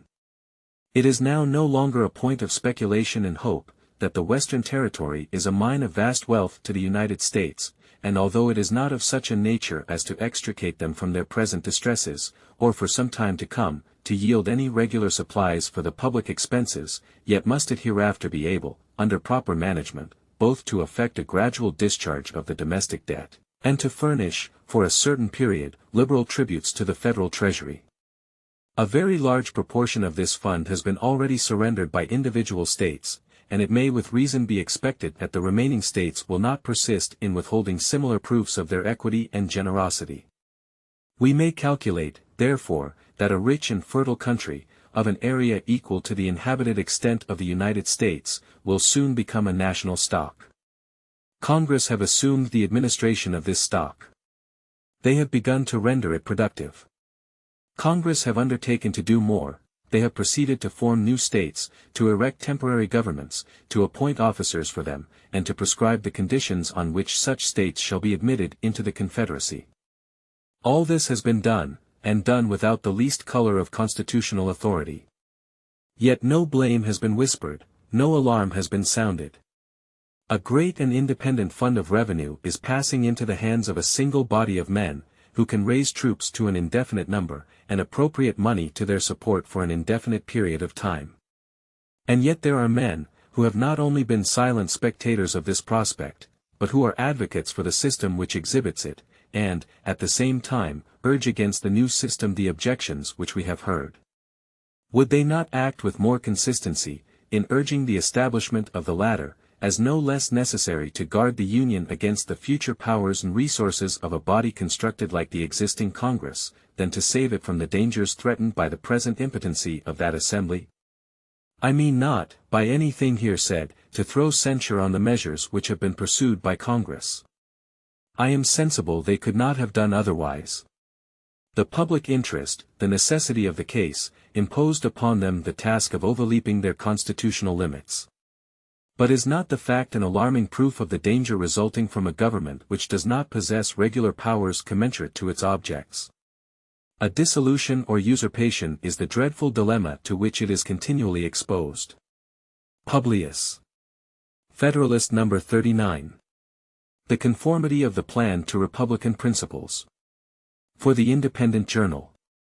Wednesday, January 16, 1788. Madison. To the People of the State of New York. The last paper having concluded the observations which were meant to introduce a candid survey of the plan of government reported by the Convention, we now proceed to the execution of that part of our undertaking. The first question that offers itself is, whether the general form and aspect of the government be strictly republican. It is evident that no other form would be reconcilable with the genius of the people of America, with the fundamental principles of the Revolution, or with that honorable determination which animates every votary of freedom, to rest all our political experiments on the capacity of mankind for self-government. If the plan of the convention, therefore, be found to depart from the republican character, its advocates must abandon it as no longer defensible. What, then, are the distinctive characters of the republican form? Were an answer to this question to be sought, not by recurring to principles, but in the application of the term by political writers, to the constitution of different states, no satisfactory one would ever be found. Holland, in which no particle of the supreme authority is derived from the people, has passed almost universally under the denomination of a republic. The same title has been bestowed on Venice, where absolute power over the great body of the people is exercised, in the most absolute manner, by a small body of hereditary nobles. Poland, which is a mixture of aristocracy and of monarchy in their worst forms, has been dignified with the same appellation. The government of England, which has one republican branch only, combined with an hereditary aristocracy and monarchy, has, with equal impropriety, been frequently placed on the list of republics. These examples, which are nearly as dissimilar to each other as to a genuine republic, show the extreme inaccuracy with which the term has been used in political disquisitions. If we resort for a criterion to the different principles on which different forms of government are established, we may define a republic to be, or at least may bestow that name on, a government which derives all its powers directly or indirectly from the great body of the people, and is administered by persons holding their offices during pleasure, for a limited period, or during good behavior. It is essential to such a government that it be derived from the great body of the society, not from an inconsiderable proportion, or a favored class of it, otherwise a handful of tyrannical nobles, exercising their oppressions by a delegation of their powers, might aspire to the rank of republicans, and claim for their government the honorable title of republic. It is sufficient for such a government that the persons administering it be appointed, either directly or indirectly, by the people, and that they hold their appointments by either of the tenures just specified. Otherwise every government in the United States, as well as every other popular government that has been or can be well organized or well executed, would be degraded from the republican character. According to the Constitution of every state in the Union, some or other of the officers of government are appointed indirectly only by the people. According to most of them, the chief magistrate himself is so appointed. And according to one, this mode of appointment is extended to one of the coordinate branches of the legislature. According to all the constitutions, also, the tenure of the highest offices is extended to a definite period, and in many instances, both within the legislative and executive departments, to a period of years. According to the provisions of most of the constitutions, again, as well as according to the most respectable and received opinions on the subject, the members of the Judiciary Department are to retain their offices by the firm tenure of good behavior. On comparing the Constitution planned by the Convention with the standard here fixed, we perceive at once that it is, in the most rigid sense, conformable to it. The House of Representatives, like that of one branch at least of all the state legislatures, is elected immediately by the great body of the people. The Senate, like the present Congress, and the Senate of Maryland, derives its appointment indirectly from the people. The President is indirectly derived from the choice of the people, according to the example in most of the states. Even the judges, with all other officers of the Union, will, as in the several states, be the choice, though a remote choice, of the people themselves. The duration of the appointments is equally conformable to the Republican standard, and to the model of state constitutions. The House of Representatives is periodically elective, as in all the states, and for the period of 2 years, as in the state of South Carolina. The Senate is elective, for the period of 6 years, which is but 1 year more than the period of the Senate of Maryland, and but 2 more than that of the Senates of New York and Virginia. The President is to continue in office for the period of 4 years, as in New York and Delaware. The Chief Magistrate is elected for 3 years, and in South Carolina for 2 years. In the other states the election is annual. In several of the states, however, no constitutional provision is made for the impeachment of the Chief Magistrate. And in Delaware and Virginia he is not impeachable till out of office. The President of the United States is impeachable at any time during his continuance in office. The tenure by which the judges are to hold their places is, as it unquestionably ought to be, that of good behavior. The tenure of the ministerial offices generally will be a subject of legal regulation, conformably to the reason of the case and the example of the state constitutions. Could any further proof be required of the republican complexion of this system, the most decisive one might be found in its absolute prohibition of titles of nobility, both under the federal and the state governments, and in its express guarantee of the republican form to each of the latter. But it was not sufficient, say the adversaries of the proposed Constitution, for the convention to adhere to the republican form. They ought, with equal care, to have preserved the federal form, which regards the Union as a confederacy of sovereign states, instead of which, they have framed a national government, which regards the Union as a consolidation of the states. And it is asked by what authority this bold and radical innovation was undertaken. The handle which has been made of this objection requires that it should be examined with some precision. Without inquiring into the accuracy of the distinction on which the objection is founded, it will be necessary to a just estimate of its force, first, to ascertain the real character of the government in question, secondly, to inquire how far the convention were authorized to propose such a government, and thirdly, how far the duty they owed to their country could supply any defect of regular authority. First, in order to ascertain the real character of the government, it may be considered in relation to the foundation on which it is to be established, to the sources from which its ordinary powers are to be drawn, to the operation of those powers, to the extent of them, and to the authority by which future changes in the government are to be introduced.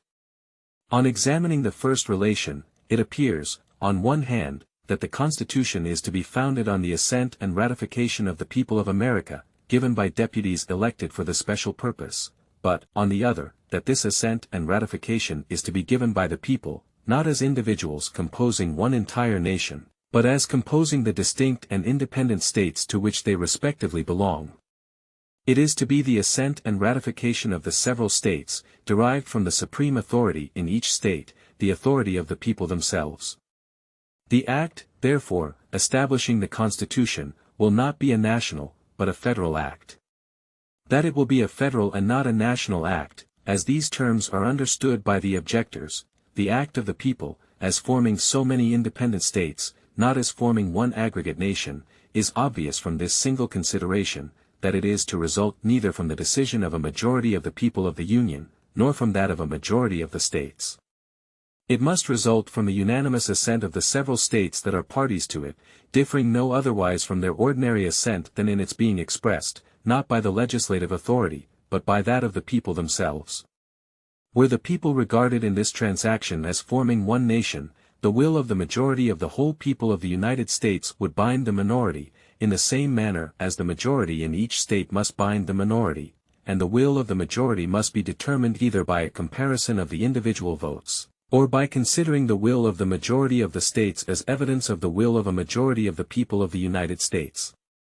Neither of these rules have been adopted. Each state, in ratifying the Constitution, is considered as a sovereign body, independent of all others, and only to be bound by its own voluntary act. In this relation, then, the new Constitution will, if established, be a federal, and not a national constitution. The next relation is, to the sources from which the ordinary powers of government are to be derived. The House of Representatives will derive its powers from the people of America, and the people will be represented in the same proportion, and on the same principle, as they are in the legislature of a particular state. So far the government is national, not federal. The Senate, on the other hand, will derive its powers from the states, as political and coequal societies, and these will be represented on the principle of equality in the Senate, as they now are in the existing Congress. So far the government is federal, not national. The executive power will be derived from a very compound source. The immediate election of the president is to be made by the states in their political characters. The votes allotted to them are in a compound ratio, which considers them partly as distinct and coequal societies, partly as unequal members of the same society. The eventual election, again, is to be made by that branch of the legislature which consists of the national representatives, but in this particular act they are to be thrown into the form of individual delegations, from so many distinct and co-equal bodies politic. From this aspect of the government it appears to be of a mixed character, presenting at least as many federal as national features. The difference between a federal and national government, as it relates to the operation of the government, is supposed to consist in this, that in the former the powers operate on the political bodies composing the confederacy, in their political capacities, in the latter, on the individual citizens composing the nation, in their individual capacities. On trying the Constitution by this criterion, it falls under the national, not the federal character, though perhaps not so completely as has been understood. In several cases, and particularly in the trial of controversies to which states may be parties, they must be viewed and proceeded against in their collective and political capacities only. So far the national countenance of the government on this side seems to be disfigured by a few federal features. But this blemish is perhaps unavoidable in any plan, and the operation of the government on the people, in their individual capacities, in its ordinary and most essential proceedings, may, on the whole, designate it, in this relation, a national government. But if the government be national with regard to the operation of its powers, it changes its aspect again when we contemplate it in relation to the extent of its powers. The idea of a national government involves in it, not only an authority over the individual citizens, but an indefinite supremacy over all persons and things, so far as they are objects of lawful government. Among a people consolidated into one nation, this supremacy is completely vested in the national legislature. Among communities united for particular purposes, it is vested partly in the general and partly in the municipal legislatures. In the former case, all local authorities are subordinate to the supreme, and may be controlled, directed, or abolished by it at pleasure. In the latter, the local or municipal authorities form distinct and independent portions of the supremacy, no more subject, within their respective spheres, to the general authority, than the general authority is subject to them, within its own sphere. In this relation, then, the proposed government cannot be deemed a national one, since its jurisdiction extends to certain enumerated objects only, and leaves to the several states a residuary and inviolable sovereignty over all other objects. It is true that in controversies relating to the boundary between the two jurisdictions, the tribunal which is ultimately to decide, is to be established under the general government. But this does not change the principle of the case. The decision is to be impartially made, according to the rules of the Constitution, and all the usual and most effectual precautions are taken to secure this impartiality. Some such tribunal is clearly essential to prevent an appeal to the sword and a dissolution of the compact, and that it ought to be established under the general rather than under the local governments, or, to speak more properly, that it could be safely established under the first alone, is a position not likely to be combated. If we try the Constitution by its last relation to the authority by which amendments are to be made, we find it neither wholly national nor wholly federal. Were it wholly national, the supreme and ultimate authority would reside in the majority of the people of the Union, and this authority would be competent at all times, like that of a majority of every national society, to alter or abolish its established government. Were it wholly federal, on the other hand, the concurrence of each state in the Union would be essential to every alteration that would be binding on all. The mode provided by the plan of the Convention is not founded on either of these principles. In requiring more than a majority, and principles. In requiring more than a majority, and particularly in computing the proportion by states, not by citizens, it departs from the national and advances towards the federal character. In rendering the concurrence of less than the whole number of states sufficient, it loses again the federal and partakes of the national character. The proposed Constitution, therefore, is, in strictness, neither a national nor a federal constitution, but a composition of both. In its foundation it is federal, not national. In the sources from which the ordinary powers of the government are drawn, it is partly federal and partly national. In the operation of these powers, it is national, not federal. In the extent of them, again, it is federal, not national, and, finally, in the authoritative mode of introducing amendments, it is neither wholly federal nor wholly national. Publius.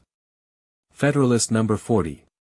On the powers of the Convention to form a mixed government examined and sustained. For the New York Packet. Friday, January 18, 1788. Madison. To the people of the State of New York. The second point to be examined is, whether the convention were authorized to frame and propose this mixed constitution. The powers of the convention ought, in strictness, to be determined by an inspection of the commissions given to the members by their respective constituents. As all of these, however, had reference either to the recommendation from the meeting at Annapolis, in September, 1786, or to that from Congress, in February, 1787, it will be sufficient to recur to these particular acts. The act from Annapolis recommends the appointment of commissioners to take into consideration the situation of the United States, to devise such further provisions as shall appear to them necessary to render the Constitution of the federal government adequate to the exigencies of the Union, and to report such an act for that purpose, to the United States in Congress assembled, as when agreed to by them, and afterwards confirmed by the legislature of every state, will effectually provide for the same.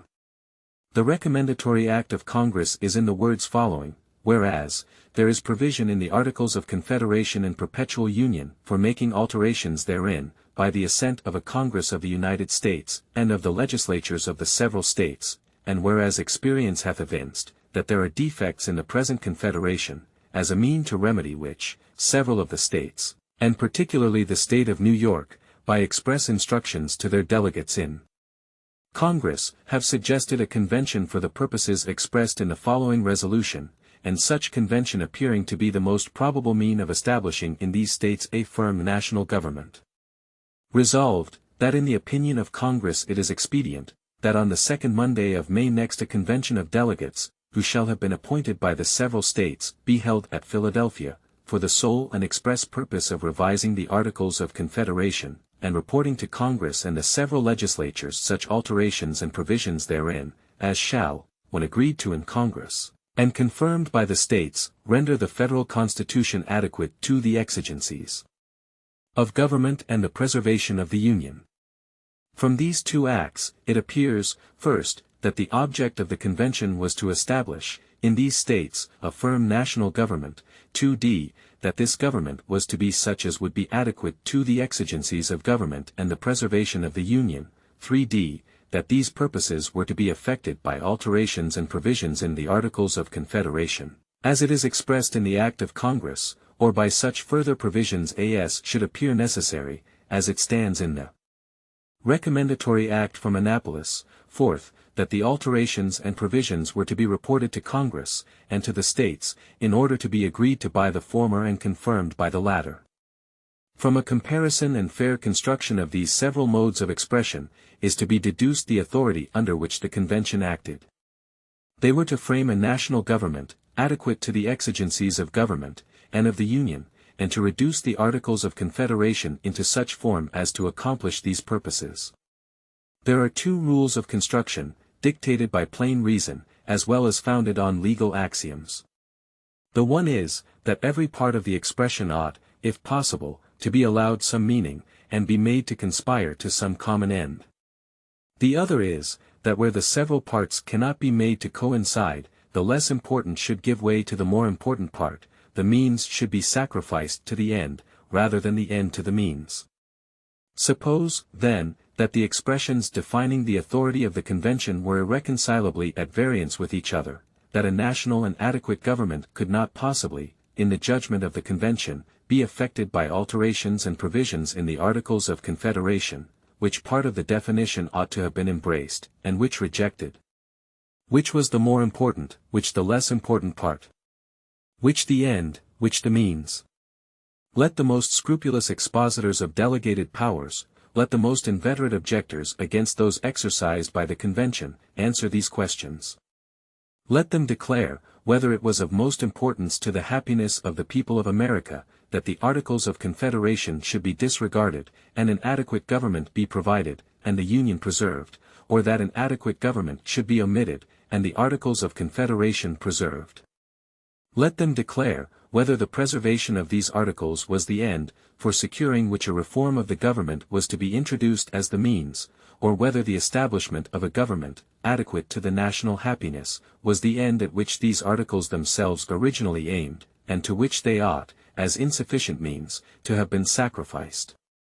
But is it necessary to suppose that these expressions are absolutely irreconcilable to each other, that no alterations or provisions in the Articles of the Confederation could possibly mold them into a national and adequate government, into such a government as has been proposed by the Convention? No stress, it is presumed, will, in this case, be laid on the title. A change of that could never be deemed an exercise of ungranted power. Alterations in the body of the instrument are expressly authorized. New provisions therein are also expressly authorized. Here then is a power to change the title, to insert new articles, to alter old ones. Must it of necessity be admitted that this power is infringed, so long as a part of the old articles remain? Those who maintain the affirmative ought at least to mark the boundary between authorized and usurped innovations, between that degree of change which lies within the compass of alterations and further provisions, and that which amounts to a transmutation of the government. Will it be said that the alterations ought not to have touched the substance of the Confederation? The states would never have appointed a convention with so much solemnity, nor described its objects with so much latitude, if some substantial reform had not been in contemplation. Will it be said that the fundamental principles of the Confederation were not within the purview of the Convention, and ought not to have been varied? I ask, what are these principles? Do they require that, in the establishment of the Constitution, the states should be regarded as distinct and independent sovereigns? They are so regarded by the Constitution proposed. Do they require that the members of the government should derive their appointment from the legislatures, not from the people of the states? One branch of the new government is to be appointed by these legislatures, and under the Confederation, the delegates to Congress may all be appointed immediately by the people, and in 2 states, 1, are actually so appointed. Do they require that the powers of the government should act on the states, and not immediately on individuals? In some instances, as has been shown, the powers of the new government will act on the states in their collective characters. In some instances, also, those of the existing government act immediately on individuals. In cases of capture, of piracy, of the post office, of coins, weights, and measures, of trade with the Indians, of claims under grants of land by different states, and, above all, in the case of trials by courts-martial in the army and navy, by which death may be inflicted without the intervention of a jury, or even of a civil magistrate. In all these cases the powers of the Confederation operate immediately on the persons and interests of individual citizens. Do these fundamental principles require, particularly, that no tax should be levied without the intermediate agency of the states?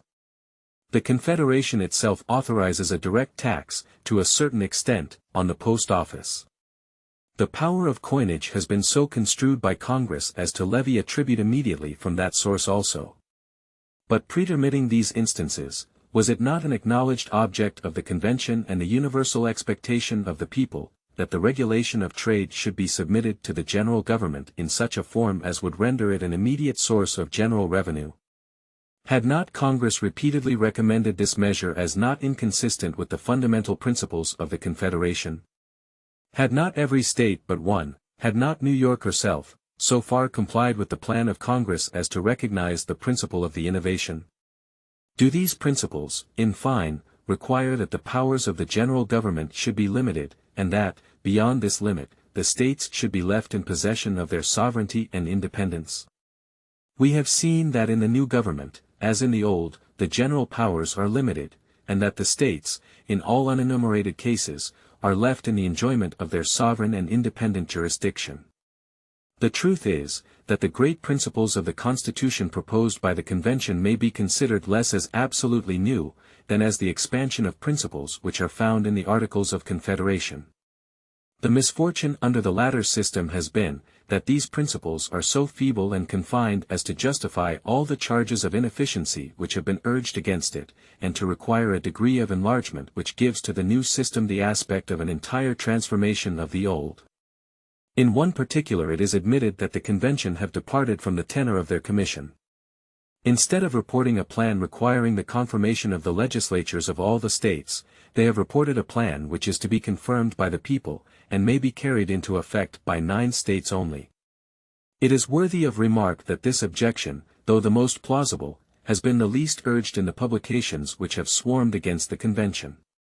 The forbearance can only have proceeded from an irresistible conviction of the absurdity of subjecting the fate of 12 states to the perverseness or corruption of a 13th, from the example of inflexible opposition given by a majority of 1/60th of the people of America to a measure approved and called for by the voice of 12 states, comprising 59/60ths of the people, an example still fresh in the memory and indignation of every citizen who has felt for the wounded honor and prosperity of his country. As this objection, therefore, has been in a manner waived by those who have criticized the powers of the convention, I dismiss it without further observation. The third point to be inquired into is, how far considerations of duty arising out of the case itself could have supplied any defect of regular authority. In the preceding inquiries the powers of the convention have been analyzed and tried with the same rigor, and by the same rules, as if they had been real and final powers for the establishment of a constitution for the United States. We have seen in what manner they have borne the trial even on that supposition. It is time now to recollect that the powers were merely advisory and recommendatory, that they were so meant by the states, and so understood by the convention, and that the latter have accordingly planned and proposed a constitution which is to be of no more consequence than the paper on which it is written, unless it be stamped with the approbation of those to whom it is addressed. This reflection places the subject in a point of view altogether different, and will enable us to judge with propriety of the course taken by the convention. Let us view the ground on which the convention stood. It may be collected from their proceedings, that they were deeply and unanimously impressed with the crisis, which had led their country almost with one voice to make so singular and solemn an experiment for correcting the errors of a system by which this crisis had been produced, that they were no less deeply and unanimously convinced that such a reform as they have proposed was absolutely necessary to effect the purposes of their appointment. It could not be unknown to them that the hopes and expectations of the great body of citizens, throughout this great empire, were turned with the keenest anxiety to the event of their deliberations. They had every reason to believe that the contrary sentiments agitated the minds and bosoms of every external and internal foe to the liberty and prosperity of the United States. They had seen in the origin and progress of the experiment, the alacrity with which the proposition, made by a single state, Virginia, towards a partial amendment of the Confederation, had been attended to and promoted. They had seen the liberty assumed by a very few deputies from a very few states, convened at Annapolis, of recommending a great and critical object, wholly foreign to their commission, not only justified by the public opinion, but actually carried into effect by 12 out of the 13 states. They had seen, in a variety of instances, assumptions by Congress, not only of recommendatory, but of operative, powers, warranted, in the public estimation, by occasions and objects infinitely less urgent than those by which their conduct was to be governed. They must have reflected, that in all great changes of established governments, forms ought to give way to substance, that a rigid adherence in such cases to the former, would render nominal and nugatory the transcendent and precious right of the people to abolish or alter their governments as to them shall seem most likely to affect their safety and happiness. 2. Since it is impossible for the people spontaneously and universally to move in concert towards their object, and it is therefore essential that such changes be instituted by some informal and unauthorized propositions, made by some patriotic and respectable citizen or number of citizens. They must have recollected that it was by this irregular and assumed privilege of proposing to the people plans for their safety and happiness, that the states were first united against the danger with which they were threatened by their ancient government, that committees and congresses were formed for concentrating their efforts and defending their rights, and that conventions were elected in the several states for establishing the constitutions under which they are now governed, nor could it have been forgotten that no little ill-timed scruples, no zeal for adhering to ordinary forms, were anywhere seen, except in those who wished to indulge, under these masks, their secret enmity to the substance contended for. They must have borne in mind, that as the plan to be framed and proposed was to be submitted to the people themselves, the disapprobation of this supreme authority would destroy it forever, its approbation blot out antecedent errors and irregularities. It might even have occurred to them, that where a disposition to cavil prevailed, their neglect to execute the degree of power vested in them, and still more their recommendation of any measure whatever, not warranted by their commission, would not less excite animadversion, than a recommendation at once of a measure fully commensurate to the national exigencies. Had the convention, under all these impressions, and in the midst of all these considerations, instead of exercising a manly confidence in their country, by whose confidence they had been so peculiarly distinguished, and of pointing out a system capable, in their judgment, of securing its happiness, taken the cold and sullen resolution of disappointing its ardent hopes, of sacrificing substance to forms, of committing the dearest interests of their country to the uncertainties of delay and the hazard of events, let me ask the man who can raise his mind to one elevated conception, who can awaken in his bosom one patriotic emotion, what judgment ought to have been pronounced by the impartial world, by the friends of mankind, by every virtuous citizen, on the conduct and character of this assembly?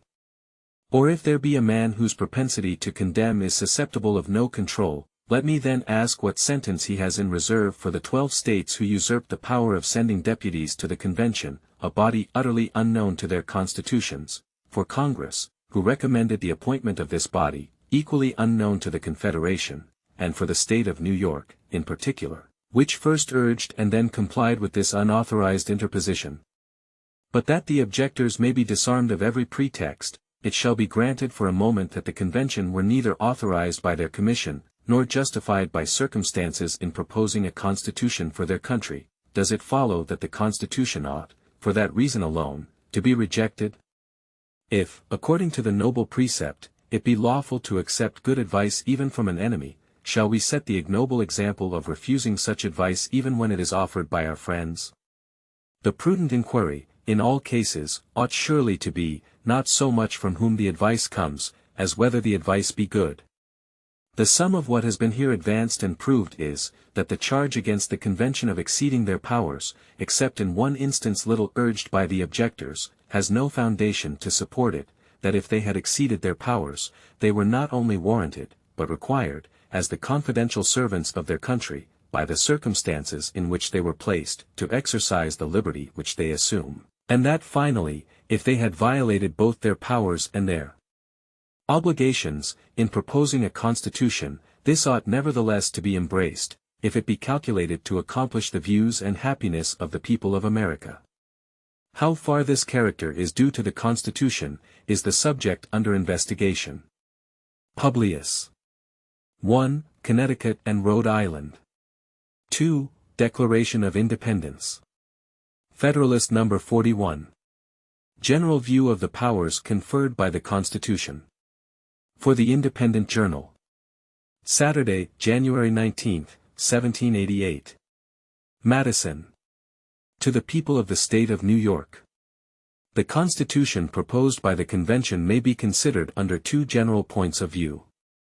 The first relates to the sum or quantity of power which it vests in the government, including the restraints imposed on the states. The second, to the particular structure of the government, and the distribution of this power among its several branches. Under the first view of the subject, two important questions arise: 1. Whether any part of the powers transferred to the general government be unnecessary or improper. 2. Whether the entire mass of them be dangerous to the portion of jurisdiction left in the several states. Is the aggregate power of the general government greater than ought to have been vested in it? This is the first question. It cannot have escaped those who have attended with candor to the arguments employed against the extensive powers of the government, that the authors of them have very little considered how far these powers were necessary means of attaining a necessary end. They have chosen rather to dwell on the inconveniences which must be unavoidably blended with all political advantages, and on the possible abuses which must be incident to every power or trust, of which a beneficial use can be made. This method of handling the subject cannot impose on the good sense of the people of America. It may display the subtlety of the writer, it may open a boundless field for rhetoric and declamation, it may inflame the passions of the unthinking, and may confirm the prejudices of the misthinking, but cool and candid people will at once reflect, that the purest of human blessings must have a portion of alloy in them, that the choice must always be made, if not of the lesser evil, at least of the greater, not the perfect, good, and that in every political institution, a power to advance the public happiness involves a discretion which may be misapplied and abused. They will see, therefore, that in all cases where power is to be conferred, the point first to be decided is, whether such a power be necessary to the public good, as the next will be, in case of an affirmative decision, to guard as effectually as possible against a perversion of the power to the public detriment. That we may form a correct judgment on this subject, it will be proper to review the several powers conferred on the government of the Union, and that this may be the more conveniently done they may be reduced into different classes as they relate to the following different objects: 1. Security against foreign danger. 2. Regulation of the intercourse with foreign nations. 3. Maintenance of harmony and proper intercourse among the states. 4. Certain miscellaneous objects of general utility. 5. Restraint of the states from certain injurious acts. 6. Provisions for giving due efficacy to all these powers. The powers falling within the first class are those of declaring war and granting letters of marque, of providing armies and fleets, of regulating and calling forth the militia, of levying and borrowing money. Security against foreign danger is one of the primitive objects of civil society. It is an avowed and essential object of the American Union. The powers requisite for attaining it must be effectually confided to the federal councils. Is the power of declaring war necessary? No man will answer this question in the negative. It would be superfluous, therefore, to enter into a proof of the affirmative. The existing confederation establishes this power in the most ample form. Is the power of raising armies and equipping fleets necessary? This is involved in the foregoing power. It is involved in the power of self-defense. But was it necessary to give an indefinite power of raising troops, as well as providing fleets, and of maintaining both in peace, as well as in war? The answer to these questions has been too far anticipated in another place to admit an extensive discussion of them in this place. The answer indeed seems to be so obvious and conclusive as scarcely to justify such a discussion in any place. With what color of propriety could the force necessary for defense be limited by those who cannot limit the force of offense? If a federal constitution could chain the ambition or set bounds to the exertions of all other nations, then indeed might it prudently chain the discretion of its own government, and set bounds to the exertions for its own safety. How could a readiness for war in time of peace be safely prohibited, unless we could prohibit, in like manner, the preparations and establishments of every hostile nation? The means of security can only be regulated by the means and the danger of attack. They will, in fact, be ever determined by these rules, and by no others. It is in vain to oppose constitutional barriers to the impulse of self-preservation. It is worse than in vain, because it plants in the Constitution itself necessary usurpations of power, every precedent of which is a germ of unnecessary and multiplied repetitions. If one nation maintains constantly a disciplined army, ready for the service of ambition or revenge, it obliges the most pacific nations who may be within the reach of its enterprises to take corresponding precautions. The 15th century was the unhappy epoch of military establishments in the time of peace. They were introduced by Charles VII. Of France. All Europe has followed, or been forced into, the example. Had the example not been followed by other nations, all Europe must long ago have worn the chains of a universal monarch. Were every nation except France now to disband its peace establishments, the same event might follow. The veteran legions of Rome were an overmatch for the undisciplined valor of all other nations and rendered her the mistress of the world. Not the less true is it, that the liberties of Rome proved the final victim to her military triumphs, and that the liberties of Europe, as far as they ever existed, have, with few exceptions, been the price of her military establishments. A standing force, therefore, is a dangerous, at the same time that it may be a necessary, provision. On the smallest scale it has its inconveniences.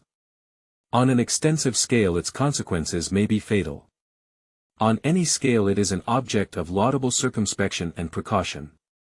A wise nation will combine all these considerations, and, whilst it does not rashly preclude itself from any resource which may become essential to its safety, will exert all its prudence in diminishing both the necessity and the danger of resorting to one which may be inauspicious to its liberties. The clearest marks of this prudence are stamped on the proposed Constitution.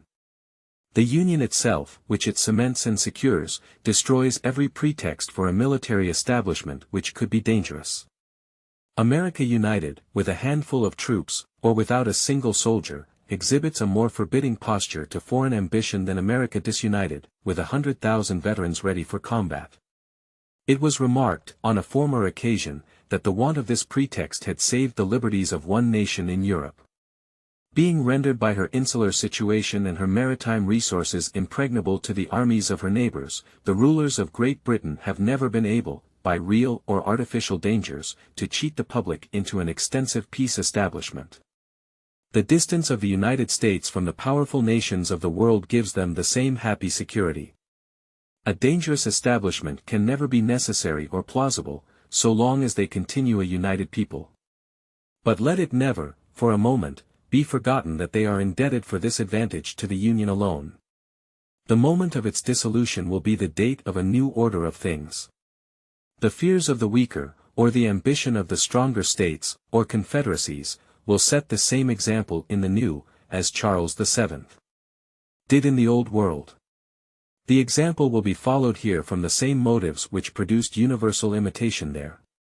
Instead of deriving from our situation the precious advantage which Great Britain has derived from hers, the face of America will be but a copy of that of the continent of Europe. It will present liberty everywhere crushed between standing armies and perpetual taxes. The fortunes of disunited America will be even more disastrous than those of Europe. The sources of evil in the latter are confined to her own limits. No superior powers of another quarter of the globe intrigue among her rival nations, inflame their mutual animosities, and render them the instruments of foreign ambition, jealousy, and revenge. In America the miseries springing from her internal jealousies, contentions, and wars, would form a part only of her lot. A plentiful addition of evils would have their source in that relation in which Europe stands to this quarter of the earth, and which no other quarter of the earth bears to Europe.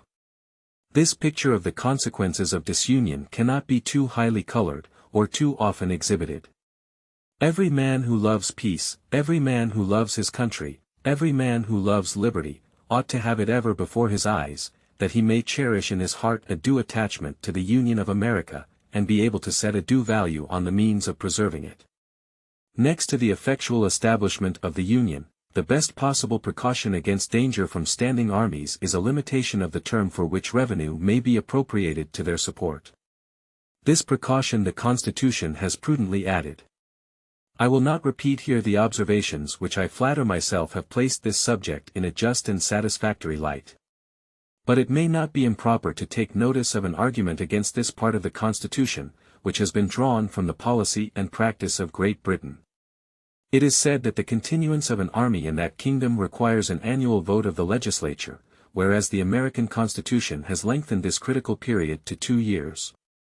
This is the form in which the comparison is usually stated to the public, but is it a just form? Is it a fair comparison? Does the British Constitution restrain the parliamentary discretion to 1 year? Does the American impose on the Congress appropriations for 2 years? On the contrary, it cannot be unknown to the authors of the fallacy themselves, that the British Constitution fixes no limit whatever to the discretion of the legislature, and that the American ties down the legislature to 2 years, as the longest admissible term. Had the argument from the British example been truly stated, it would have stood thus: the term for which supplies may be appropriated to the army establishment, though unlimited by the British Constitution, has nevertheless, in practice, been limited by parliamentary discretion to a single year. Now, if in Great Britain, where the House of Commons is elected for 7 years, where so great a proportion of the members are elected by so small a proportion of the people, where the electors are so corrupted by the representatives, and the representatives so corrupted by the Crown, the representative body can possess a power to make appropriations to the army for an indefinite term, without desiring, or without daring, to extend the term beyond a single year, ought not suspicion herself to blush, in pretending that the representatives of the United States, elected freely by the whole body of the people, every second year, cannot be safely entrusted with the discretion over such appropriations, expressly limited to the short period of 2 years. A bad cause seldom fails to betray itself. Of this truth, the management of the opposition to the federal government is an unvaried exemplification. But among all the blunders which have been committed, none is more striking than the attempt to enlist on that side the prudent jealousy entertained by the people, of standing armies. The attempt has awakened fully the public attention to that important subject, and has led to investigations which must terminate in a thorough and universal conviction, not only that the Constitution has provided the most effectual guards against danger from that quarter, but that nothing short of a Constitution fully adequate to the national defense and the preservation of the Union can save America from as many standing armies as it may be split into states or confederacies, and from such a progressive augmentation of these establishments in each, as will render them as burdensome to the properties and ominous to the liberties of the people, as any establishment that can become necessary, under a united and efficient government, must be tolerable to the former and safe to the latter. The palpable necessity of the power to provide and maintain a navy has protected that part of the Constitution against a spirit of censure, which has spared few other parts. It must, indeed, be numbered among the greatest blessings of America, that as her Union will be the only source of her maritime strength, so this will be a principal source of her security against danger from abroad. In this respect our situation bears another likeness to the insular advantage of Great Britain. The batteries most capable of repelling foreign enterprises on our safety, are happily such as can never be turned by a perfidious government against our liberties. The inhabitants of the Atlantic frontier are all of them deeply interested in this provision for naval protection, and if they have hitherto been suffered to sleep quietly in their beds, if their property has remained safe against the predatory spirit of licentious adventurers, if their maritime towns have not yet been compelled to ransom themselves from the terrors of a conflagration, by yielding to the exactions of daring and sudden invaders, these instances of good fortune are not to be ascribed to the capacity of the existing government for the protection of those from whom it claims allegiance, but to causes that are fugitive and fallacious. If we except perhaps Virginia and Maryland, which are peculiarly vulnerable on their eastern frontiers, no part of the Union ought to feel more anxiety on this subject than New York. Her seacoast is extensive. A very important district of the state is an island. The state itself is penetrated by a large navigable river for more than 50 leagues. The great emporium of its commerce, the great reservoir of its wealth, lies every moment at the mercy of events, and may almost be regarded as a hostage for ignominious compliances with the dictates of a foreign enemy, or even with the rapacious demands of pirates and barbarians. Should a war be the result of the precarious situation of European affairs, and all the unruly passions attending it be let loose on the ocean, our escape from insults and depredations, not only on that element, but every part of the other bordering on it, will be truly miraculous. In the present condition of America, the states more immediately exposed to these calamities have nothing to hope from the phantom of a general government which now exists, and if their single resources were equal to the task of fortifying themselves against the danger, the object to be protected would be almost consumed by the means of protecting them. The power of regulating and calling forth the militia has been already sufficiently vindicated and explained.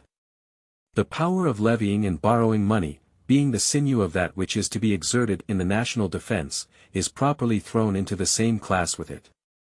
This power, also, has been examined already with much attention, and has, I trust, been clearly shown to be necessary, both in the extent and form given to it by the Constitution. I will address one additional reflection only to those who contend that the power ought to have been restrained to external taxation, by which they mean taxes on articles imported from other countries. It cannot be doubted that this will always be a valuable source of revenue, that for a considerable time it must be a principal source, that at this moment it is an essential one. But we may form very mistaken ideas on this subject, if we do not call to mind in our calculations, that the extent of revenue drawn from foreign commerce must vary with the variations, both in the extent and the kind of imports, and that these variations do not correspond with the progress of population, which must be the general measure of the public wants. As long as agriculture continues the sole field of labor, the importation of manufactures must increase as the consumers multiply. As soon as domestic manufactures are begun by the hands not called for by agriculture, the imported manufactures will decrease as the numbers of people increase. In a more remote stage, the imports may consist in a considerable part of raw materials, which will be wrought into articles for exportation, and will, therefore, require rather the encouragement of bounties, than to be loaded with discouraging duties. A system of government, meant for duration, ought to contemplate these revolutions, and be able to accommodate itself to them. Some, who have not denied the necessity of the power of taxation, have grounded a very fierce attack against the Constitution, on the language in which it is defined. It has been urged and echoed, that the power to lay and collect taxes, duties, imposts, and excises, to pay the debts, and provide for the common defense and general welfare of the United States, amounts to an unlimited commission to exercise every power which may be alleged to be necessary for the common defense or general welfare. No stronger proof could be given of the distress under which these writers labor for objections, than their stooping to such a misconstruction. Had no other enumeration or definition of the powers of the Congress been found in the Constitution, than the general expressions just cited, the authors of the objection might have had some color for it, though it would have been difficult to find a reason for so awkward a form of describing an authority to legislate in all possible cases. A power to destroy the freedom of the press, the trial by jury, or even to regulate the course of descents, or the forms of conveyances, must be very singularly expressed by the terms to raise money for the general welfare. But what color can the objection have, when a specification of the objects alluded to by these general terms immediately follows, and is not even separated by a longer pause than a semicolon? If the different parts of the same instrument ought to be so expounded, as to give meaning to every part which will bear it, shall one part of the same sentence be excluded altogether from a share in the meaning, and shall the more doubtful and indefinite terms be retained in their full extent, and the clear and precise expressions be denied any signification whatsoever? For what purpose could the enumeration of particular powers be inserted, if these and all others were meant to be included in the preceding general power? Nothing is more natural nor common than first to use a general phrase, and then to explain and qualify it by a recital of particulars. But the idea of an enumeration of particulars which neither explain nor qualify the general meaning, and can have no other effect than to confound and mislead, is an absurdity, which, as we are reduced to the dilemma of charging either on the authors of the objection or on the authors of the Constitution, we must take the liberty of supposing, had not its origin with the latter. The objection here is the more extraordinary, as it appears that the language used by the Convention is a copy from the Articles of Confederation. The objects of the Union among the states, as described in Article 3, are their common defense, security of their liberties, and mutual and general welfare. The terms of Article 8 are still more identical: all charges of war and all other expenses that shall be incurred for the common defense or general welfare, and allowed by the United States in Congress, shall be defrayed out of a common treasury, etc. A similar language again occurs in Article 9. Construe either of these articles by the rules which would justify the construction put on the new Constitution, and they vest in the existing Congress a power to legislate in all cases whatsoever. But what would have been thought of that assembly, if, attaching themselves to these general expressions, and disregarding the specifications which ascertain and limit their import, they had exercised an unlimited power of providing for the common defense and general welfare? I appeal to the objectors themselves, whether they would in that case have employed the same reasoning in justification of Congress as they now make use of against the Convention.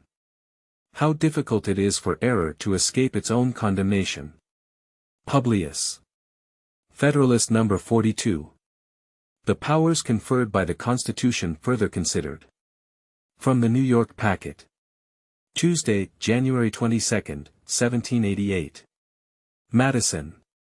To the People of the State of New York.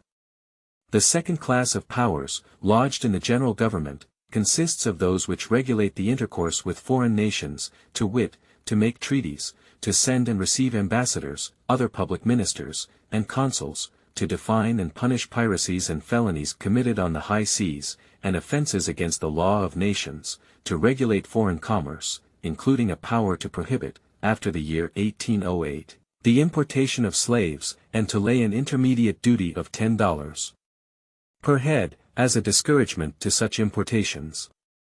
This class of powers forms an obvious and essential branch of the federal administration.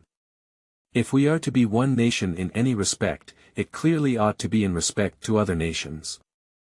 The powers to make treaties and to send and receive ambassadors, speak their own propriety. Both of them are comprised in the Articles of Confederation, with this difference only, that the former is disembarrassed, by the plan of the Convention, of an exception, under which treaties might be substantially frustrated by regulations of the states, and that a power of appointing and receiving other public ministers and consuls, is expressly and very properly added to the former provision concerning ambassadors. The term ambassador, if taken strictly, as seems to be required by the second of the Articles of Confederation, comprehends the highest grade only of public ministers, and excludes the grades which the United States will be most likely to prefer, where foreign embassies may be necessary. And under no latitude of construction will the term comprehend consuls. Yet it has been found expedient, and has been the practice of Congress, to employ the inferior grades of public ministers, and to send and receive consuls. It is true, that where treaties of commerce stipulate for the mutual appointment of consuls, whose functions are connected with commerce, the admission of foreign consuls may fall within the power of making commercial treaties, and that where no such treaties exist, the mission of American consuls into foreign countries may perhaps be covered under the authority, given by the 9th Article of the Confederation, to appoint all such civil officers as may be necessary for managing the general affairs of the United States. But the admission of consuls into the United States, where no previous treaty has stipulated it, seems to have been nowhere provided for. A supply of the omission is one of the lesser instances in which the Convention have improved on the model before them. But the most minute provisions become important, and they tend to obviate the necessity or the pretext for gradual and unobserved usurpations of power. A list of the cases in which Congress have been betrayed, or forced by the defects of the Confederation, into violations of their chartered authorities, would not a little surprise those who have paid no attention to the subject, and would be no inconsiderable argument in favor of the new Constitution, which seems to have provided no less studiously for the lesser, than the more obvious and striking defects of the old. The power to define and punish piracies and felonies committed on the high seas, and offenses against the law of nations, belongs with equal propriety to the general government, and is a still greater improvement on the Articles of Confederation. These articles contain no provision for the case of offenses against the law of nations, and consequently leave it in the power of any indiscreet member to embroil the Confederacy with foreign nations. The provision of the federal articles on the subject of piracies and felonies extends no further than to the establishment of courts for the trial of these offenses. The definition of piracies might, perhaps, without inconveniency, be left to the law of nations, though a legislative definition of them is found in most municipal codes. A definition of felonies on the high seas is evidently requisite. Felony is a term of loose signification, even in the common law of England, and of various import in the statute law of that kingdom. But neither the common nor the statute law of that, or of any other nation, ought to be a standard for the proceedings of this, unless previously made its own by legislative adoption. The meaning of the term, as defined in the codes of the several states, would be as impracticable as the former would be a dishonorable and illegitimate guide. It is not precisely the same in any two of the states, and varies in each with every revision of its criminal laws. For the sake of certainty and uniformity, therefore, the power of defining felonies in this case was in every respect necessary and proper. The regulation of foreign commerce, having fallen within several views which have been taken of this subject, has been too fully discussed to need additional proofs here of its being properly submitted to the federal administration.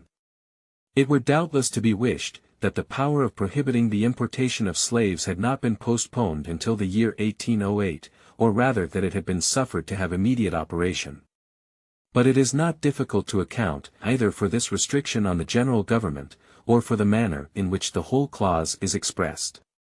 It ought to be considered as a great point gained in favor of humanity, that a period of 20 years may terminate forever, within these states, a traffic which has so long and so loudly upbraided the barbarism of modern policy, that within that period, it will receive a considerable discouragement from the federal government, and may be totally abolished, by a concurrence of the few states which continue the unnatural traffic, in the prohibitory example which has been given by so great a majority of the Union. Happy would it be for the unfortunate Africans, if an equal prospect lay before them of being redeemed from the oppressions of their European brethren. Attempts have been made to pervert this clause into an objection against the Constitution, by representing it on one side as a criminal toleration of an illicit practice, and on another as calculated to prevent voluntary and beneficial emigrations from Europe to America. I mention these misconstructions, not with a view to give them an answer, for they deserve none, but as specimens of the manner and spirit in which some have thought fit to conduct their opposition to the proposed government. The powers included in the third class are those which provide for the harmony and proper intercourse among the states. Under this head might be included the particular restraints imposed on the authority of the states, and certain powers of the judicial department, but the former are reserved for a distinct class, and the latter will be particularly examined when we arrive at the structure and organization of the government. I shall confine myself to a cursory review of the remaining powers comprehended under this third description, to wit, to regulate commerce among the several states and the Indian tribes, to coin money, regulate the value thereof, and of foreign coin, to provide for the punishment of counterfeiting the current coin and securities of the United States, to fix the standard of weights and measures, to establish a uniform rule of naturalization, and uniform laws of bankruptcy, to prescribe the manner in which the public acts, records, and judicial proceedings of each state shall be proved, and the effect they shall have in other states, and to establish post offices and post roads. The defect of power in the existing confederacy to regulate the commerce between its several members, is in the number of those which have been clearly pointed out by experience. To the proofs and remarks which former papers have brought into view on this subject, it may be added that without this supplemental provision, the great and essential power of regulating foreign commerce would have been incomplete and ineffectual. A very material object of this power was the relief of the states which import and export through other states, from the improper contributions levied on them by the latter.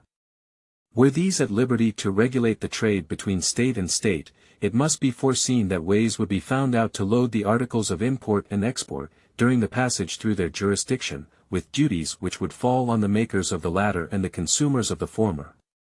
We may be assured by past experience, that such a practice would be introduced by future contrivances, and both by that and a common knowledge of human affairs, that it would nourish unceasing animosities, and not improbably terminate in serious interruptions of the public tranquillity. To those who do not view the question through the medium of passion or of interest, the desire of the commercial states to collect, in any form, an indirect revenue from their uncommercial neighbors, must appear not less impolitic than it is unfair, since it would stimulate the injured party, by resentment as well as interest, to resort to less convenient channels for their foreign trade. But the mild voice of reason, pleading the cause of an enlarged and permanent interest, is but too often drowned, before public bodies as well as individuals, by the clamors of an impatient avidity for immediate and immoderate gain. The necessity of a superintending authority over the reciprocal trade of confederated states, has been illustrated by other examples as well as our own. In Switzerland, where the union is so very slight, each canton is obliged to allow to merchandises a passage through its jurisdiction into other cantons, without an augmentation of the tolls. In Germany it is a law of the empire, that the princes and states shall not lay tolls or customs on bridges, rivers, or passages, without the consent of the emperor and the diet, though it appears from a quotation in an antecedent paper, that the practice in this, as in many other instances in that confederacy, has not followed the law, and has produced there the mischiefs which have been foreseen here. Among the restraints imposed by the Union of the Netherlands on its members, one is, that they shall not establish imposts disadvantageous to their neighbors, without the general permission. The regulation of commerce with the Indian tribes is very properly unfettered from two limitations in the Articles of Confederation, which render the provision obscure and contradictory. The power is there restrained to Indians, not members of any of the states, and is not to violate or infringe the legislative right of any state within its own limits. What description of Indians are to be deemed members of a state, is not yet settled, and has been a question of frequent perplexity and contention in the federal councils. And how the trade with Indians, though not members of a state, yet residing within its legislative jurisdiction, can be regulated by an external authority, without so far intruding on the internal rights of legislation, is absolutely incomprehensible.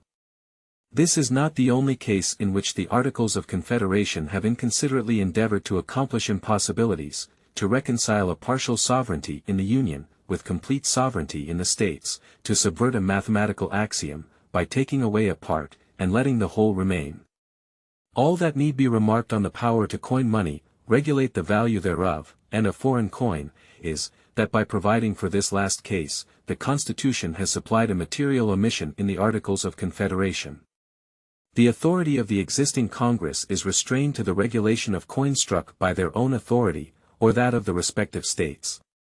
It must be seen at once that the proposed uniformity in the value of the current coin might be destroyed by subjecting that of foreign coin to the different regulations of the different states.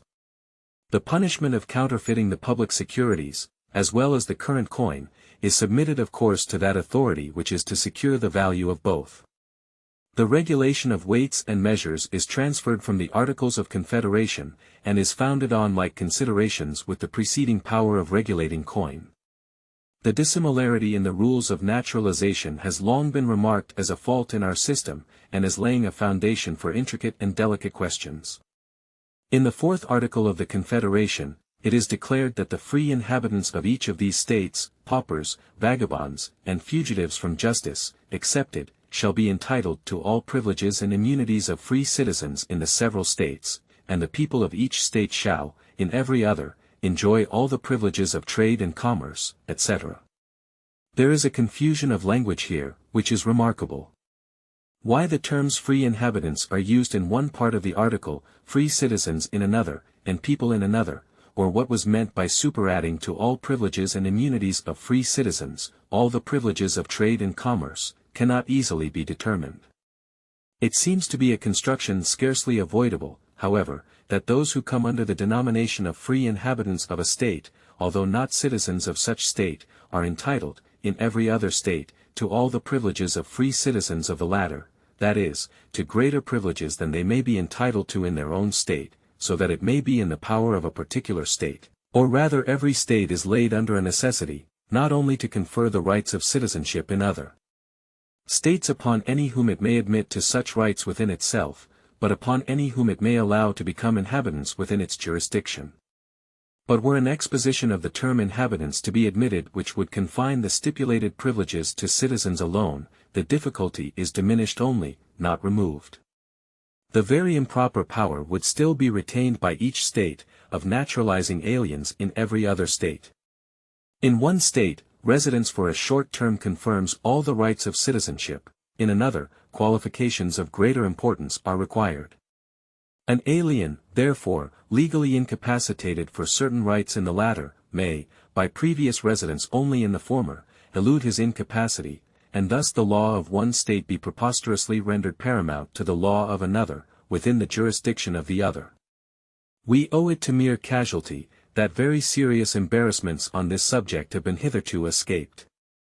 By the laws of several states, certain descriptions of aliens, who had rendered themselves obnoxious, were laid under interdicts inconsistent not only with the rights of citizenship but with the privilege of residence. What would have been the consequence, if such persons, by residence or otherwise, had acquired the character of citizens under the laws of another state, and then asserted their rights as such, both to residence and citizenship, within the state proscribing them? Whatever the legal consequences might have been, other consequences would probably have resulted, of too serious a nature not to be provided against. The new Constitution has accordingly, with great propriety, made provision against them, and all others proceeding from the defect of the Confederation on this head, by authorizing the general government to establish a uniform rule of naturalization throughout the United States. The power of establishing uniform laws of bankruptcy is so intimately connected with the regulation of commerce, and will prevent so many frauds where the parties or their property may lie or be removed into different states, that the expediency of it seems not likely to be drawn into question. The power of prescribing by general laws, the manner in which the public acts, records, and judicial proceedings of each state shall be proved, and the effect they shall have in other states, is an evident and valuable improvement on the clause relating to this subject in the Articles of Confederation. The meaning of the latter is extremely indeterminate, and can be of little importance under any interpretation which it will bear. The power here established may be rendered a very convenient instrument of justice, and be particularly beneficial on the borders of contiguous states, where the effects liable to justice may be suddenly and secretly translated, in any stage of the process, within a foreign jurisdiction.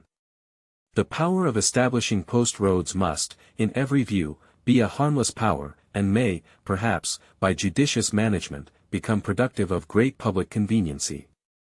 Nothing which tends to facilitate the intercourse between the states can be deemed unworthy of the public care. Publius. Federalist No. 43. The same subject continued, the powers conferred by the Constitution further considered. For the Independent Journal. Wednesday, January 23, 1788. Madison. To the People of the State of New York. The fourth class comprises the following miscellaneous powers. 1. A power to promote the progress of science and useful arts, by securing, for a limited time, to authors and inventors, the exclusive right to their respective writings and discoveries. The utility of this power will scarcely be questioned. The copyright of authors has been solemnly adjudged, in Great Britain, to be a right of common law. The right to useful inventions seems with equal reason to belong to the inventors. The public good fully coincides in both cases with the claims of individuals. The states cannot separately make effectual provisions for either of the cases, and most of them have anticipated the decision of this point, by laws passed at the instance of Congress. 2. To exercise exclusive legislation, in all cases whatsoever, over such district, not exceeding 10 miles square, as may, by cession of particular states and the acceptance of Congress, become the seat of the government of the United States, and to exercise like authority over all places purchased by the consent of the legislatures of the states in which the same shall be, for the erection of forts, magazines, arsenals, dockyards, and other needful buildings. The indispensable necessity of complete authority at the seat of government, carries its own evidence with it. It is a power exercised by every legislature of the Union, I might say of the world, by virtue of its general supremacy. Without it, not only the public authority might be insulted and its proceedings interrupted with impunity, but a dependence of the members of the general government on the state comprehending the seat of the government, for protection in the exercise of their duty, might bring on the national councils an imputation of awe or influence, equally dishonorable to the government and dissatisfactory to the other members of the Confederacy. This consideration has the more weight, as the gradual accumulation of public improvements at the stationary residence of the government would be both too great a public pledge to be left in the hands of a single state, and would create so many obstacles to a removal of the government, as still further to abridge its necessary independence. The extent of this federal district is sufficiently circumscribed to satisfy every jealousy of an opposite nature.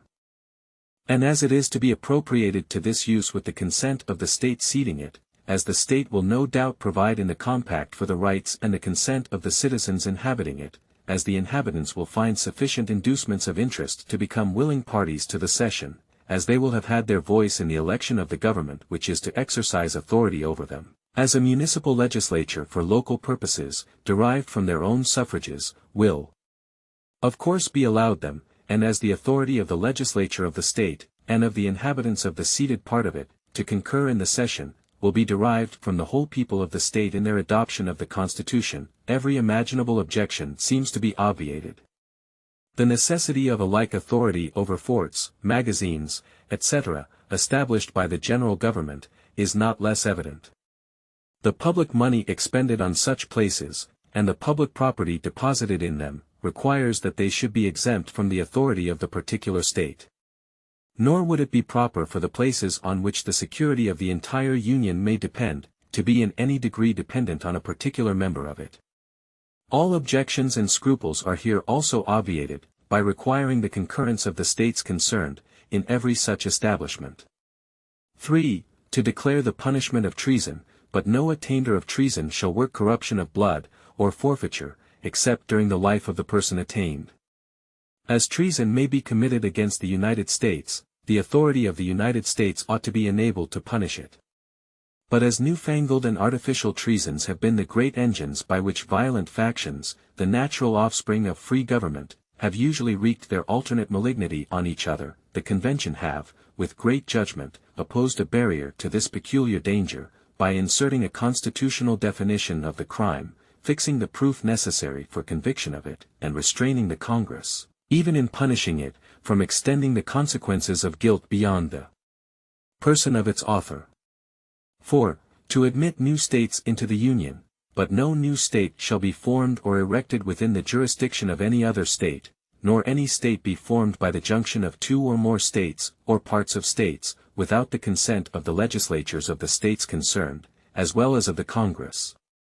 In the Articles of Confederation, no provision is found on this important subject.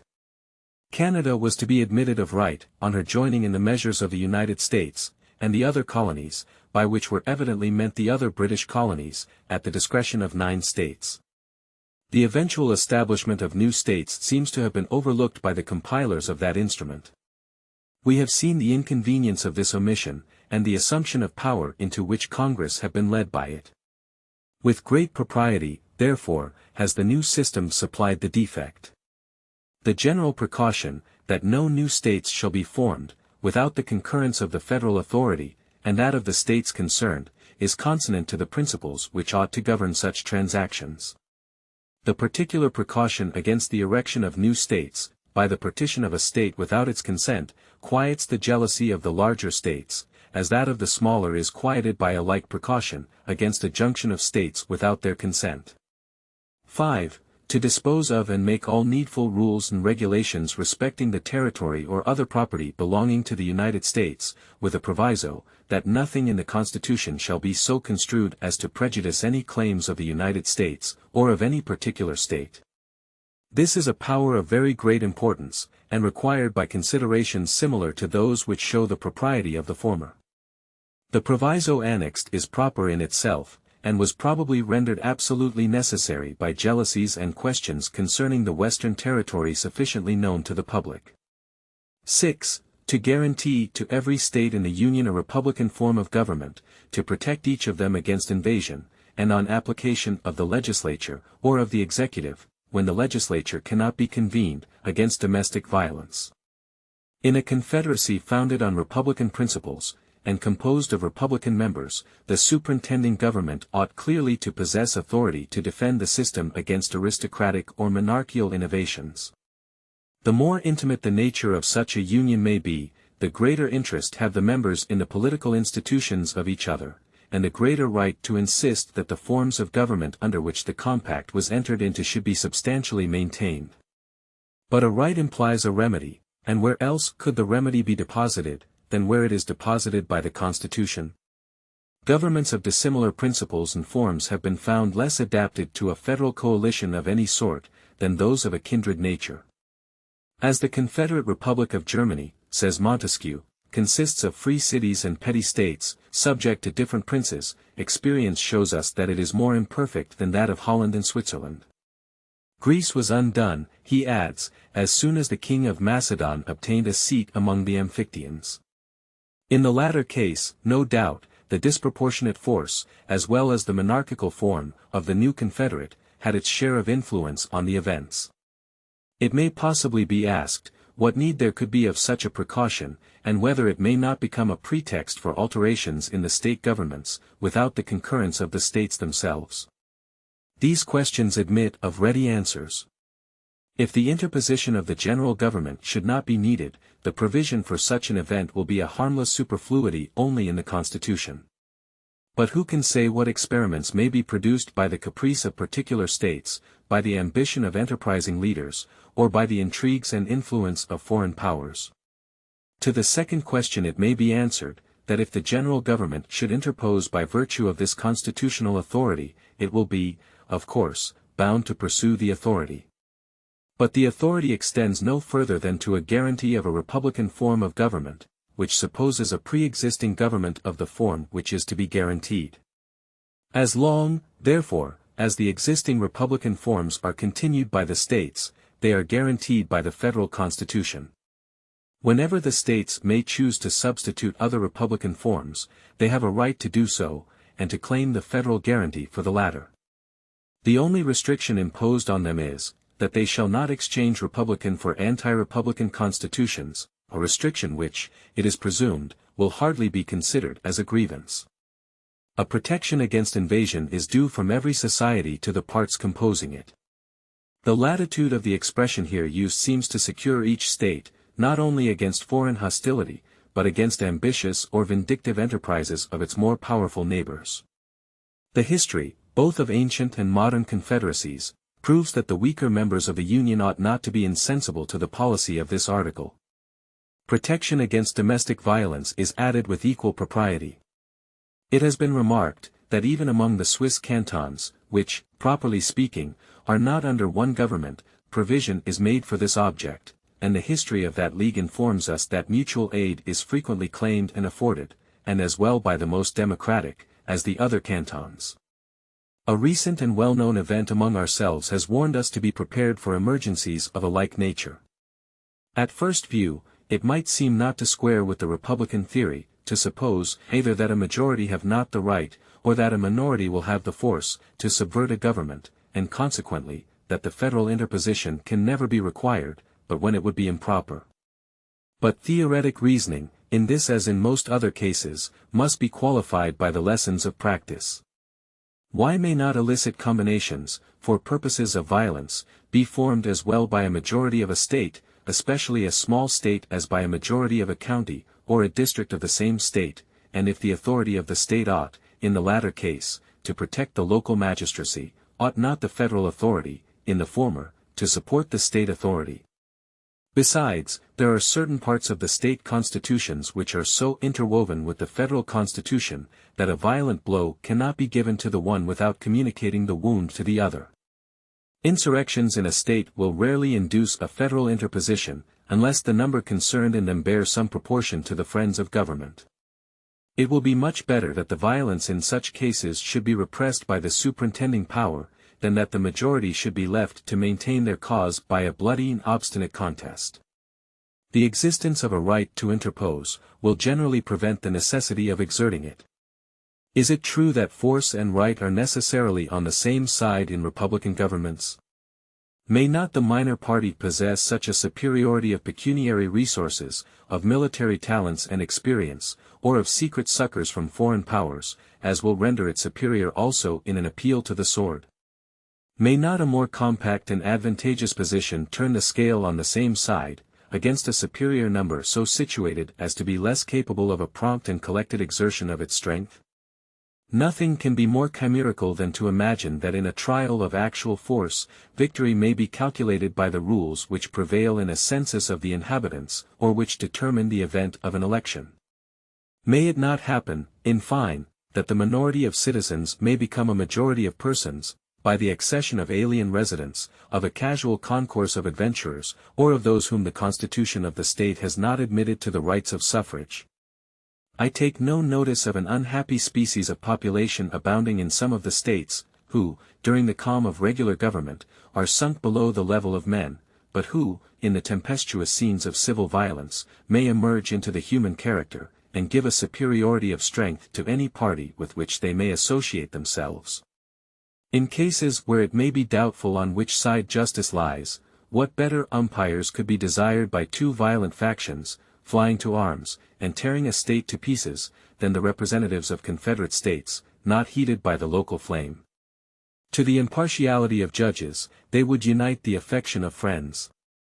Happy would it be if such a remedy for its infirmities could be enjoyed by all free governments, if a project equally effectual could be established for the universal peace of mankind.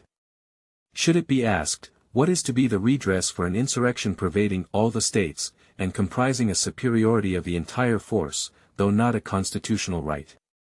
The answer must be, that such a case, as it would be without the compass of human remedies, so it is fortunately not within the compass of human probability, and that it is a sufficient recommendation of the federal constitution, that it diminishes the risk of a calamity for which no possible constitution can provide a cure.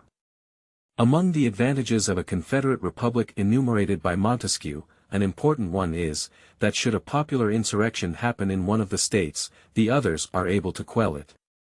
Should abuses creep into one part, they are reformed by those that remain sound.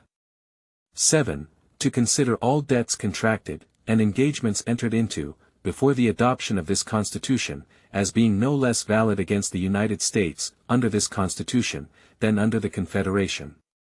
This can only be considered as a declaratory proposition, and may have been inserted, among other reasons, for the satisfaction of the foreign creditors of the United States, who cannot be strangers to the pretended doctrine, that a change in the political form of civil society has the magical effect of dissolving its moral obligations.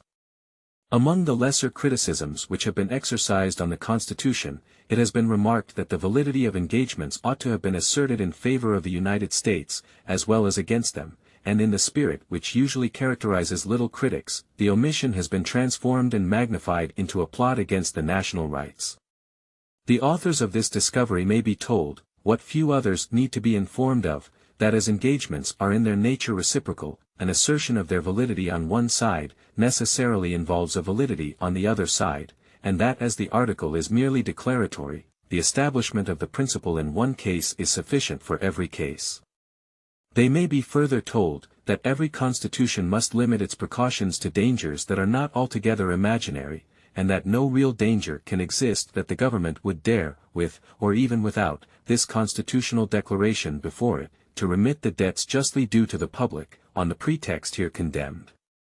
8. To provide for amendments to be ratified by 3/4 of the states under 2 exceptions only. That useful alterations will be suggested by experience, could not but be foreseen. It was requisite, therefore, that a mode for introducing them should be provided.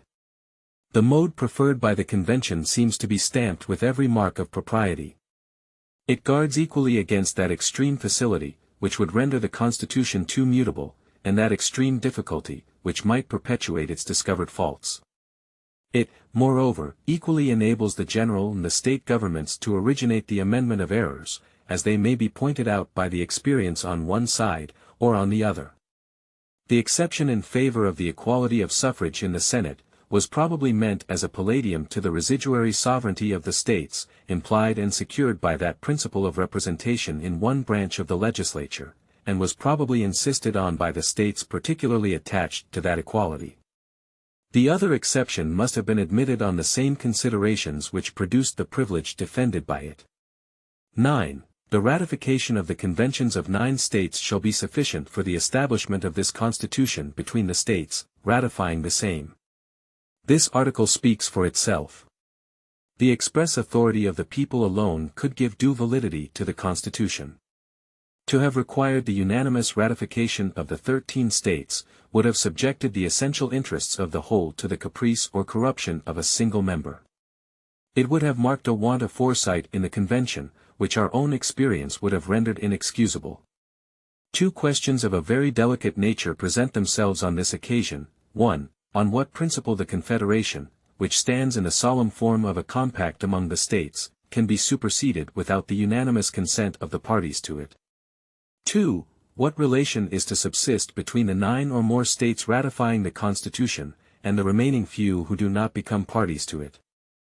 The first question is answered at once by recurring to the absolute necessity of the case, to the great principle of self-preservation, to the transcendent law of nature and of nature's God, which declares that the safety and happiness of society are the objects at which all political institutions aim, and to which all such institutions must be sacrificed. Perhaps, also, an answer may be found without searching beyond the principles of the compact itself. It has been heretofore noted among the defects of the Confederation, that in many of the states it had received no higher sanction than a mere legislative ratification.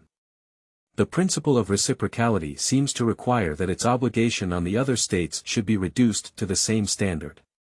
A compact between independent sovereigns, founded on ordinary acts of legislative authority, can pretend to no higher validity than a league or treaty between the parties.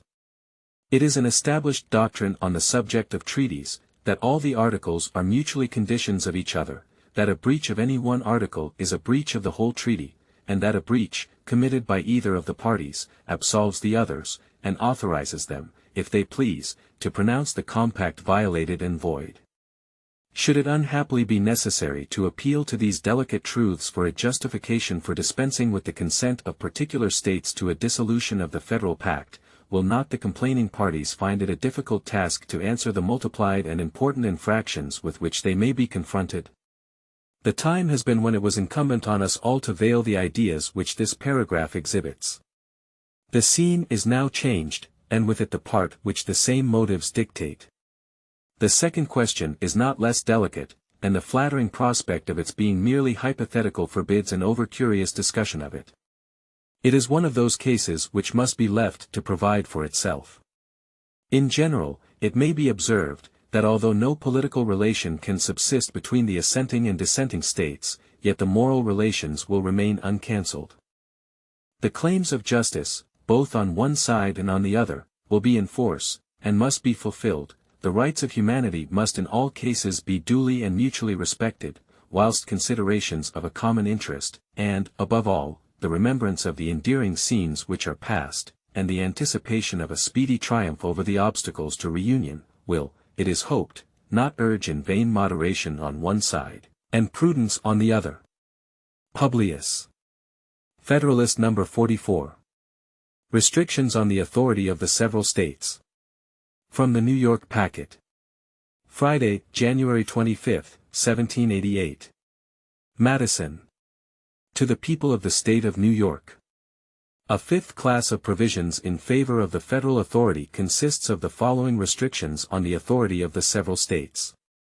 1. No state shall enter into any treaty, alliance, or confederation, grant letters of marque and reprisal, coin money, emit bills of credit, make anything but gold and silver a legal tender in payment of debts, pass any bill of attainder, ex post facto law, or law impairing the obligation of contracts, or grant any title of nobility.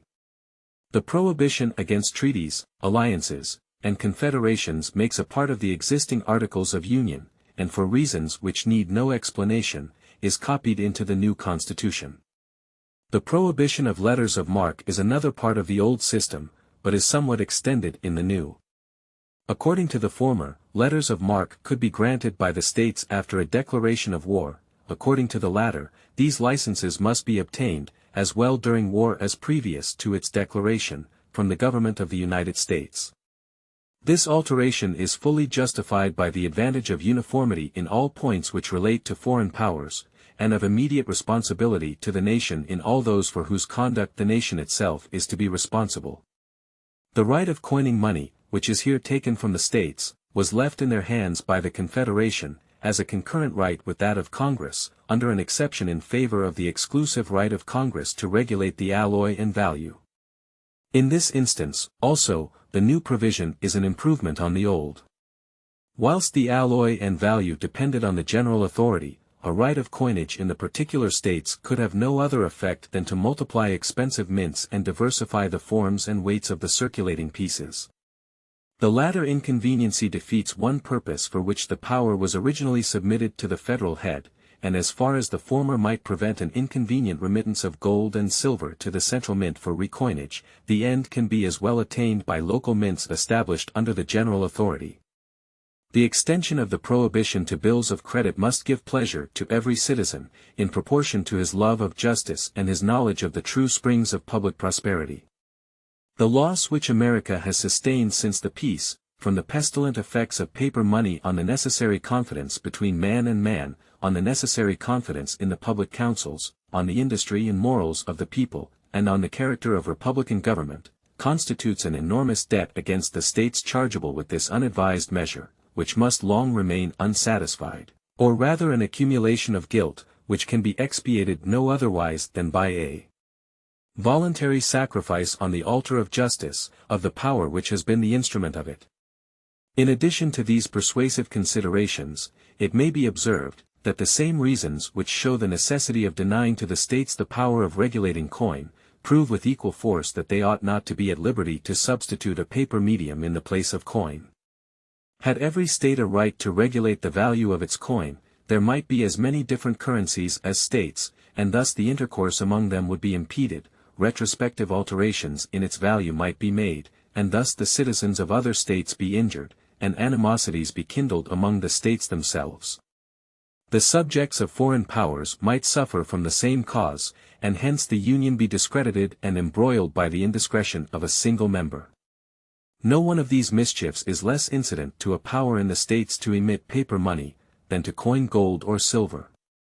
The power to make anything but gold and silver a tender in payment of debts, is withdrawn from the states, on the same principle with that of issuing a paper currency. Bills of attainder, ex post facto laws, and laws impairing the obligation of contracts, are contrary to the first principles of the social compact, and to every principle of sound legislation. The two former are expressly prohibited by the declarations prefixed to some of the state constitutions, and all of them are prohibited by the spirit and scope of these fundamental charters. Our own experience has taught us, nevertheless, that additional fences against these dangers ought not to be omitted. Very properly, therefore, have the Convention added this constitutional bulwark in favor of personal security and private rights, and I am much deceived if they have not, in so doing, as faithfully consulted the genuine sentiments as the undoubted interests of their constituents. The sober people of America are weary of the fluctuating policy which has directed the public councils. They have seen with regret and indignation that sudden changes and legislative interferences, in cases affecting personal rights, become jobs in the hands of enterprising and influential speculators, and snares to the more industrious and less informed part of the community. They have seen, too, that one legislative interference is but the first link of a long chain of repetitions, every subsequent interference being naturally produced by the effects of the preceding. They very rightly infer, therefore, that some thorough reform is wanting, which will banish speculations on public measures, inspire a general prudence and industry, and give a regular course to the business of society. The prohibition with respect to titles of nobility is copied from the Articles of Confederation and needs no comment. 2. No state shall, without the consent of the Congress, lay any imposts or duties on imports or exports, except what may be absolutely necessary for executing its inspection laws, and the net produce of all duties and imposts laid by any state on imports or exports, shall be for the use of the Treasury of the United States, and all such laws shall be subject to the revision and control of the Congress. No state shall, without the consent of Congress, lay any duty on tonnage, keep troops or ships of war in time of peace, enter into any agreement or compact with another state, or with a foreign power, or engage in war unless actually invaded, or in such imminent danger as will not admit of delay. The restraint on the power of the states over imports and exports is enforced by all the arguments which prove the necessity of submitting the regulation of trade to the federal councils. It is needless, therefore, to remark further on this head, than that the manner in which the restraint is qualified seems well calculated at once to secure to the states a reasonable discretion in providing for the conveniency of their imports and exports, and to the United States a reasonable check against the abuse of this discretion. The remaining particulars of this clause fall within reasonings which are either so obvious, or have been so fully developed, that they may be passed over without remark. The sixth and last class consists of the several powers and provisions by which efficacy is given to all the rest. 1. Of these the first is, the power to make all laws which shall be necessary and proper for carrying into execution the foregoing powers, and all other powers vested by this Constitution in the government of the United States, or in any department or officer thereof. Few parts of the Constitution have been assailed with more intemperance than this. Yet on a fair investigation of it, no part can appear more completely invulnerable. Without the substance of this power, the whole Constitution would be a dead letter. Those who object to the article, therefore, as a part of the Constitution, can only mean that the form of the provision is improper. But have they considered whether a better form could have been substituted? There are 4 other possible methods which the Constitution might have taken on this subject. They might have copied the second article of the existing Confederation, which would have prohibited the exercise of any power not expressly delegated. They might have attempted a positive enumeration of the powers comprehended under the general terms necessary and proper. They might have attempted a negative enumeration of them, by specifying the powers excepted from the general definition. They might have been altogether silent on the subject, leaving these necessary and proper powers to Construction and inference. Had the convention taken the first method of adopting the second article of Confederation, it is evident that the new Congress would be continually exposed, as their predecessors have been, to the alternative of construing the term expressly with so much rigor, as to disarm the government of all real authority whatever, or with so much latitude as to destroy altogether the force of the restriction.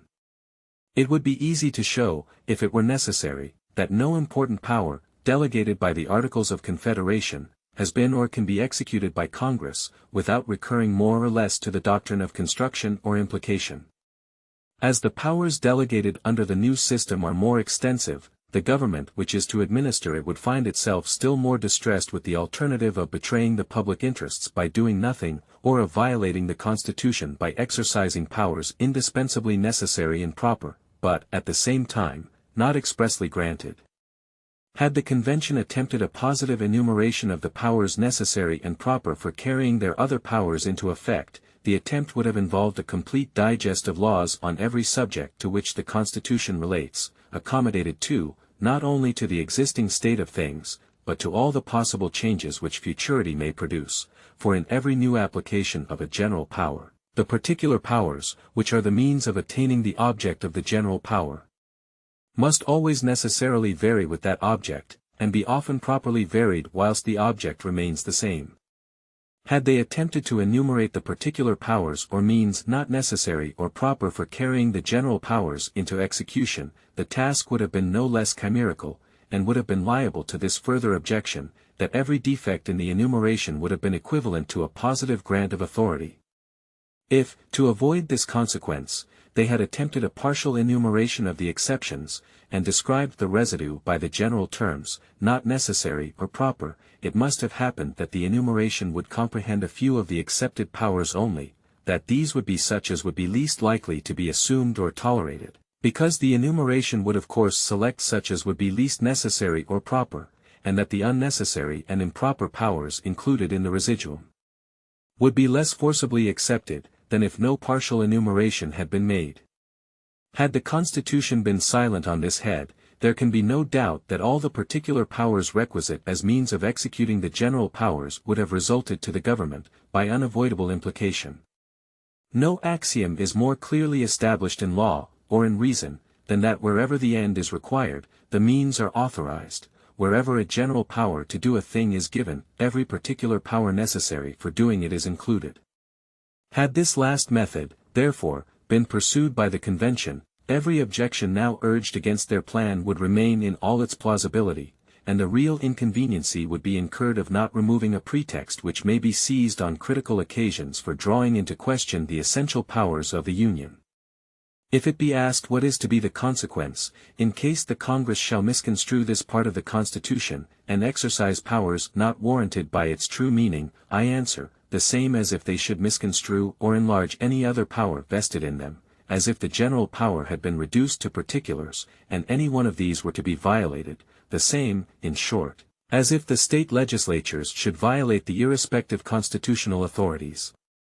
In the first instance, the success of the usurpation will depend on the executive and judiciary departments, which are to expound and give effect to the legislative acts, and in the last resort a remedy must be obtained from the people who can, by the election of more faithful representatives, annul the acts of the usurpers. The truth is, that this ultimate redress may be more confided in against unconstitutional acts of the federal than of the state legislatures, for this plain reason, that as every such act of the former will be an invasion of the rights of the latter, these will be ever ready to mark the innovation, to sound the alarm to the people, and to exert their local influence in effecting a change of federal representatives. There being no such intermediate body between the state legislatures and the people interested in watching the conduct of the former, violations of the state constitutions are more likely to remain unnoticed and unredressed. 2. This Constitution and the laws of the United States which shall be made in pursuance thereof, and all treaties made, or which shall be made, under the authority of the United States, shall be the supreme law of the land, and the judges in every state shall be bound thereby, anything in the Constitution or laws of any state to the contrary notwithstanding. The indiscreet zeal of the adversaries to the Constitution has betrayed them into an attack on this part of it also, without which it would have been evidently and radically defective. To be fully sensible of this, we need only suppose for a moment that the supremacy of the state constitutions had been left complete by a saving clause in their favor. In the first place, as these constitutions invest the state legislatures with absolute sovereignty, in all cases not excepted by the existing Articles of Confederation, all the authorities contained in the proposed Constitution, so far as they exceed those enumerated in the Confederation, would have been annulled, and the new Congress would have been reduced to the same impotent condition with their predecessors. In the next place, as the constitutions of some of the states do not even expressly and fully recognize the existing powers of the Confederacy, an express saving of the supremacy of the former would, in such states, have brought into question every power contained in the proposed Constitution. In the third place, as the constitutions of the states differ much from each other, it might happen that a treaty or national law, of great and equal importance to the states, would interfere with some and not with other constitutions, and would consequently be valid in some of the states, at the same time that it would have no effect in others. In fine, the world would have seen, for the first time, a system of government founded on an inversion of the fundamental principles of all government. It would have seen the authority of the whole society everywhere subordinate to the authority of the parts. It would have seen a monster, in which the head was under the direction of the members. 3. The senators and representatives, and the members of the several state legislatures, and all executive and judicial officers, both of the United States and the several states, shall be bound by oath or affirmation to support this Constitution. It has been asked why it was thought necessary, that the state magistracy should be bound to support the federal Constitution, and unnecessary that a like oath should be imposed on the officers of the United States, in favor of the state constitutions. Several reasons might be assigned for the distinction. I content myself with one, which is obvious and conclusive. The members of the federal government will have no agency in carrying the state constitutions into effect. The members and officers of the state governments, on the contrary, will have an essential agency in giving effect to the federal Constitution. The election of the President and Senate will depend, in all cases, on the legislatures of the several states. And the election of the House of Representatives will equally depend on the same authority in the first instance, and will, probably, forever be conducted by the officers, and according to the laws, of the states. 4. Among the provisions for giving efficacy to the federal powers might be added those which belong to the executive and judiciary departments, but as these are reserved for particular examination in another place, I pass them over in this. We have now reviewed, in detail, all the articles composing the sum or quantity of power delegated by the proposed Constitution to the federal government, and are brought to this undeniable conclusion, that no part of the power is unnecessary or improper for accomplishing the necessary objects of the Union.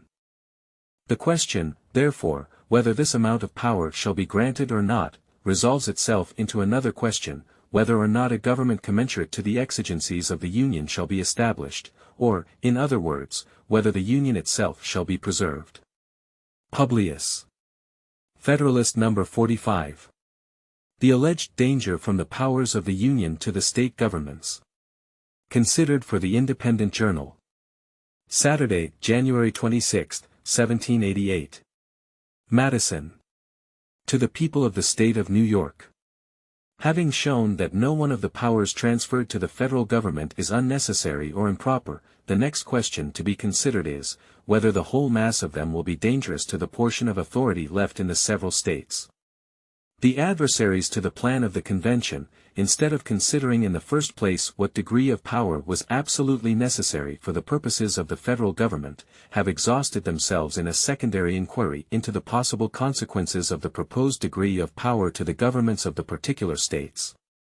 But if the Union, as has been shown, be essential to the security of the people of America against foreign danger, if it be essential to their security against contentions and wars among the different states, if it be essential to guard them against those violent and oppressive factions which embitter the blessings of liberty, and against those military establishments which must gradually poison its very fountain, if, in a word, the Union be essential to the happiness of the people of America. Is it not preposterous, to urge as an objection to a government, without which the objects of the Union cannot be attained, that such a government may derogate from the importance of the governments of the individual states? Was, then, the American Revolution effected, was the American Confederacy formed, was the precious blood of thousands spilt, and the hard-earned substance of millions lavished, not that the people of America should enjoy peace, liberty, and safety, but that the government of the individual states, that particular municipal establishments, might enjoy a certain extent of power, and be arrayed with certain dignities and attributes of sovereignty? We have heard of the impious doctrine in the Old World, that the people were made for kings, not kings for the people. Is the same doctrine to be revived in the New, in another shape, that the solid happiness of the people is to be sacrificed to the views of political institutions of a different form? It is too early for politicians to presume on our forgetting that the public good, the real welfare of the great body of the people, is the supreme object to be pursued, and that no form of government whatever has any other value than as it may be fitted for the attainment of this object. Were the plan of the convention adverse to the public happiness, my voice would be, reject the plan. Were the Union itself inconsistent with the public happiness, it would be, abolish the Union. In like manner, as far as the sovereignty of the states cannot be reconciled to the happiness of the people, the voice of every good citizen must be, let the former be sacrificed to the latter. How far the sacrifice is necessary, has been shown. How far the unsacrificed residue will be endangered, is the question before us. Several important considerations have been touched in the course of these papers, which discountenance the supposition that the operation of the federal government will by degrees prove fatal to the state governments. The more I revolve the subject, the more fully I am persuaded that the balance is much more likely to be disturbed by the preponderancy of the last than of the first scale.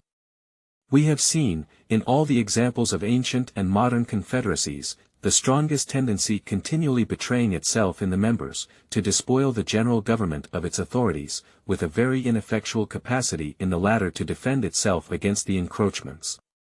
Although, in most of these examples, the system has been so dissimilar from that under consideration as greatly to weaken any inference concerning the latter from the fate of the former, yet, as the states will retain, under the proposed Constitution, a very extensive portion of active sovereignty, the inference ought not to be wholly disregarded. In the Achaean League it is probable that the federal head had a degree and species of power, which gave it a considerable likeness to the government framed by the convention. The Lycian Confederacy, as far as its principles and form are transmitted, must have borne a still greater analogy to it. Yet history does not inform us that either of them ever degenerated, or tended to degenerate, into one consolidated government. On the contrary, we know that the ruin of one of them proceeded from the incapacity of the federal authority to prevent the dissensions, and finally the disunion, of the subordinate authorities. These cases are the more worthy of our attention, as the external causes by which the component parts were pressed together were much more numerous and powerful than in our case, and consequently less powerful ligaments within would be sufficient to bind the members to the head, and to each other. In the feudal system, we have seen a similar propensity exemplified. Notwithstanding the want of proper sympathy in every instance between the local sovereigns and the people, and the sympathy in some instances between the general sovereign and the latter, it usually happened that the local sovereigns prevailed in the rivalship for encroachments. Had no external dangers enforced internal harmony and subordination, and particularly, had the local sovereigns possessed the affections of the people, the great kingdoms in Europe would at this time consist of as many independent princes as there were formerly feudatory barons. The state governments will have the advantage of the federal government, whether we compare them in respect to the immediate dependence of the one on the other, to the weight of personal influence which each side will possess, to the powers respectively vested in them, to the predilection and probable support of the people, to the disposition and faculty of resisting and frustrating the measures of each other. The state governments may be regarded as constituent and essential parts of the federal government, whilst the latter is nowise essential to the operation or organization of the former. Without the intervention of the state legislatures, the President of the United States cannot be elected at all. They must in all cases have a great share in his appointment, and will, perhaps, in most cases, of themselves determine it. The Senate will be elected absolutely and exclusively by the state legislatures. Even the House of Representatives, though drawn immediately from the people, will be chosen very much under the influence of that class of men, whose influence over the people obtains for themselves an election into the state legislatures.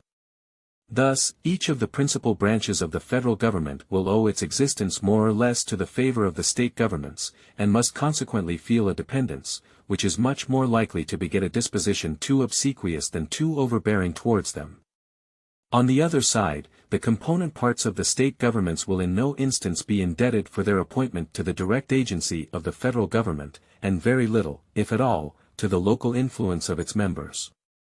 The number of individuals employed under the Constitution of the United States will be much smaller than the number employed under the particular states. There will consequently be less of personal influence on the side of the former than of the latter. The members of the legislative, executive, and judiciary departments of 13 and more states, the justices of peace, officers of militia, ministerial officers of justice, with all the county, corporation, and town officers, for 3 millions and more of people, intermixed, and having particular acquaintance with every class and circle of people, must exceed, beyond all proportion, both in number and influence, those of every description who will be employed in the administration of the federal system. Compare the members of the 3 great departments of the 13 states, excluding from the judiciary department the justices of peace, with the members of the corresponding departments of the single government of the Union. Compare the militia officers of 3 millions of people with the military and marine officers of any establishment which is within the compass of probability, or, I may add, of possibility, and in this view alone, we may pronounce the advantage of the states to be decisive. If the federal government is to have collectors of revenue, the state governments will have theirs also. And as those of the former will be principally on the seacoast, and not very numerous, whilst those of the latter will be spread over the face of the country, and will be very numerous, the advantage in this view also lies on the same side. It is true, that the Confederacy is to possess, and may exercise, the power of collecting internal as well as external taxes throughout the states, but it is probable that this power will not be resorted to, except for supplemental purposes of revenue, that an option will then be given to the states to supply their quotas by previous collections of their own, and that the eventual collection, under the immediate authority of the Union, will generally be made by the officers, and according to the rules appointed by the several states. Indeed, it is extremely probable, that in other instances, particularly in the organization of the judicial power, the officers of the states will be clothed with the correspondent authority of the Union. Should it happen, however, that separate collectors of internal revenue should be appointed under the federal government, the influence of the whole number would not bear a comparison with that of the multitude of state officers in the opposite scale. Within every district to which a federal collector would be allotted, there would not be less than 30 or 40, or even more, officers of different descriptions, and many of them persons of character and weight, whose influence would lie on the side of the state. The powers delegated by the proposed Constitution to the federal government, are few and defined. Those which are to remain in the state governments are numerous and indefinite.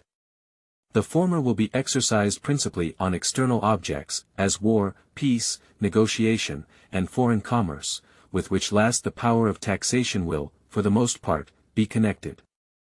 The powers reserved to the several states will extend to all the objects which, in the ordinary course of affairs, concern the lives, liberties, and properties of the people, and the internal order, improvement, and prosperity of the state. The operations of the federal government will be most extensive and important in times of war and danger, those of the state governments, in times of peace and security. As the former periods will probably bear a small proportion to the latter, the state governments will here enjoy another advantage over the federal government. The more adequate, indeed, the federal powers may be rendered to the national defense, the less frequent will be those scenes of danger which might favor their ascendancy over the governments of the particular states. If the new Constitution be examined with accuracy and candor, it will be found that the change which it proposes consists much less in the addition of new powers to the Union, than in the invigoration of its original powers. The regulation of commerce, it is true, is a new power, but that seems to be an addition which few oppose, and from which no apprehensions are entertained. The powers relating to war and peace, armies and fleets, treaties and finance, with the other more considerable powers, are all vested in the existing Congress by the Articles of Confederation. The proposed change does not enlarge these powers, it only substitutes a more effectual mode of administering them.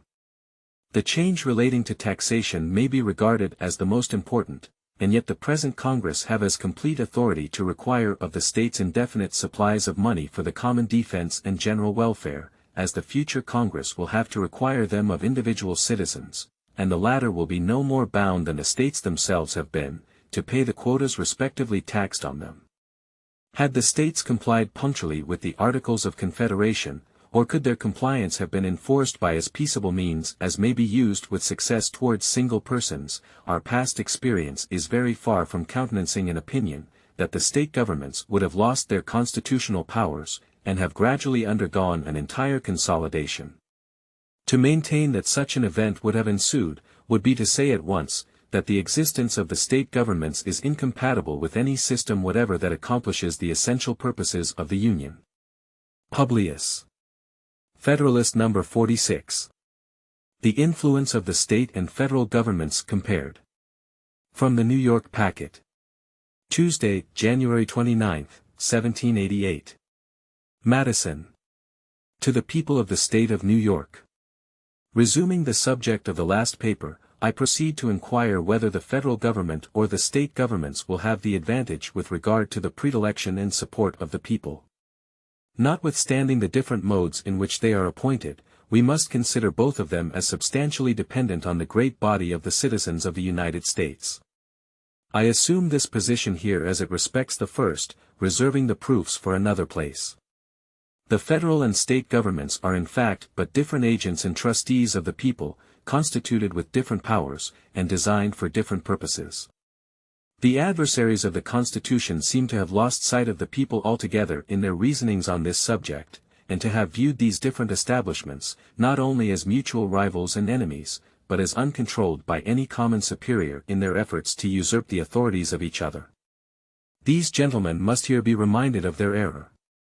They must be told that the ultimate authority, wherever the derivative may be found, resides in the people alone, and that it will not depend merely on the comparative ambition or address of the different governments, whether either, or which of them, will be able to enlarge its sphere of jurisdiction at the expense of the other. Truth, no less than decency, requires that the event in every case should be supposed to depend on the sentiments and sanction of their common constituents. Many considerations, besides those suggested on a former occasion, seem to place it beyond doubt that the first and most natural attachment of the people will be to the governments of their respective states. Into the administration of these a greater number of individuals will expect to rise. From the gift of these a greater number of offices and emoluments will flow. By the superintending care of these, all the more domestic and personal interests of the people will be regulated and provided for. With the affairs of these, the people will be more familiarly and minutely conversant. And with the members of these, will a greater proportion of the people have the ties of personal acquaintance and friendship, and of family and party attachments. On the side of these, therefore, the popular bias may well be expected most strongly to incline. Experience speaks the same language in this case. The federal administration, though hitherto very defective in comparison with what may be hoped under a better system, had, during the war, and particularly whilst the independent fund of paper emissions was in credit, an activity and importance as great as it can well have in any future circumstances whatever. It was engaged, too, in a course of measures which had for their object the protection of everything that was dear, and the acquisition of everything that could be desirable to the people at large.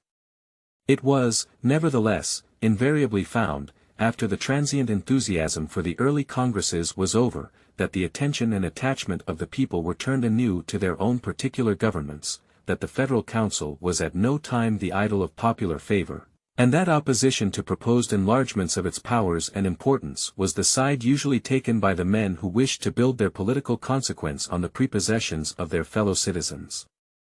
If, therefore, as has been elsewhere remarked, the people should in future become more partial to the federal than to the state governments, the change can only result from such manifest and irresistible proofs of a better administration, as will overcome all their antecedent propensities. And in that case, the people ought not surely to be precluded from giving most of their confidence where they may discover it to be most due, but even in that case the state governments could have little to apprehend, because it is only within a certain sphere that the federal power can, in the nature of things, be advantageously administered. The remaining points on which I propose to compare the federal and state governments, are the disposition and the faculty they may respectively possess, to resist and frustrate the measures of each other. It has been already proved that the members of the federal will be more dependent on the members of the state governments, than the latter will be on the former. It has appeared also, that the prepossessions of the people, on whom both will depend, will be more on the side of the state governments, than of the federal government. So far as the disposition of each towards the other may be influenced by these causes, the state governments must clearly have the advantage. But in a distinct and very important point of view, the advantage will lie on the same side. The prepossessions, which the members themselves will carry into the federal government, will generally be favorable to the states, whilst it will rarely happen, that the members of the state governments will carry into the public councils a bias in favor of the general government. A local spirit will infallibly prevail much more in the members of Congress, than a national spirit will prevail in the legislatures of the particular states.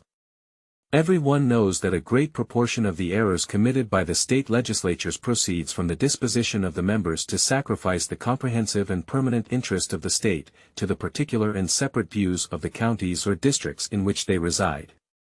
And if they do not sufficiently enlarge their policy to embrace the collective welfare of their particular state, how can it be imagined that they will make the aggregate prosperity of the Union, and the dignity and respectability of its government, the objects of their affections and consultations?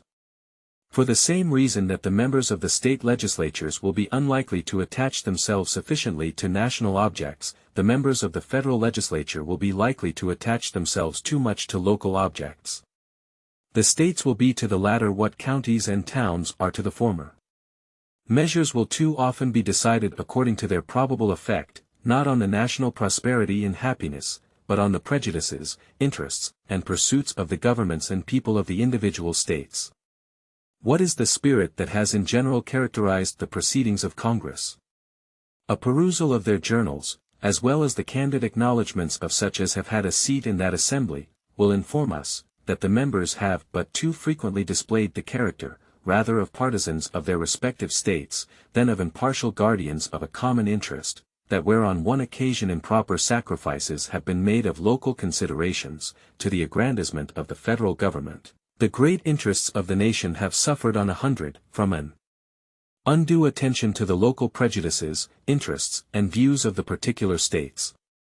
I mean not by these reflections to insinuate, that the new federal government will not embrace a more enlarged plan of policy than the existing government may have pursued, much less, that its views will be as confined as those of the state legislatures, but only that it will partake sufficiently of the spirit of both, to be disinclined to invade the rights of the individual states, or the prerogatives of their governments.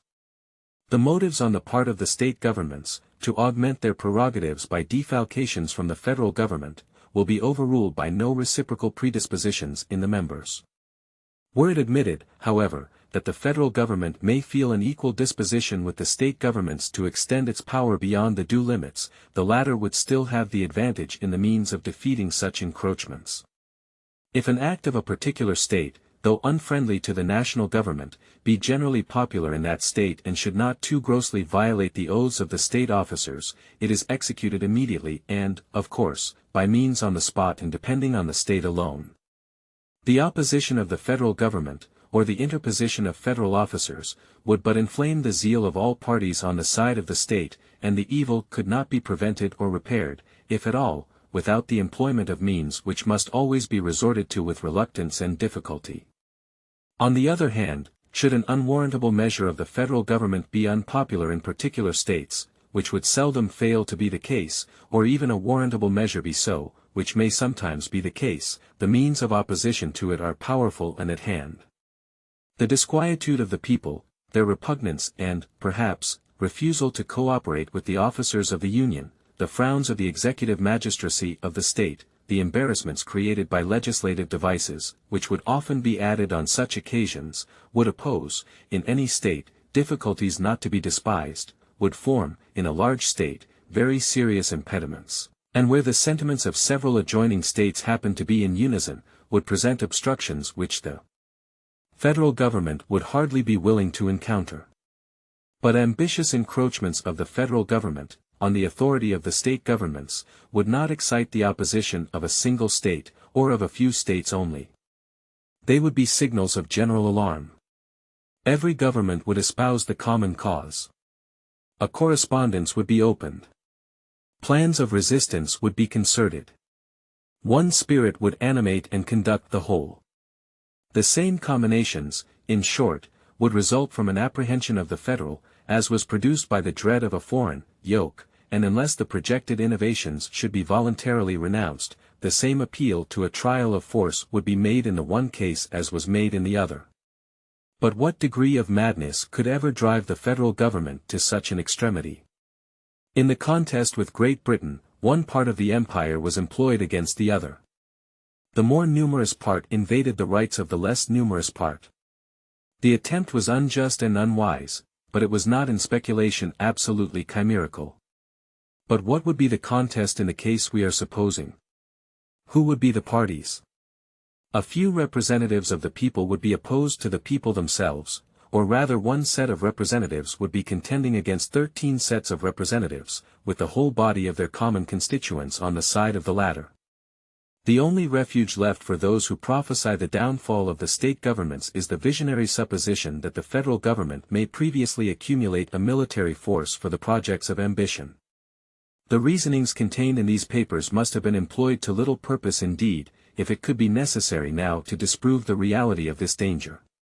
That the people and the states should, for a sufficient period of time, elect an uninterrupted succession of men ready to betray both, that the traitors should, throughout this period, uniformly and systematically pursue some fixed plan for the extension of the military establishment, that the governments and the people of the states should silently and patiently behold the gathering storm, and continue to supply the materials, until it should be prepared to burst on their own heads, must appear to every one more like the incoherent dreams of a delirious jealousy, or the misjudged exaggerations of a counterfeit zeal, than like the sober apprehensions of genuine patriotism.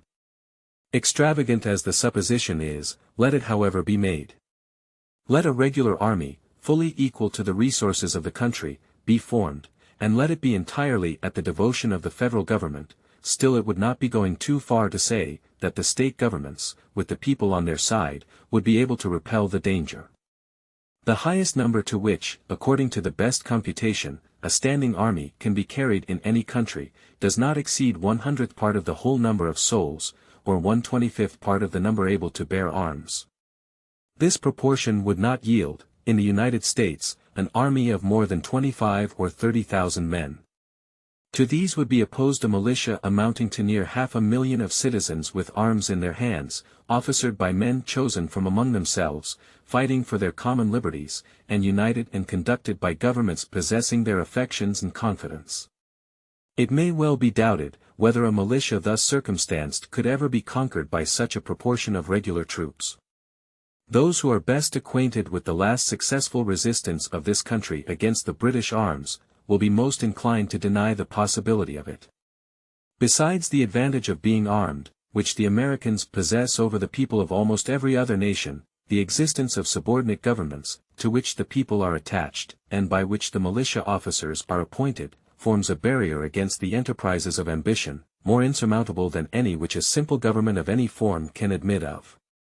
Notwithstanding the military establishments in the several kingdoms of Europe, which are carried as far as the public resources will bear, the governments are afraid to trust the people with arms.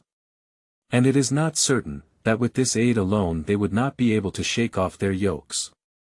But were the people to possess the additional advantages of local governments chosen by themselves, who could collect the national will and direct the national force, and of officers appointed out of the militia, by these governments, and attached both to them and to the militia, it may be affirmed with the greatest assurance, that the throne of every tyranny in Europe would be speedily overturned in spite of the legions which surround it. Let us not insult the free and gallant citizens of America with the suspicion, that they would be less able to defend the rights of which they would be in actual possession, than the debased subjects of arbitrary power would be to rescue theirs from the hands of their oppressors. Let us rather no longer insult them with the supposition that they can ever reduce themselves to the necessity of making the experiment, by a blind and tame submission to the long train of insidious measures which must precede and produce it.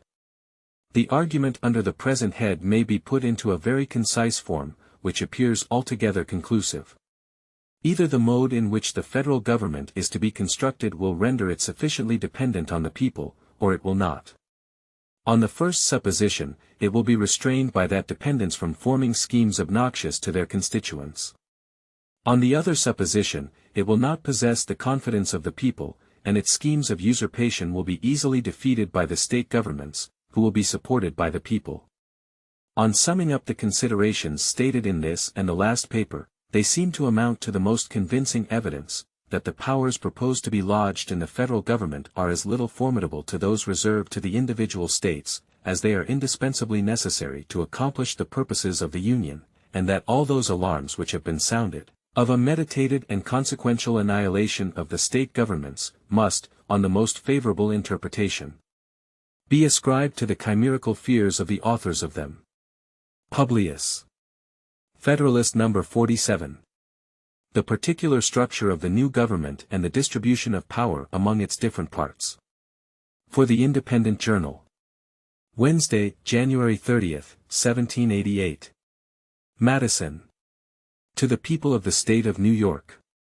Having reviewed the general form of the proposed government and the general mass of power allotted to it, I proceed to examine the particular structure of this government, and the distribution of this mass of power among its constituent parts. One of the principal objections inculcated by the more respectable adversaries to the Constitution, is its supposed violation of the political maxim, that the legislative, executive, and judiciary departments ought to be separate and distinct. In the structure of the federal government, no regard, it is said, seems to have been paid to this essential precaution in favor of liberty.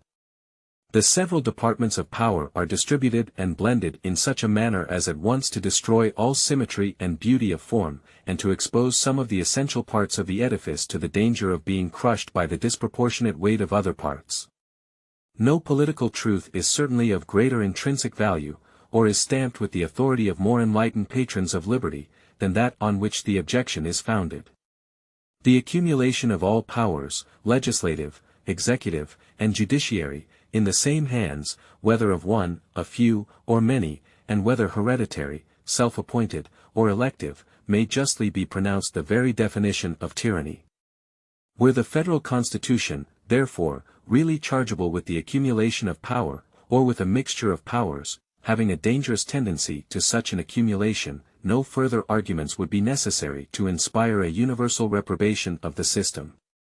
I persuade myself, however, that it will be made apparent to every one, that the charge cannot be supported, and that the maxim on which it relies has been totally misconceived and misapplied. In order to form correct ideas on this important subject, it will be proper to investigate the sense in which the preservation of liberty requires that the three great departments of power should be separate and distinct.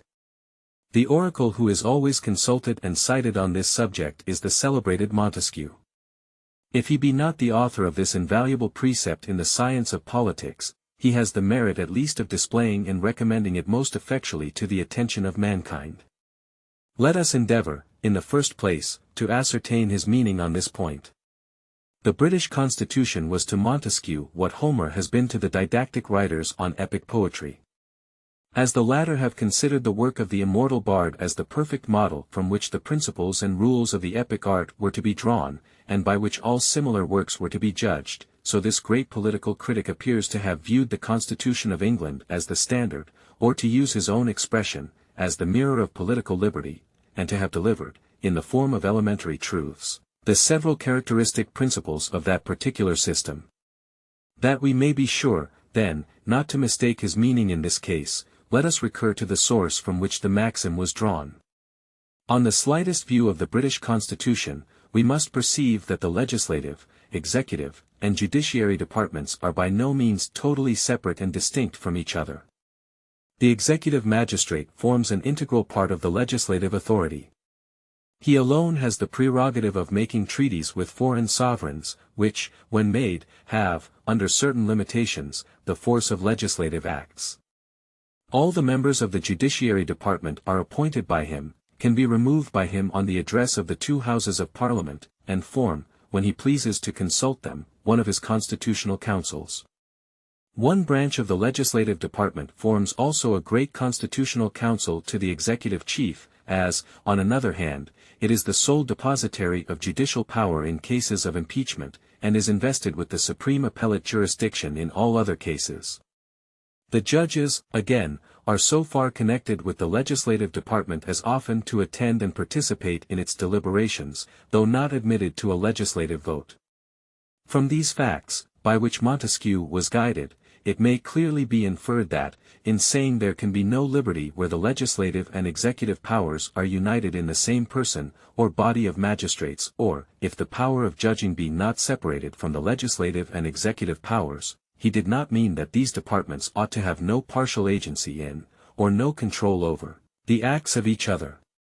His meaning, as his own words import, and still more conclusively as illustrated by the example in his eye, can amount to no more than this, that where the whole power of one department is exercised by the same hands which possess the whole power of another department, the fundamental principles of a free constitution are subverted.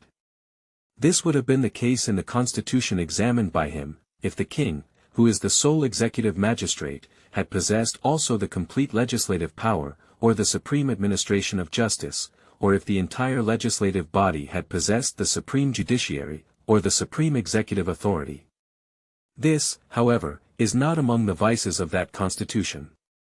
The magistrate in whom the whole executive power resides cannot of himself make a law, though he can put a negative on every law, nor administer justice in person, though he has the appointment of those who do administer it. The judges can exercise no executive prerogative, though they are shoots from the executive stock, nor any legislative function, though they may be advised with by the legislative councils. The entire legislature can perform no judiciary act, though by the joint act of two of its branches the judges may be removed from their offices, and though one of its branches is possessed of the judicial power in the last resort. The entire legislature, again, can exercise no executive prerogative, though one of its branches constitutes the supreme executive magistracy, and another, on the impeachment of a third, can try and condemn all the subordinate officers in the executive department. The reasons on which Montesquieu grounds his maxim are a further demonstration of his meaning. When the legislative and executive powers are united in the same person or body, says he, there can be no liberty, because apprehensions may arise lest the same monarch or senate should enact tyrannical laws to execute them in a tyrannical manner. Again, were the power of judging joined with the legislative, the life and liberty of the subject would be exposed to arbitrary control, for the judge would then be the legislator. Were it joined to the executive power, the judge might behave with all the violence of an oppressor. Some of these reasons are more fully explained in other passages, but briefly stated as they are here, they sufficiently establish the meaning which we have put on this celebrated maxim of this celebrated author. If we look into the constitutions of the several states, we find that, notwithstanding the emphatical and, in some instances, the unqualified terms in which this axiom has been laid down, there is not a single instance in which the several departments of power have been kept absolutely separate and distinct. New Hampshire, whose constitution was the last formed, seems to have been fully aware of the impossibility and inexpediency of avoiding any mixture whatever of these departments, and has qualified the doctrine by declaring that the legislative, executive, and judiciary powers ought to be kept as separate from, and independent of, each other as the nature of a free government will admit, or as is consistent with that chain of connection that binds the whole fabric of the Constitution in one indissoluble bond of unity and amity. Her Constitution accordingly mixes these departments in several respects.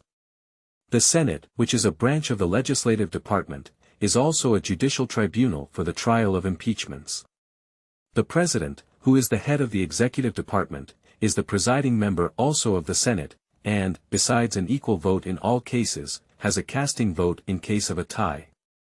The executive head is himself eventually elective every year by the legislative department, and his council is every year chosen by and from the members of the same department.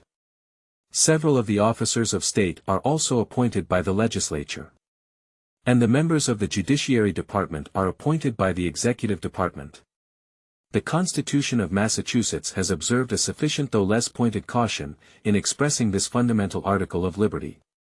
It declares that the legislative department shall never exercise the executive and judicial powers, or either of them. The executive shall never exercise the legislative and judicial powers, or either of them. The judicial shall never exercise the legislative and executive powers, or either of them. This declaration corresponds precisely with the doctrine of Montesquieu, as it has been explained, and is not in a single point violated by the plan of the Convention. It goes no farther than to prohibit any one of the entire departments from exercising the powers of another department. In the very Constitution to which it is prefixed, a partial mixture of powers has been admitted. The executive magistrate has a qualified negative on the legislative body, and the Senate, which is a part of the legislature, is a court of impeachment for members both of the executive and judiciary departments. The members of the judiciary department, again, are appointable by the executive department, and removable by the same authority on the address of the two legislative branches. Lastly, a number of the officers of government are annually appointed by the legislative department. As the appointment to offices, particularly executive offices, is in its nature an executive function, the compilers of the Constitution have, in this last point at least, violated the rule established by themselves. I pass over the constitutions of Rhode Island and Connecticut, because they were formed prior to the Revolution, and even before the principle under examination had become an object of political attention. The Constitution of New York contains no declaration on this subject, but appears very clearly to have been framed with an eye to the danger of improperly blending the different departments. It gives, nevertheless, to the executive magistrate, a partial control over the legislative department, and, what is more, gives a like control to the judiciary department, and even blends the executive and judiciary departments in the exercise of this control. In its council of appointment, members of the legislative are associated with the executive authority, in the appointment of officers, both executive and judiciary. And its court for the trial of impeachments and correction of errors is to consist of one branch of the legislature and the principal members of the judiciary department. The Constitution of New Jersey has blended the different powers of government more than any of the preceding. The governor, who is the executive magistrate, is appointed by the legislature, is chancellor in ordinary, or surrogate of the state, is a member of the Supreme Court of Appeals, and president, with a casting vote, of one of the legislative branches. The same legislative branch acts again as executive council of the governor, and with him constitutes the Court of Appeals. The members of the judiciary department are appointed by the legislative department and removable by one branch of it, on the impeachment of the other. According to the Constitution of Pennsylvania, the president, who is the head of the executive department, is annually elected by a vote in which the legislative department predominates. In conjunction with an executive council, he appoints the members of the judiciary department, and forms a court of impeachment for trial of all officers, judiciary as well as executive. The judges of the Supreme Court and justices of the peace seem also to be removable by the legislature, and the executive power of pardoning in certain cases, to be referred to the same department. The members of the Executive Council are made ex officio justices of peace throughout the state. In Delaware, the chief executive magistrate is annually elected by the legislative department. The speakers of the two legislative branches are vice presidents in the executive department.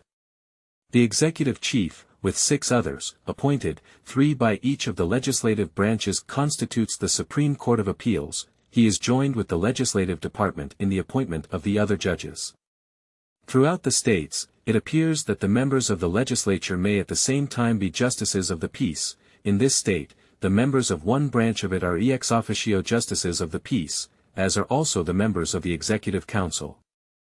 The principal officers of the executive department are appointed by the legislative, and one branch of the latter forms a court of impeachments. All officers may be removed on address of the legislature. Maryland has adopted the maxim in the most unqualified terms, declaring that the legislative, executive, and judicial powers of government ought to be forever separate and distinct from each other. Her constitution, notwithstanding, makes the executive magistrate appointable by the legislative department, and the members of the judiciary by the executive department.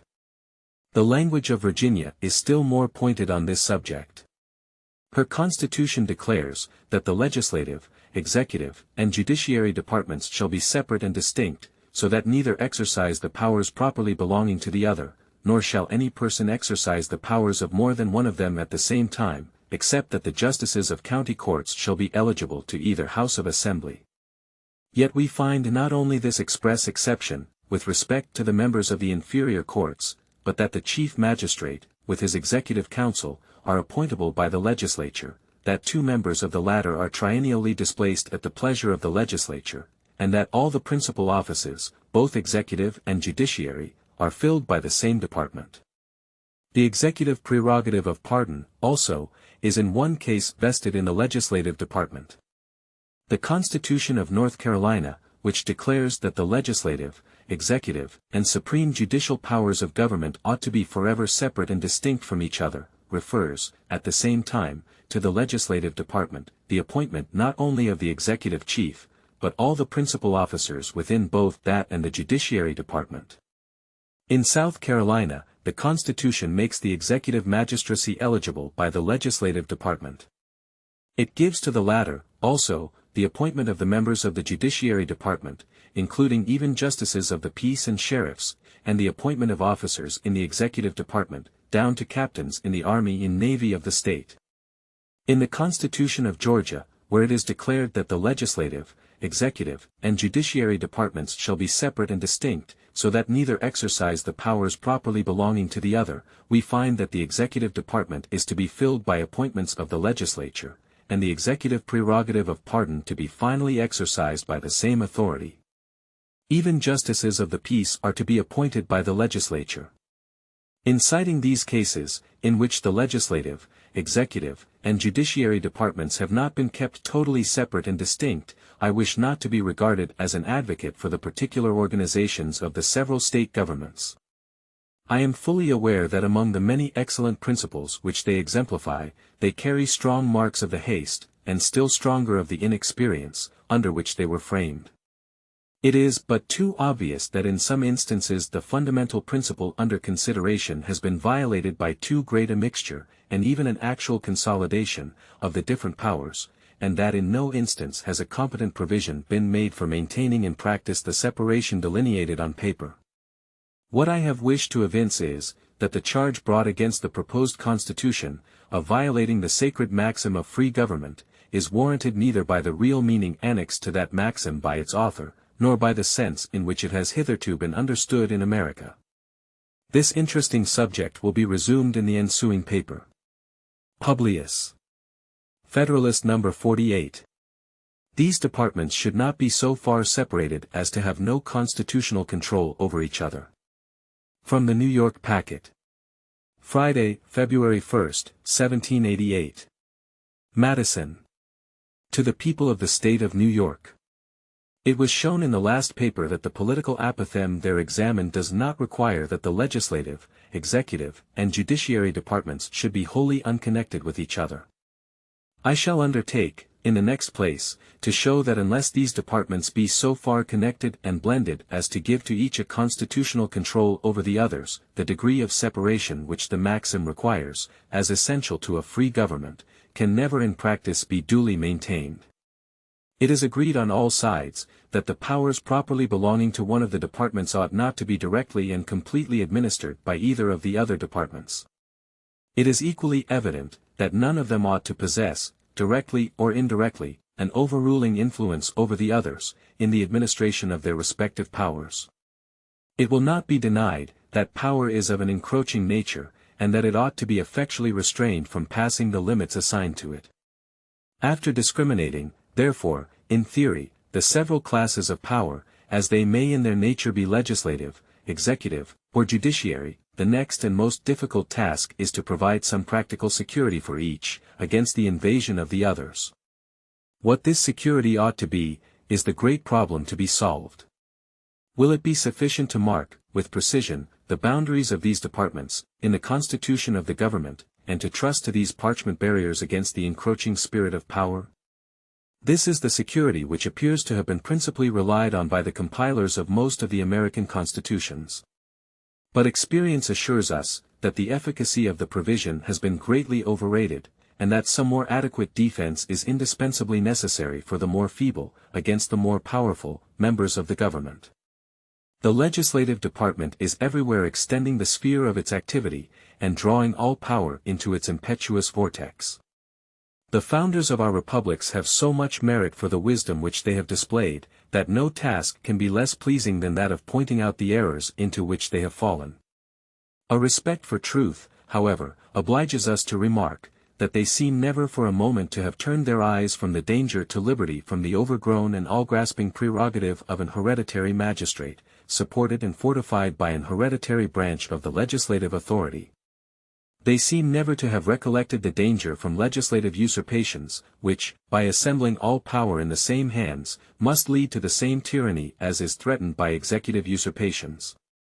In a government where numerous and extensive prerogatives are placed in the hands of an hereditary monarch, the executive department is very justly regarded as the source of danger, and watched with all the jealousy which a zeal for liberty ought to inspire. In a democracy, where a multitude of people exercise in person the legislative functions, and are continually exposed, by their incapacity for regular deliberation and concerted measures, to the ambitious intrigues of their executive magistrates, tyranny may well be apprehended, on some favorable emergency, to start up in the same quarter. But in a representative republic, where the executive magistracy is carefully limited, both in the extent and the duration of its power, and where the legislative power is exercised by an assembly, which is inspired, by a supposed influence over the people, with an intrepid confidence in its own strength, which is sufficiently numerous to feel all the passions which actuate a multitude, yet not so numerous as to be incapable of pursuing the objects of its passions, by means which reason prescribes, it is against the enterprising ambition of this department that the people ought to indulge all their jealousy and exhaust all their precautions. The legislative department derives a superiority in our governments from other circumstances. Its constitutional powers being at once more extensive, and less susceptible of precise limits, it can, with the greater facility, mask, under complicated and indirect measures, the encroachments which it makes on the coordinate departments. It is not unfrequently a question of real nicety in legislative bodies, whether the operation of a particular measure will, or will not, extend beyond the legislative sphere. On the other side, the executive power being restrained within a narrower compass, and being more simple in its nature, and the judiciary being described by landmarks still less uncertain, projects of usurpation by either of these departments would immediately betray and defeat themselves. Nor is this all, as the legislative department alone has access to the pockets of the people, and has in some constitutions full discretion, and in all a prevailing influence, over the pecuniary rewards of those who fill the other departments. A dependence is thus created in the latter, which gives still greater facility to encroachments of the former.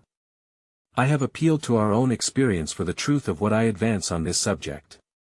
Were it necessary to verify this experience by particular proofs, they might be multiplied without end. I might find a witness in every citizen who has shared in, or been attentive to, the course of public administrations. I might collect vouchers in abundance from the records and archives of every state in the Union. But as a more concise, and at the same time equally satisfactory, evidence, I will refer to the example of two states, attested by two unexceptionable authorities. The first example is that of Virginia, a state which, as we have seen, has expressly declared in its constitution, that the three great departments ought not to be intermixed. The authority in support of it is Mr. Jefferson, who, besides his other advantages for remarking the operation of the government, was himself the chief magistrate of it. In order to convey fully the ideas with which his experience had impressed him on this subject, it will be necessary to quote a passage of some length from his very interesting Notes on the State of Virginia, page 195. All the powers of government, legislative, executive, and judiciary, result to the legislative body. The concentrating these in the same hands, is precisely the definition of despotic government. It will be no alleviation, that these powers will be exercised by a plurality of hands, and not by a single one. 173 despots would surely be as oppressive as one. Let those who doubt it, turn their eyes on the Republic of Venice. As little will it avail us, that they are chosen by ourselves. An elective despotism was not the government we fought for, but one which should not only be founded on free principles, but in which the powers of government should be so divided and balanced among several bodies of magistracy, as that no one could transcend their legal limits, without being effectually checked and restrained by the others. For this reason, that convention which passed the ordinance of government, laid its foundation on this basis, that the legislative, executive, and judiciary departments should be separate and distinct, so that no person should exercise the powers of more than one of them at the same time. But no barrier was provided between these several powers. The judiciary and the executive members were left dependent on the legislative for their subsistence in office, and some of them for their continuance in it. If, therefore, the legislature assumes executive and judiciary powers, no opposition is likely to be made, nor, if made, can be effectual, because in that case they may put their proceedings into the form of acts of assembly, which will render them obligatory on the other branches. They have accordingly, in many instances, decided rights which should have been left to judiciary controversy, and the direction of the executive, during the whole time of their session, is becoming habitual and familiar. The other state which I shall take for an example is Pennsylvania, and the other authority, the Council of Censors, which assembled in the years 1783 and 1784. A part of the duty of this body, as marked out by the Constitution, was to inquire whether the Constitution had been preserved inviolate in every part, and whether the legislative and executive branches of government had performed their duty as guardians of the people, or assumed to themselves, or exercised, other or greater powers than they are entitled to by the Constitution. In the execution of this trust, the Council were necessarily led to a comparison of both the legislative and executive proceedings, with the constitutional powers of these departments, and from the facts enumerated, and to the truth of most of which both sides in the Council subscribed, it appears that the Constitution had been flagrantly violated by the legislature in a variety of important instances. A great number of laws had been passed, violating, without any apparent necessity, the rule requiring that all bills of a public nature shall be previously printed for the consideration of the people, although this is one of the precautions chiefly relied on by the Constitution against improper acts of legislature. The constitutional trial by jury had been violated, and powers assumed which had not been delegated by the Constitution. Executive powers had been usurped. The salaries of the judges, which the Constitution expressly requires to be fixed, had been occasionally varied, and cases belonging to the Judiciary Department frequently drawn within legislative cognizance and determination. Those who wish to see the several particulars falling under each of these heads, may consult the journals of the Council, which are in print. Some of them, it will be found, may be imputable to peculiar circumstances connected with the war, but the greater part of them may be considered as the spontaneous shoots of an ill-constituted government.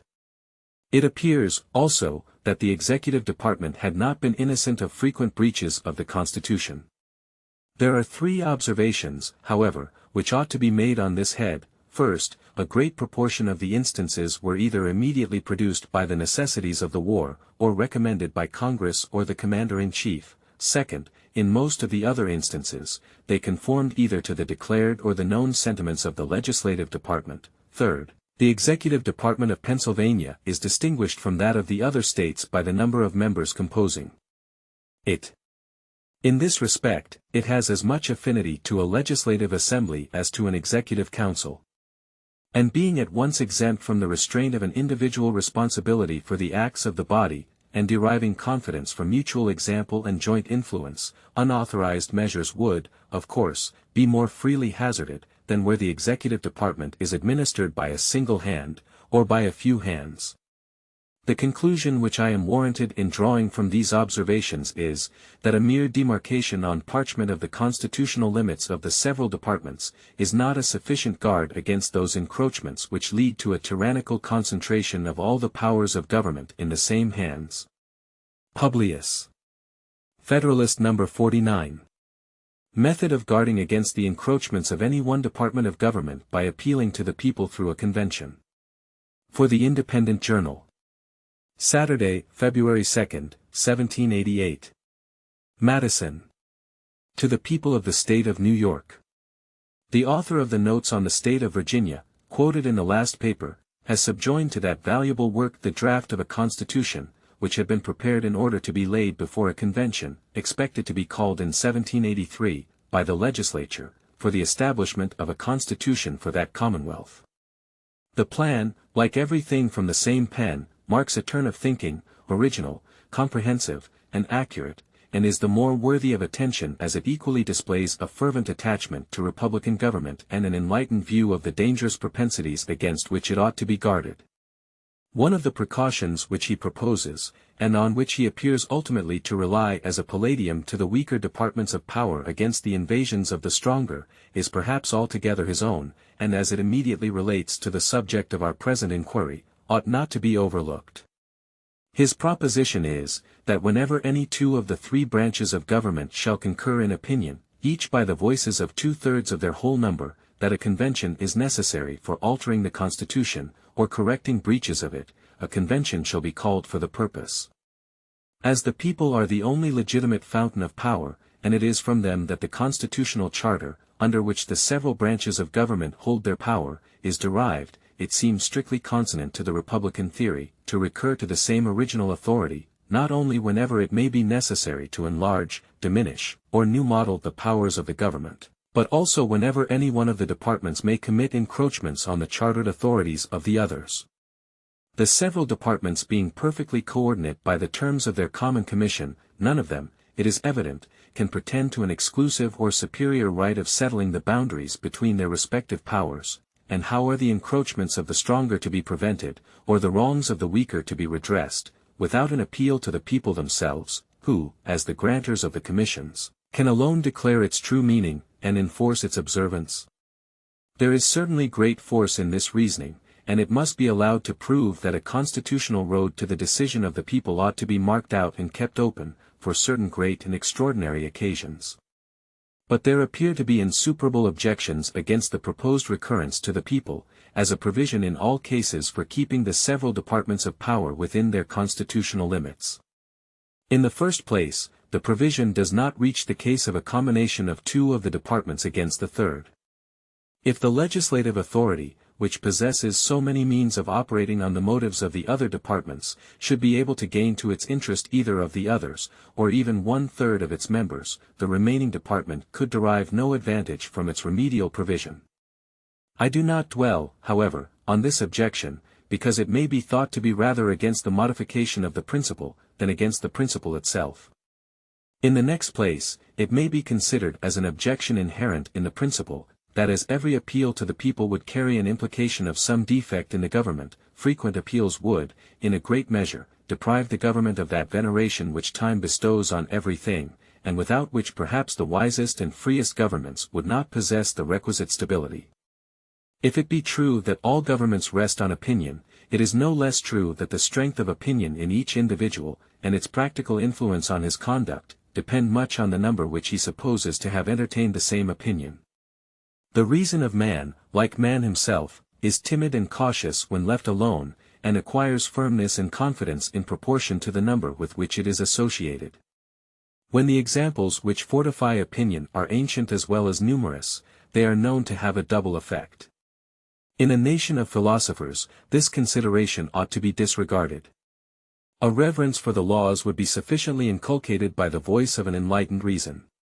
But a nation of philosophers is as little to be expected as the philosophical race of kings wished for by Plato.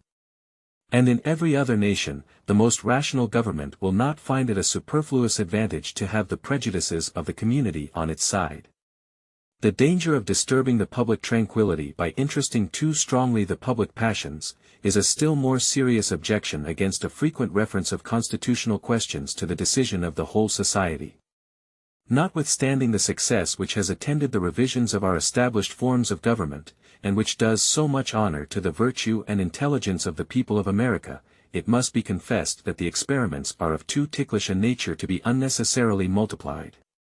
We are to recollect that all the existing constitutions were formed in the midst of a danger which repressed the passions most unfriendly to order and concord, of an enthusiastic confidence of the people in their patriotic leaders, which stifled the ordinary diversity of opinions on great national questions, of a universal ardor for new and opposite forms, produced by a universal resentment and indignation against the ancient government, and whilst no spirit of party connected with the changes to be made, or the abuses to be reformed, could mingle its leaven in the operation.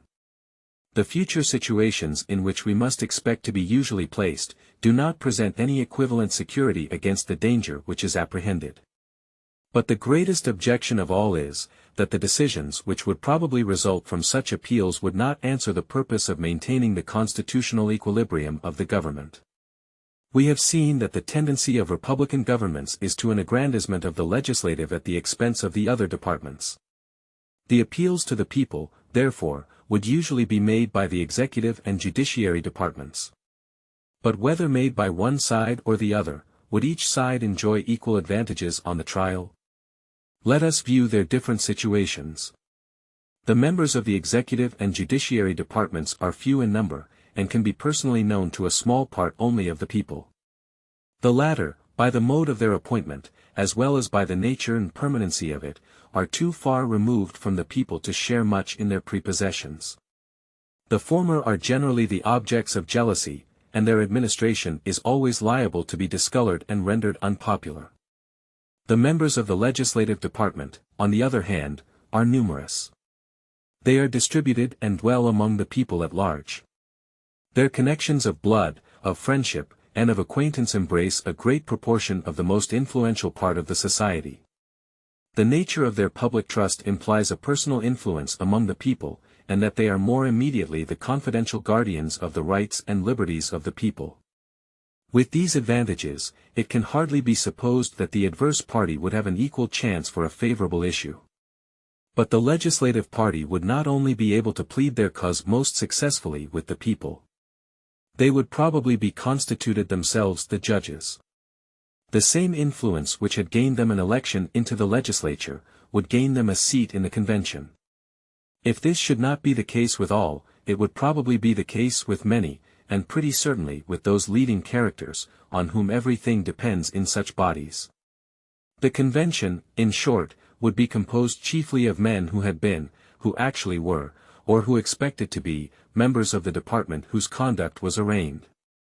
They would consequently be parties to the very question to be decided by them. It might, however, sometimes happen, that appeals would be made under circumstances less adverse to the executive and judiciary departments. The usurpations of the legislature might be so flagrant and so sudden, as to admit of no specious coloring. A strong party among themselves might take side with the other branches.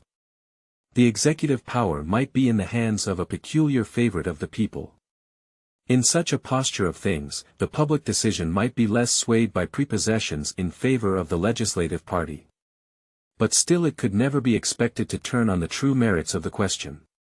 It would inevitably be connected with the spirit of pre-existing parties, or of parties springing out of the question itself. It would be connected with persons of distinguished character and extensive influence in the community. It would be pronounced by the very men who had been agents in, or opponents of, the measures to which the decision would relate.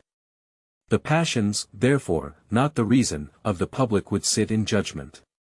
But it is the reason, alone, of the public, that ought to control and regulate the government. The passions ought to be controlled and regulated by the government. We found in the last paper, that mere declarations in the written Constitution are not sufficient to restrain the several departments within their legal rights. It appears in this, that occasional appeals to the people would be neither a proper nor an effectual provision for that purpose. How far the provisions of a different nature contained in the plan above quoted might be adequate, I do not examine.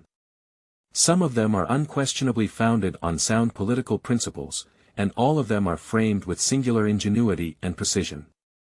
Publius. Federalist No. 50. Periodical Appeals to the People Considered. From the New York Packet. Tuesday, February 5, 1788. Madison. To the People of the State of New York. It may be contended, perhaps, that instead of occasional appeals to the people, which are liable to the objections urged against them, periodical appeals are the proper and adequate means of preventing and correcting infractions of the Constitution. It will be attended to, that in the examination of these expedients, I confine myself to their aptitude for enforcing the Constitution, by keeping the several departments of power within their due bounds, without particularly considering them as provisions for altering the Constitution itself. In the first view, appeals to the people at fixed periods appear to be nearly as ineligible as appeals on particular occasions as they emerge. If the periods be separated by short intervals, the measures to be reviewed and rectified will have been of recent date, and will be connected with all the circumstances which tend to vitiate and pervert the result of occasional revisions. If the periods be distant from each other, the same remark will be applicable to all recent measures, and in proportion as the remoteness of the others may favor a dispassionate review of them, this advantage is inseparable from inconveniences which seem to counterbalance it. In the first place, a distant prospect of public censure would be a very feeble restraint on power from those excesses to which it might be urged by the force of present motives. Is it to be imagined that a legislative assembly, consisting of 100 or 200 members, eagerly bent on some favorite object, and breaking through the restraints of the Constitution in pursuit of it, would be arrested in their career, by considerations drawn from a censorial revision of their conduct at the future distance of 10, 15, or 20 years? In the next place, the abuses would often have completed their mischievous effects before the remedial provision would be applied. And in the last place, where this might not be the case, they would be of long standing, would have taken deep root, and would not easily be extirpated. The scheme of revising the Constitution, in order to correct recent breaches of it, as well as for other purposes, has been actually tried in one of the states. One of the objects of the Council of Censors which met in Pennsylvania in 1783 and 1784, was, as we have seen, to inquire, whether the Constitution had been violated, and whether the legislative and executive departments had encroached upon each other. This important and novel experiment in politics merits, in several points of view, very particular attention. In some of them it may, perhaps, as a single experiment, made under circumstances somewhat peculiar, be thought to be not absolutely conclusive. But as applied to the case under consideration, it involves some facts, which I venture to remark, as a complete and satisfactory illustration of the reasoning which I have employed. First, it appears, from the names of the gentlemen who composed the council, that some, at least, of its most active members had also been active and leading characters in the parties which pre-existed in the state. Second, it appears that the same active and leading members of the council had been active and influential members of the legislative and executive branches, within the period to be reviewed, and even patrons or opponents of the very measures to be thus brought to the test of the Constitution. 2 of the members had been vice-presidents of the state, and several other members of the Executive Council, within the 7 preceding years. 1 of them had been Speaker, and a number of others distinguished members, of the Legislative Assembly within the same period. Third, every page of their proceedings witnesses the effect of all these circumstances on the temper of their deliberations. Throughout the continuance of the council, it was split into 2 fixed and violent parties. The fact is acknowledged and lamented by themselves. Had this not been the case, the face of their proceedings exhibits a proof equally satisfactory. In all questions, however unimportant in themselves, or unconnected with each other, the same names stand invariably contrasted on the opposite columns. Every unbiased observer may infer, without danger of mistake, and at the same time without meaning to reflect on either party, or any individuals of either party, that, unfortunately, passion, not reason, must have presided over their decisions. When men exercise their reason coolly and freely on a variety of distinct questions, they inevitably fall into different opinions on some of them. When they are governed by a common passion, their opinions, if they are so to be called, will be the same. Fourth, it is at least problematical, whether the decisions of this body do not, in several instances, misconstrue the limits prescribed for the legislative and executive departments, instead of reducing and limiting them within their constitutional places. Fifth, I have never understood that the decisions of the Council on constitutional questions, whether rightly or erroneously formed, have had any effect in varying the practice founded on legislative constructions. It even appears, if I mistake not, that in one instance the contemporary legislature denied the constructions of the council, and actually prevailed in the contest. This censorial body, therefore, proves at the same time, by its researches, the existence of the disease, and by its example, the inefficacy of the remedy. This conclusion cannot be invalidated by alleging that the state in which the experiment was made was at that crisis, and had been for a long time before, violently heated and distracted by the rage of party. Is it to be presumed, that at any future septennial epoch the same state will be free from parties? Is it to be presumed that any other state, at the same or any other given period, will be exempt from them? Such an event ought to be neither presumed nor desired, because an extinction of parties necessarily implies either a universal alarm for the public safety, or an absolute extinction of liberty. Were the precaution taken of excluding from the assemblies elected by the people, to revise the preceding administration of the government, all persons who should have been concerned with the government within the given period, the difficulties would not be obviated. The important task would probably devolve on men, who, with inferior capacities, would in other respects be little better qualified. Although they might not have been personally concerned in the administration, and therefore not immediately agents in the measures to be examined, they would probably have been involved in the parties connected with these measures, and have been elected under their auspices. Publius. Federalist No. 51. The structure of the government must furnish the proper checks and balances between the different departments. For the Independent Journal. Wednesday, February 6, 1788. Madison. To the people of the State of New York. To what expedient, then, shall we finally resort, for maintaining in practice the necessary partition of power among the several departments, as laid down in the Constitution?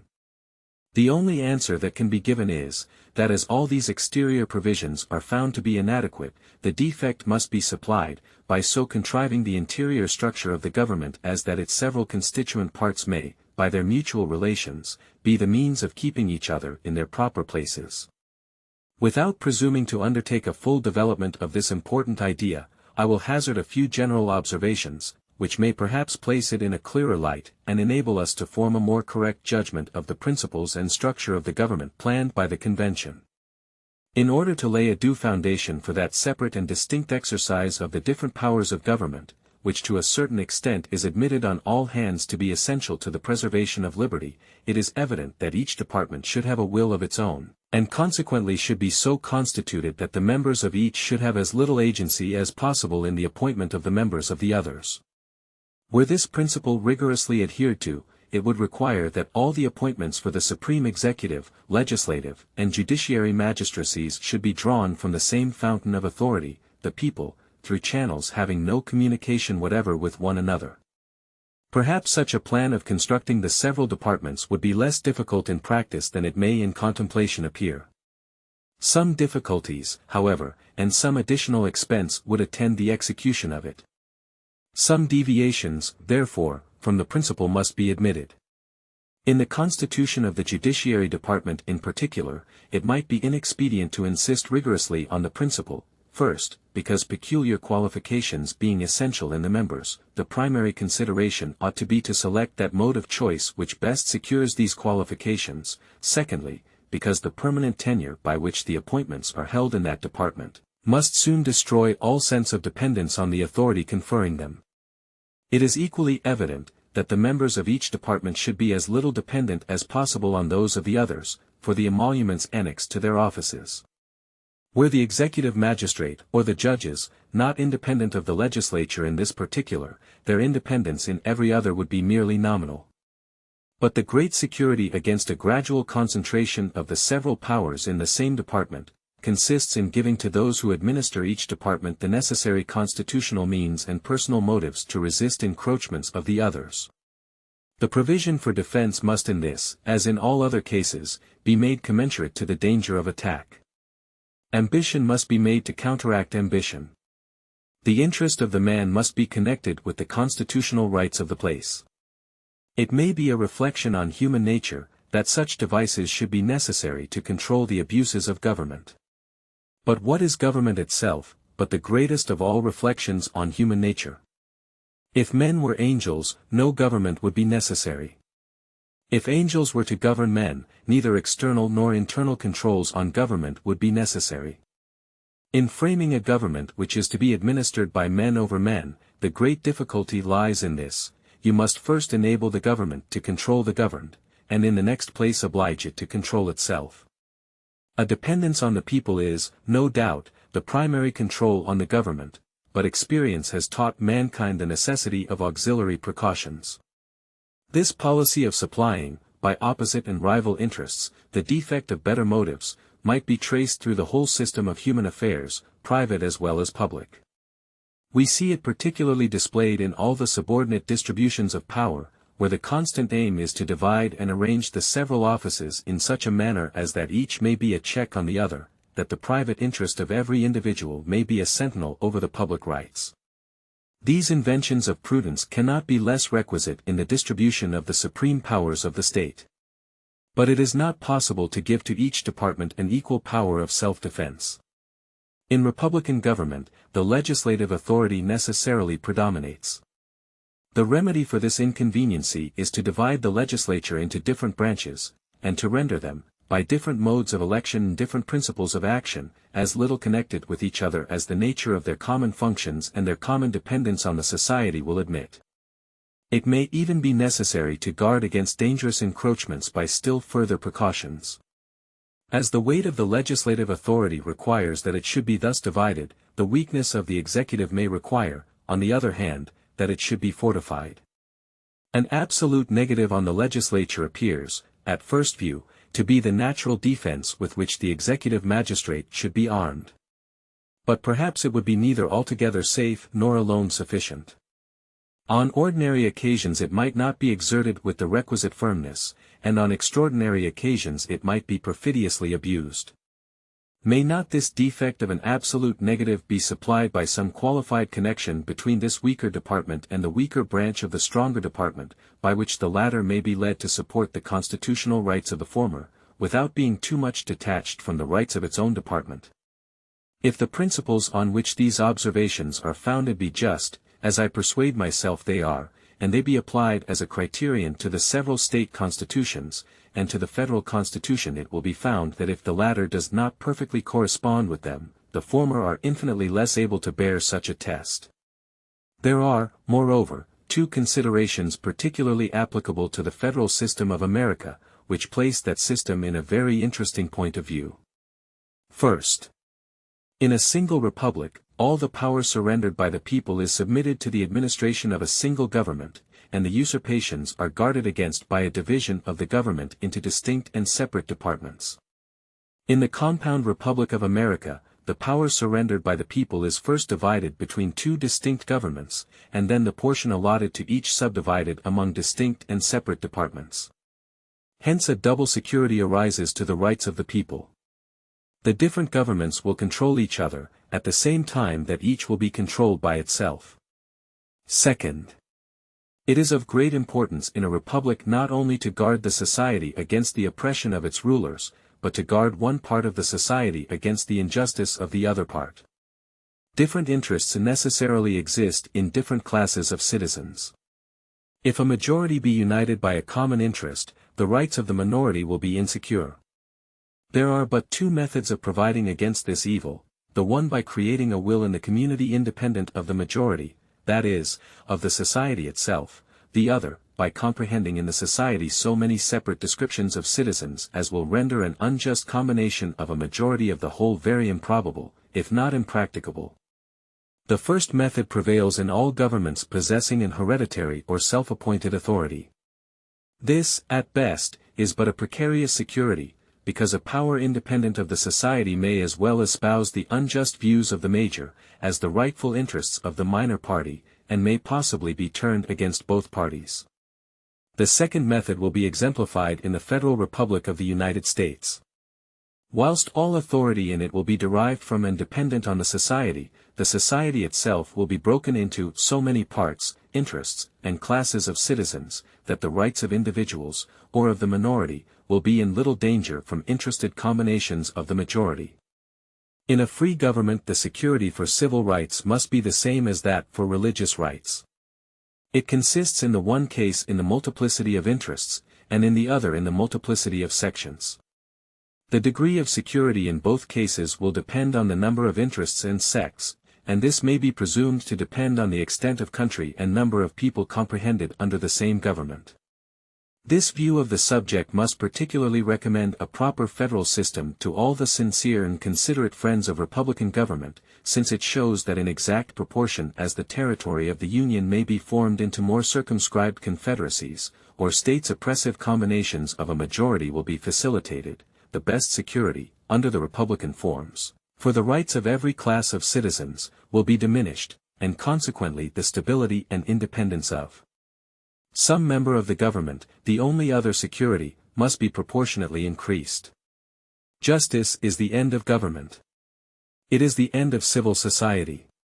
It ever has been and ever will be pursued until it be obtained, or until liberty be lost in the pursuit. In a society under the forms of which the stronger faction can readily unite and oppress the weaker, anarchy may as truly be said to reign as in a state of nature, where the weaker individual is not secured against the violence of the stronger, and as, in the latter state, even the stronger individuals are prompted, by the uncertainty of their condition, to submit to a government which may protect the weak as well as themselves, so, in the former state, will the more powerful factions or parties be gradually induced, by a like motive, to wish for a government which will protect all parties, the weaker as well as the more powerful.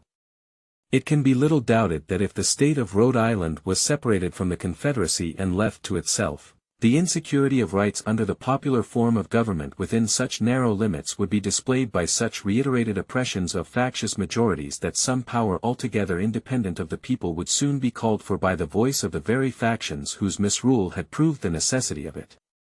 In the extended Republic of the United States, and among the great variety of interests, parties, and sects which it embraces, a coalition of a majority of the whole society could seldom take place on any other principles than those of justice and the general good, whilst there being thus less danger to a minor from the will of a major party, there must be less pretext, also, to provide for the security of the former, by introducing into the government a will not dependent on the latter, or, in other words, a will independent of the society itself.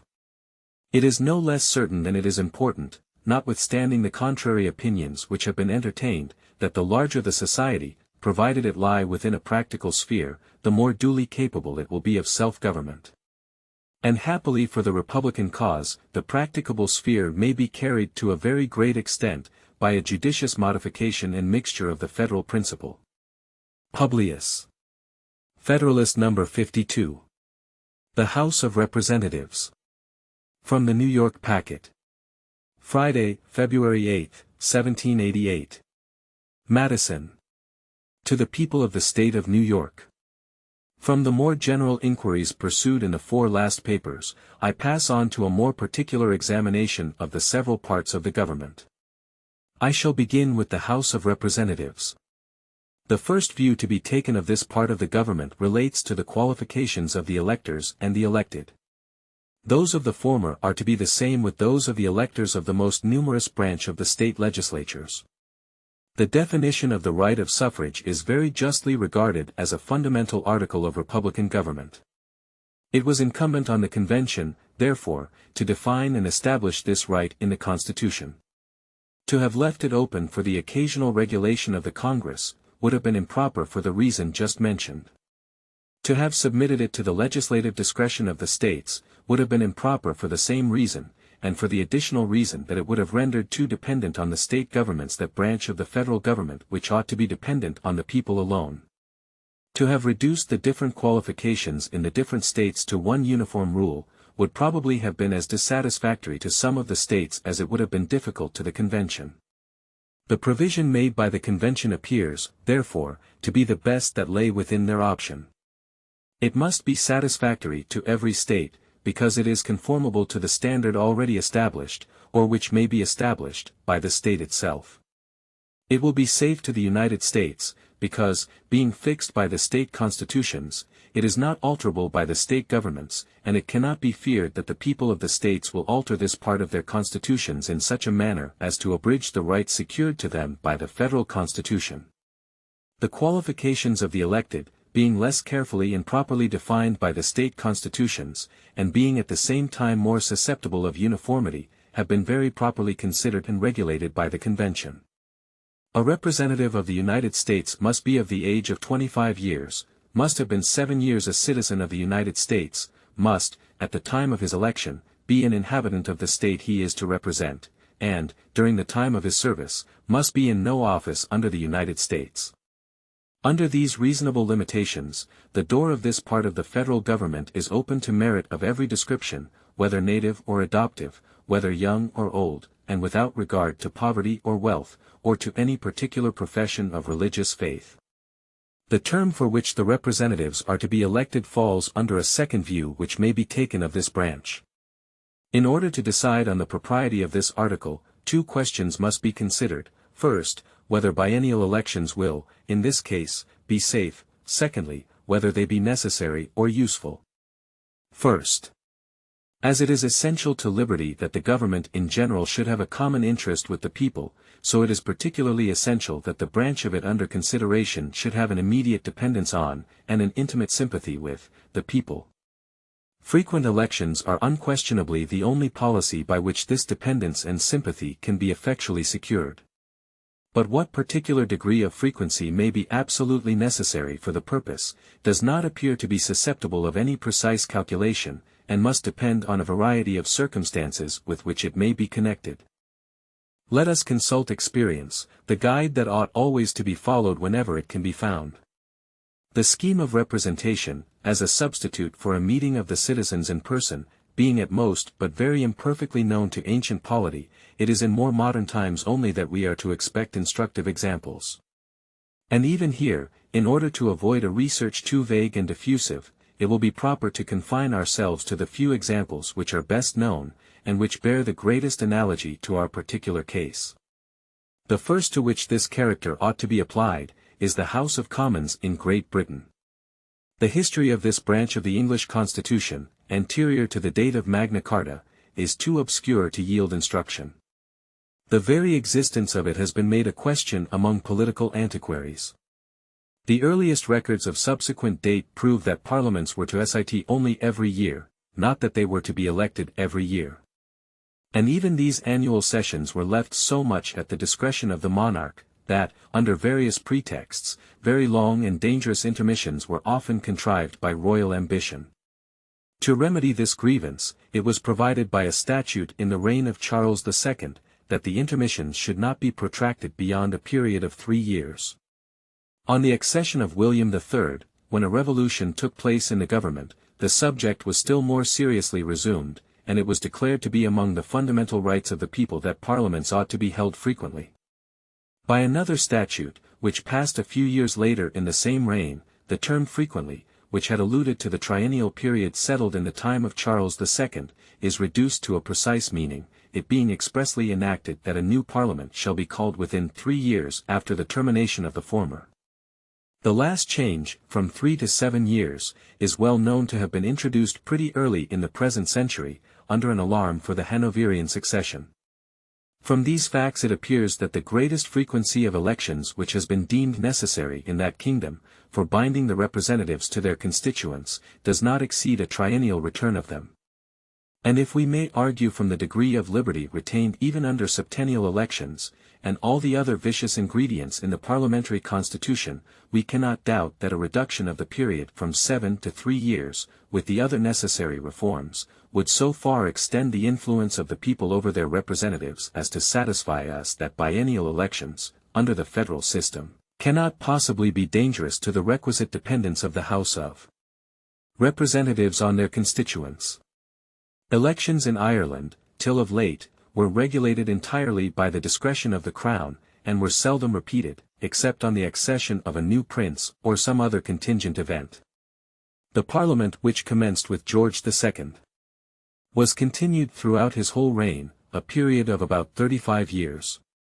The only dependence of the representatives on the people consisted in the right of the latter to supply occasional vacancies by the election of new members, and in the chance of some event which might produce a general new election. The ability also of the Irish Parliament to maintain the rights of their constituents, so far as the disposition might exist, was extremely shackled by the control of the Crown over the subjects of their deliberation. Of late these shackles, if I mistake not, have been broken, and octennial parliaments have besides been established. What effect may be produced by this partial reform, must be left to further experience. The example of Ireland, from this view of it, can throw but little light on the subject.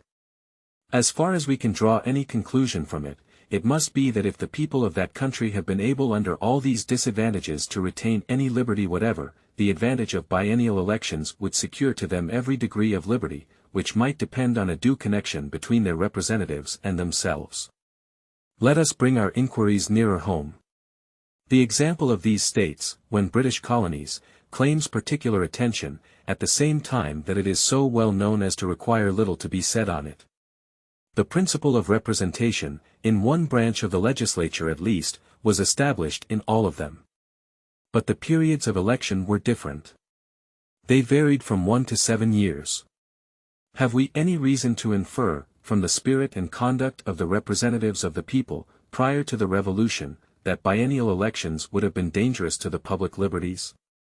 The spirit which everywhere displayed itself at the commencement of the struggle, and which vanquished the obstacles to independence, is the best of proofs that a sufficient portion of liberty had been everywhere enjoyed to inspire both a sense of its worth and a zeal for its proper enlargement. This remark holds good, as well with regard to the then colonies whose elections were least frequent, as to those whose elections were most frequent. Virginia was the colony which stood first in resisting the parliamentary usurpations of Great Britain. It was the first also in espousing, by public act, the resolution of independence. In Virginia, nevertheless, if I have not been misinformed, elections under the former government were septennial. This particular example is brought into view, not as a proof of any peculiar merit, for the priority in those instances was probably accidental, and still less of any advantage in septennial elections, for when compared with a greater frequency they are inadmissible, but merely as a proof, and I conceive it to be a very substantial proof, that the liberties of the people can be in no danger from biennial elections. The conclusion resulting from these examples will be not a little strengthened by recollecting 3 circumstances. The first is, that the federal legislature will possess a part only of that supreme legislative authority which is vested completely in the British Parliament, and which, with a few exceptions, was exercised by the colonial assemblies and the Irish legislature. It is a received and well-founded maxim, that where no other circumstances affect the case, the greater the power is, the shorter ought to be its duration, and, conversely, the smaller the power, the more safely may its duration be protracted. In the second place, it has, on another occasion, been shown that the federal legislature will not only be restrained by its dependence on its people, as other legislative bodies are, but that it will be, moreover, watched and controlled by the several collateral legislatures, which other legislative bodies are not.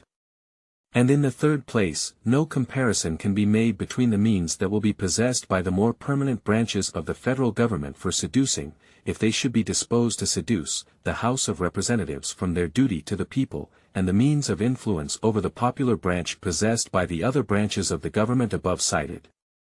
With less power, therefore, to abuse, the federal representatives can be less tempted on one side, and will be doubly watched on the other. Publius. Federalist No. 53. The same subject continued, the House of Representatives. For the Independent Journal. Saturday, February 9, 1788. Madison. To the People of the State of New York. I shall here, perhaps, be reminded of a current observation, that where annual elections end, tyranny begins. If it be true, as has often been remarked, that sayings which become proverbial are generally founded in reason, it is not less true, that when once established, they are often applied to cases to which the reason of them does not extend. I need not look for a proof beyond the case before us. What is the reason on which this proverbial observation is founded? No man will subject himself to the ridicule of pretending that any natural connection subsists between the sun or the seasons, and the period within which human virtue can bear the temptations of power. Happily for mankind, liberty is not, in this respect, confined to any single point of time, but lies within extremes, which afford sufficient latitude for all the variations which may be required by the various situations and circumstances of civil society. The election of magistrates might be, if it were found expedient, as in some instances it actually has been, daily, weekly, or monthly, as well as annual, and if circumstances may require a deviation from the rule on one side, why not also on the other side? Turning our attention to the periods established among ourselves, for the election of the most numerous branches of the state legislatures, we find them by no means coinciding any more in this instance, than in the elections of other civil magistrates. In Connecticut and Rhode Island, the periods are half-yearly. In the other states, South Carolina excepted, they are annual. In South Carolina they are biennial, as is proposed in the federal government. Here is a difference, as 4-1, between the longest and shortest periods, and yet it would be not easy to show, that Connecticut or Rhode Island is better governed, or enjoys a greater share of rational liberty, than South Carolina, or that either the one or the other of these states is distinguished in these respects, and by these causes, from the states whose elections are different from both. In searching for the grounds of this doctrine, I can discover but one, and that is wholly inapplicable to our case. The important distinction so well understood in America, between a constitution established by the people and unalterable by the government, and a law established by the government and alterable by the government, seems to have been little understood and less observed in any other country. Wherever the supreme power of legislation has resided, has been supposed to reside also a full power to change the form of the government. Even in Great Britain, where the principles of political and civil liberty have been most discussed, and where we hear most of the rights of the Constitution, it is maintained that the authority of the Parliament is transcendent and uncontrollable, as well with regard to the Constitution, as the ordinary objects of legislative provision. They have accordingly, in several instances, actually changed, by legislative acts, some of the most fundamental articles of the government. They have in particular, on several occasions, changed the period of election, and, on the last occasion, not only introduced septennial in place of triennial elections, but by the same act, continued themselves in place 4 years beyond the term for which they were elected by the people. An attention to these dangerous practices has produced a very natural alarm in the votaries of free government, of which frequency of elections is the cornerstone, and has led them to seek for some security to liberty, against the danger to which it is exposed.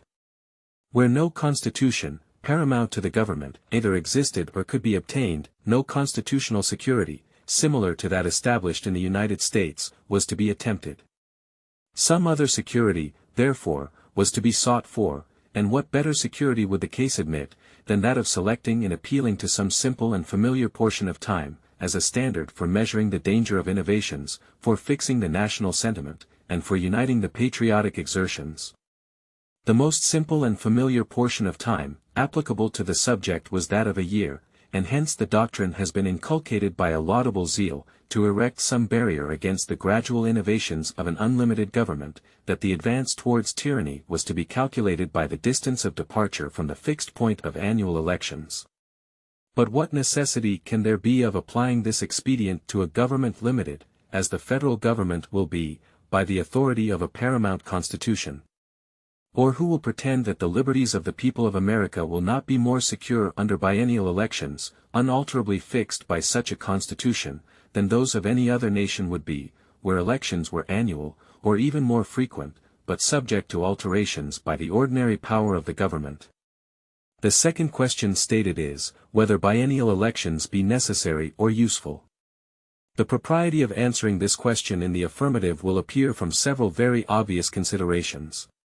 No man can be a competent legislator who does not add to an upright intention and a sound judgment a certain degree of knowledge of the subjects on which he is to legislate. A part of this knowledge may be acquired by means of information which lie within the compass of men in private as well as public stations. Another part can only be attained, or at least thoroughly attained, by actual experience in the station which requires the use of it. The period of service ought, therefore, in all such cases, to bear some proportion to the extent of practical knowledge requisite to the due performance of the service. The period of legislative service established in most of the states for the more numerous branch is, as we have seen, 1 year. The question then may be put into this simple form: does the period of 2 years bear no greater proportion to the knowledge requisite for federal legislation than 1 year does to the knowledge requisite for state legislation? The very statement of the question, in this form, suggests the answer that ought to be given to it. In a single state, the requisite knowledge relates to the existing laws which are uniform throughout the state, and with which all the citizens are more or less conversant, and to the general affairs of the state, which lie within a small compass, are not very diversified, and occupy much of the attention and conversation of every class of people. The great theater of the United States presents a very different scene. The laws are so far from being uniform, that they vary in every state, whilst the public affairs of the Union are spread throughout a very extensive region, and are extremely diversified by the local affairs connected with them, and can with difficulty be correctly learnt in any other place than in the central councils to which a knowledge of them will be brought by the representatives of every part of the empire. Yet some knowledge of the affairs, and even of the laws, of all the states, ought to be possessed by the members from each of the states. How can foreign trade be properly regulated by uniform laws, without some acquaintance with the commerce, the ports, the usages, and the regulations of the different states? How can the trade between the different states be duly regulated, without some knowledge of their relative situations in these and other respects? How can taxes be judiciously imposed and effectually collected, if they be not accommodated to the different laws and local circumstances relating to these objects in the different states? How can uniform regulations for the militia be duly provided, without a similar knowledge of many internal circumstances by which the states are distinguished from each other? These are the principal objects of federal legislation, and suggest most forcibly the extensive information which the representatives ought to acquire. The other interior objects will require a proportional degree of information with regard to them. It is true that all these difficulties will, by degrees, be very much diminished. The most laborious task will be the proper inauguration of the government and the primeval formation of a federal code. Improvements on the first drafts will every year become both easier and fewer. Past transactions of the government will be a ready and accurate source of information to new members. The affairs of the Union will become more and more objects of curiosity and conversation among the citizens at large. And the increased intercourse among those of different states will contribute not a little to diffuse a mutual knowledge of their affairs, as this again will contribute to a general assimilation of their manners and laws. But with all these abatements, the business of federal legislation must continue so far to exceed, both in novelty and difficulty, the legislative business of a single state, as to justify the longer period of service assigned to those who are to transact it. A branch of knowledge which belongs to the acquirements of a federal representative, and which has not been mentioned, is that of foreign affairs. In regulating our own commerce he ought to be not only acquainted with the treaties between the United States and other nations, but also with the commercial policy and laws of other nations. He ought not to be altogether ignorant of the law of nations, for that, as far as it is a proper object of municipal legislation, is submitted to the federal government. And although the House of Representatives is not immediately to participate in foreign negotiations and arrangements, yet from the necessary connection between the several branches of public affairs, those particular branches will frequently deserve attention in the ordinary course of legislation, and will sometimes demand particular legislative sanction and cooperation. Some portion of this knowledge may, no doubt, be acquired in a man's closet, but some of it also can only be derived from the public sources of information, and all of it will be acquired to best effect by a practical attention to the subject during the period of actual service in the legislature. There are other considerations, of less importance, perhaps, but which are not unworthy of notice. The distance which many of the representatives will be obliged to travel, and the arrangements rendered necessary by that circumstance, might be much more serious objections with fit men to this service, if limited to a single year, than if extended to 2 years. No argument can be drawn on this subject, from the case of the delegates to the existing Congress. They are elected annually, it is true, but their re-election is considered by the legislative assemblies almost as a matter of course. The election of the representatives by the people would not be governed by the same principle. A few of the members, as happens in all such assemblies, will possess superior talents, will, by frequent re-elections, become members of long standing, will be thoroughly masters of the public business, and perhaps not unwilling to avail themselves of those advantages. The greater the proportion of new members, and the less the information of the bulk of the members, the more apt will they be to fall into the snares that may be laid for them. This remark is no less applicable to the relation which will subsist between the House of Representatives and the Senate. It is an inconvenience mingled with the advantages of our frequent elections even in single states, where they are large, and hold but one legislative session in a year, that spurious elections cannot be investigated and annulled in time for the decision to have its due effect. If a return can be obtained, no matter by what unlawful means, the irregular member, who takes his seat of course, is sure of holding it a sufficient time to answer his purposes. Hence, a very pernicious encouragement is given to the use of unlawful means, for obtaining irregular returns. Were elections for the federal legislature to be annual, this practice might become a very serious abuse, particularly in the more distant states. Each house is, as it necessarily must be, the judge of the elections, qualifications, and returns of its members, and whatever improvements may be suggested by experience, for simplifying and accelerating the process in disputed cases, so great a portion of a year would unavoidably elapse, before an illegitimate member could be dispossessed of his seat, that the prospect of such an event would be little check to unfair and illicit means of obtaining a seat. All these considerations taken together warrant us in affirming, that biennial elections will be as useful to the affairs of the public as we have seen that they will be safe to the liberty of the people. Publius. Federalist No. 54. The apportionment of members among the states. From the New York Packet. Tuesday, February 12, 1788. Madison. To the people of the State of New York. The next view which I shall take of the House of Representatives relates to the appointment of its members to the several states, which is to be determined by the same rule with that of direct taxes. It is not contended that the number of people in each state ought not to be the standard for regulating the proportion of those who are to represent the people of each state. The establishment of the same rule for the appointment of taxes will probably be as little contested, though the rule itself in this case is by no means founded on the same principle. In the former case, the rule is understood to refer to the personal rights of the people, with which it has a natural and universal connection. In the latter, it has reference to the proportion of wealth, of which it is in no case a precise measure, and in ordinary cases a very unfit one. But notwithstanding the imperfection of the rule as applied to the relative wealth and contributions of the states, it is evidently the least objectionable among the practicable rules, and had too recently obtained the general sanction of America, not to have found a ready preference with the convention. All this is admitted, it will perhaps be said, but does it follow, from an admission of numbers for the measure of representation, or of slaves combined with free citizens as a ratio of taxation, that slaves ought to be included in the numerical rule of representation? Slaves are considered as property, not as persons. They ought therefore to be comprehended in estimates of taxation which are founded on property, and to be excluded from representation which is regulated by a census of persons. This is the objection, as I understand it, stated in its full force. I shall be equally candid in stating the reasoning which may be offered on the opposite side. We subscribe to the doctrine, might one of our Southern brethren observe, that representation relates more immediately to persons, and taxation more immediately to property, and we join in the application of this distinction to the case of our slaves.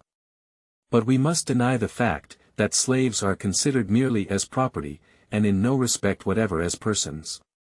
The true state of the case is, that they partake of both these qualities, being considered by our laws, in some respects, as persons, and in other respects as property.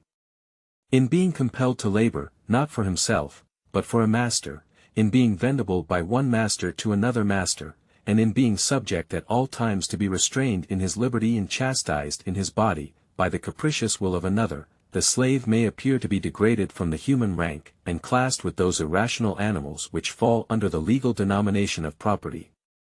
In being protected, on the other hand, in his life and in his limbs, against the violence of all others, even the master of his labor and his liberty, and in being punishable himself for all violence committed against others, the slave is no less evidently regarded by the law as a member of the society, not as a part of the irrational creation, as a moral person, not as a mere article of property.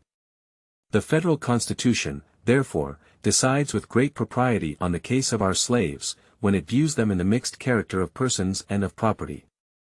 This is in fact their true character. It is the character bestowed on them by the laws under which they live, and it will not be denied, that these are the proper criterion, because it is only under the pretext that the laws have transformed the Negroes into subjects of property, that a place is disputed them in the computation of numbers, and it is admitted, that if the laws were to restore the rights which have been taken away, the Negroes could no longer be refused an equal share of representation with the other inhabitants.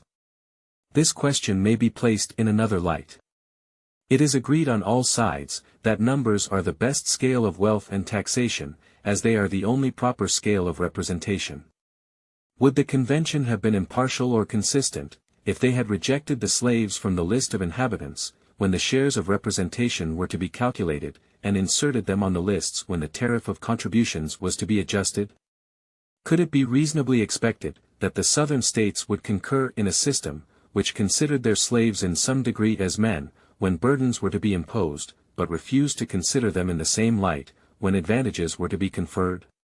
Might not some surprise also be expressed, that those who reproach the Southern states with the barbarous policy of considering as property a part of their human brethren, should themselves contend, that the government to which all the states are to be parties, ought to consider this unfortunate race more completely in the unnatural light of property, than the very laws of which they complain?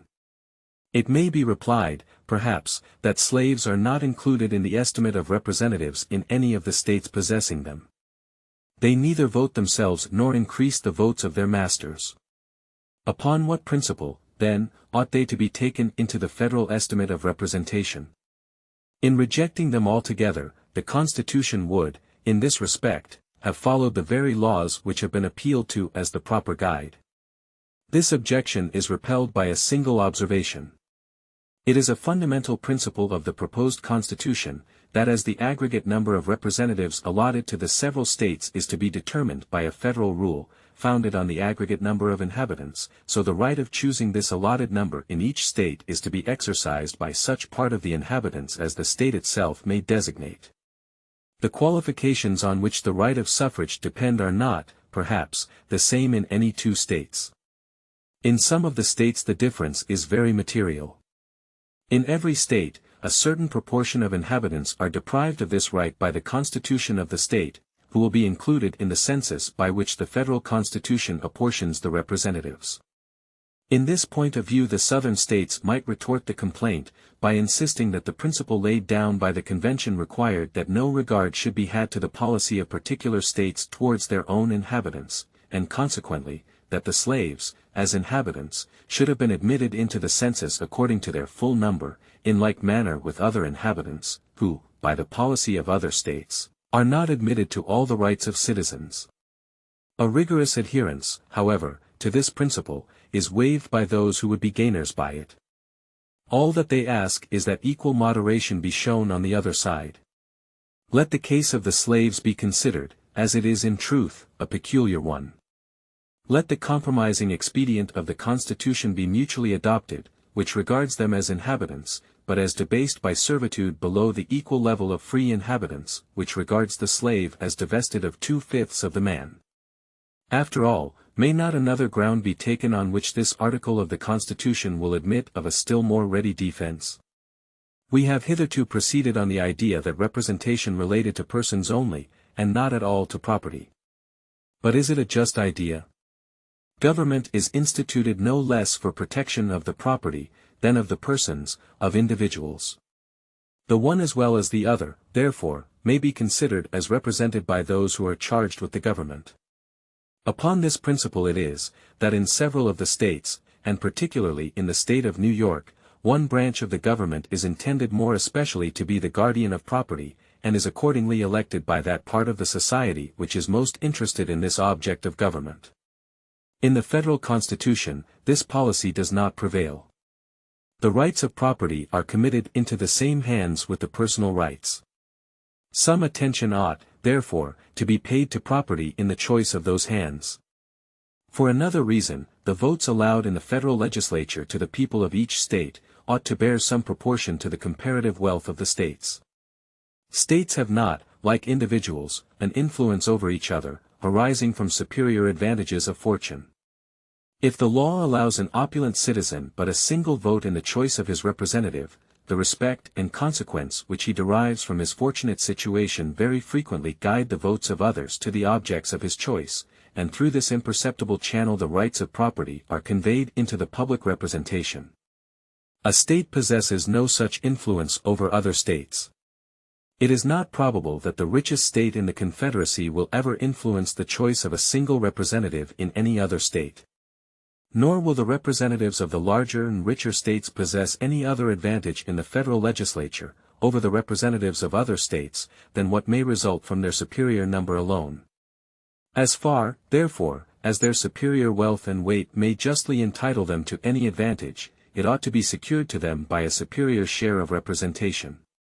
The new Constitution is, in this respect, materially different from the existing Confederation, as well as from that of the United Netherlands, and other similar confederacies. In each of the latter, the efficacy of the federal resolutions depends on the subsequent and voluntary resolutions of the states composing the Union. Hence the states, though possessing an equal vote in the public councils, have an unequal influence, corresponding with the unequal importance of these subsequent and voluntary resolutions. Under the proposed Constitution, the federal acts will take effect without the necessary intervention of the individual states. They will depend merely on the majority of votes in the federal legislature, and consequently each vote, whether proceeding from a larger or smaller state, or a state more or less wealthy or powerful, will have an equal weight and efficacy, in the same manner as the votes individually given in a state legislature, by the representatives of unequal counties or other districts, have each a precise equality of value and effect, or if there be any difference in the case, it proceeds from the difference in the personal character of the individual representative, rather than from any regard to the extent of the district from which he comes.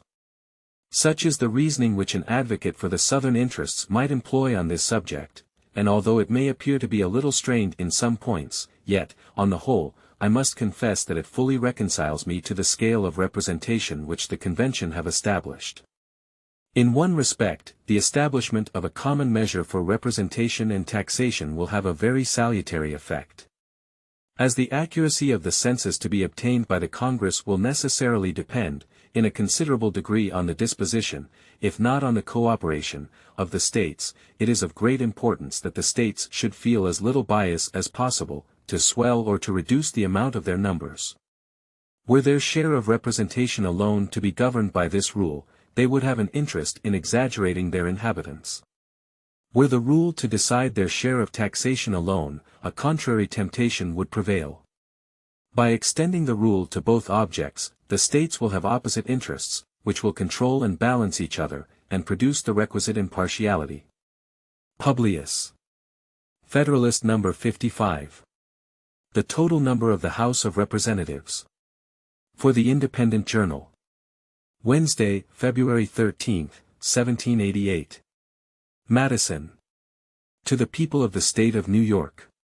The number of which the House of Representatives is to consist, forms another and a very interesting point of view, under which this branch of the federal legislature may be contemplated. Scarce any article, indeed, in the whole Constitution seems to be rendered more worthy of attention, by the weight of character and the apparent force of argument with which it has been assailed. The charges exhibited against it are, first, that so small a number of representatives will be an unsafe depositary of the public interests, secondly, that they will not possess a proper knowledge of the local circumstances of their numerous constituents, thirdly, that they will be taken from that class of citizens which will sympathize least with the feelings of the mass of the people, and be most likely to aim at a permanent elevation of the few on the depression of the many, fourthly, that, defective as the number will be in the first instance, it will be more and more disproportionate, by the increase of the people, and the obstacles which will prevent a correspondent increase of the representatives. In general it may be remarked on this subject, that no political problem is less susceptible of a precise solution than that which relates to the number most convenient for a representative legislature, nor is there any point on which the policy of the several states is more at variance, whether we compare their legislative assemblies directly with each other, or consider the proportions which they respectively bear to the number of their constituents. Passing over the difference between the smallest and largest states, as Delaware, whose most numerous branch consists of 21 representatives, and Massachusetts, where it amounts to between 300 and 400, a very considerable difference is observable among states nearly equal in population. The number of representatives in Pennsylvania is not more than 1/5 of that in the state last mentioned. New York, whose population is to that of South Carolina as 6-5, has little more than 1/3 of the number of representatives. As great a disparity prevails between the states of Georgia and Delaware or Rhode Island. In Pennsylvania, the representatives do not bear a greater proportion to their constituents than of 1 for every 4 or 5,000. In Rhode Island, they bear a proportion of at least 1 for every 1,000. And according to the Constitution of Georgia, the proportion may be carried to 1 to every 10 electors, and must unavoidably far exceed the proportion in any of the other states. Another general remark to be made is, that the ratio between the representatives and the people ought not to be the same where the latter are very numerous as where they are very few.